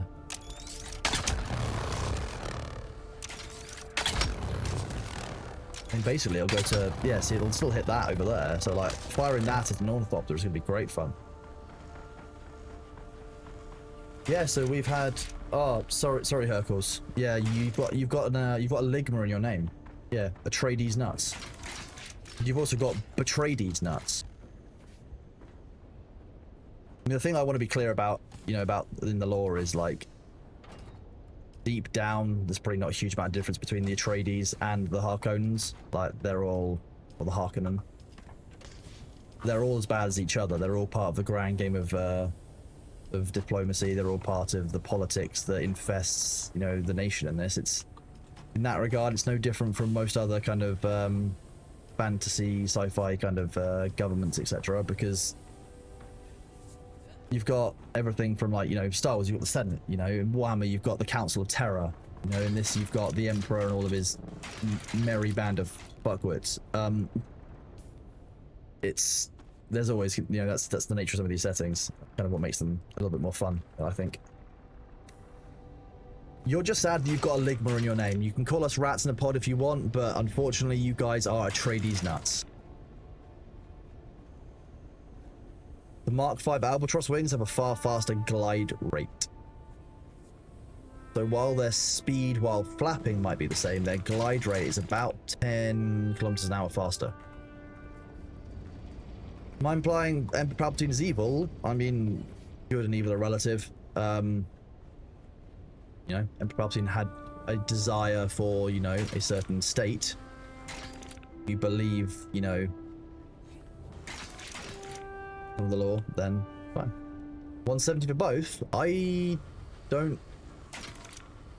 You get 170 in your base Mark 4 Ornithopter.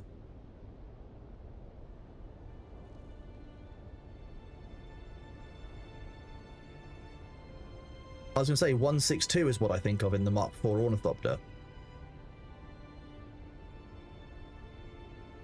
Exactly. Okay, so yeah, if you've got a Mark 5 Ornithopter, yeah, if you put the Mark 5 Albatross wings onto a Mark 4 Ornithopter, you get 172 glide speed.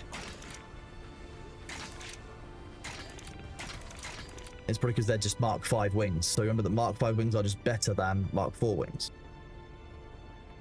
So if you're going to upgrade, yeah, it's about trade-off, isn't it? So if there's the faction item is going to be slightly, oh sorry, faction item is an Eve reference. The special item, the Albatross ones, like you say, they're better at one thing and worse at another.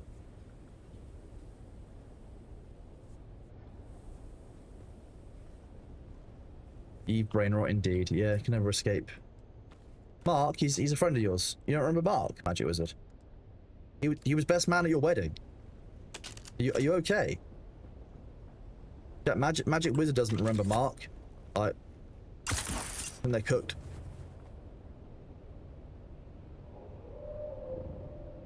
Can't believe it. Worry about you, bud.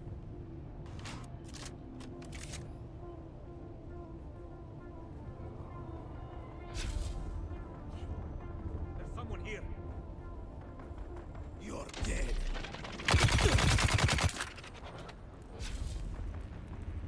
Yes, I'm dead.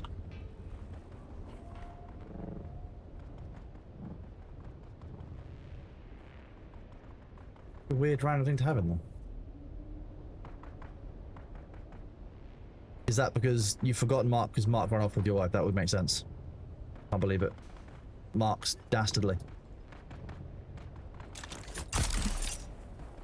This is like Clive and Clive's wife from How We Fight with Monsters. Jeez.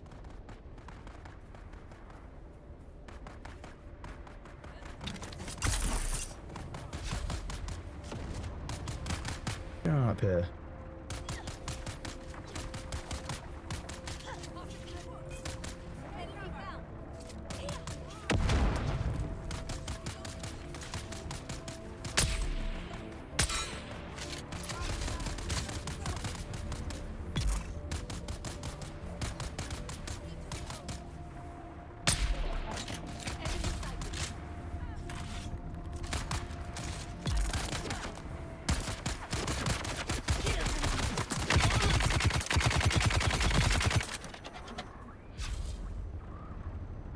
I don't think that bar went up, did it? I think I had to use a house one for that. If you're new and you're looking for a server, I can recommend our mushroom servers. They are on Nitrado NA East 09. There are 5 without passwords on, so you can just join them kind of freely. Just look for something that's mushroom named.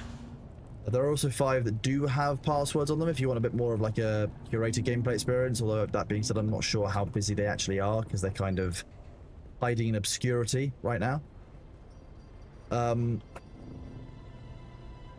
So if you use !Dune Discord, you can find our server lists under in-game server index is the channel in that.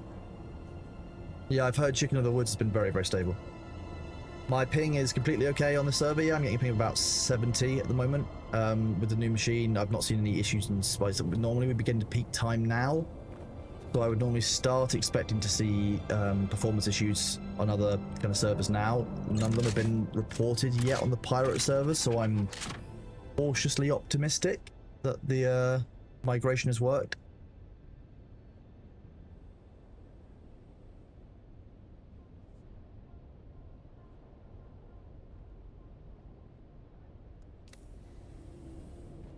I'm glad that the ping's been less for you, Termark. Which server are you on?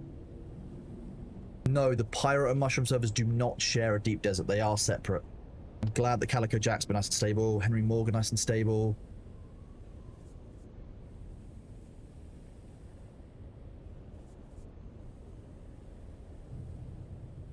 I mean, Ungar, there's definitely going to be counterplay to that, but yeah, 100%. Modern Asnam, thank you very much for the 2 community gift subs, bud. Really appreciate you. Hope you're doing well. Thank you for the support. The resource allocation, I mean, what do you mean? You mean just how dense are the resources in your area, or that kind of thing? You mean for the servers?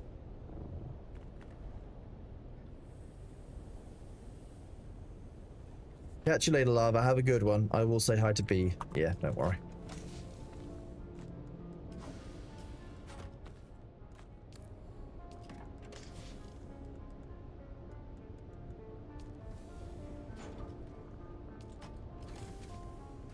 You're on Charles Vane, 110 ping. Okay, stable, no packet loss or anything for you on Charles Vane?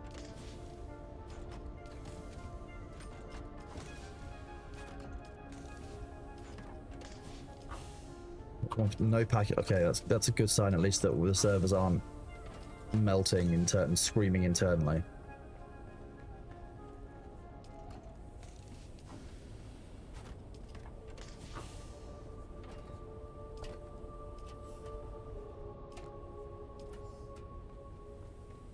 A favourite non-hand-day proper football team. I'll be honest with you, Dan, I've never really cared that much about football. I was always a rugby person when I was a kid. So whenever I'm supporting non-hand-egg football teams, I normally choose the opposite team to whoever my friends at the pub were rooting for, just because it was fun. And if they lost, I didn't care. Neat. I've never really gotten into like supporting teams, etc. Is there a place you don't want to build your second base when you abandon your first? My suggestion on where you should build your second base is you'll cross from here, deep desert. Best place to cross is next to Haga Basin. There's a nice flat area here. Really good bit. So you can leave cross here. This thing, that's about 700 or 800 meter gap, but it's probably about as good as you can get in terms of visibility both sides of the gap, because ultimately a worm, if you're going over the dunes, a worm can come out of nowhere and you get no warning. At least here you'll be able to see if there's a worm in your path. I would advise building, if you're on your server, I would advise building a base up and around here. The reason for that is there's a great base set up here, which has a number of enemies and you can have good access to blood and bodies. You can also get loot for the area. There's also a good spot of iron, granite. There's a couple of water fields nearby normally here in this little run through. This is a very, very good spot here for a base. You've also got a couple of areas around here which are quite promising. Here is okay. The problem is there's a really active worm that sits in this gap. This is a trap. Don't do that. The route you want to take to get here is to go down south and to go around these. You want to get safely into the anvil, which is the vendor up here.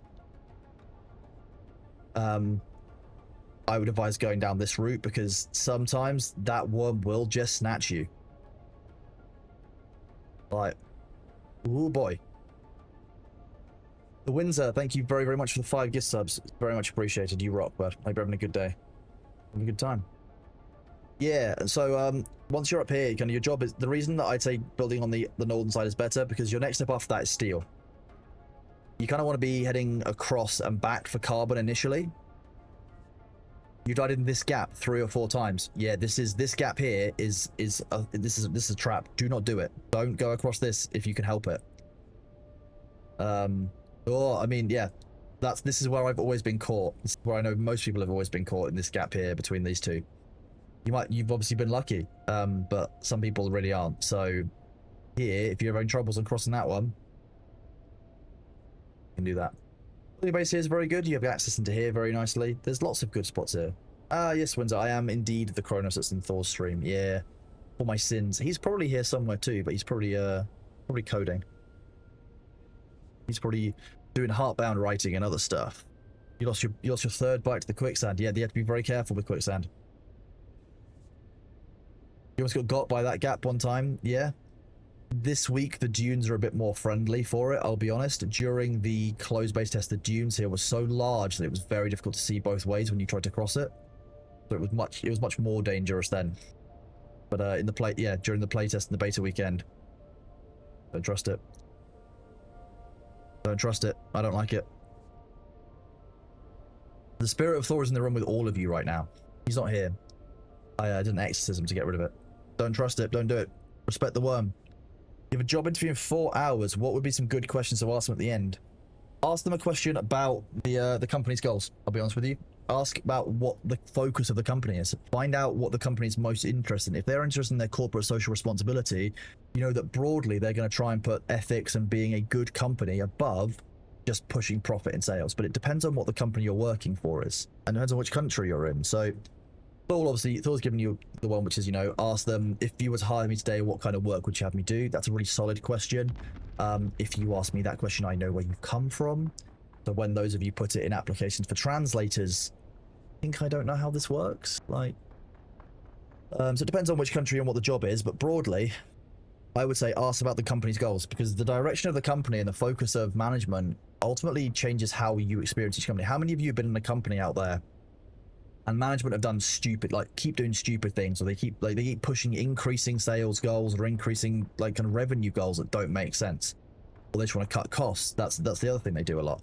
That kind of workplace environment can be exhausting, and you need to be aware of that going in, because it can change how much you want as a salary. It can change your expectations of the job fundamentally. So asking those kind of questions, and there is nothing wrong with asking somebody what is the goal of the company, what's the company's current kind of couple of year plan. And if they don't know, that likely means they haven't been listening to their CEOs and their leaders either, because it's the kind of thing that CEOs of especially larger companies will always communicate to you. And that will also tell you that the employees aren't particularly engaged, even your managers. So yeah, look, people in chat say, you know, there you go.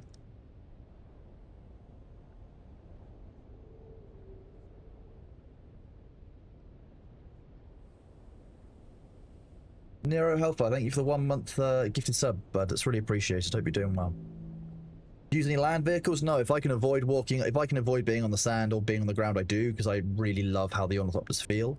That said, I know that I underutilized the buggy massively. The buggy's a very, very useful vehicle in this to harvest large amounts of materials very, very quickly. So, you know, I know that I underutilize that. I'm very aware of it. I don't like it very much. I use it in the shales sometimes to harvest jasmium, but I would still rather fly around because to me it feels more fun. And I'm now at the stage where I put efficiency above, I put fun above efficiency, whereas, you know, because I quit EVE Online. You know, but thanks for the second one, bud. It's really appreciated. I'm hoping you enjoy your cosmetic. And good luck with your interview, bud. I hope it goes well for you, you know? At the end of the day, the interview is for, like, the company has to prove themselves to you as well as you proving yourself to the company. Remember that during the interview, that if you don't want to work there, they don't seem like the right type of people, definitely don't force yourself to do it. Like, not everyone is worth it. It's just that simple.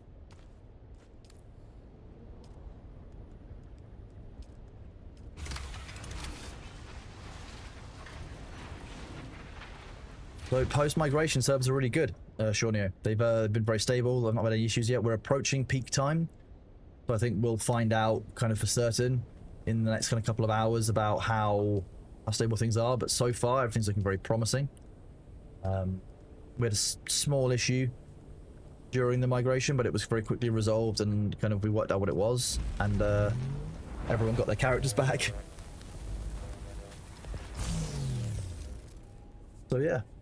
There you go. The interview is about learning about the inner workings of the company. It's not about them trying to get to know you. It's about something people fall for. It works both ways. Their goal is to get to know you. Your goal has to be to get to know the company and for it to see whether it meets your requirements. Dude, I feel that, you know, like, and props to you for, you know, sticking at it.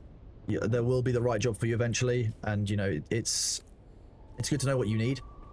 So I think a lot of people in this day and age go for a job because you need to have a job to survive, right? You need to do something to afford to live.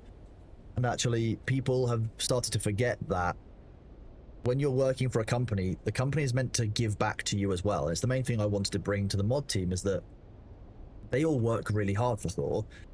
We have an obligation as a business to work hard for them, to let them take time off, to deliver wins for them so that they can be comfortable and they can feel like the company supports them too. Thank you, Lossol. I really appreciate that, bud. And Shawnio. That means a lot, thank you.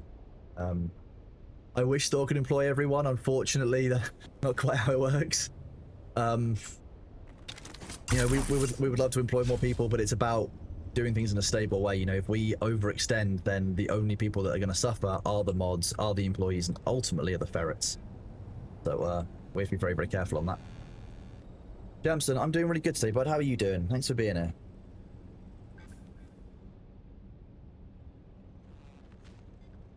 Yep, completely agree. Do not bend over backwards for company. Don't overexert yourself. Always focus on yourself. I work as hard as I do because I really believe in what Thor's doing with the company and what I can help deliver within the company and within the community.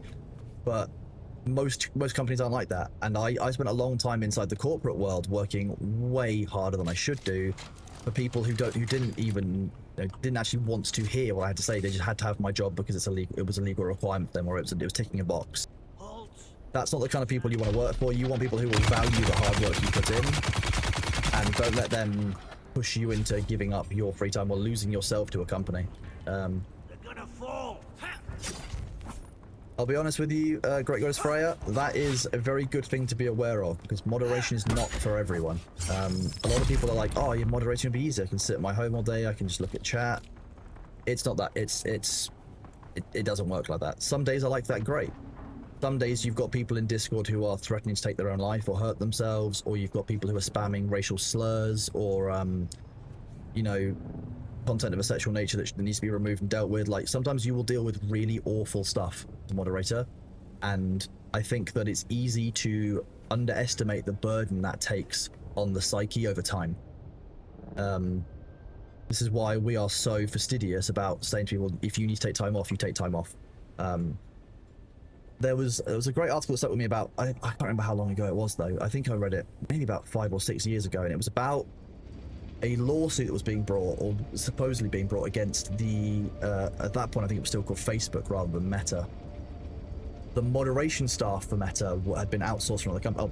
Chain VTF, thank you very much for the Prime sub, bud. Appreciate you greatly. But the moderation staff on Meta have to look through every single post that goes up, same way that people on YouTube kind of are meant to do. And so they would be exposed to the most heinous shit all day, every day. You're talking people people dying, you know, content of underage sexual, like all kinds of really awful stuff, and they were completely unsupported. And if they had to take time off, they were basically fired. That makes me angry to think about treating somebody who's working for you, trying to enable your company to do well. You treat them like that. Oh my god. Yeah, I've taken therapy. Yeah, I've had therapy a few times. The most recent time was in 2022. I had some complications from some medication. So I was on such strong anti-inflammatories that one of them burned a hole through my stomach, and I was in hospital for 13 days. I didn't eat for 17. It was awful. When I was in hospital, I was put on the general ward because in the UK we've got the National Health Service. I don't have to pay for the medical things, luckily, but that means that sometimes there's a bit of a delay. So I had to wait in hospital overnight for a few days before I could get an operation to try and work out what was going on. And I was in a hospital bed in a room with, luckily there was a guy opposite me who was very friendly, who lived somewhat near me, and we were having just something that kind of kept me sane. But there was a guy in the bed alongside me who was very clearly, I think he was in his late 80s. He was struggling from dementia. He was calling out for his dead wife, and that upset me in a way that I didn't really realize, because my other grandfather had passed away several years ago, like kind of I think 7 or 8 years before that, if not more. And that's kind of what he was like before he passed away. On kind of in his final weeks, he didn't recognize people. He would confuse me and my dad, all kinds of stuff. And it kind of, I became very aware of my own mortality very quickly, and I needed to speak to somebody about kind of the idea of growing old and what that would mean, like what would happen to me in that kind of situation, because I just had to kind of get some of those feelings out, because it was really hard for me to deal with. And it kind of, on waking up in the night hearing him calling out for that, it was very, very difficult for me. Obviously it wasn't in a very good way, but like, yeah, so therapy is, for most people, I think therapy would do a lot of good, but it can be very hard to open up to therapy if you've never done it before. Getting therapy is a skill that you need to actually build over time, and I don't think it comes naturally all the time first time, let alone trying to find the right therapist, like you say. It's very, very difficult. So therapy is great, but it isn't a one size fits all, and it's not just like rocking up to any therapist will automatically fix you.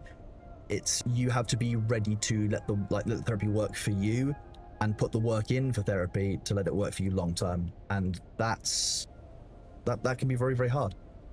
But yeah, I've had therapy. I'll talk about it openly because, you know, I've needed it, you know, and I've had times when, you know, I spent most of my life from 12 to 18 in significant pain on some of the strongest painkillers that you can get in the UK, and even then it wasn't touching the sides of the pain because it was sciatic nerve pain. I spent a lot. I did some therapy when I was 17, 18 for those reasons as well, because like, I didn't want to be around anymore. Spend half of your life when you're 18, all you've known for your teenage years is just intense pain. I didn't want to be around when I was 18 for a long while. It took me a long time to get over that, and therapy really helped me. So, you know, therapy probably saved my life at one point. I'll say that quite freely. Being able to talk to someone about it was good, but I did that proactively because I knew that I wasn't able to deal with it by myself. And I wasn't particularly good at talking to my friends at that point. You know, very difficult. Was the amount I paid for therapy worth it, or was it too expensive? So the first time I got therapy was through our National Health Service. This was probably about a decade or so ago, 2 decades ago, probably, when the NHS wasn't quite as overwhelmed as it is now. I think getting therapy on the NHS is probably a lot harder now. Mental health has become much more of a thing. Metal OC, thank you for the tier 1 sub, by the way. That's really appreciated. Getting therapy at that point was a bit easier because I don't think it was quite as overprescribed as it is now. When I got therapy in 2022, I went private, and it wasn't cheap, but it was worth it. But again, that's for me. That's an individual thing because it's my financial status. That's my individual mental health status. I can't say that for you. You know, if it's something you're concerned about, there are I know that certain services out there do provide means-tested therapy, so you can have it. They'll subsidize it if you can prove certain like low income, but I don't have the details of that, unfortunately. Yeah, see people in chat saying that now getting access to therapy is very, very difficult. I was lucky that when I got it, I was also not under adult therapy. I think I got that when I was 17 and into 18, so I was just about under the child and adolescent mental health service in the UK, which has a bit more provision for it. There are less teenagers who are in exactly kind of the worst states of that than there are adults by the nature of how ages work. So as soon as I was 18, I aged out of that kind of that queue as well. So it's all very relative. I can't say whether therapy is right for you. I can't say how therapy for you should work, but I can say that for me, therapy worked very well. Being able to talk about someone who was a professional, external to my life, someone who I didn't have to worry about it making an impact on my day-to-day or anything like that, made a massive difference. So, you know, there you go. That's what I mean. Like, if you guys have any questions, I'm always happy to answer them in chat. But most stuff, there's very little that I won't talk about unless it's, you know, private for NDA reasons or because it's not my business.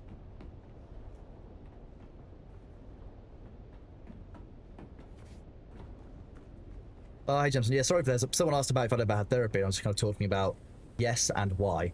Because there was a question about kind of the cost of whether it was worth it. So, Mum was talking therapy, so I was basically speaking to a therapist and having conversations. I would have a weekly session about it.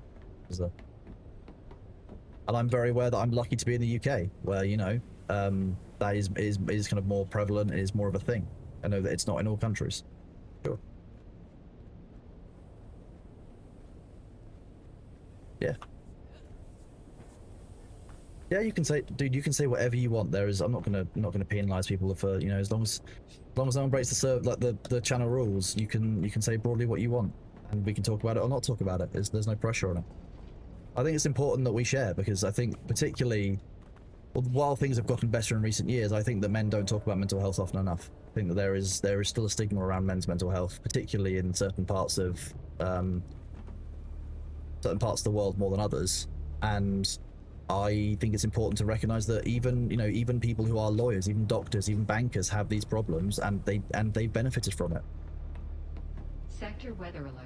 What's the blue glowing thing? The blue glowing thing is my Holtzman shield. So that's the shield that I have around me that so I don't get stabbed.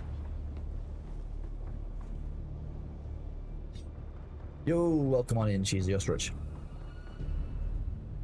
I mean, this is only my 6th stream, I think. I've lost track. I've tried to stop counting now.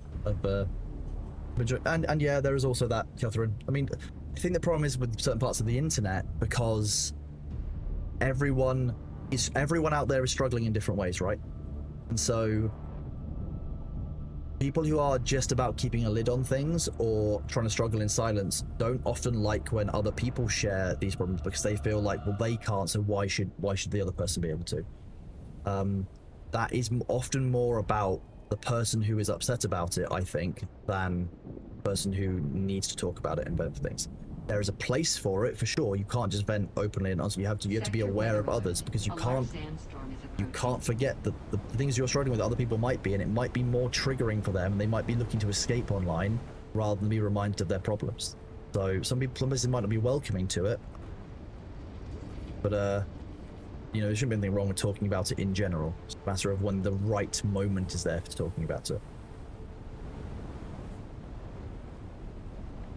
IT help desk therapy is caffeine, hatred, and heavy metal. Yeah, I covered IT help desk for 2 weeks while in one of my early jobs, because the IT professional was away and I was the only one who could at least do basic IT, and I hated that. That was awful. Like, that makes you hate people very rapidly. I got one more call from Dolores in accounts about, oh, her screen won't turn on. Well, of course it won't turn on. You unplugged it to put on your damn foot warmer. It triggers me even now, and that's like many years later.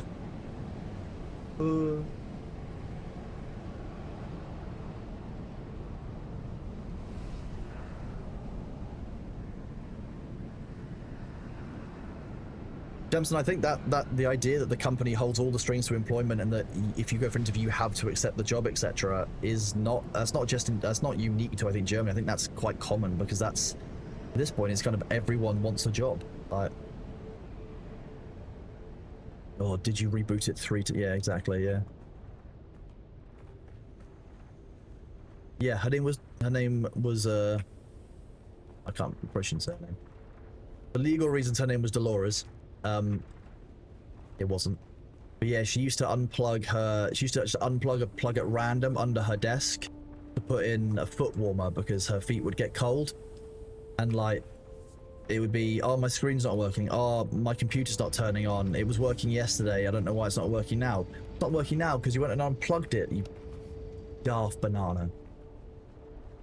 I think that I think IT help desk is like weightlifting for patience, to be honest with you.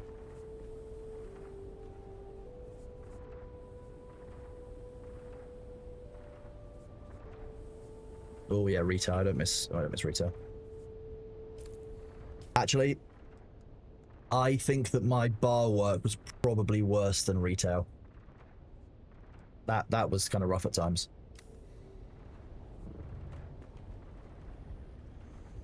I think, Jamson, that especially younger people who haven't had the time to be so inured to the bullshit that comes in corporate work environments, because you need a job so strongly, and people are nowadays struggling to get jobs in certain places, they are just grateful when any job comes along, and that means that you don't have that freedom for everyone to be as selective. And I think that has led to a quality drop in working across the board. Because you have to work, you have to take the offer sometimes, even if the company is shit. I think if companies realized there was more competition for the good employees, that would encourage them to treat the employees better and actually compete for the loyalty of good employees.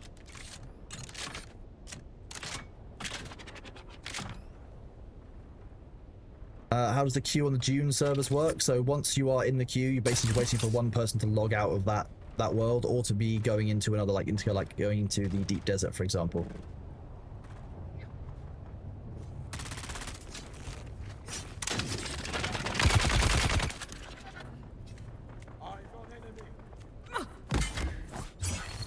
Are you full-time working for Pirate Software? I am indeed. Yeah, I do work for Thor full-time. I'm currently on my, I say holidays. I'm doing less work while I just kind of take a bit of a breather from working flat out for about a year and a half. Yes, I'm taking a breather, definitely. But yeah. Nah, you're alright, Jamson. No worries at all. I'm happy to talk about it.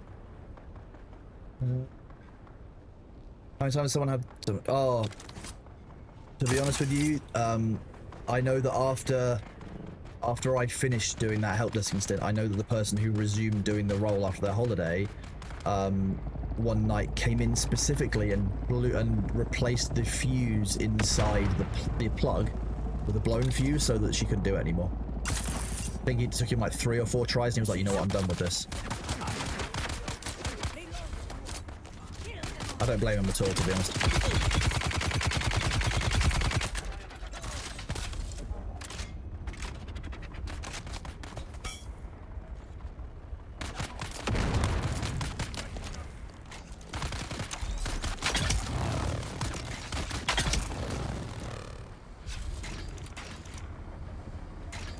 The las gun is quite fun, to be fair.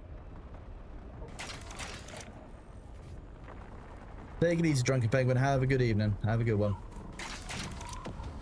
The thing is, though, like I was saying before, like, because I was working corporate until April, I was still doing that job, and this was my hobby, so I want to do in my free time. I want to support the community. I want to do these things, and like, I can't really put into words how much like TwitchCon, for example, like, at TwitchCon, I got 3 hours, I averaged 3 hours and 20 minutes of sleep a night at TwitchCon, right?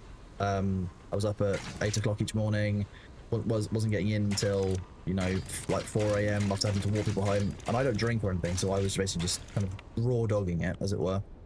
Don't do caffeine either. I had the best time possible because I know full well that Thor, Primogen, Annie, all the people I was with and I met had a good time, and they got around safely. It was all organized. I took some of the burden off of organizing their routes around so that they could have a good time, and I've come back and all of them are so much more energized and happy as a result of it. Like Thor is, it picked him up in a way that I haven't seen in quite a while. For me, that felt better than anything else. Like, that's better than any holiday, any time off. There's no sitting in the sun by a beach is nothing compared to like delivering something where I know that my friends are now in a better place, having a better time as a result of the work I put in. Like, I don't need anything more rewarding than that. Like, it doesn't feel like work to me. It's just me doing what I want to do. So like, I can understand why, oh yeah, a year and a half without a break doesn't seem like a lot, but this was my holiday from the corporate job I was doing up until April, and even now I still really enjoy this. Like, this is yeah, exactly. Yeah. Seeing your friends getting happy because something you've done. Yeah, exactly. Like, it's just felt so much better. And like, the only thing you really need to do is just be aware of what's going on, where things are, what time we need to be in place, and to basically allow other people to relax and enjoy themselves, and I will stay organized for them. That's the way it works. And that's the fun part. I enjoy that much more. It's much more rewarding for me to do that. And like, a good example is the partner party. After that, there was a post partner party, the post partner party, the post pa. Like, I knew roughly where it was. So I was going to be taking Thor there afterwards. That's what we do. You know, make sure we get to the right places. Then people were like, oh, you know, I'm going to this party as well. And then I'm like, oh, well, do you know where it is? And they're like, well, I don't really know where it is. Do you know where it is? I'm like, you just follow us afterwards. When we left the partner party, there were 50 streamers and partners following this group. We all went together and we filled up a whole tram car in Rotterdam. We went off this party and we all got there. It was all great fun. And like, just knowing that I made everyone's life a little bit easier just for one night, but one burden off of everybody, felt good. That's all it needs. Like, right? That's a win in my book. That's how that works. So like, I've only been working at this for like a month full time, and I've had some time off for my surgery. I've done a bunch. Like, I'm not fussed. Like, I quite enjoy this, and my time off is. I do live in the UK, yeah. So, and I get to work flexibly. Like, if I want to go and sit outside and work on my phone, and do all the moderation from my phone. Well, I can't really moderate from my phone, but like, manage the calendar from my phone or work from a laptop from somewhere, I can. I have that freedom to do so, you know. There were a few times last year when I was on breaks from the corporate meetings. I was taking my lunch break and I'd just go sit outside and I'd just like chatting. I'd watch the stream and I'd chill and chat to people in comms and in chat, just on my phone, like sitting out in the sun, reading my book. It's just much more fun. Like, oops, sorry, I'm in void mode again. So, you know,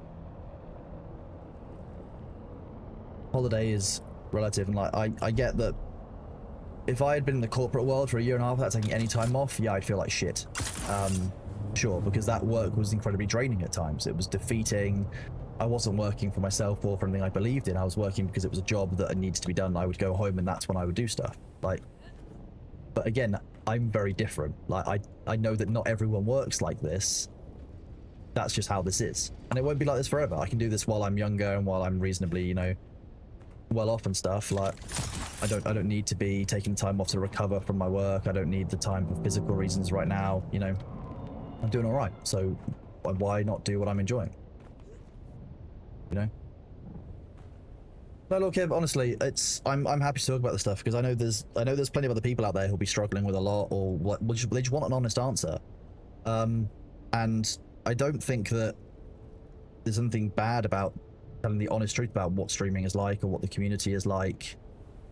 I think you deserve to know that. I'm in my early 30s, so I'm not even like old. Like, I've got plenty of time. And I've got the spine of a 65-year-old, but I've got, you know, everything else kind of works. So, like I say, yeah, working from home makes a big difference. Yeah, Thor pays me. I'm paid full time as the lead moderator. Bam, at 80, I'm gonna be having like wheelchair races around the old people's home with my mates. That's what's gonna be happening. Like, it's gonna be great.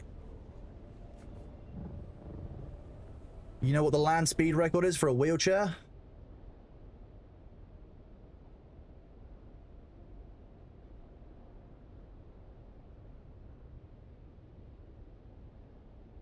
I'm fairly sure the land speed record for a wheelchair is something like 65 miles per hour, like 100 kilometers an hour. It's not small.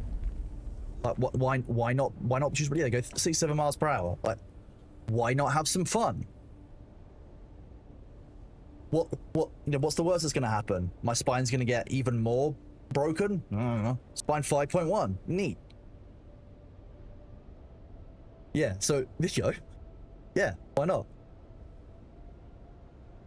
That's what I mean. Like, you know, you can have fun whenever. Like, no, I don't bait it. My point is I don't pay taxes in the US. So if you are in something called a tax treaty nation, that means that your country has a tax treaty with the US in relation to Twitch, which means that the Twitch won't hold something called tax withholding, which is what they're meant to hold for anyone who's earning money in the US, or people who need to pay US tax. I don't have to pay that because we have a tax treaty in the UK, which means that we pay UK income tax on any income earned in the United States. So that's what Twitch were making me do.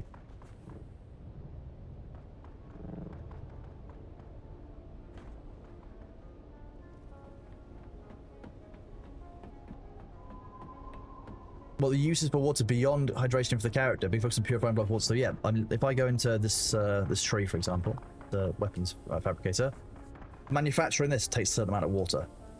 So once you get certain tiers, you need water to make stuff. You need water for building certain things. So if I want to make, say, a advanced fiber fabricator, actually I don't need water for that. Most of the things that go into these will require water to make. Silicon blocks require water to process. Cobalt paste requires water to process. Plastinium, water to process. All of these things that you're refining take water as part of it.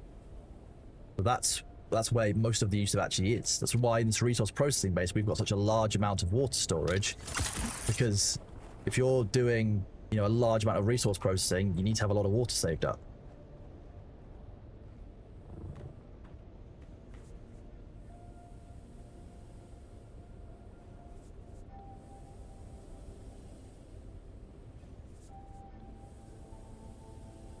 Yeah, and so that's what I was doing for a long time. Like, I was just helping my mates out, moderating as a favor. Like, I never expected that it would become a full-time job. Like, hey, very soft, nice to see you, bud. How you doing? Yeah, I never expected that streaming would become part of what I do. I never thought that I'd be moderating full-time. That's, to be honest, I still sometimes wake up and be like, geez, this is my life. This is awesome. But like, I'm very, very lucky that you guys support Thor in the way that you do, and therefore that he can support us. Not every streamer would be like that. There are plenty of other streams out there who when they make it big, they wouldn't, you know, hire their mods and they wouldn't do all those things. So, you know, I'm very, very lucky. I'm very aware of that. I know that I've worked hard for some of the stuff I've done and for a lot of it, but I also sometimes feel like I haven't. So that's about learning to actually, you know, I have put a huge amount of work in, and, you know, my moderators, I've got Matt and Jake, who both moderate here, who moderate for me. Luther also is one of my mods, but I don't ask them to moderate in the same way that Thor chat needs it. My chat, well, normally is about like 500 people as past for a couple of days, but 1500 is a bit much more. But I've been able to moderate it all myself so far because I'm quite used to moderating Thors, except when I'm in a really intense mode. If I was playing something like Doom, I don't think there's any way that I would be able to moderate my own chat, so that would be a bit different. But for Dune, fine. And yeah, the mods here are allowed bread. Yeah, that's fine.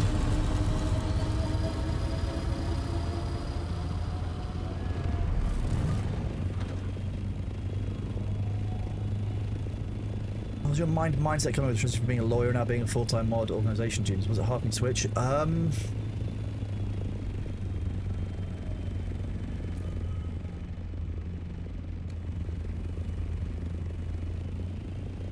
We're just gonna go back inside before the sandstorm hits. Was it hard for me to switch between being a lawyer and doing this? No, to be honest with you, it was harder for me to. It was hard for me to keep going in corporate, to be honest, because, like I say, you do after a while of just being not ignored, but like, you say this is what the requirement is, this is what the best thing you could do for customers would be, and they'll do the barest minimum because that's what's the most economical. It just gets a little bit soul destroying. So, I don't think it was. No, I don't think I did struggle, to be honest. I think it was. It felt very right, and obviously I worked the two in parallel for a year, who like doing both jobs. That was the hard part, was doing the full-time corporate job and doing the full-time moderation day in day out. That wasn't easy. I'll give you that. Like I'll say that for free. Like that was. Oh no.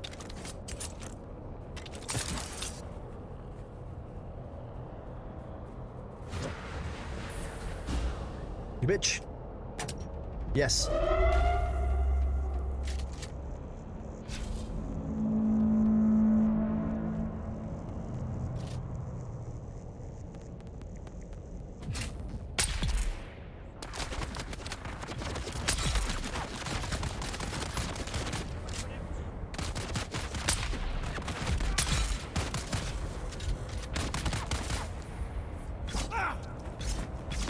These are basically Chome patrol, like prisoner, you know, kind of ships. So they're trying to capture and kill me, but they can't because they're too bad.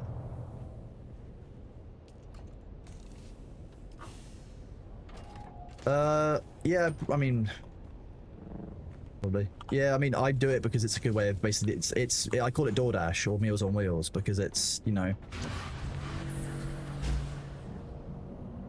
free bodies. Where did all the free bodies go? Like further up. Do this.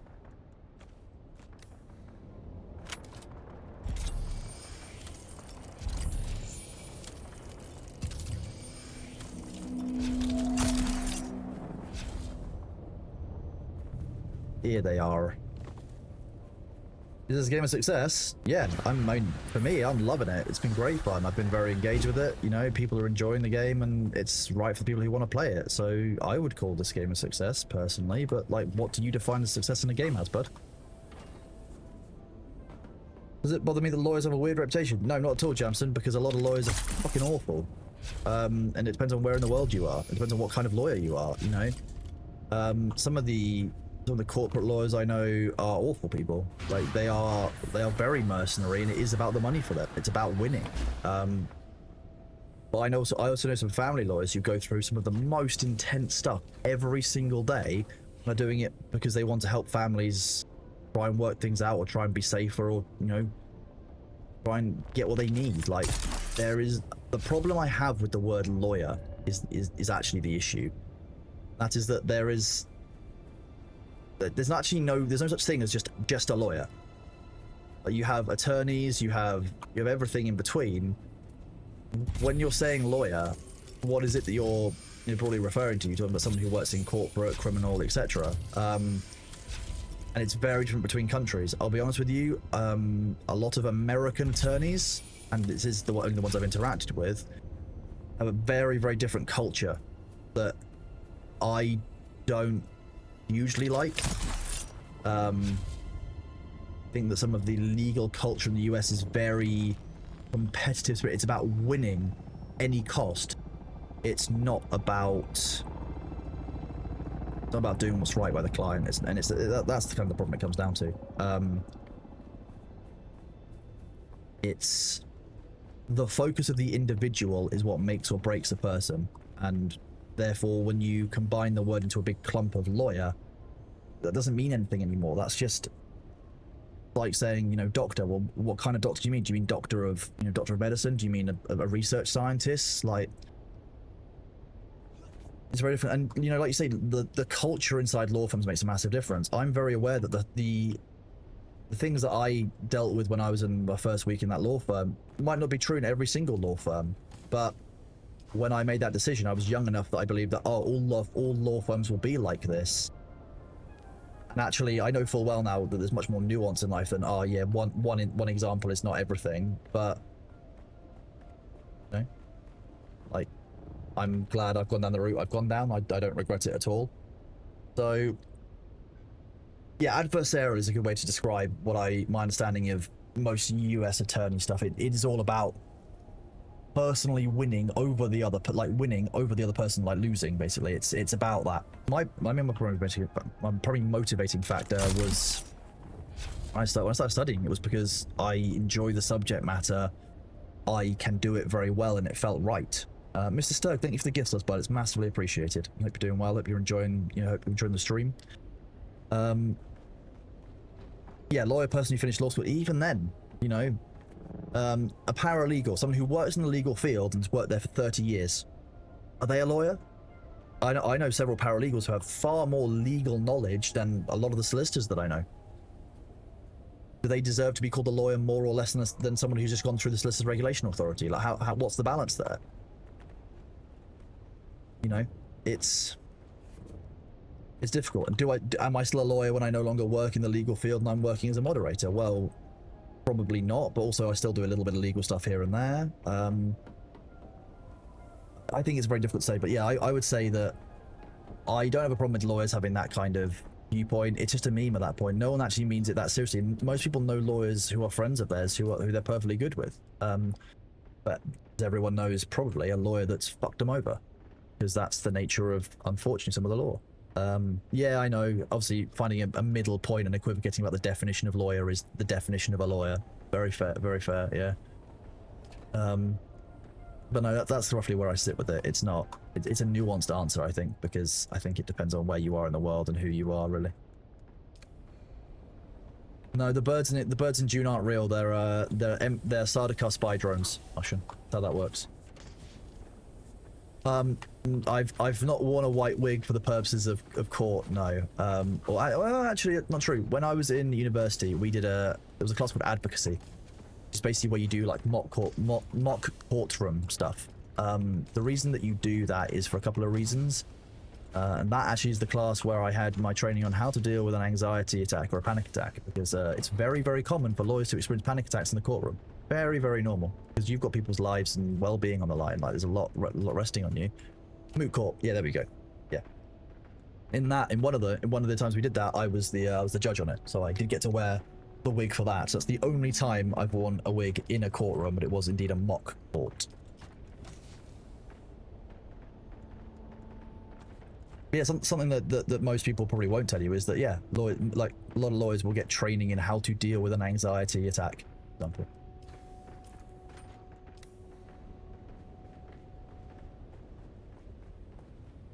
One of those things.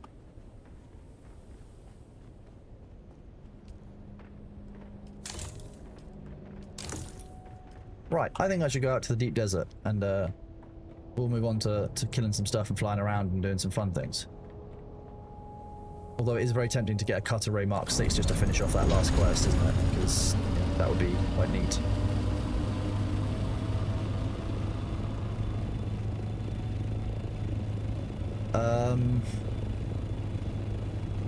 You want the real answer? Big and floppy? Like, first of all, wow, that name. Second of all, what was that? Okay. Do I think lawyers tend to be competitive because the kind of people attract to the job, or does the job bring out competitiveness in some people? I think both is true, to be honest with you. I think some people are attracted to it because it's the competitive nature and is what they see. You know, there are people who were in my law degree when I was studying who were like, oh yeah, I really enjoyed Suits and I liked how that worked. I'd really like to be a lawyer. The law is nothing like it is in Suits. I hate to tell you this, that is just not how it is. It is nothing like you see on TV, 9 times out of 10, you know.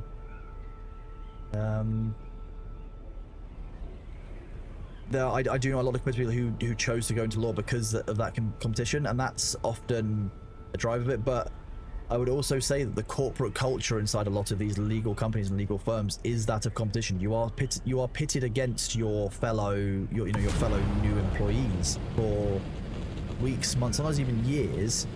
Who gets the most billable hours, who is making the most difference in cases, I've got a friend who's become regulated as a solicitor recently.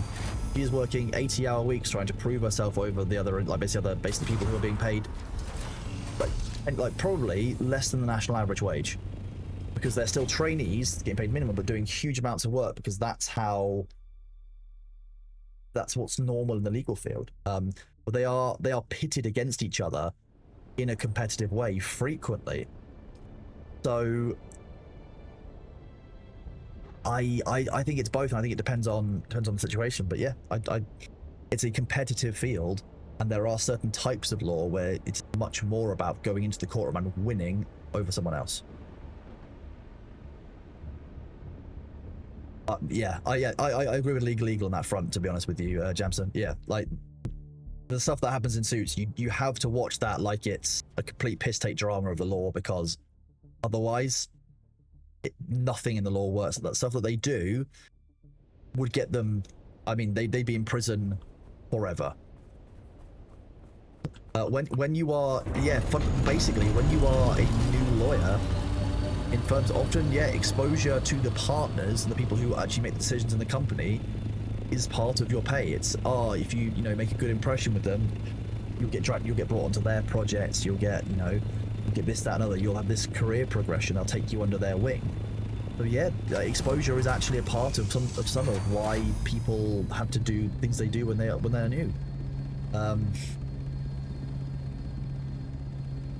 Yeah.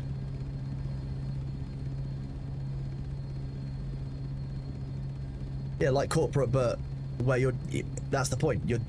People have to do it. You have to do it to get ahead. Once again, you're not doing it for the good of the client. You're not doing it for. You're not doing it for any good reasons. You're just doing it for yourself. And I don't think that the law should be a field where the individual doing the arguing comes first. I think at the end of the day, a lot of people need lawyers when their life is at their worst, or things are really going wrong for them. And you need to know at that point that the lawyer there's no other agenda other than helping you, and that's not the way the legal field works. And that might be a naive view that I have, but ultimately, we can be better and do better, and I think that the legal field should be doing that. I think the exploitation of new people into the field is absolutely atrocious, and it makes me angry to think about frequently, but, is what it is. That happens in all kinds of fields. It's not just law. I know dozens of new developers and new programmers who are being paid peanuts to do work that senior developers should be able to should do, but just don't want to do, or don't feel like they feel like it's they feel like it's demeaning to do entry-level work, or to review code and stuff, and it's like, well, that's not remotely true. Yeah. It's one of the reasons why I'm so bad at delegating, because I've had so much bitch work that's been tried to be delegated to me across the years from various things. That's one of the things I don't like. I don't, like I said, something that I'm working on, but not an overnight thing, really. The mods tell me off all the time for not delegating work to them. Is what it is. But like, how many of you had a job foisted off on you by a boss who should be doing the job or could be doing the job, they just can't be bothered to do it?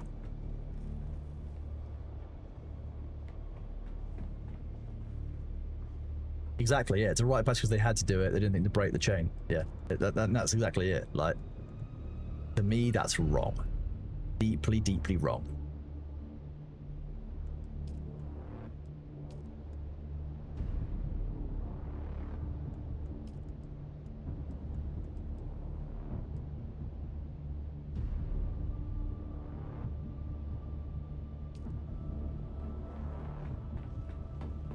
Yeah, Gary, then that's a whole thing. Like, that's part of it too. Like,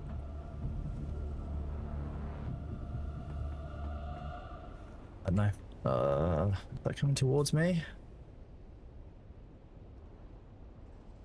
No, thankfully not.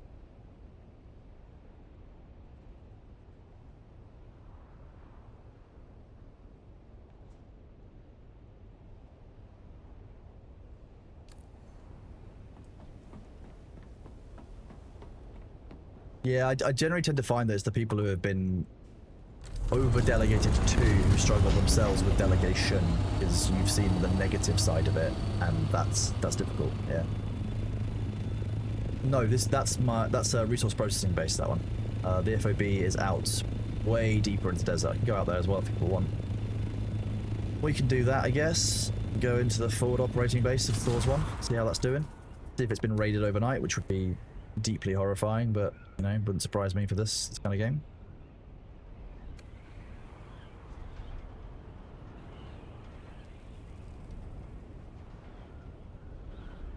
Oh, thank you, Boxer. I really appreciate that. I actually really am enjoying myself, and I don't. While talking about some of the stuff is quite heavy, I don't mind talking about it because it feels quite good to be able to share, and it's nice to know that so many of you have experienced the same thing and feel the same way. That actually, like, there is kind of some hope out there for things to get better. It's just about having the right people in the right places.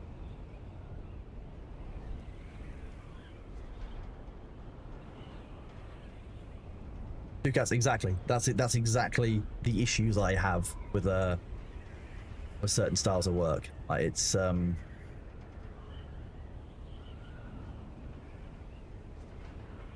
yeah, exactly. And when you have a good lawyer, it's very good to keep them out. I've got a very good one that I will speak to for anything like housing related. So I've gone through a couple of house, purchases and sales and stuff that I've had to deal with, like probate stuff and for my life.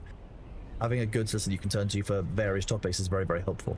And often speaking to your friend group or speaking to, the old generation of people that you know around, you can actually find people who are going to treat you the right way and listen to your needs rather than just see you as another set of billable hours, another way to get points into the margin for them. That's the hard part. Yeah. Balthazar, thank you for the 5 community gifts, Bird. You're an absolute legend. But love for you guys. I really appreciate you all listening to me yap about what should and shouldn't be done.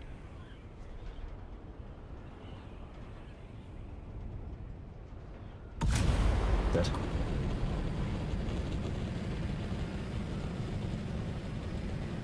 I appreciate all of you here hanging out, having fun.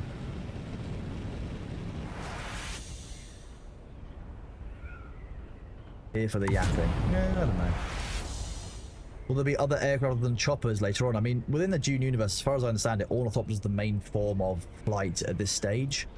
I don't know that there are other types of ornithopter. It's something I would normally ask Thor about.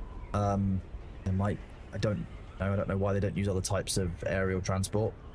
I know there was some discussion about tanks as ground vehicles. I know that, as far as I am aware, they were kept out for balancing reasons because they were very, very hard to balance, which again, one of the primary reasons for missiles, etc. But I don't know what the plans are long term. It might be something that we want to arrange a dev interview with the devs for when they've kind of announced some of their plans. If that's something that, Thor is up for and the devs want to do, it's something I can 100% arrange for the community if you've all got questions. It's that kind of thing.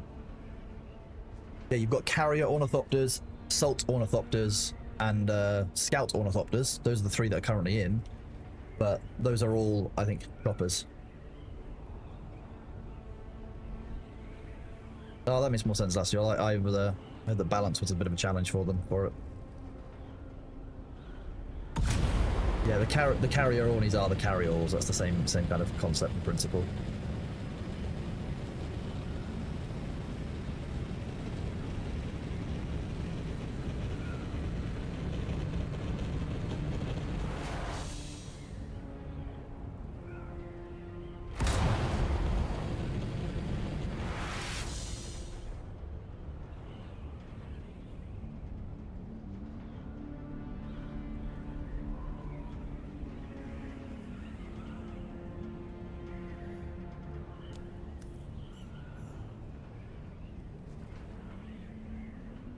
But the base isn't totally ruined, thankfully, which is quite nice.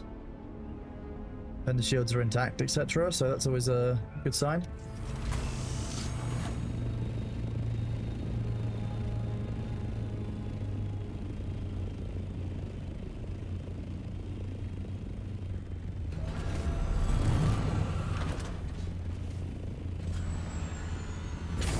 Not block myself from getting down the hatch.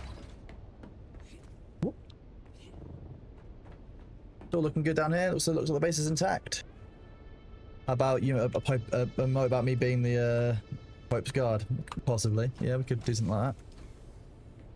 I've got a bunch of emote ideas written down. I'm speaking to an emote artist about it over the weekend. Starting with sub badges, and I'll go from emotes. I've got a couple of people to speak to. I've got 2 emote artists that I know very, very well, but I've also got a bunch of friends who are artists and animators, and I want to see if I can support more people. Like, rather than giving one person all the work, it'd be good if I could give multiple people some work. But it's about supporting friends and stuff at that point.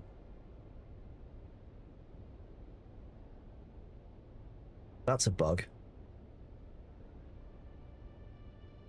D6, D6, D7, F8, F7, F6, F8 again.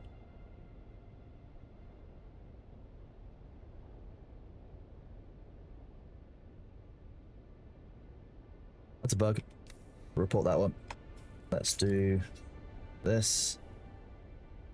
Flip that.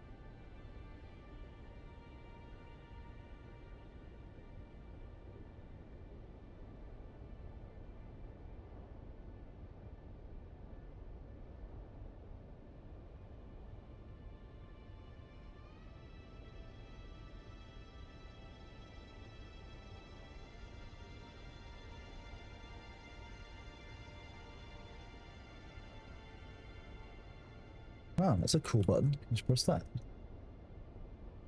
Neat. Okay, hang on, let me send that across to Funcom.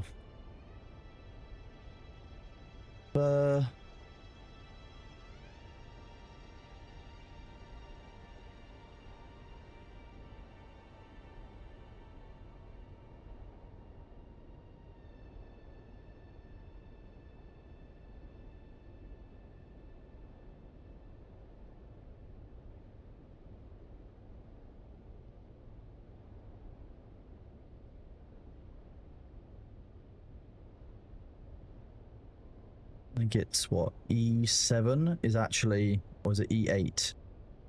No, E7 is appearing as F8.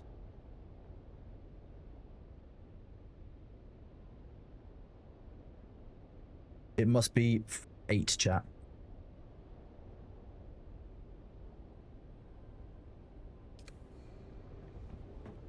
Let's go see what's there.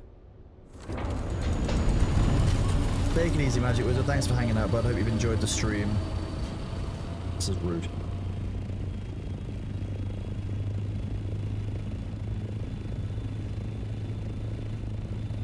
The axis of a quadrant's the wrong way around. What do you mean? Damn. I'm not sure I want to think. This feels like cursed knowledge that I don't want. Hey, Starsumner, thank you for the sub, buddy, and for the gift sub. You rock. Hope you're enjoying your day. Hope you enjoy the cosmetics in Dune.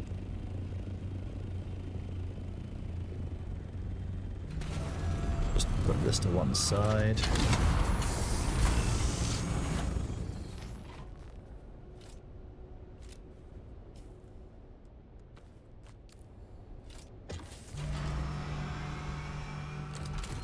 Can you automate doing something? Not well. I don't like that.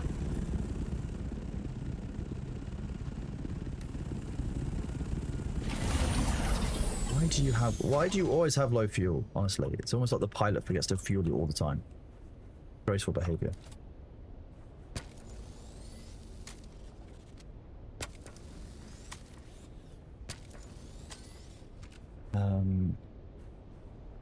I don't believe that level of automation is in. However, you know, I think that's a cool thing they might be working towards. The devs haven't spoken much about their post-launch plans. I believe that's probably because they're working on their launch right now. But like, the kind of thing I can imagine they would want to do. You know, they are very pleased with how the game is performing generally, like in terms of it's a sandbox for the future. So there's probably a lot of stuff that you want to do. There are landing pad building bits, but like, you don't want to be exposed in the deep desert, especially if you're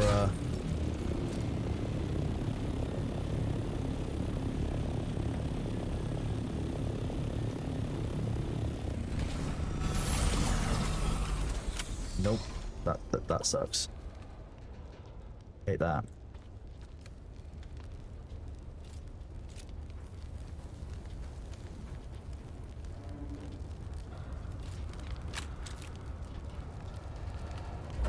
This is awful. No, I'm not doing that.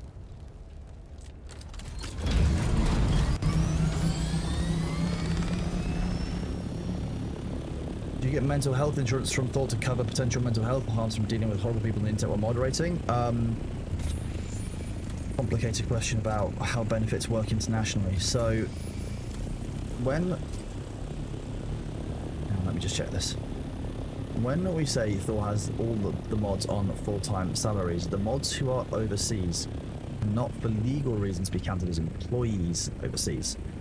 There's a number of tax issues, there's a number of liability issues there. So most of the mods overseas have their own businesses, which are paid by Thor for the work they do as moderators. They are paid the same amount as the American moderators would be if the American mods receive no benefit. So the value of the benefits is paid to the mods in the EU.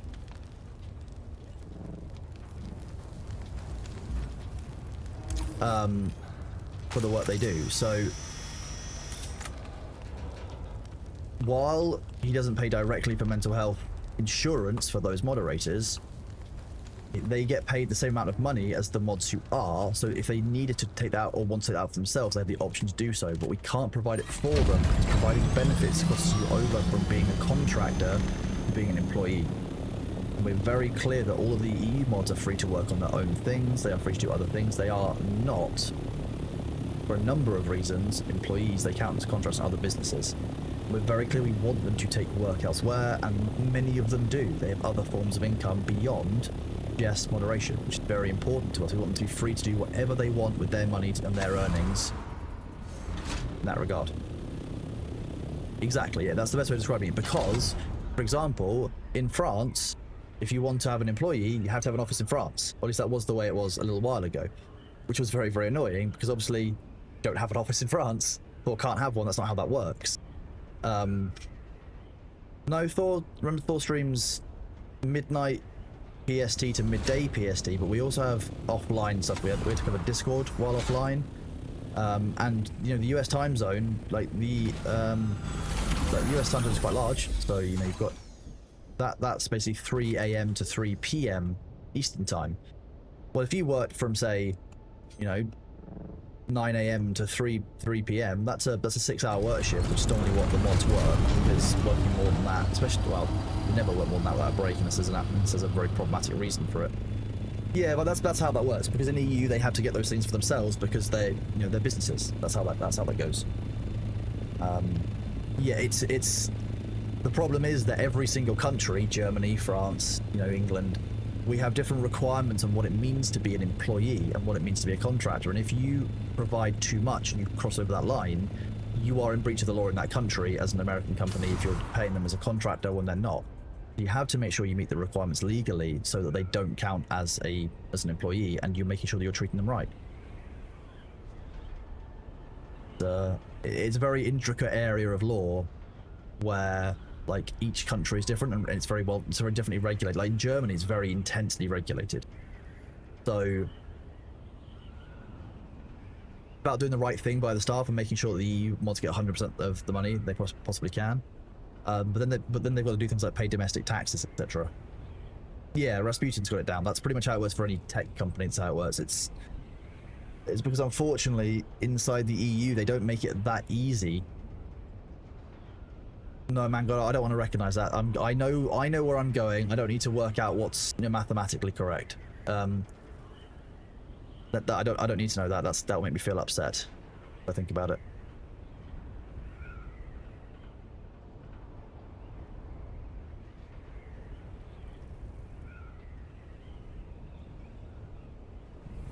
Are you capturable?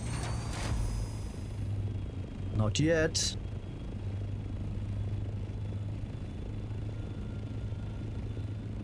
Yeah. Exactly. In Germany, freelancers can't have only one job. It's forbidden by law. You'll go to jail if people find out. You need to have multiple. That's important. That's why, you know, we set things up the way we have. That's why we provided a bunch of support to the mods so that they can get their businesses set up and they can do all kinds of things. It's just, these are the kind of things that I have to think about the intricacies of day to day, and this is frees Thor up to do creative stuff. So I'll think about these things. That's how that works.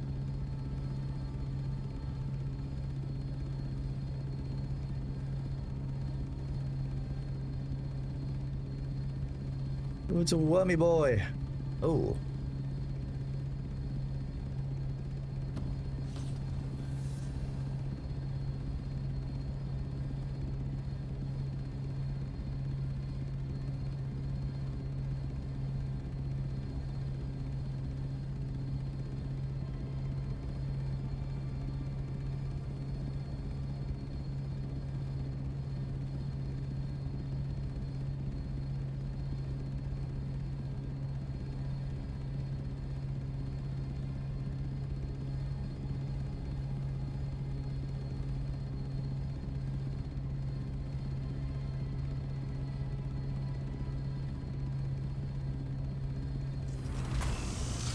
Too low next to that one. That crater, that is a ring mouth.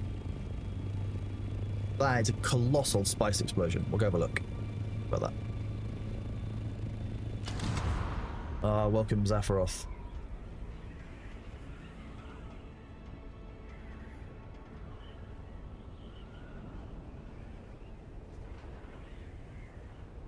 This is one of the big spice eruptions.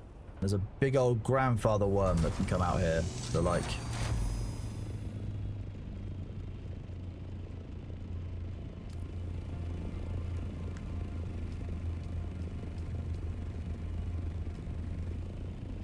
I hate doing this.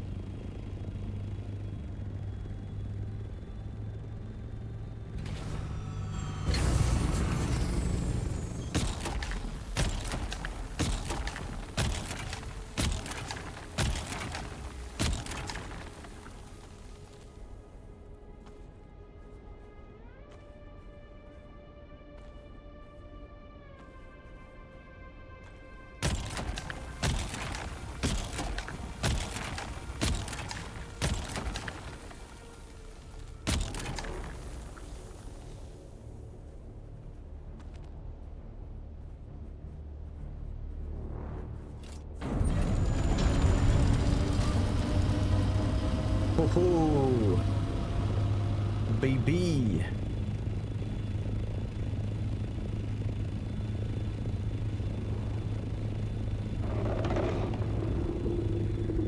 And this is why you would set up thumpers normally for this. You'd have someone nearby-ish putting down a thumper to draw away the worm.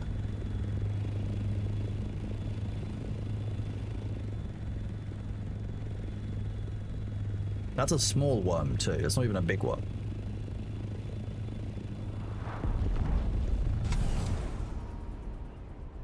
Another one. Jeez. Your FOB gets out if you're online. So if you're offline, so if you're deep desert and you've got one that's deployed outside of the A band of here, so you know, if it's outside of this area here in the A band up on the shield wall, your base's shields go offline when the sandstorm hits, and somebody could attack your base feasibly. Yeah, I know there's one over there as well. There's lots of spice eruption going on. It's designed to bait us out. It's all bait, chat. Don't fall for the bait. The worm wants you. The worm wants to know that you're delicious, and then it will never leave you alone.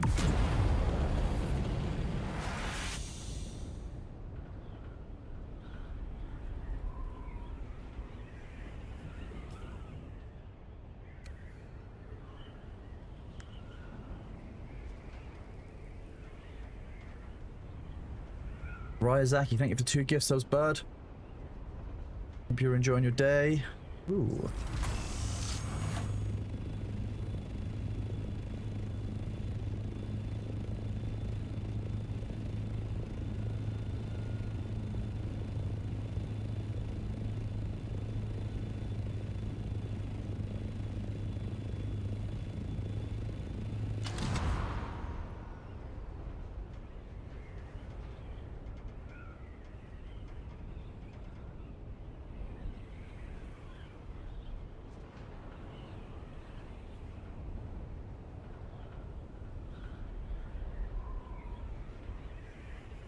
How many worms can there be at the same time? Too many worms. That's the issue. Too many worms is the answer there.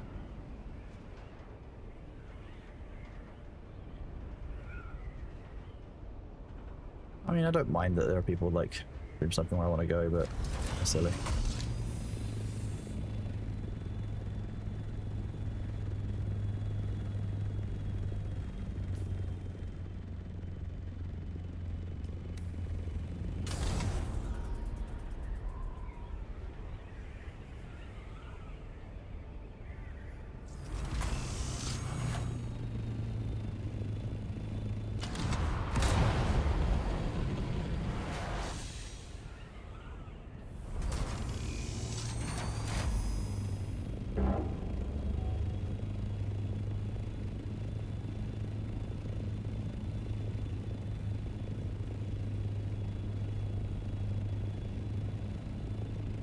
What's my schedule? I don't know my schedule yet, bud. I haven't worked it out yet. Normally I'll be going from around 8 AM my time, which is midnight Pacific. I'm still working out. It's only my 3rd day monetized. I'm still trying to see what people want, what I want to do, how much free time I want. I'm still playing it by ear. Sorry, bud. I can't give you a kind of an answer there.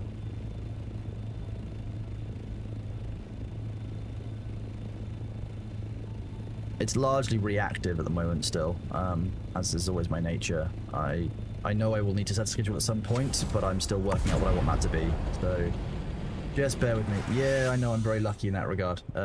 We've got a lot of Thor's community here who obviously on his day off want to watch something, want to watch Dune. There's obviously the support streamer, there's the drops. So I'm really appreciative that everyone's here. So, suspect. Yeah, great to see. I thought like 500 yesterday was a lot, and I was like, geez, but this blows me away. I don't even like looking at that number because it makes me feel weird. I just appreciate you're all having fun, you know, listen to me yap about stuff. Subgem, thanks for the gift, Subbud. I hope you enjoy your cosmetic in the game. That's what you got it for. Thank you. Yeah, I'm a famous Twitch now. I love bird watching. That's what that is. Yeah, I need a Klonos. Yeah, for sure.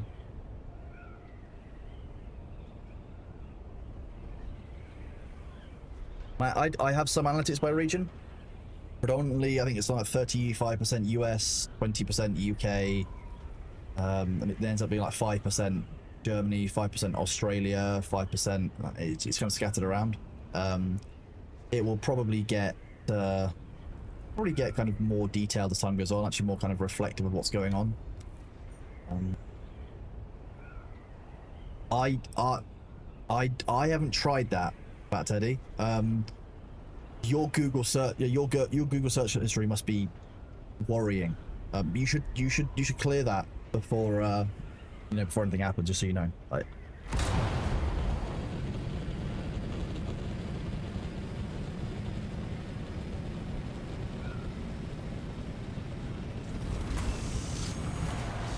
I could probably do Wednesdays and Thursdays as a scheduled thing. That would be reasonably doable. I mean, I have less on those days typically. Obviously, because Thor's taking time off, I normally use that to get a couple of things done. But like, if I move my other days around and I took like the weekends off, theoretically, it'd be very doable. I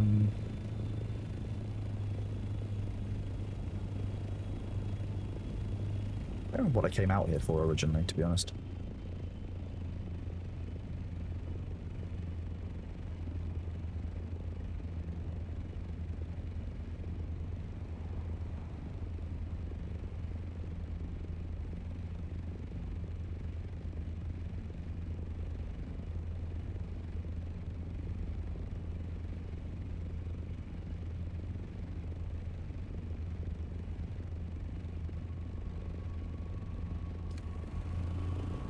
Go see what's in this one.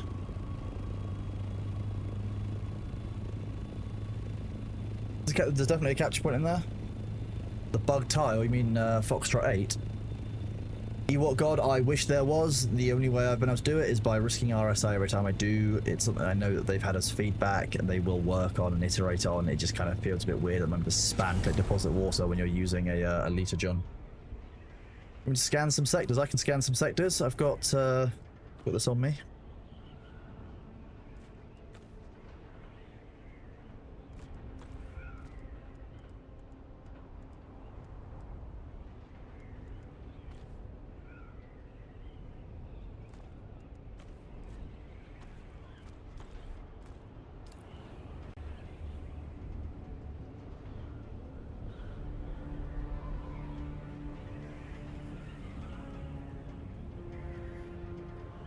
That would be nice. I've checked the fob. The fob's all good. Everything's fine. Everything's working on there. How hard would it be to do a day in the life of a mod stream or behind the scenes with a mod stream? I think the problem with that is going to be that some of the stuff you deal with when you're a moderator is very reactive, and if you're doing something that's terms of service, I can't show that on stream. And if that accidentally gets shown because I'm sharing what I'm doing, it's very, very difficult to deal with. So I'm not sure yet. I've got enough experience of how I would manage that. Fortunately.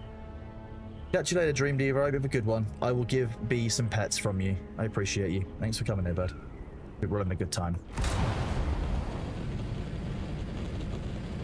Yeah, I mean, we're probably an hour into what I would call the peak time when we were starting to struggle before, and it looks like people are pretty happy. So, if people are on, how are people doing on places like Calico Jack, Bartholomew Roberts, Henry Morgan, etc.?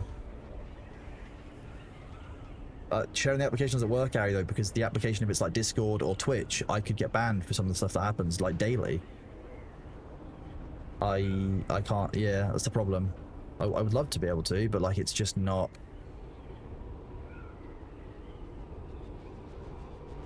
I'm really pleased to hear that you've all got pretty good. You've got, you know, very good performance.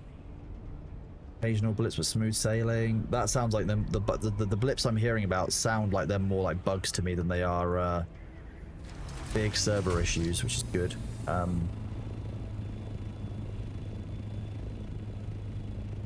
But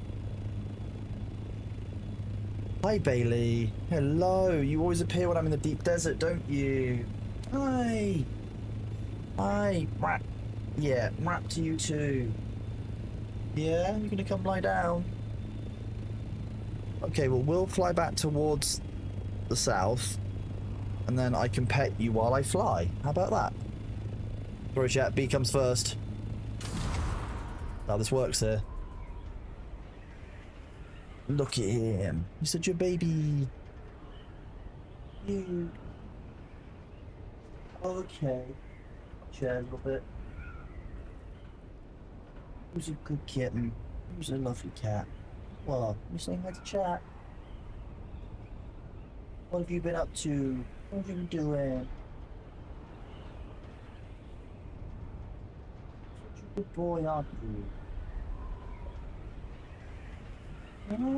Oh, big yawn. Big yawn. This is Bailey. He's a big baby. I apologize to those of you who might be here to see Dune, but I know that more of you are here to see Bebop. You having a clem? Oh, you're cleaning your belly fluff.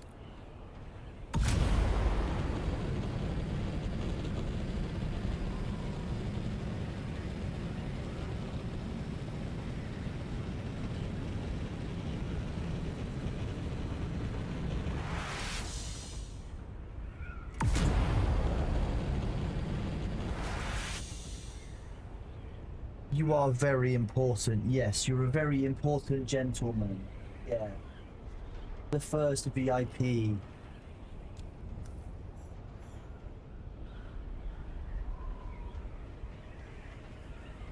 need a brushy brush, don't you? Yeah. Yeah. Am I stealing your fur? Were you using that? Oh, sorry, you've got my knee on the camera. I'll fall off my chair. Hey, little man. Oi. What?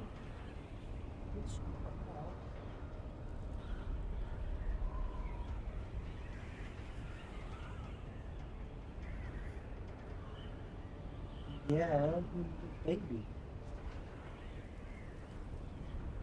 Yeah, this is B. He's 15. He's yeah, you. We're talking about you, aren't we? Yeah, we are. Yeah, we are.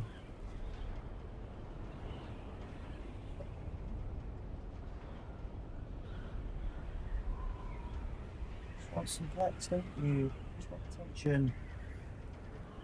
Difficult life being a cat. Look at him. He's just a little guy. What are you doing? That says...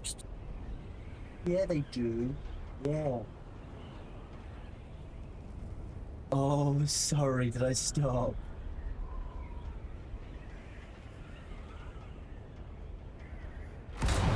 The accusatory look when I stop petting him is always very funny.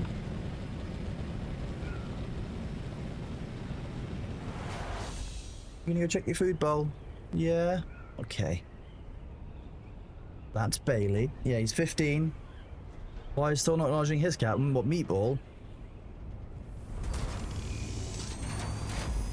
Meatball is definitely his cat. When he tells you that Meatball's not his cat. Meatball's lying.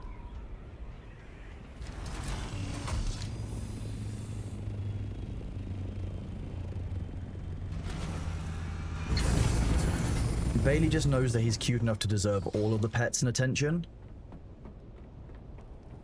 You know, that's just how it is. Enough water. Yeah. Apart from that completely unproductive journey out. Actually, that's not true. I got a lot of spice down, to be fair. A little bit of spice.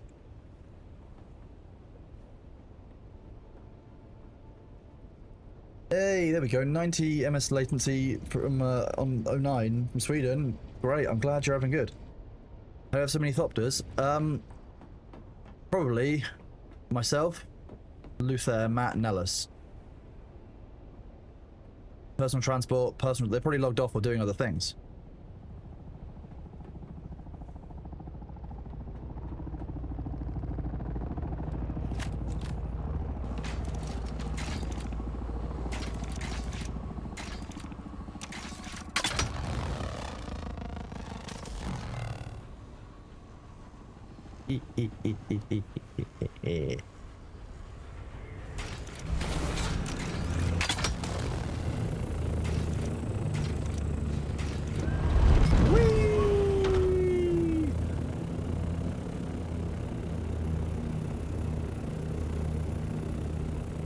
Funny thing is, chat, I don't know who this is, and if they fly me over a PvP spot, I could just shoot them with the laser.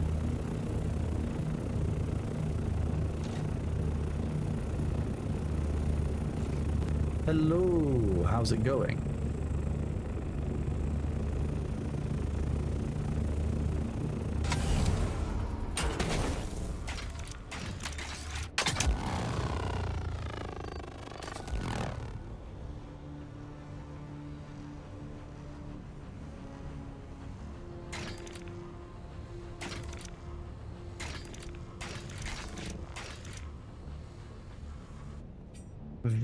Victor.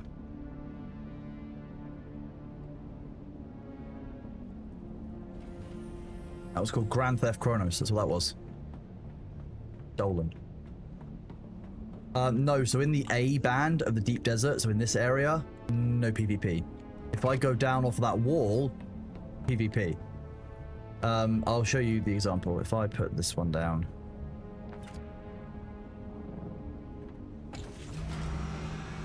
You'll see that if I go this way, there'll be a region countdown timer. I get over the shield wall.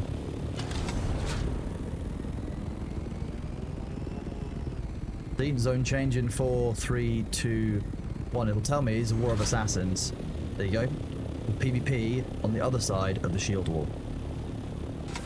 No, the reason I've not got a Thopter skin on is because this way I know which one my one is. Although, to be fair, on this one I probably could put a Thopter skin on it now. Wouldn't be too bad.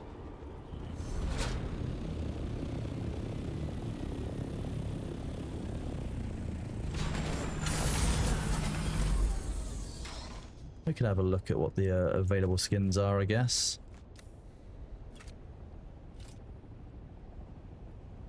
I haven't actually got a light one unlocked yet. I've got swatches. You can put the blue dasher on it. Okay, apparently you just don't want to load properly. There we go.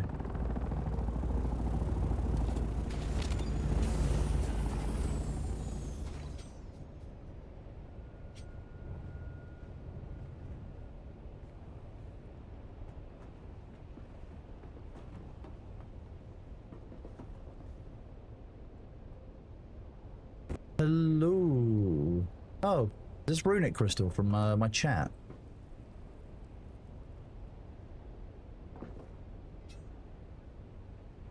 Yeah, I thought it might be. Good to see you, Bird. How's it going? Doing well?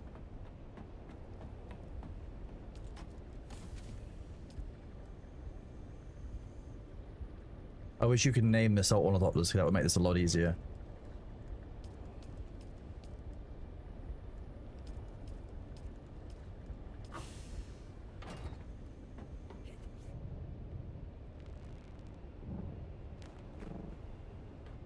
You can't have my water, I'm still using it.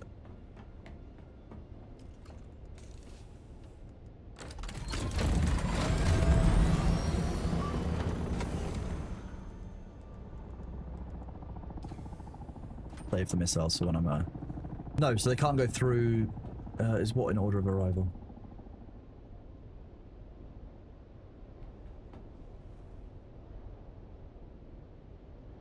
Naming things in, yeah, I think it is an order of arrival, but I can never really remember.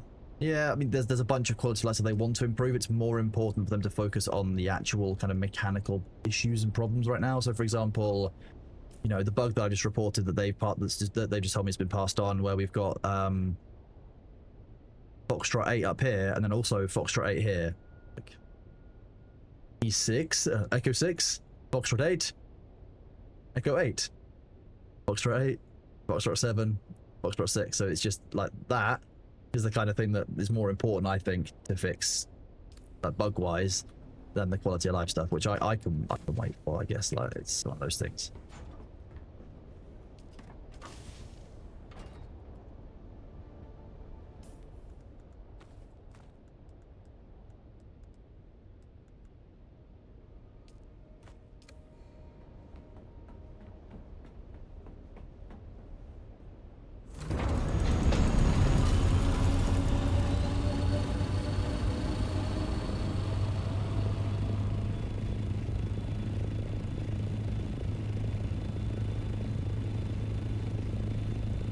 Well, I mean, it means giving designations a problem. If you say to someone, well, there's X, Y, and Z item in Echo 8 or Echo 7, they'll be like, well, that's not on the map anyway. How'd you find it? It doesn't seem like a big issue because it's just a renaming thing, but actually, if you think about the gameplay impact of that, it could be a lot higher.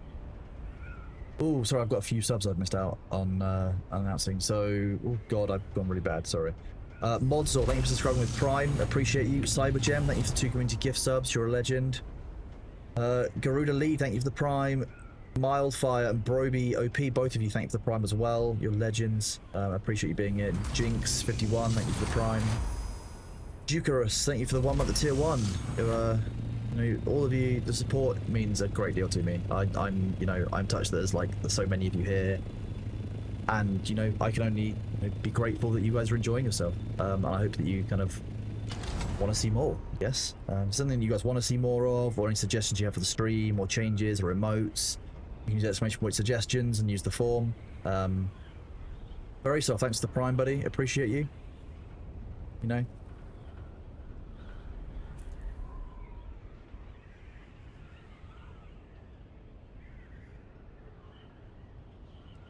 Thank you for that, Nellis. Those look great. I will look at that after stream because I need to have some brain to be able to learn how to compute it properly.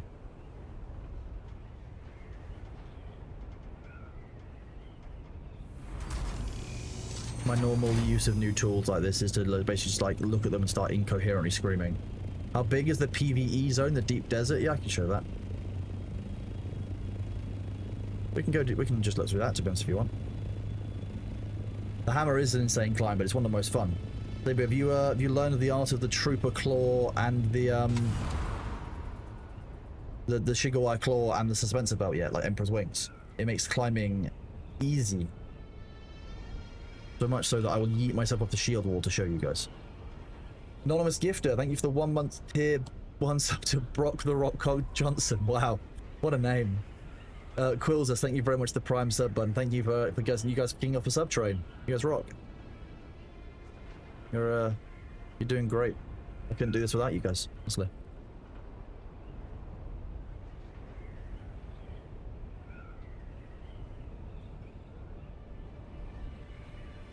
Jump tech, it's fun to I'm fairly sure it is intended. The devs have seen this for hundreds of hours of gameplay. They've seen me stream it, they've seen Thor stream it, they've seen it all go.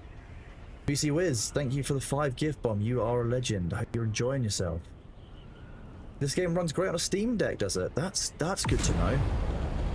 With the minimum requirement being a 1060, I'm not hugely surprised that it works okay on a Steam Deck, but that's really good to know, actually. Whoops. Not got a chat. Around 30 FPS, TDP limit of 6. Okay. Doesn't sound too bad.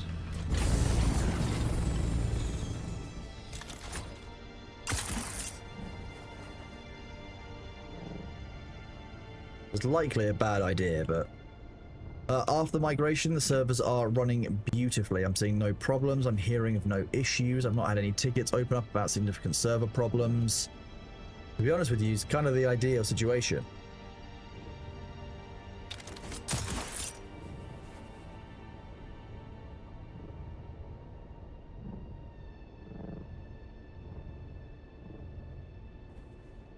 So, big old cliff. Once you're into the game, you can get Emperor's Wings, Leap Suspense Belt, all other kind of things to let you do things like this.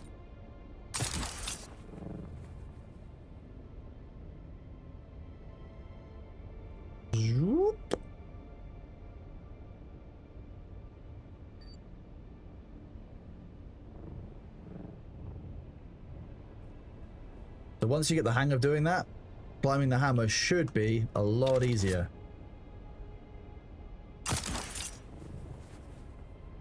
I mean, look, it helps that I've got buffs equipped to power usage and other kind of things. You know, my the grappling hook. So the grappling hook you can find in this. It's called the Shiga Wire Claw. If you want the actual thing. While I've got a reasonably high level gear, you know, actually I've got a good power pack, which lets me do more of it. So the power pack Mark 5 makes a difference. I've got 600 power pool, and this only uses 57 a second. You have this. So the Shiga Wire Claw is under the Trooper. It's this. So you notice it can be used on the terrain, so for navigating, but also be used on enemies. So occasionally you'll see me use it on enemy, I basically to stagger them, and that's enough to close in normally and do some melee. I find that works really, really well for then leading into some of these abilities when I switch to being a swordmaster. But you've got things in these trees. So if I go into, what's that? Paleontologist. This makes a difference. Plus 40 power. This is what I've got. Conservation of energy makes a huge minus 9% power usage on all things that use power. Makes a big difference. My normal bar looks like this. The Bindu Sprint, incredibly powerful. Okay. The stamina drain is 10. Darkness is 5. I'll show you how long I can sprint for and then what you can do with it. Shiga Wire Claw, again, I've only got the level 2 currently because I had to respec to do some quests so I can close out all of the areas. Very, very useful for both traversal and for grabbing yourself a rub in combat. And I mean, the Mentat turret, you guys have seen it on Thor's stream, on my stream. It is absolutely ridiculously good. At what point do I consider my base permanent and actually make an effort on it? I mean, that depends on you and your style. I know some people who have had a nomadic base all the way up to the end where they're making aluminium and duralumin. And they're very happy being nomadic. I make my first base normally at steel tier, because that's when you start getting the large kind of construction stuff needed to push up into aluminium and into duralumin. Sorry, duralumin. Duraluminum. Sorry, I have to say it in an American accent for it to make sense in my brain. I just call it duralumin because it's easier to say. That way I can't get into an argument with the Americans or the British. My build is a utility type build. I just do this build purely because that's what works for me and what I enjoy most, in all honesty. So well, thank you for the 2 gift subs, Anonymous Gifter. I hope you're having a great day. I hope you're enjoying the game. So Bindu Sprint does... Oh. Ooh. Mind if I do have a spell? I'm going to make another Titan's Tongue. Nice. Sweet.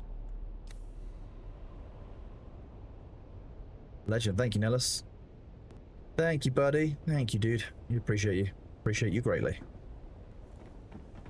Yeah, Iron Red Biome you can do. The Vampire, he's probably working today. But my other ability that I haven't shown is the Bindu Sprint. Look at how slowly my stamina bar is going down.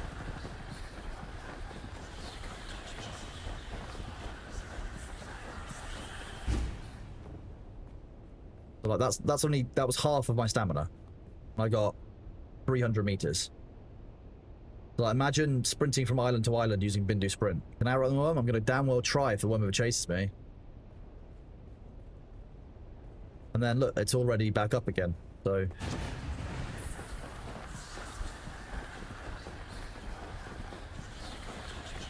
now turning's not the most easy on it. Oops, there goes. Accidentally went prescient. Pressed the wrong key. Now we're gonna get spice high.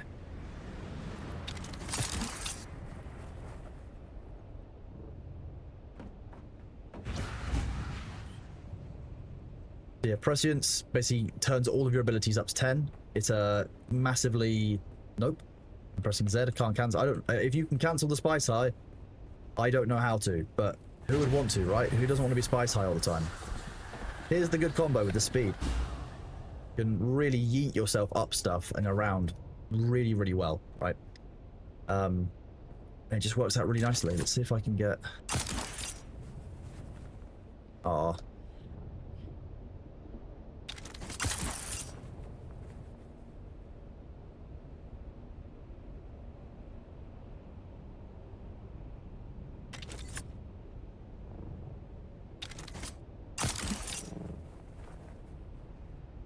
Does turret go OP when spy sight? Yeah, I mean, you can deploy it rapidly and it'll do a lot more damage, but it doesn't last. That I don't like relying on prescience. I don't actually like having spice. I let it build up because it's good to have as an ability if I really need to do it. But like, this suspense belt is the full suspense belt, so it's not the most high level. It's only the aluminium tier. This one. To be honest with you, if you want the most efficient one for what I'm doing, the leap suspense belt is actually really damn good. You keep that sprint momentum going and grapple jump the leap pack. Look at this. Do it off the top of this. And we'll have a look.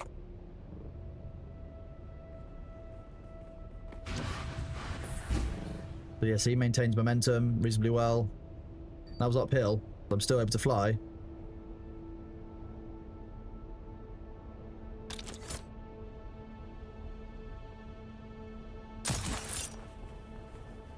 And then you immediately start running again.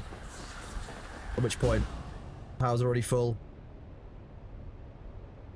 The full has more horizontal control, yes. Not always everything, to be honest, horizontal control. A lot of time when you're doing this, you can just sprint in a straight line. Especially if you're on like deep desert, for example.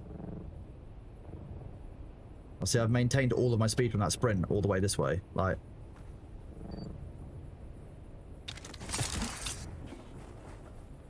ready for the stop, so you know.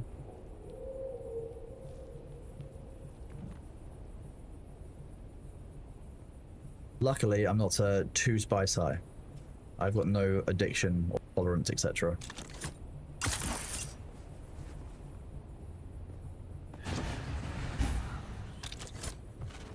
Whoops. That didn't work out quite as well as I thought. How big? Oh yeah, sorry, that's what I was getting. That's why I got distracted on. Can't believe chat would distract me. If I climb up high, I can do one of these, I think.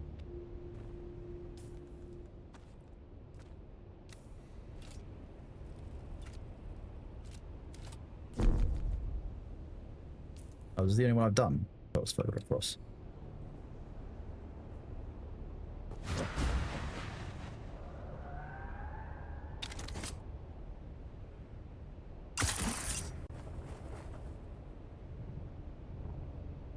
That is the one issue I have with the turret. To be real careful on where you're putting it. That's why I always make sure I move away before dropping it, because it's so easy to do. Still not in Alpha 4.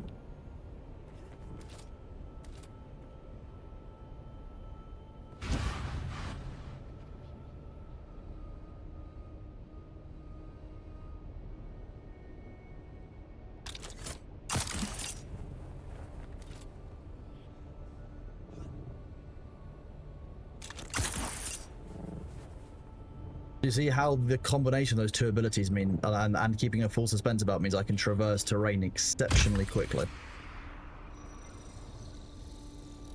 That's the advantage of my build, really. It's that I can get around very quickly on foot and I can escape an awful lot. I think a Mistborn game setup as well. I think the issue I've had with the idea of Mistborn is how do you do steel pulling and iron pushing, or vice versa? My brain is working correctly. Well, and getting that to work out properly is going to be a challenge, I think. But I think that it's possible, and I would like to see it, but it depends. I think it has to be done right. I would see there would be nothing worse in my view than them doing a Mistborn game but doing it wrong.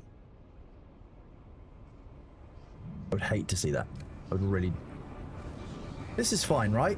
This is normal. This is there. You guys can see that too, yeah? You can see that too? We good, yeah? Giant burning giraffe.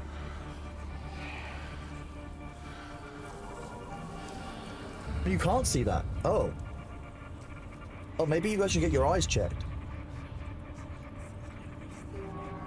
The weird dog. Yeah, weird dog. So hot right now, fuck's sake.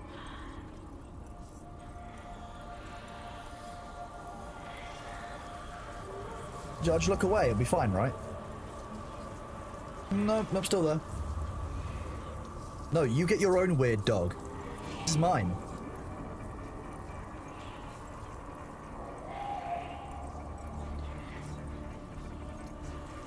He's going to the base. He's clearly he's fine. See, look, nothing to worry about. We're all good.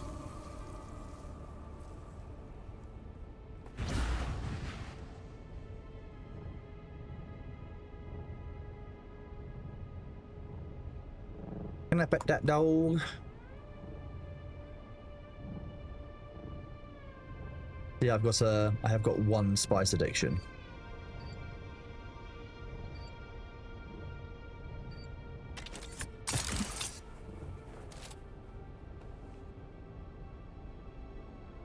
What giraffe? I don't see a giraffe.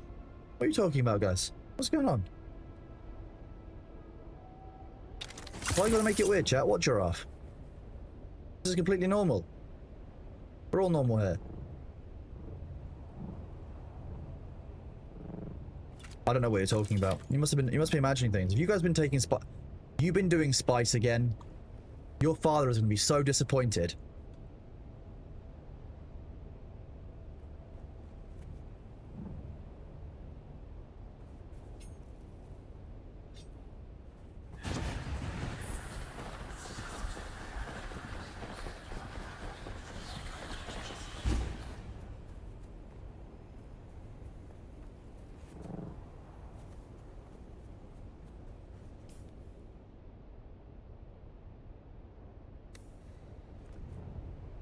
Does it count if I know a guy who does spice? Yeah, you know a guy, yeah, you know a guy. Yeah, you'll find in the A band of the belt over here, there's actually an awful lot of ornithopter traffic as people basically just jump into the deep desert and then fly out beyond it. But the A band's actually kind of reasonably fun to run. It's got a bunch of stuff in it as well.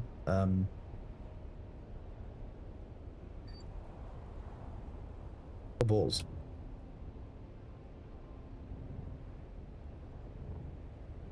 It's happening. It's happening. We're doing it. We're doing it.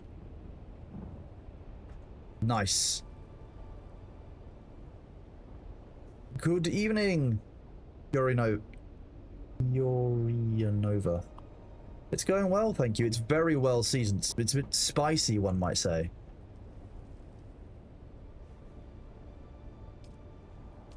A little bit more water. I thought that running. It's quite thirsty work. I have indeed played Factorio. The factory must grow.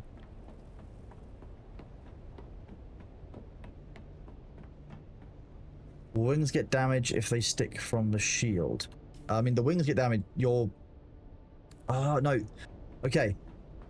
One thing I noticed the other day was when that ornithopter was firing at Thor's base, when the wings were sticking out the back, they were wasting a bunch of shots. It did no damage towards the wings here. Because I think the wings, for whatever reason, when they're in flight, obviously being to the side, like it seems to be like here that you have to hit to do the actual damage. So for whatever reason, when he was firing a bunch of rockets at these fins, there was no damage or degradation to the ship itself. So I was like, okay, well, I'm just going to leave it here so you can waste your ammo on it. That being said, you know, the same thing is true of the Sandstorm. I tested it at my base earlier. There was no damage to the wings left outside like this. I was told that the wings use some kind of weird oyster thing. That's what Mango was saying. But then again, Mango's lots of weird things. I don't trust any of them, so...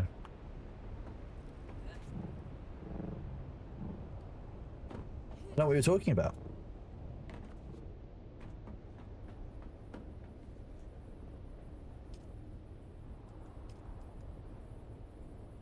So this is kind of like a resource processing base, really.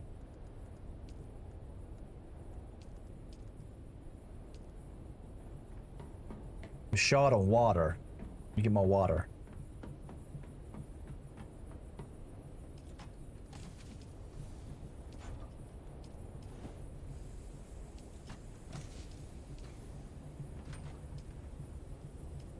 We are short on water leaf there for some reason.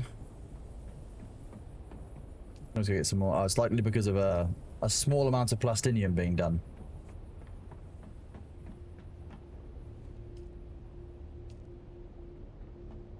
We had 1 million water, and now we've got none. Yeah, so there's player trading completely available in this. So I showed earlier, I went to the Chome Exchange where there is like an auction house. It now seems to be working very stably. Things can be listed easily, so I would advise people to go and use it. I don't think the game... What do you mean, who took Spice? Oh, that's very nice.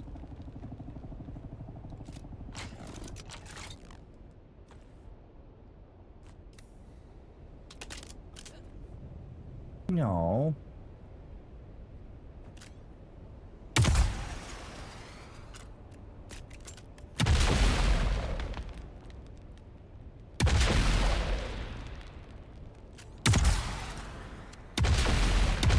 Oh, okay, well we can just do this then.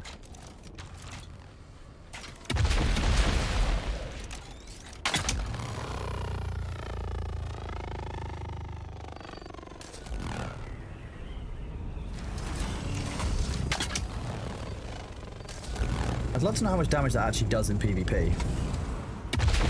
I didn't empty anything earlier. I've not taken Spice Melange out at all. Yeah, he's just wasting ammo, it's deeply funny. What I mean by most people just don't like...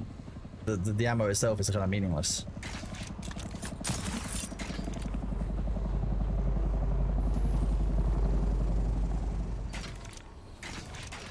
Ugh, is it Atreides coloured?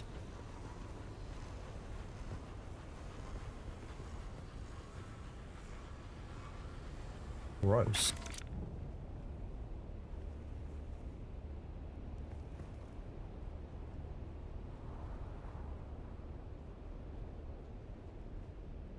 I wonder if I can...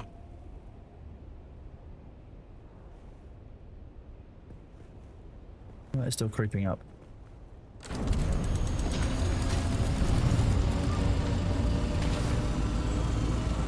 Shade. Yes, delightful shade. You can't have my water though, chat. I'm still using it. But as you expand your claims with staking units, the cost of taxes goes up.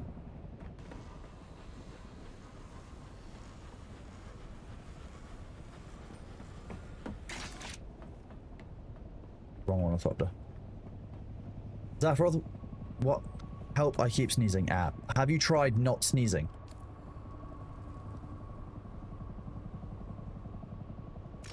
Simple. Easily done. Let me go get some more bodies.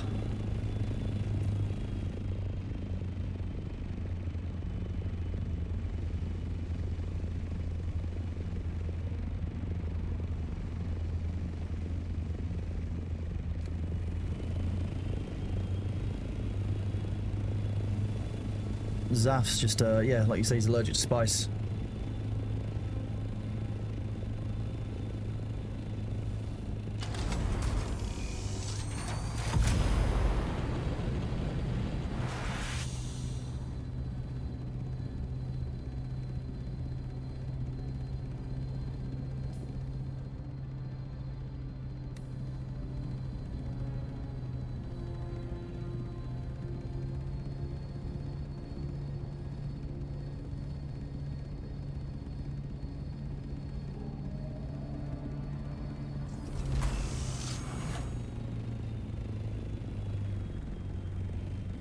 Where's the entrance to this cave?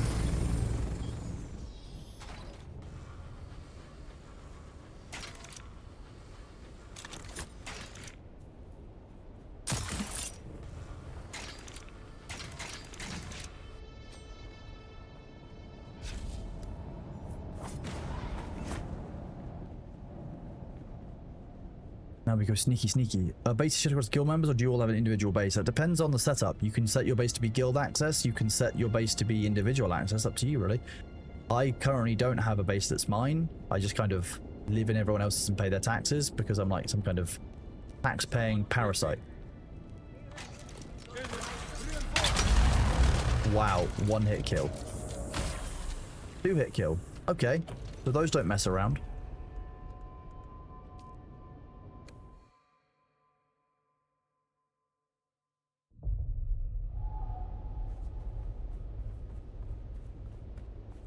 We'll try that again.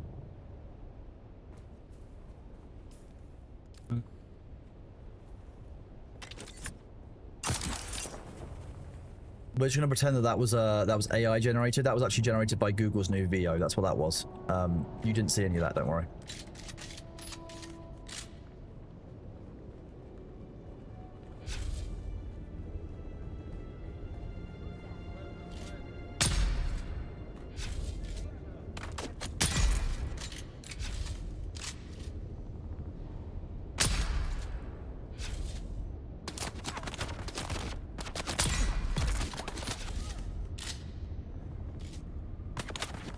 Wait, what? How did he get... I just don't like it. Joyous. Not my jam. It's very easy to do if I'm being lazy, but like I can't bother to do that.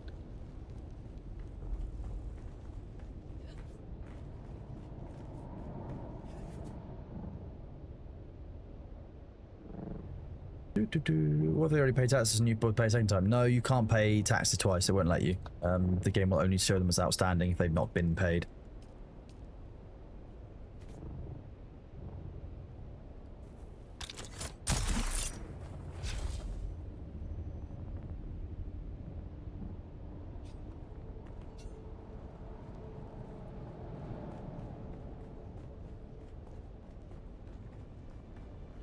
Try this all again. What do you have on you? Armor plates. Interesting. Didn't know that I shot 3 people in here. Weird. I definitely think I only saw 2, and there's one I killed with poison. He went around the corner, and then someone else popped back out, which is just that's why I was confused. That makes more sense.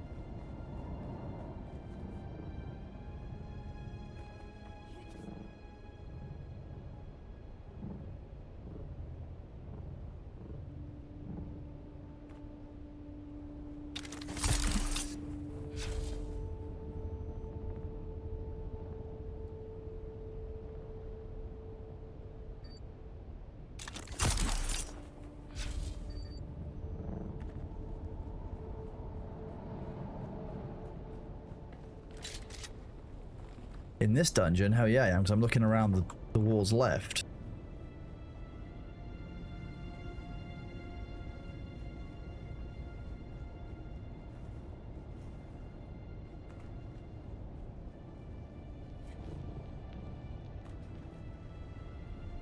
Do you not switch the sides of the body that you're looking at things from based on what the side of the walls that you're attacking on is? Or are you guys all weird? Is that what's going on here? I'd believe it, don't get me wrong.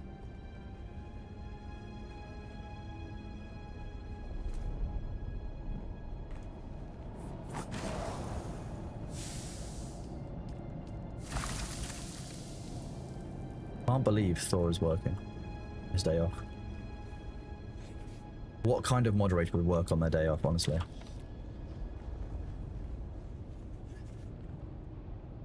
Yes, Be the White. I've been streaming for 6 days now. Very, very lucky that so many people are here, you know, to support. It's means a lot. I'm very, very grateful. Just shy of 10 hours. Yeah. Yeah, so Zaf, you can use the comma button to control sides when you're like in this view, or if you're looking down a gun, you probably do know that one you can use left shift, your own right click.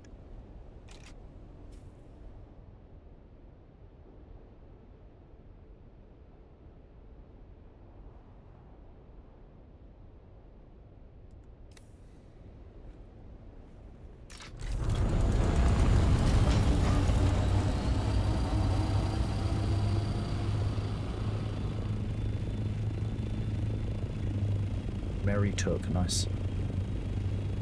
I've slept. I've got more sleep than I did at TwitchCon, which is admittedly quite a low bar, but still.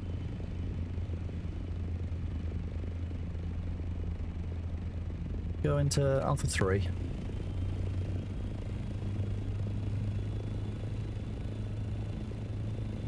You select your characters left or right-handed? No, I've not seen that. I've not seen that anywhere. I mean, very cool if good, but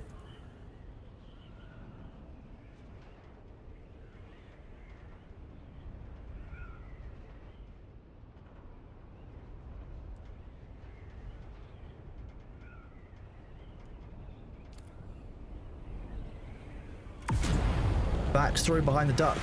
You can kind of blame Thor for that one and the community, I guess, as a whole, because in Thor's game Heartbound, when you enter the tower and you start doing work in the tower, you are given a task to collect a number of ducks.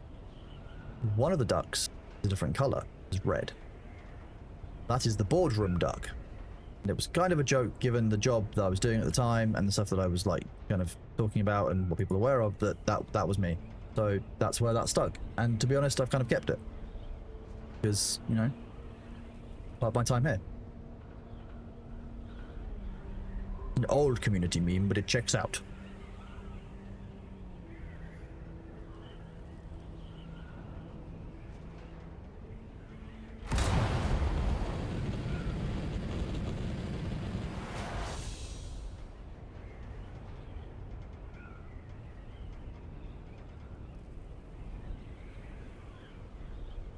Oh no, a wall.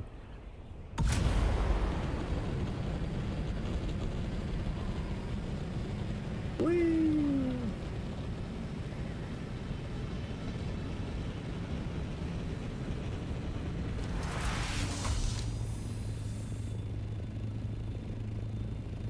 Sorry to hear that, Rudy Crystal. Well, I hope you have fun doing raids.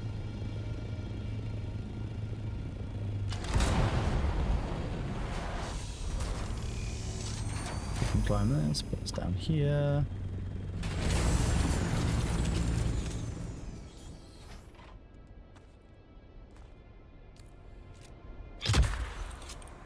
We'll do a scan.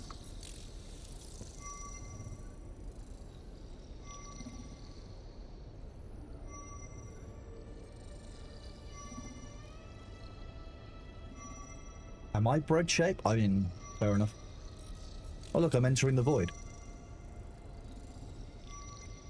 Being consumed.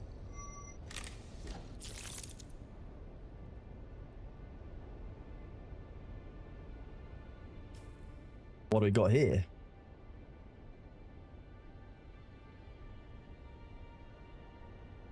Where is the trooper trainer in Arakeen? Okay, if you've landed at the Ornithopter pilot, you're walking into Arakeen, you walk into that large open atrium area that has a big kind of suspended metal thing. The far end of that, from the end where you've entered, are sort of stairs. Go up the stairs, take an immediate left, follow the balcony around until you see a lady with a little blue orb hovering over her. That is the trooper trainer. I will show you shortly, if you wish.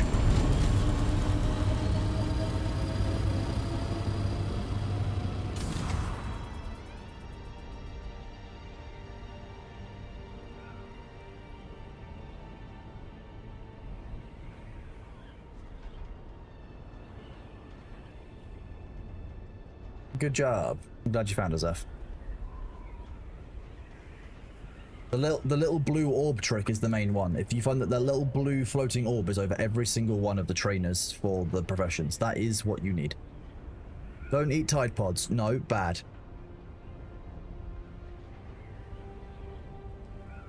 I mean, Trev, Francis, I would make sure that, yeah, you know, if you know you're not going to be limited time and you know you're not going to get the full value out of the game, maybe wait until you've got more time to enjoy it. That's not an exit, is it? I went the wrong side. Did a Thor, damn it.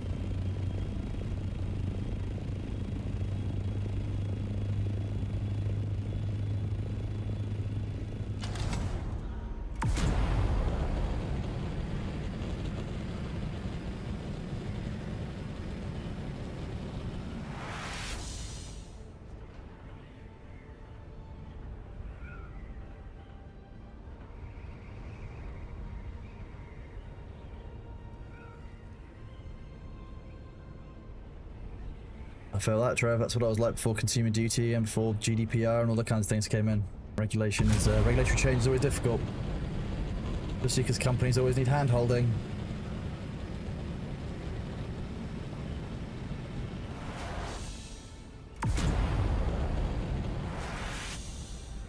Look, Initiative, I think that, you know, mushing the model onto the edge of the map is a perfect, like, it works, you know, I don't, if it ain't broke, don't fix it, you know? I think we're all good.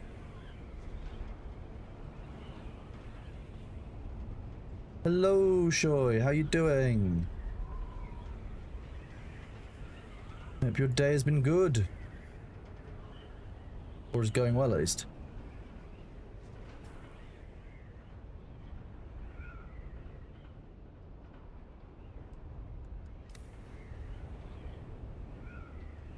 I love it, Jake. I love it. Great. Up a £5 watermelon. Jeez. At some point, something within me broke, right? If you ever watch Taskmaster, which is a fantastic show, and if you haven't seen it, it's hilarious. Great fun, full of laughs, multiple seasons. The first episode of Taskmaster, you get to see a bunch of comedians. One of the tasks is to eat as much watermelon as you can in like a minute. And I've never been able to look at a watermelon the same since I've seen Ramesh Ranganathan walk into a room, pick up a watermelon, throw it on the ground and start eating it just off the ground. Like that takes a raw level of unbridled fury that you just don't see on TV. It was gold. 19 seasons now are there? Jeez. Yeah, if you're ever feeling down, you wanna have a laugh, you wanna see a bunch of comedians go get put through a bunch of tasks purely to meet the whims of another comedian, then Taskmaster UK is it's a great fun thing. I can only recommend it, to be honest with you.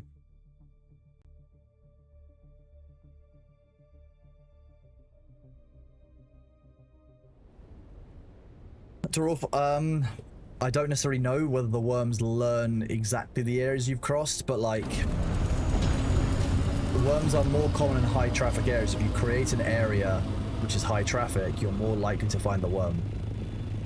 So respect the worm, and if you think the worm is a risk, listen to that gut feeling of, I shouldn't do this. How many spaghetti hoops are in a can of spaghetti hoops? Yeah, Faderkin. That was especially because they only got the one comedian to do it. Absolute gold.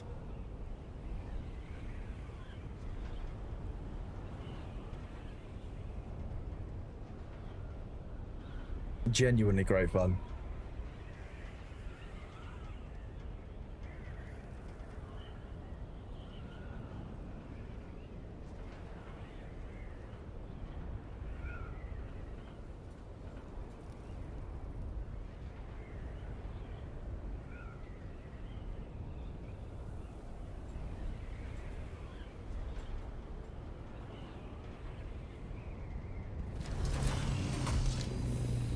Some bodies, please.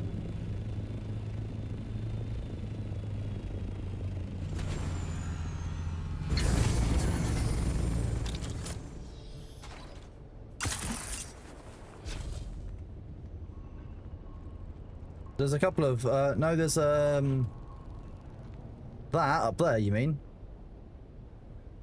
Apocalyptic pies. This one.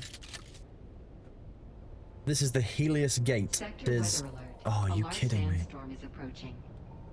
Got time. I've got time. That is the Helios Gate up there, so it's actually a structure. There's a bunch of like quest objectives in there. Oh, you're both melee guys. They're here.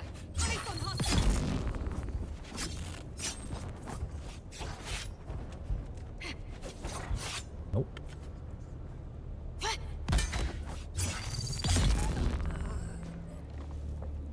Knack.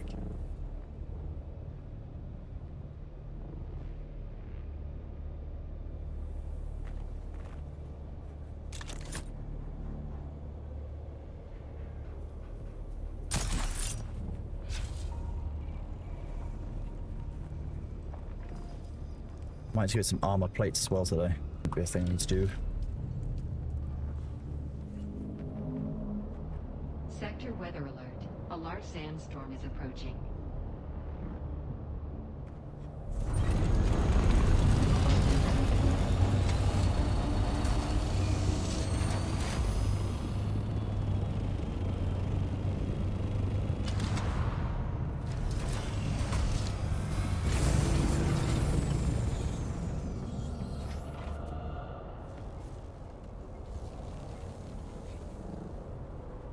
So for those of you who weren't around for the test earlier,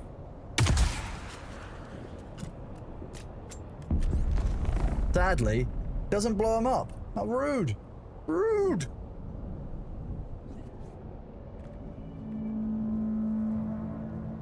Yes. The answer is yes. How many armor plates do I need?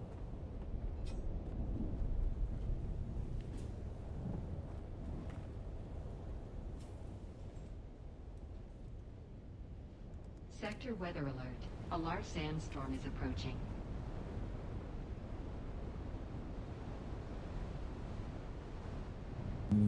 Yeah, that would be great.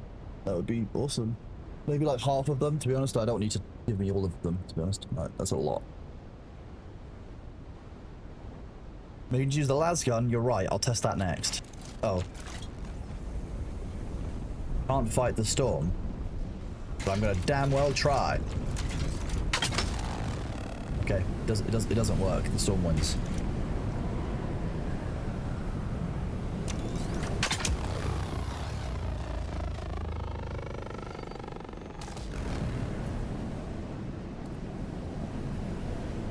Welcome back.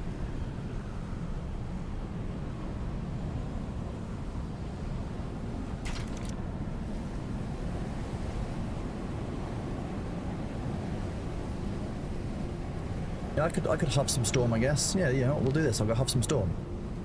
You can see that it does some damage. Apparently. The storm is no match for me. There we go, finally unsheltered. So you can see that the storm does tick your health down pretty rapidly. You don't want to be hanging around that for long. And it's worse if it does it to ornithopters. That's even worse for structures and vehicles. I mean, look, when I played EVE, I had a couple of friends who lived in like places like Florida and places where, like the northern part where they get lots of hurricanes and stuff. And I remember the stories where they'd go out and sit on their porches and fire shotguns into like hurricanes and stuff. And to be honest with you, like firing a las gun into a storm just seems right. Listen to this.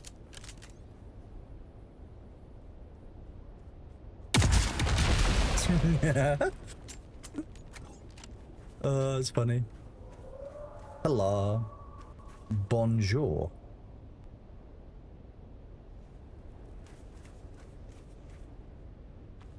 What? Bonjour. Oh. Can you take the ones that are left? Because I don't need all of them. You can have those ones back. How about that? Do you need anything else? Nah, we're all good. Cheers, bud. Have fun.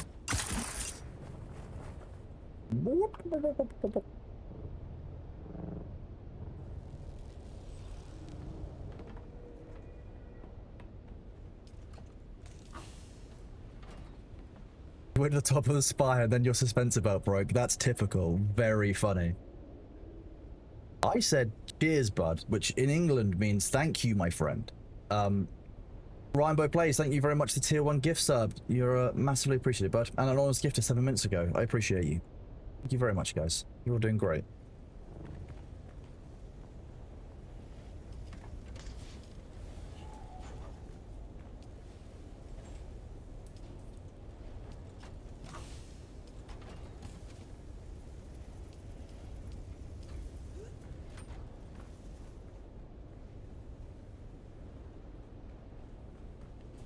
The guy in Kansas tried firing a cannonball into a tornado. For what reason? Not like to be honest with you, like I've got a few hundred hours now doing the runs. Like I've gotten the start to mid and towards end game kind of down. It's not really a fair comparison because I've had access to the game since like January. So, dude, you're making your own progress in your own time. If you're on our servers, there'll probably be people who can help you. Like, do not compare yourself to me, please, bud, because it's not a fair comparison. I've also been able to play quite a lot of hours. Like, you do your game at your speed, bud. Like, whatever works. Don't get down on yourself for not being able to keep up with, like, you know, people who are able to stream like 10, 12 hours a day, or, you know, people who've been playing it since like in the beta and stuff. That's not. Don't do yourself down like that. You're trying hard. You're progressing hard, man.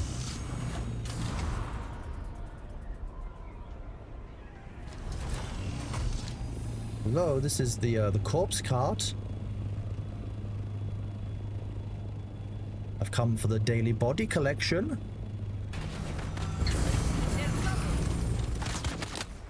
Here's your delivery. Ah.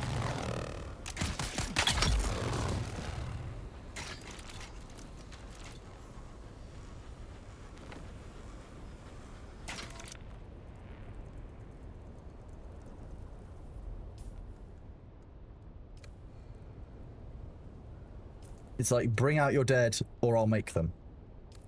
Zaf, I've spoken to somebody about the sub badges. They will hopefully be worked on at the weekend, so hopefully not too long. My sub badges are going to be great. It's gonna really infuriate Thor that the subs here get bread. We're going for bread sub badges. Well, that was rude. How am I meant to deliver death to him if my suspensor belt doesn't work? Because that one just felt rude.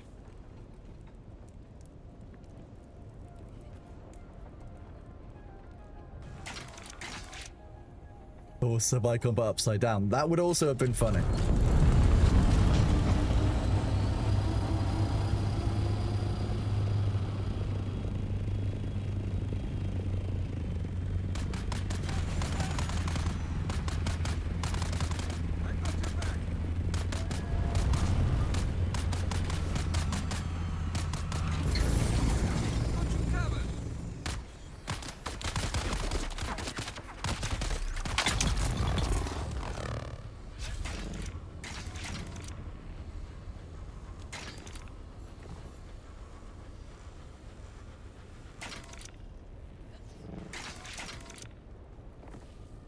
Collecting bodies.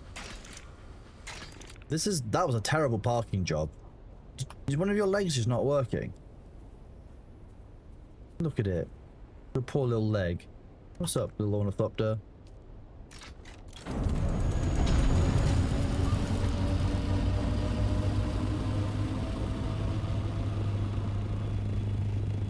The little ornithopter that could.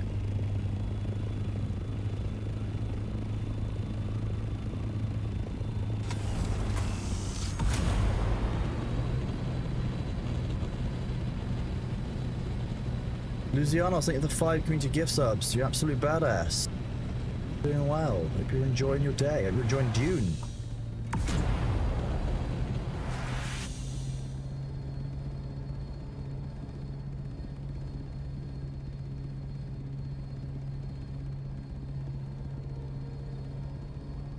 Dive, dive, dive.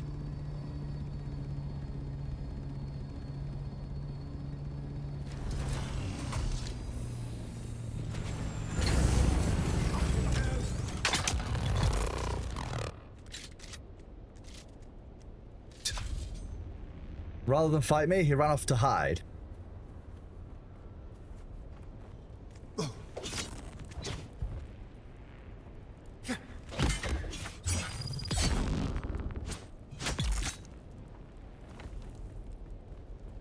Will become fuel for our base.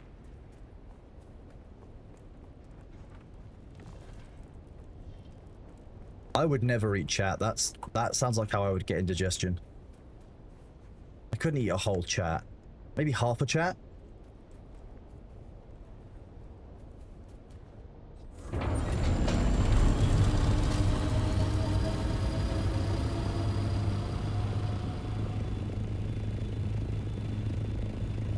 What is Twitch chat? Ibn Kirtaiba. See, this is what I mean. There's an aggressive worm that waits in this gap between this area and the trade post. This is the one that knew I was delicious during the beta weekend. Don't trust him. He's rude. Hello.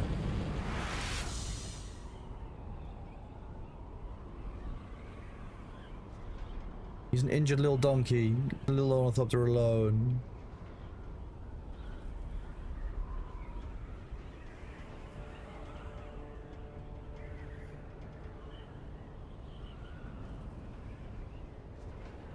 Die, Harood.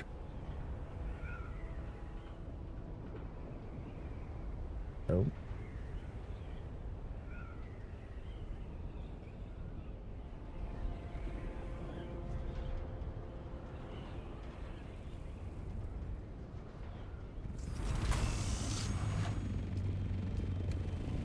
I wonder if I can...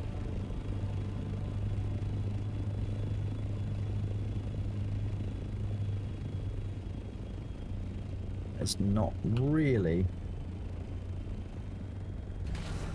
Okay, I mean that actually is better than I expected it to be.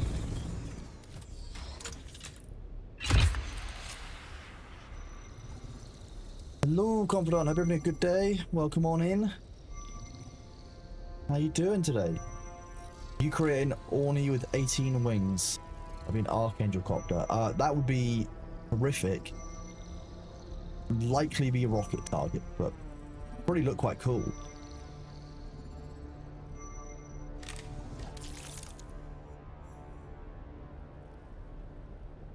I'm glad to hear that I can distract you from work. Good. I'm doing my job. Nice.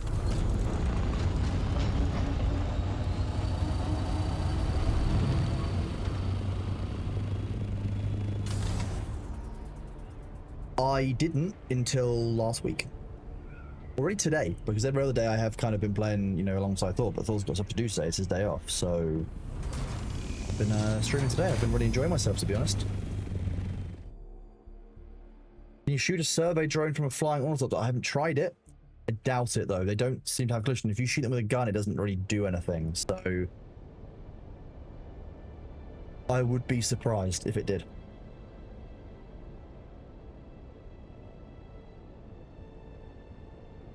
I am hydrating in game. I will hydrate out of game too, like that. Oh, I'm really enjoying the game.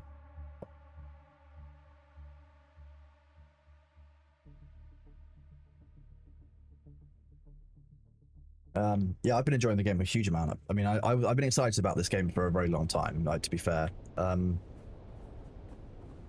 I've been lucky enough to play this a little bit early in the playtests, you know, to be in contact with the devs and stuff. It's, you know, the game's in a really good spot.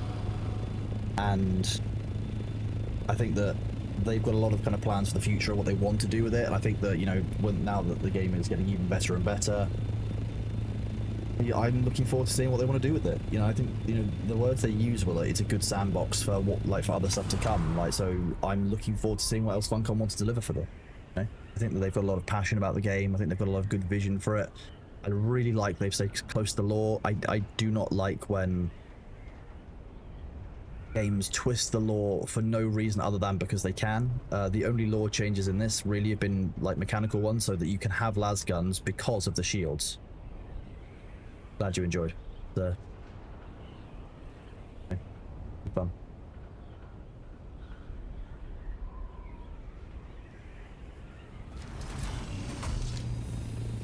Wasn't gonna stop, but that looks like a little. That does. Look at that little still door.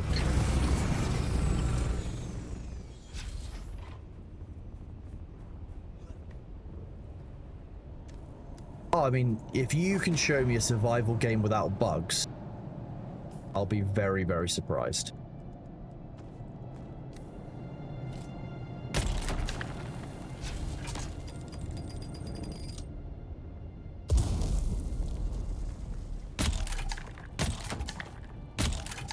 Get rid of it. I was hoping there'd be men's inside here so I could harvest their blood. I mean, bodies. I mean,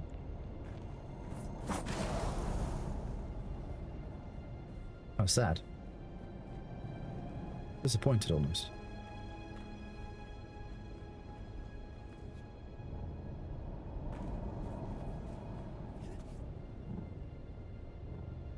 Yeah, but I mean the not the lasgun on shields being a no-no thing. I mean the safety that's in store for Iraqi so that we get to use lasguns.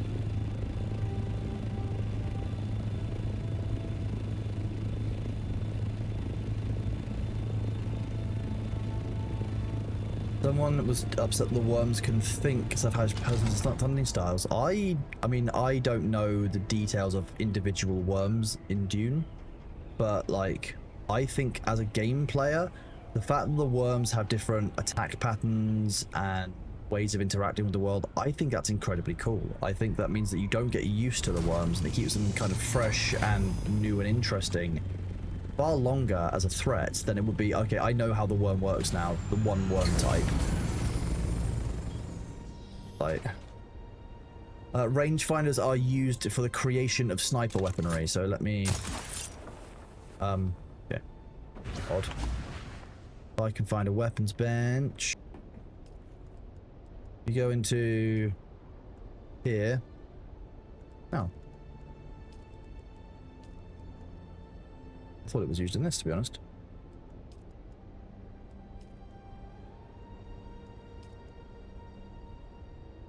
Oh, yeah, there are snipers in this. Yeah, look.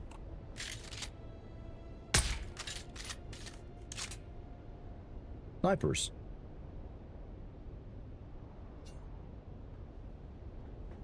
Right, the bodies I had.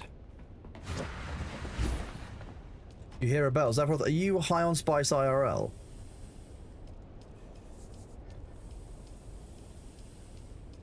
Gotta be careful. You shouldn't be consuming all that spice.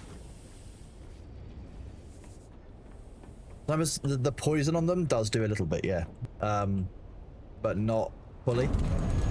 They're not like I click, you know, I shoot you in the head with a sniper rifle, I win. There has to be a kind of a counterpoint to it. Hey, Peltonoidi? Yeah, I always miss the I on your name. Stream's going really well, thank you. I've had a really good day today. It's been really nice hanging out with everyone. I will probably be logging off in a couple of minutes and raiding into someone else. I haven't decided quite who yet. I will likely put up a poll so that you can decide, give you a couple of options, so that I can go and have dinner and chill with my my girlfriend and have a little bit of an earlier evening, you know. Had a great day. Started, you know, nearly 10 and a half hours. I was up early this morning for the server migration, so I'll be back on tomorrow morning. I think I'll like you say, I think you guys want me to do Wednesdays and Thursdays because Thor's not here, so I can probably do that, and I'll probably take weekends off, yeah, in general, because, you know, I occasionally go outside and do IRL things where I meet friends IRL, so you know, touching grass, and they often, you know, they are often only free at the weekends, so that will kind of fit better broadly, but I'm still working out that. Yeah, I'll go touch grass. I mean, mostly because B is probably out on the lawn knowing him. So, we'll just fly back to the base and do a couple of bits and bobs. And then I'll work for a while.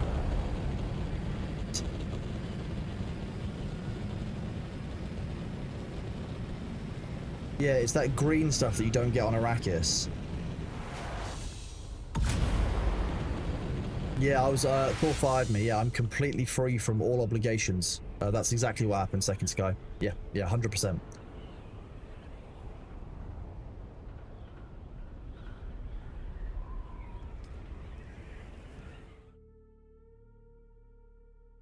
Take it easy, Great Unclean One. Have a good dinner. I hope you have a good one. No, I was actually part of the Spice 7, not the Fracking 5. Very different group.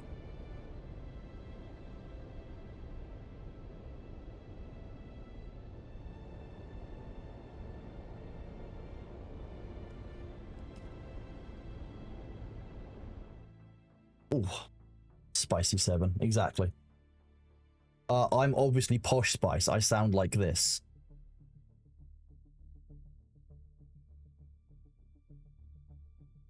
Can you make a base in the Deep Desert? Yeah, that's where we just were. So that was a base in the A tier of so in that A band, when there's a storm, the PvP doesn't get enabled in there, the shields don't come down there. Whereas deeper into the desert, the forward operating bases that we've got set up can be attacked, and so you have to kind of upgrade differently between them.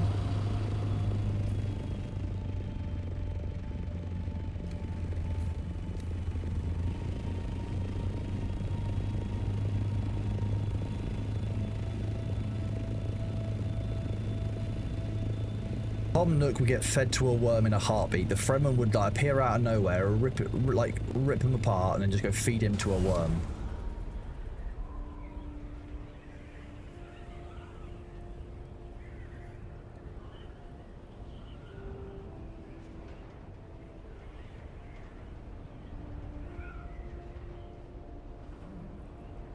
Yeah, so every week there's a reset, but if you copy your base with a Salida replicator, you can just rebuild your base each week. That's the point.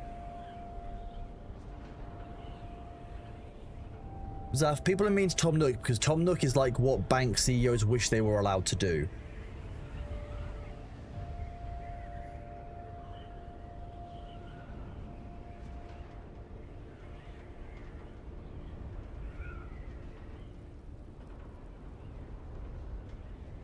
In Giant Spain, that's entirely fair. I mean, if you're in our if you're in our Dune Discord server and you're on our servers, the ones that we're hosting with Nitrado, NA East 100 and 09, you're more than welcome to post in the Dune Discord. You can use !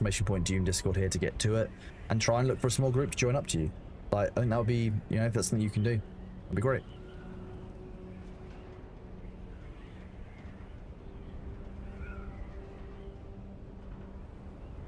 I'm going to be starting an animal rescue for abused moderators, Alabaster. That's my plan. They're a very endangered species. Yeah, that's how that's going to go. Hello.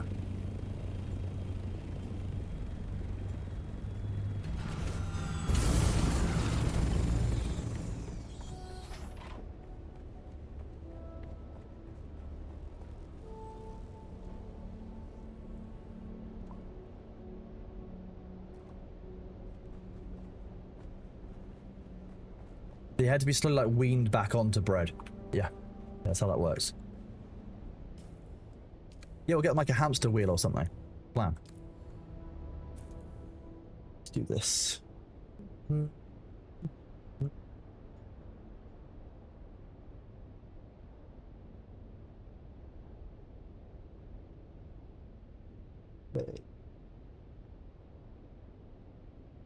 Do this. Okay, we're gonna go. Oh.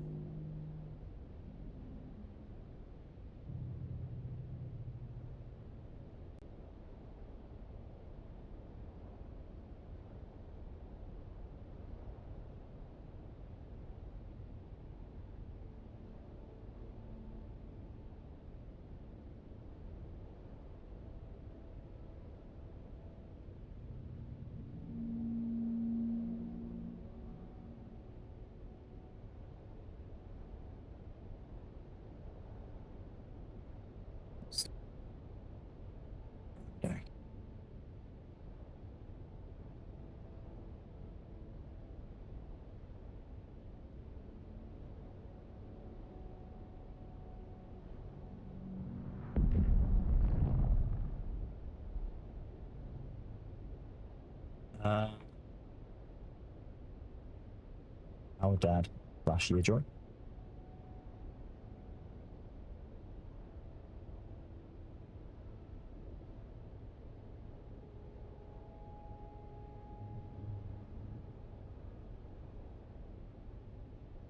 gonna put the poll up for a minute. Feel free to vote now. You can decide on where we're going for the raid. I've been live for 10.5 hours, and I'd like to know where you guys want to go for the raid. So I put who it is, and obviously what they're playing. You guys can say where we go. The power of the polls. Ooh, this is actually quite tight. Is chat gonna try and 50-50 it? You could try and 50-50 it, aren't you? Daphroth, we're not raiding your house. That's not happening. That's something.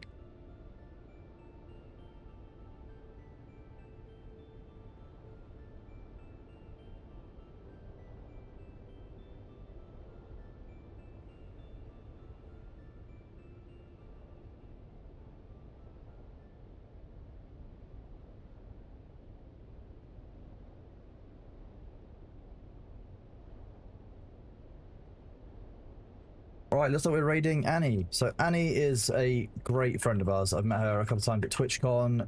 We play Space Marine together. She is a really lovely, awesome person. Really genuine. Like, follow along. Mine's I'm not sure on the game. I've heard some iffy things. I've heard some good things, so it might not be the game. Annie is great. You guys should love her. We are going to raid into her now. I'll do this. So thank you all for coming today. Hang on. Apparently she's in... hang on. Let me go and check out. Apparently she might be in subscribe or follower only. So let's go and have a look just to make sure I'm not sending you somewhere you can't talk, because that would feel bad, wouldn't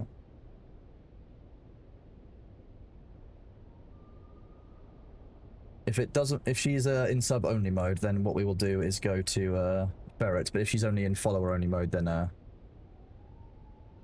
yeah, okay, she's in... Oh no, it's just Twitch lying to us. That's what we're gonna do.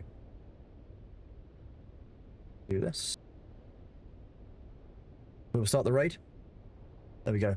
Thank you all very much for coming. I've really appreciated you guys today. We'll be doing more Dune tomorrow, so I'll see you normal time. That Thor would go live maybe a little bit after because the server restarts. I hope you've had all a great day. I appreciate all the kindness, all the support, everything, you know, you guys doing, and for you guys putting off my yapping. I hope you have a great evening, great rest of your day, and I'll see you all soon. I am done for the day after 10.5 hours. Signing off. Catch you all later. Have a good one.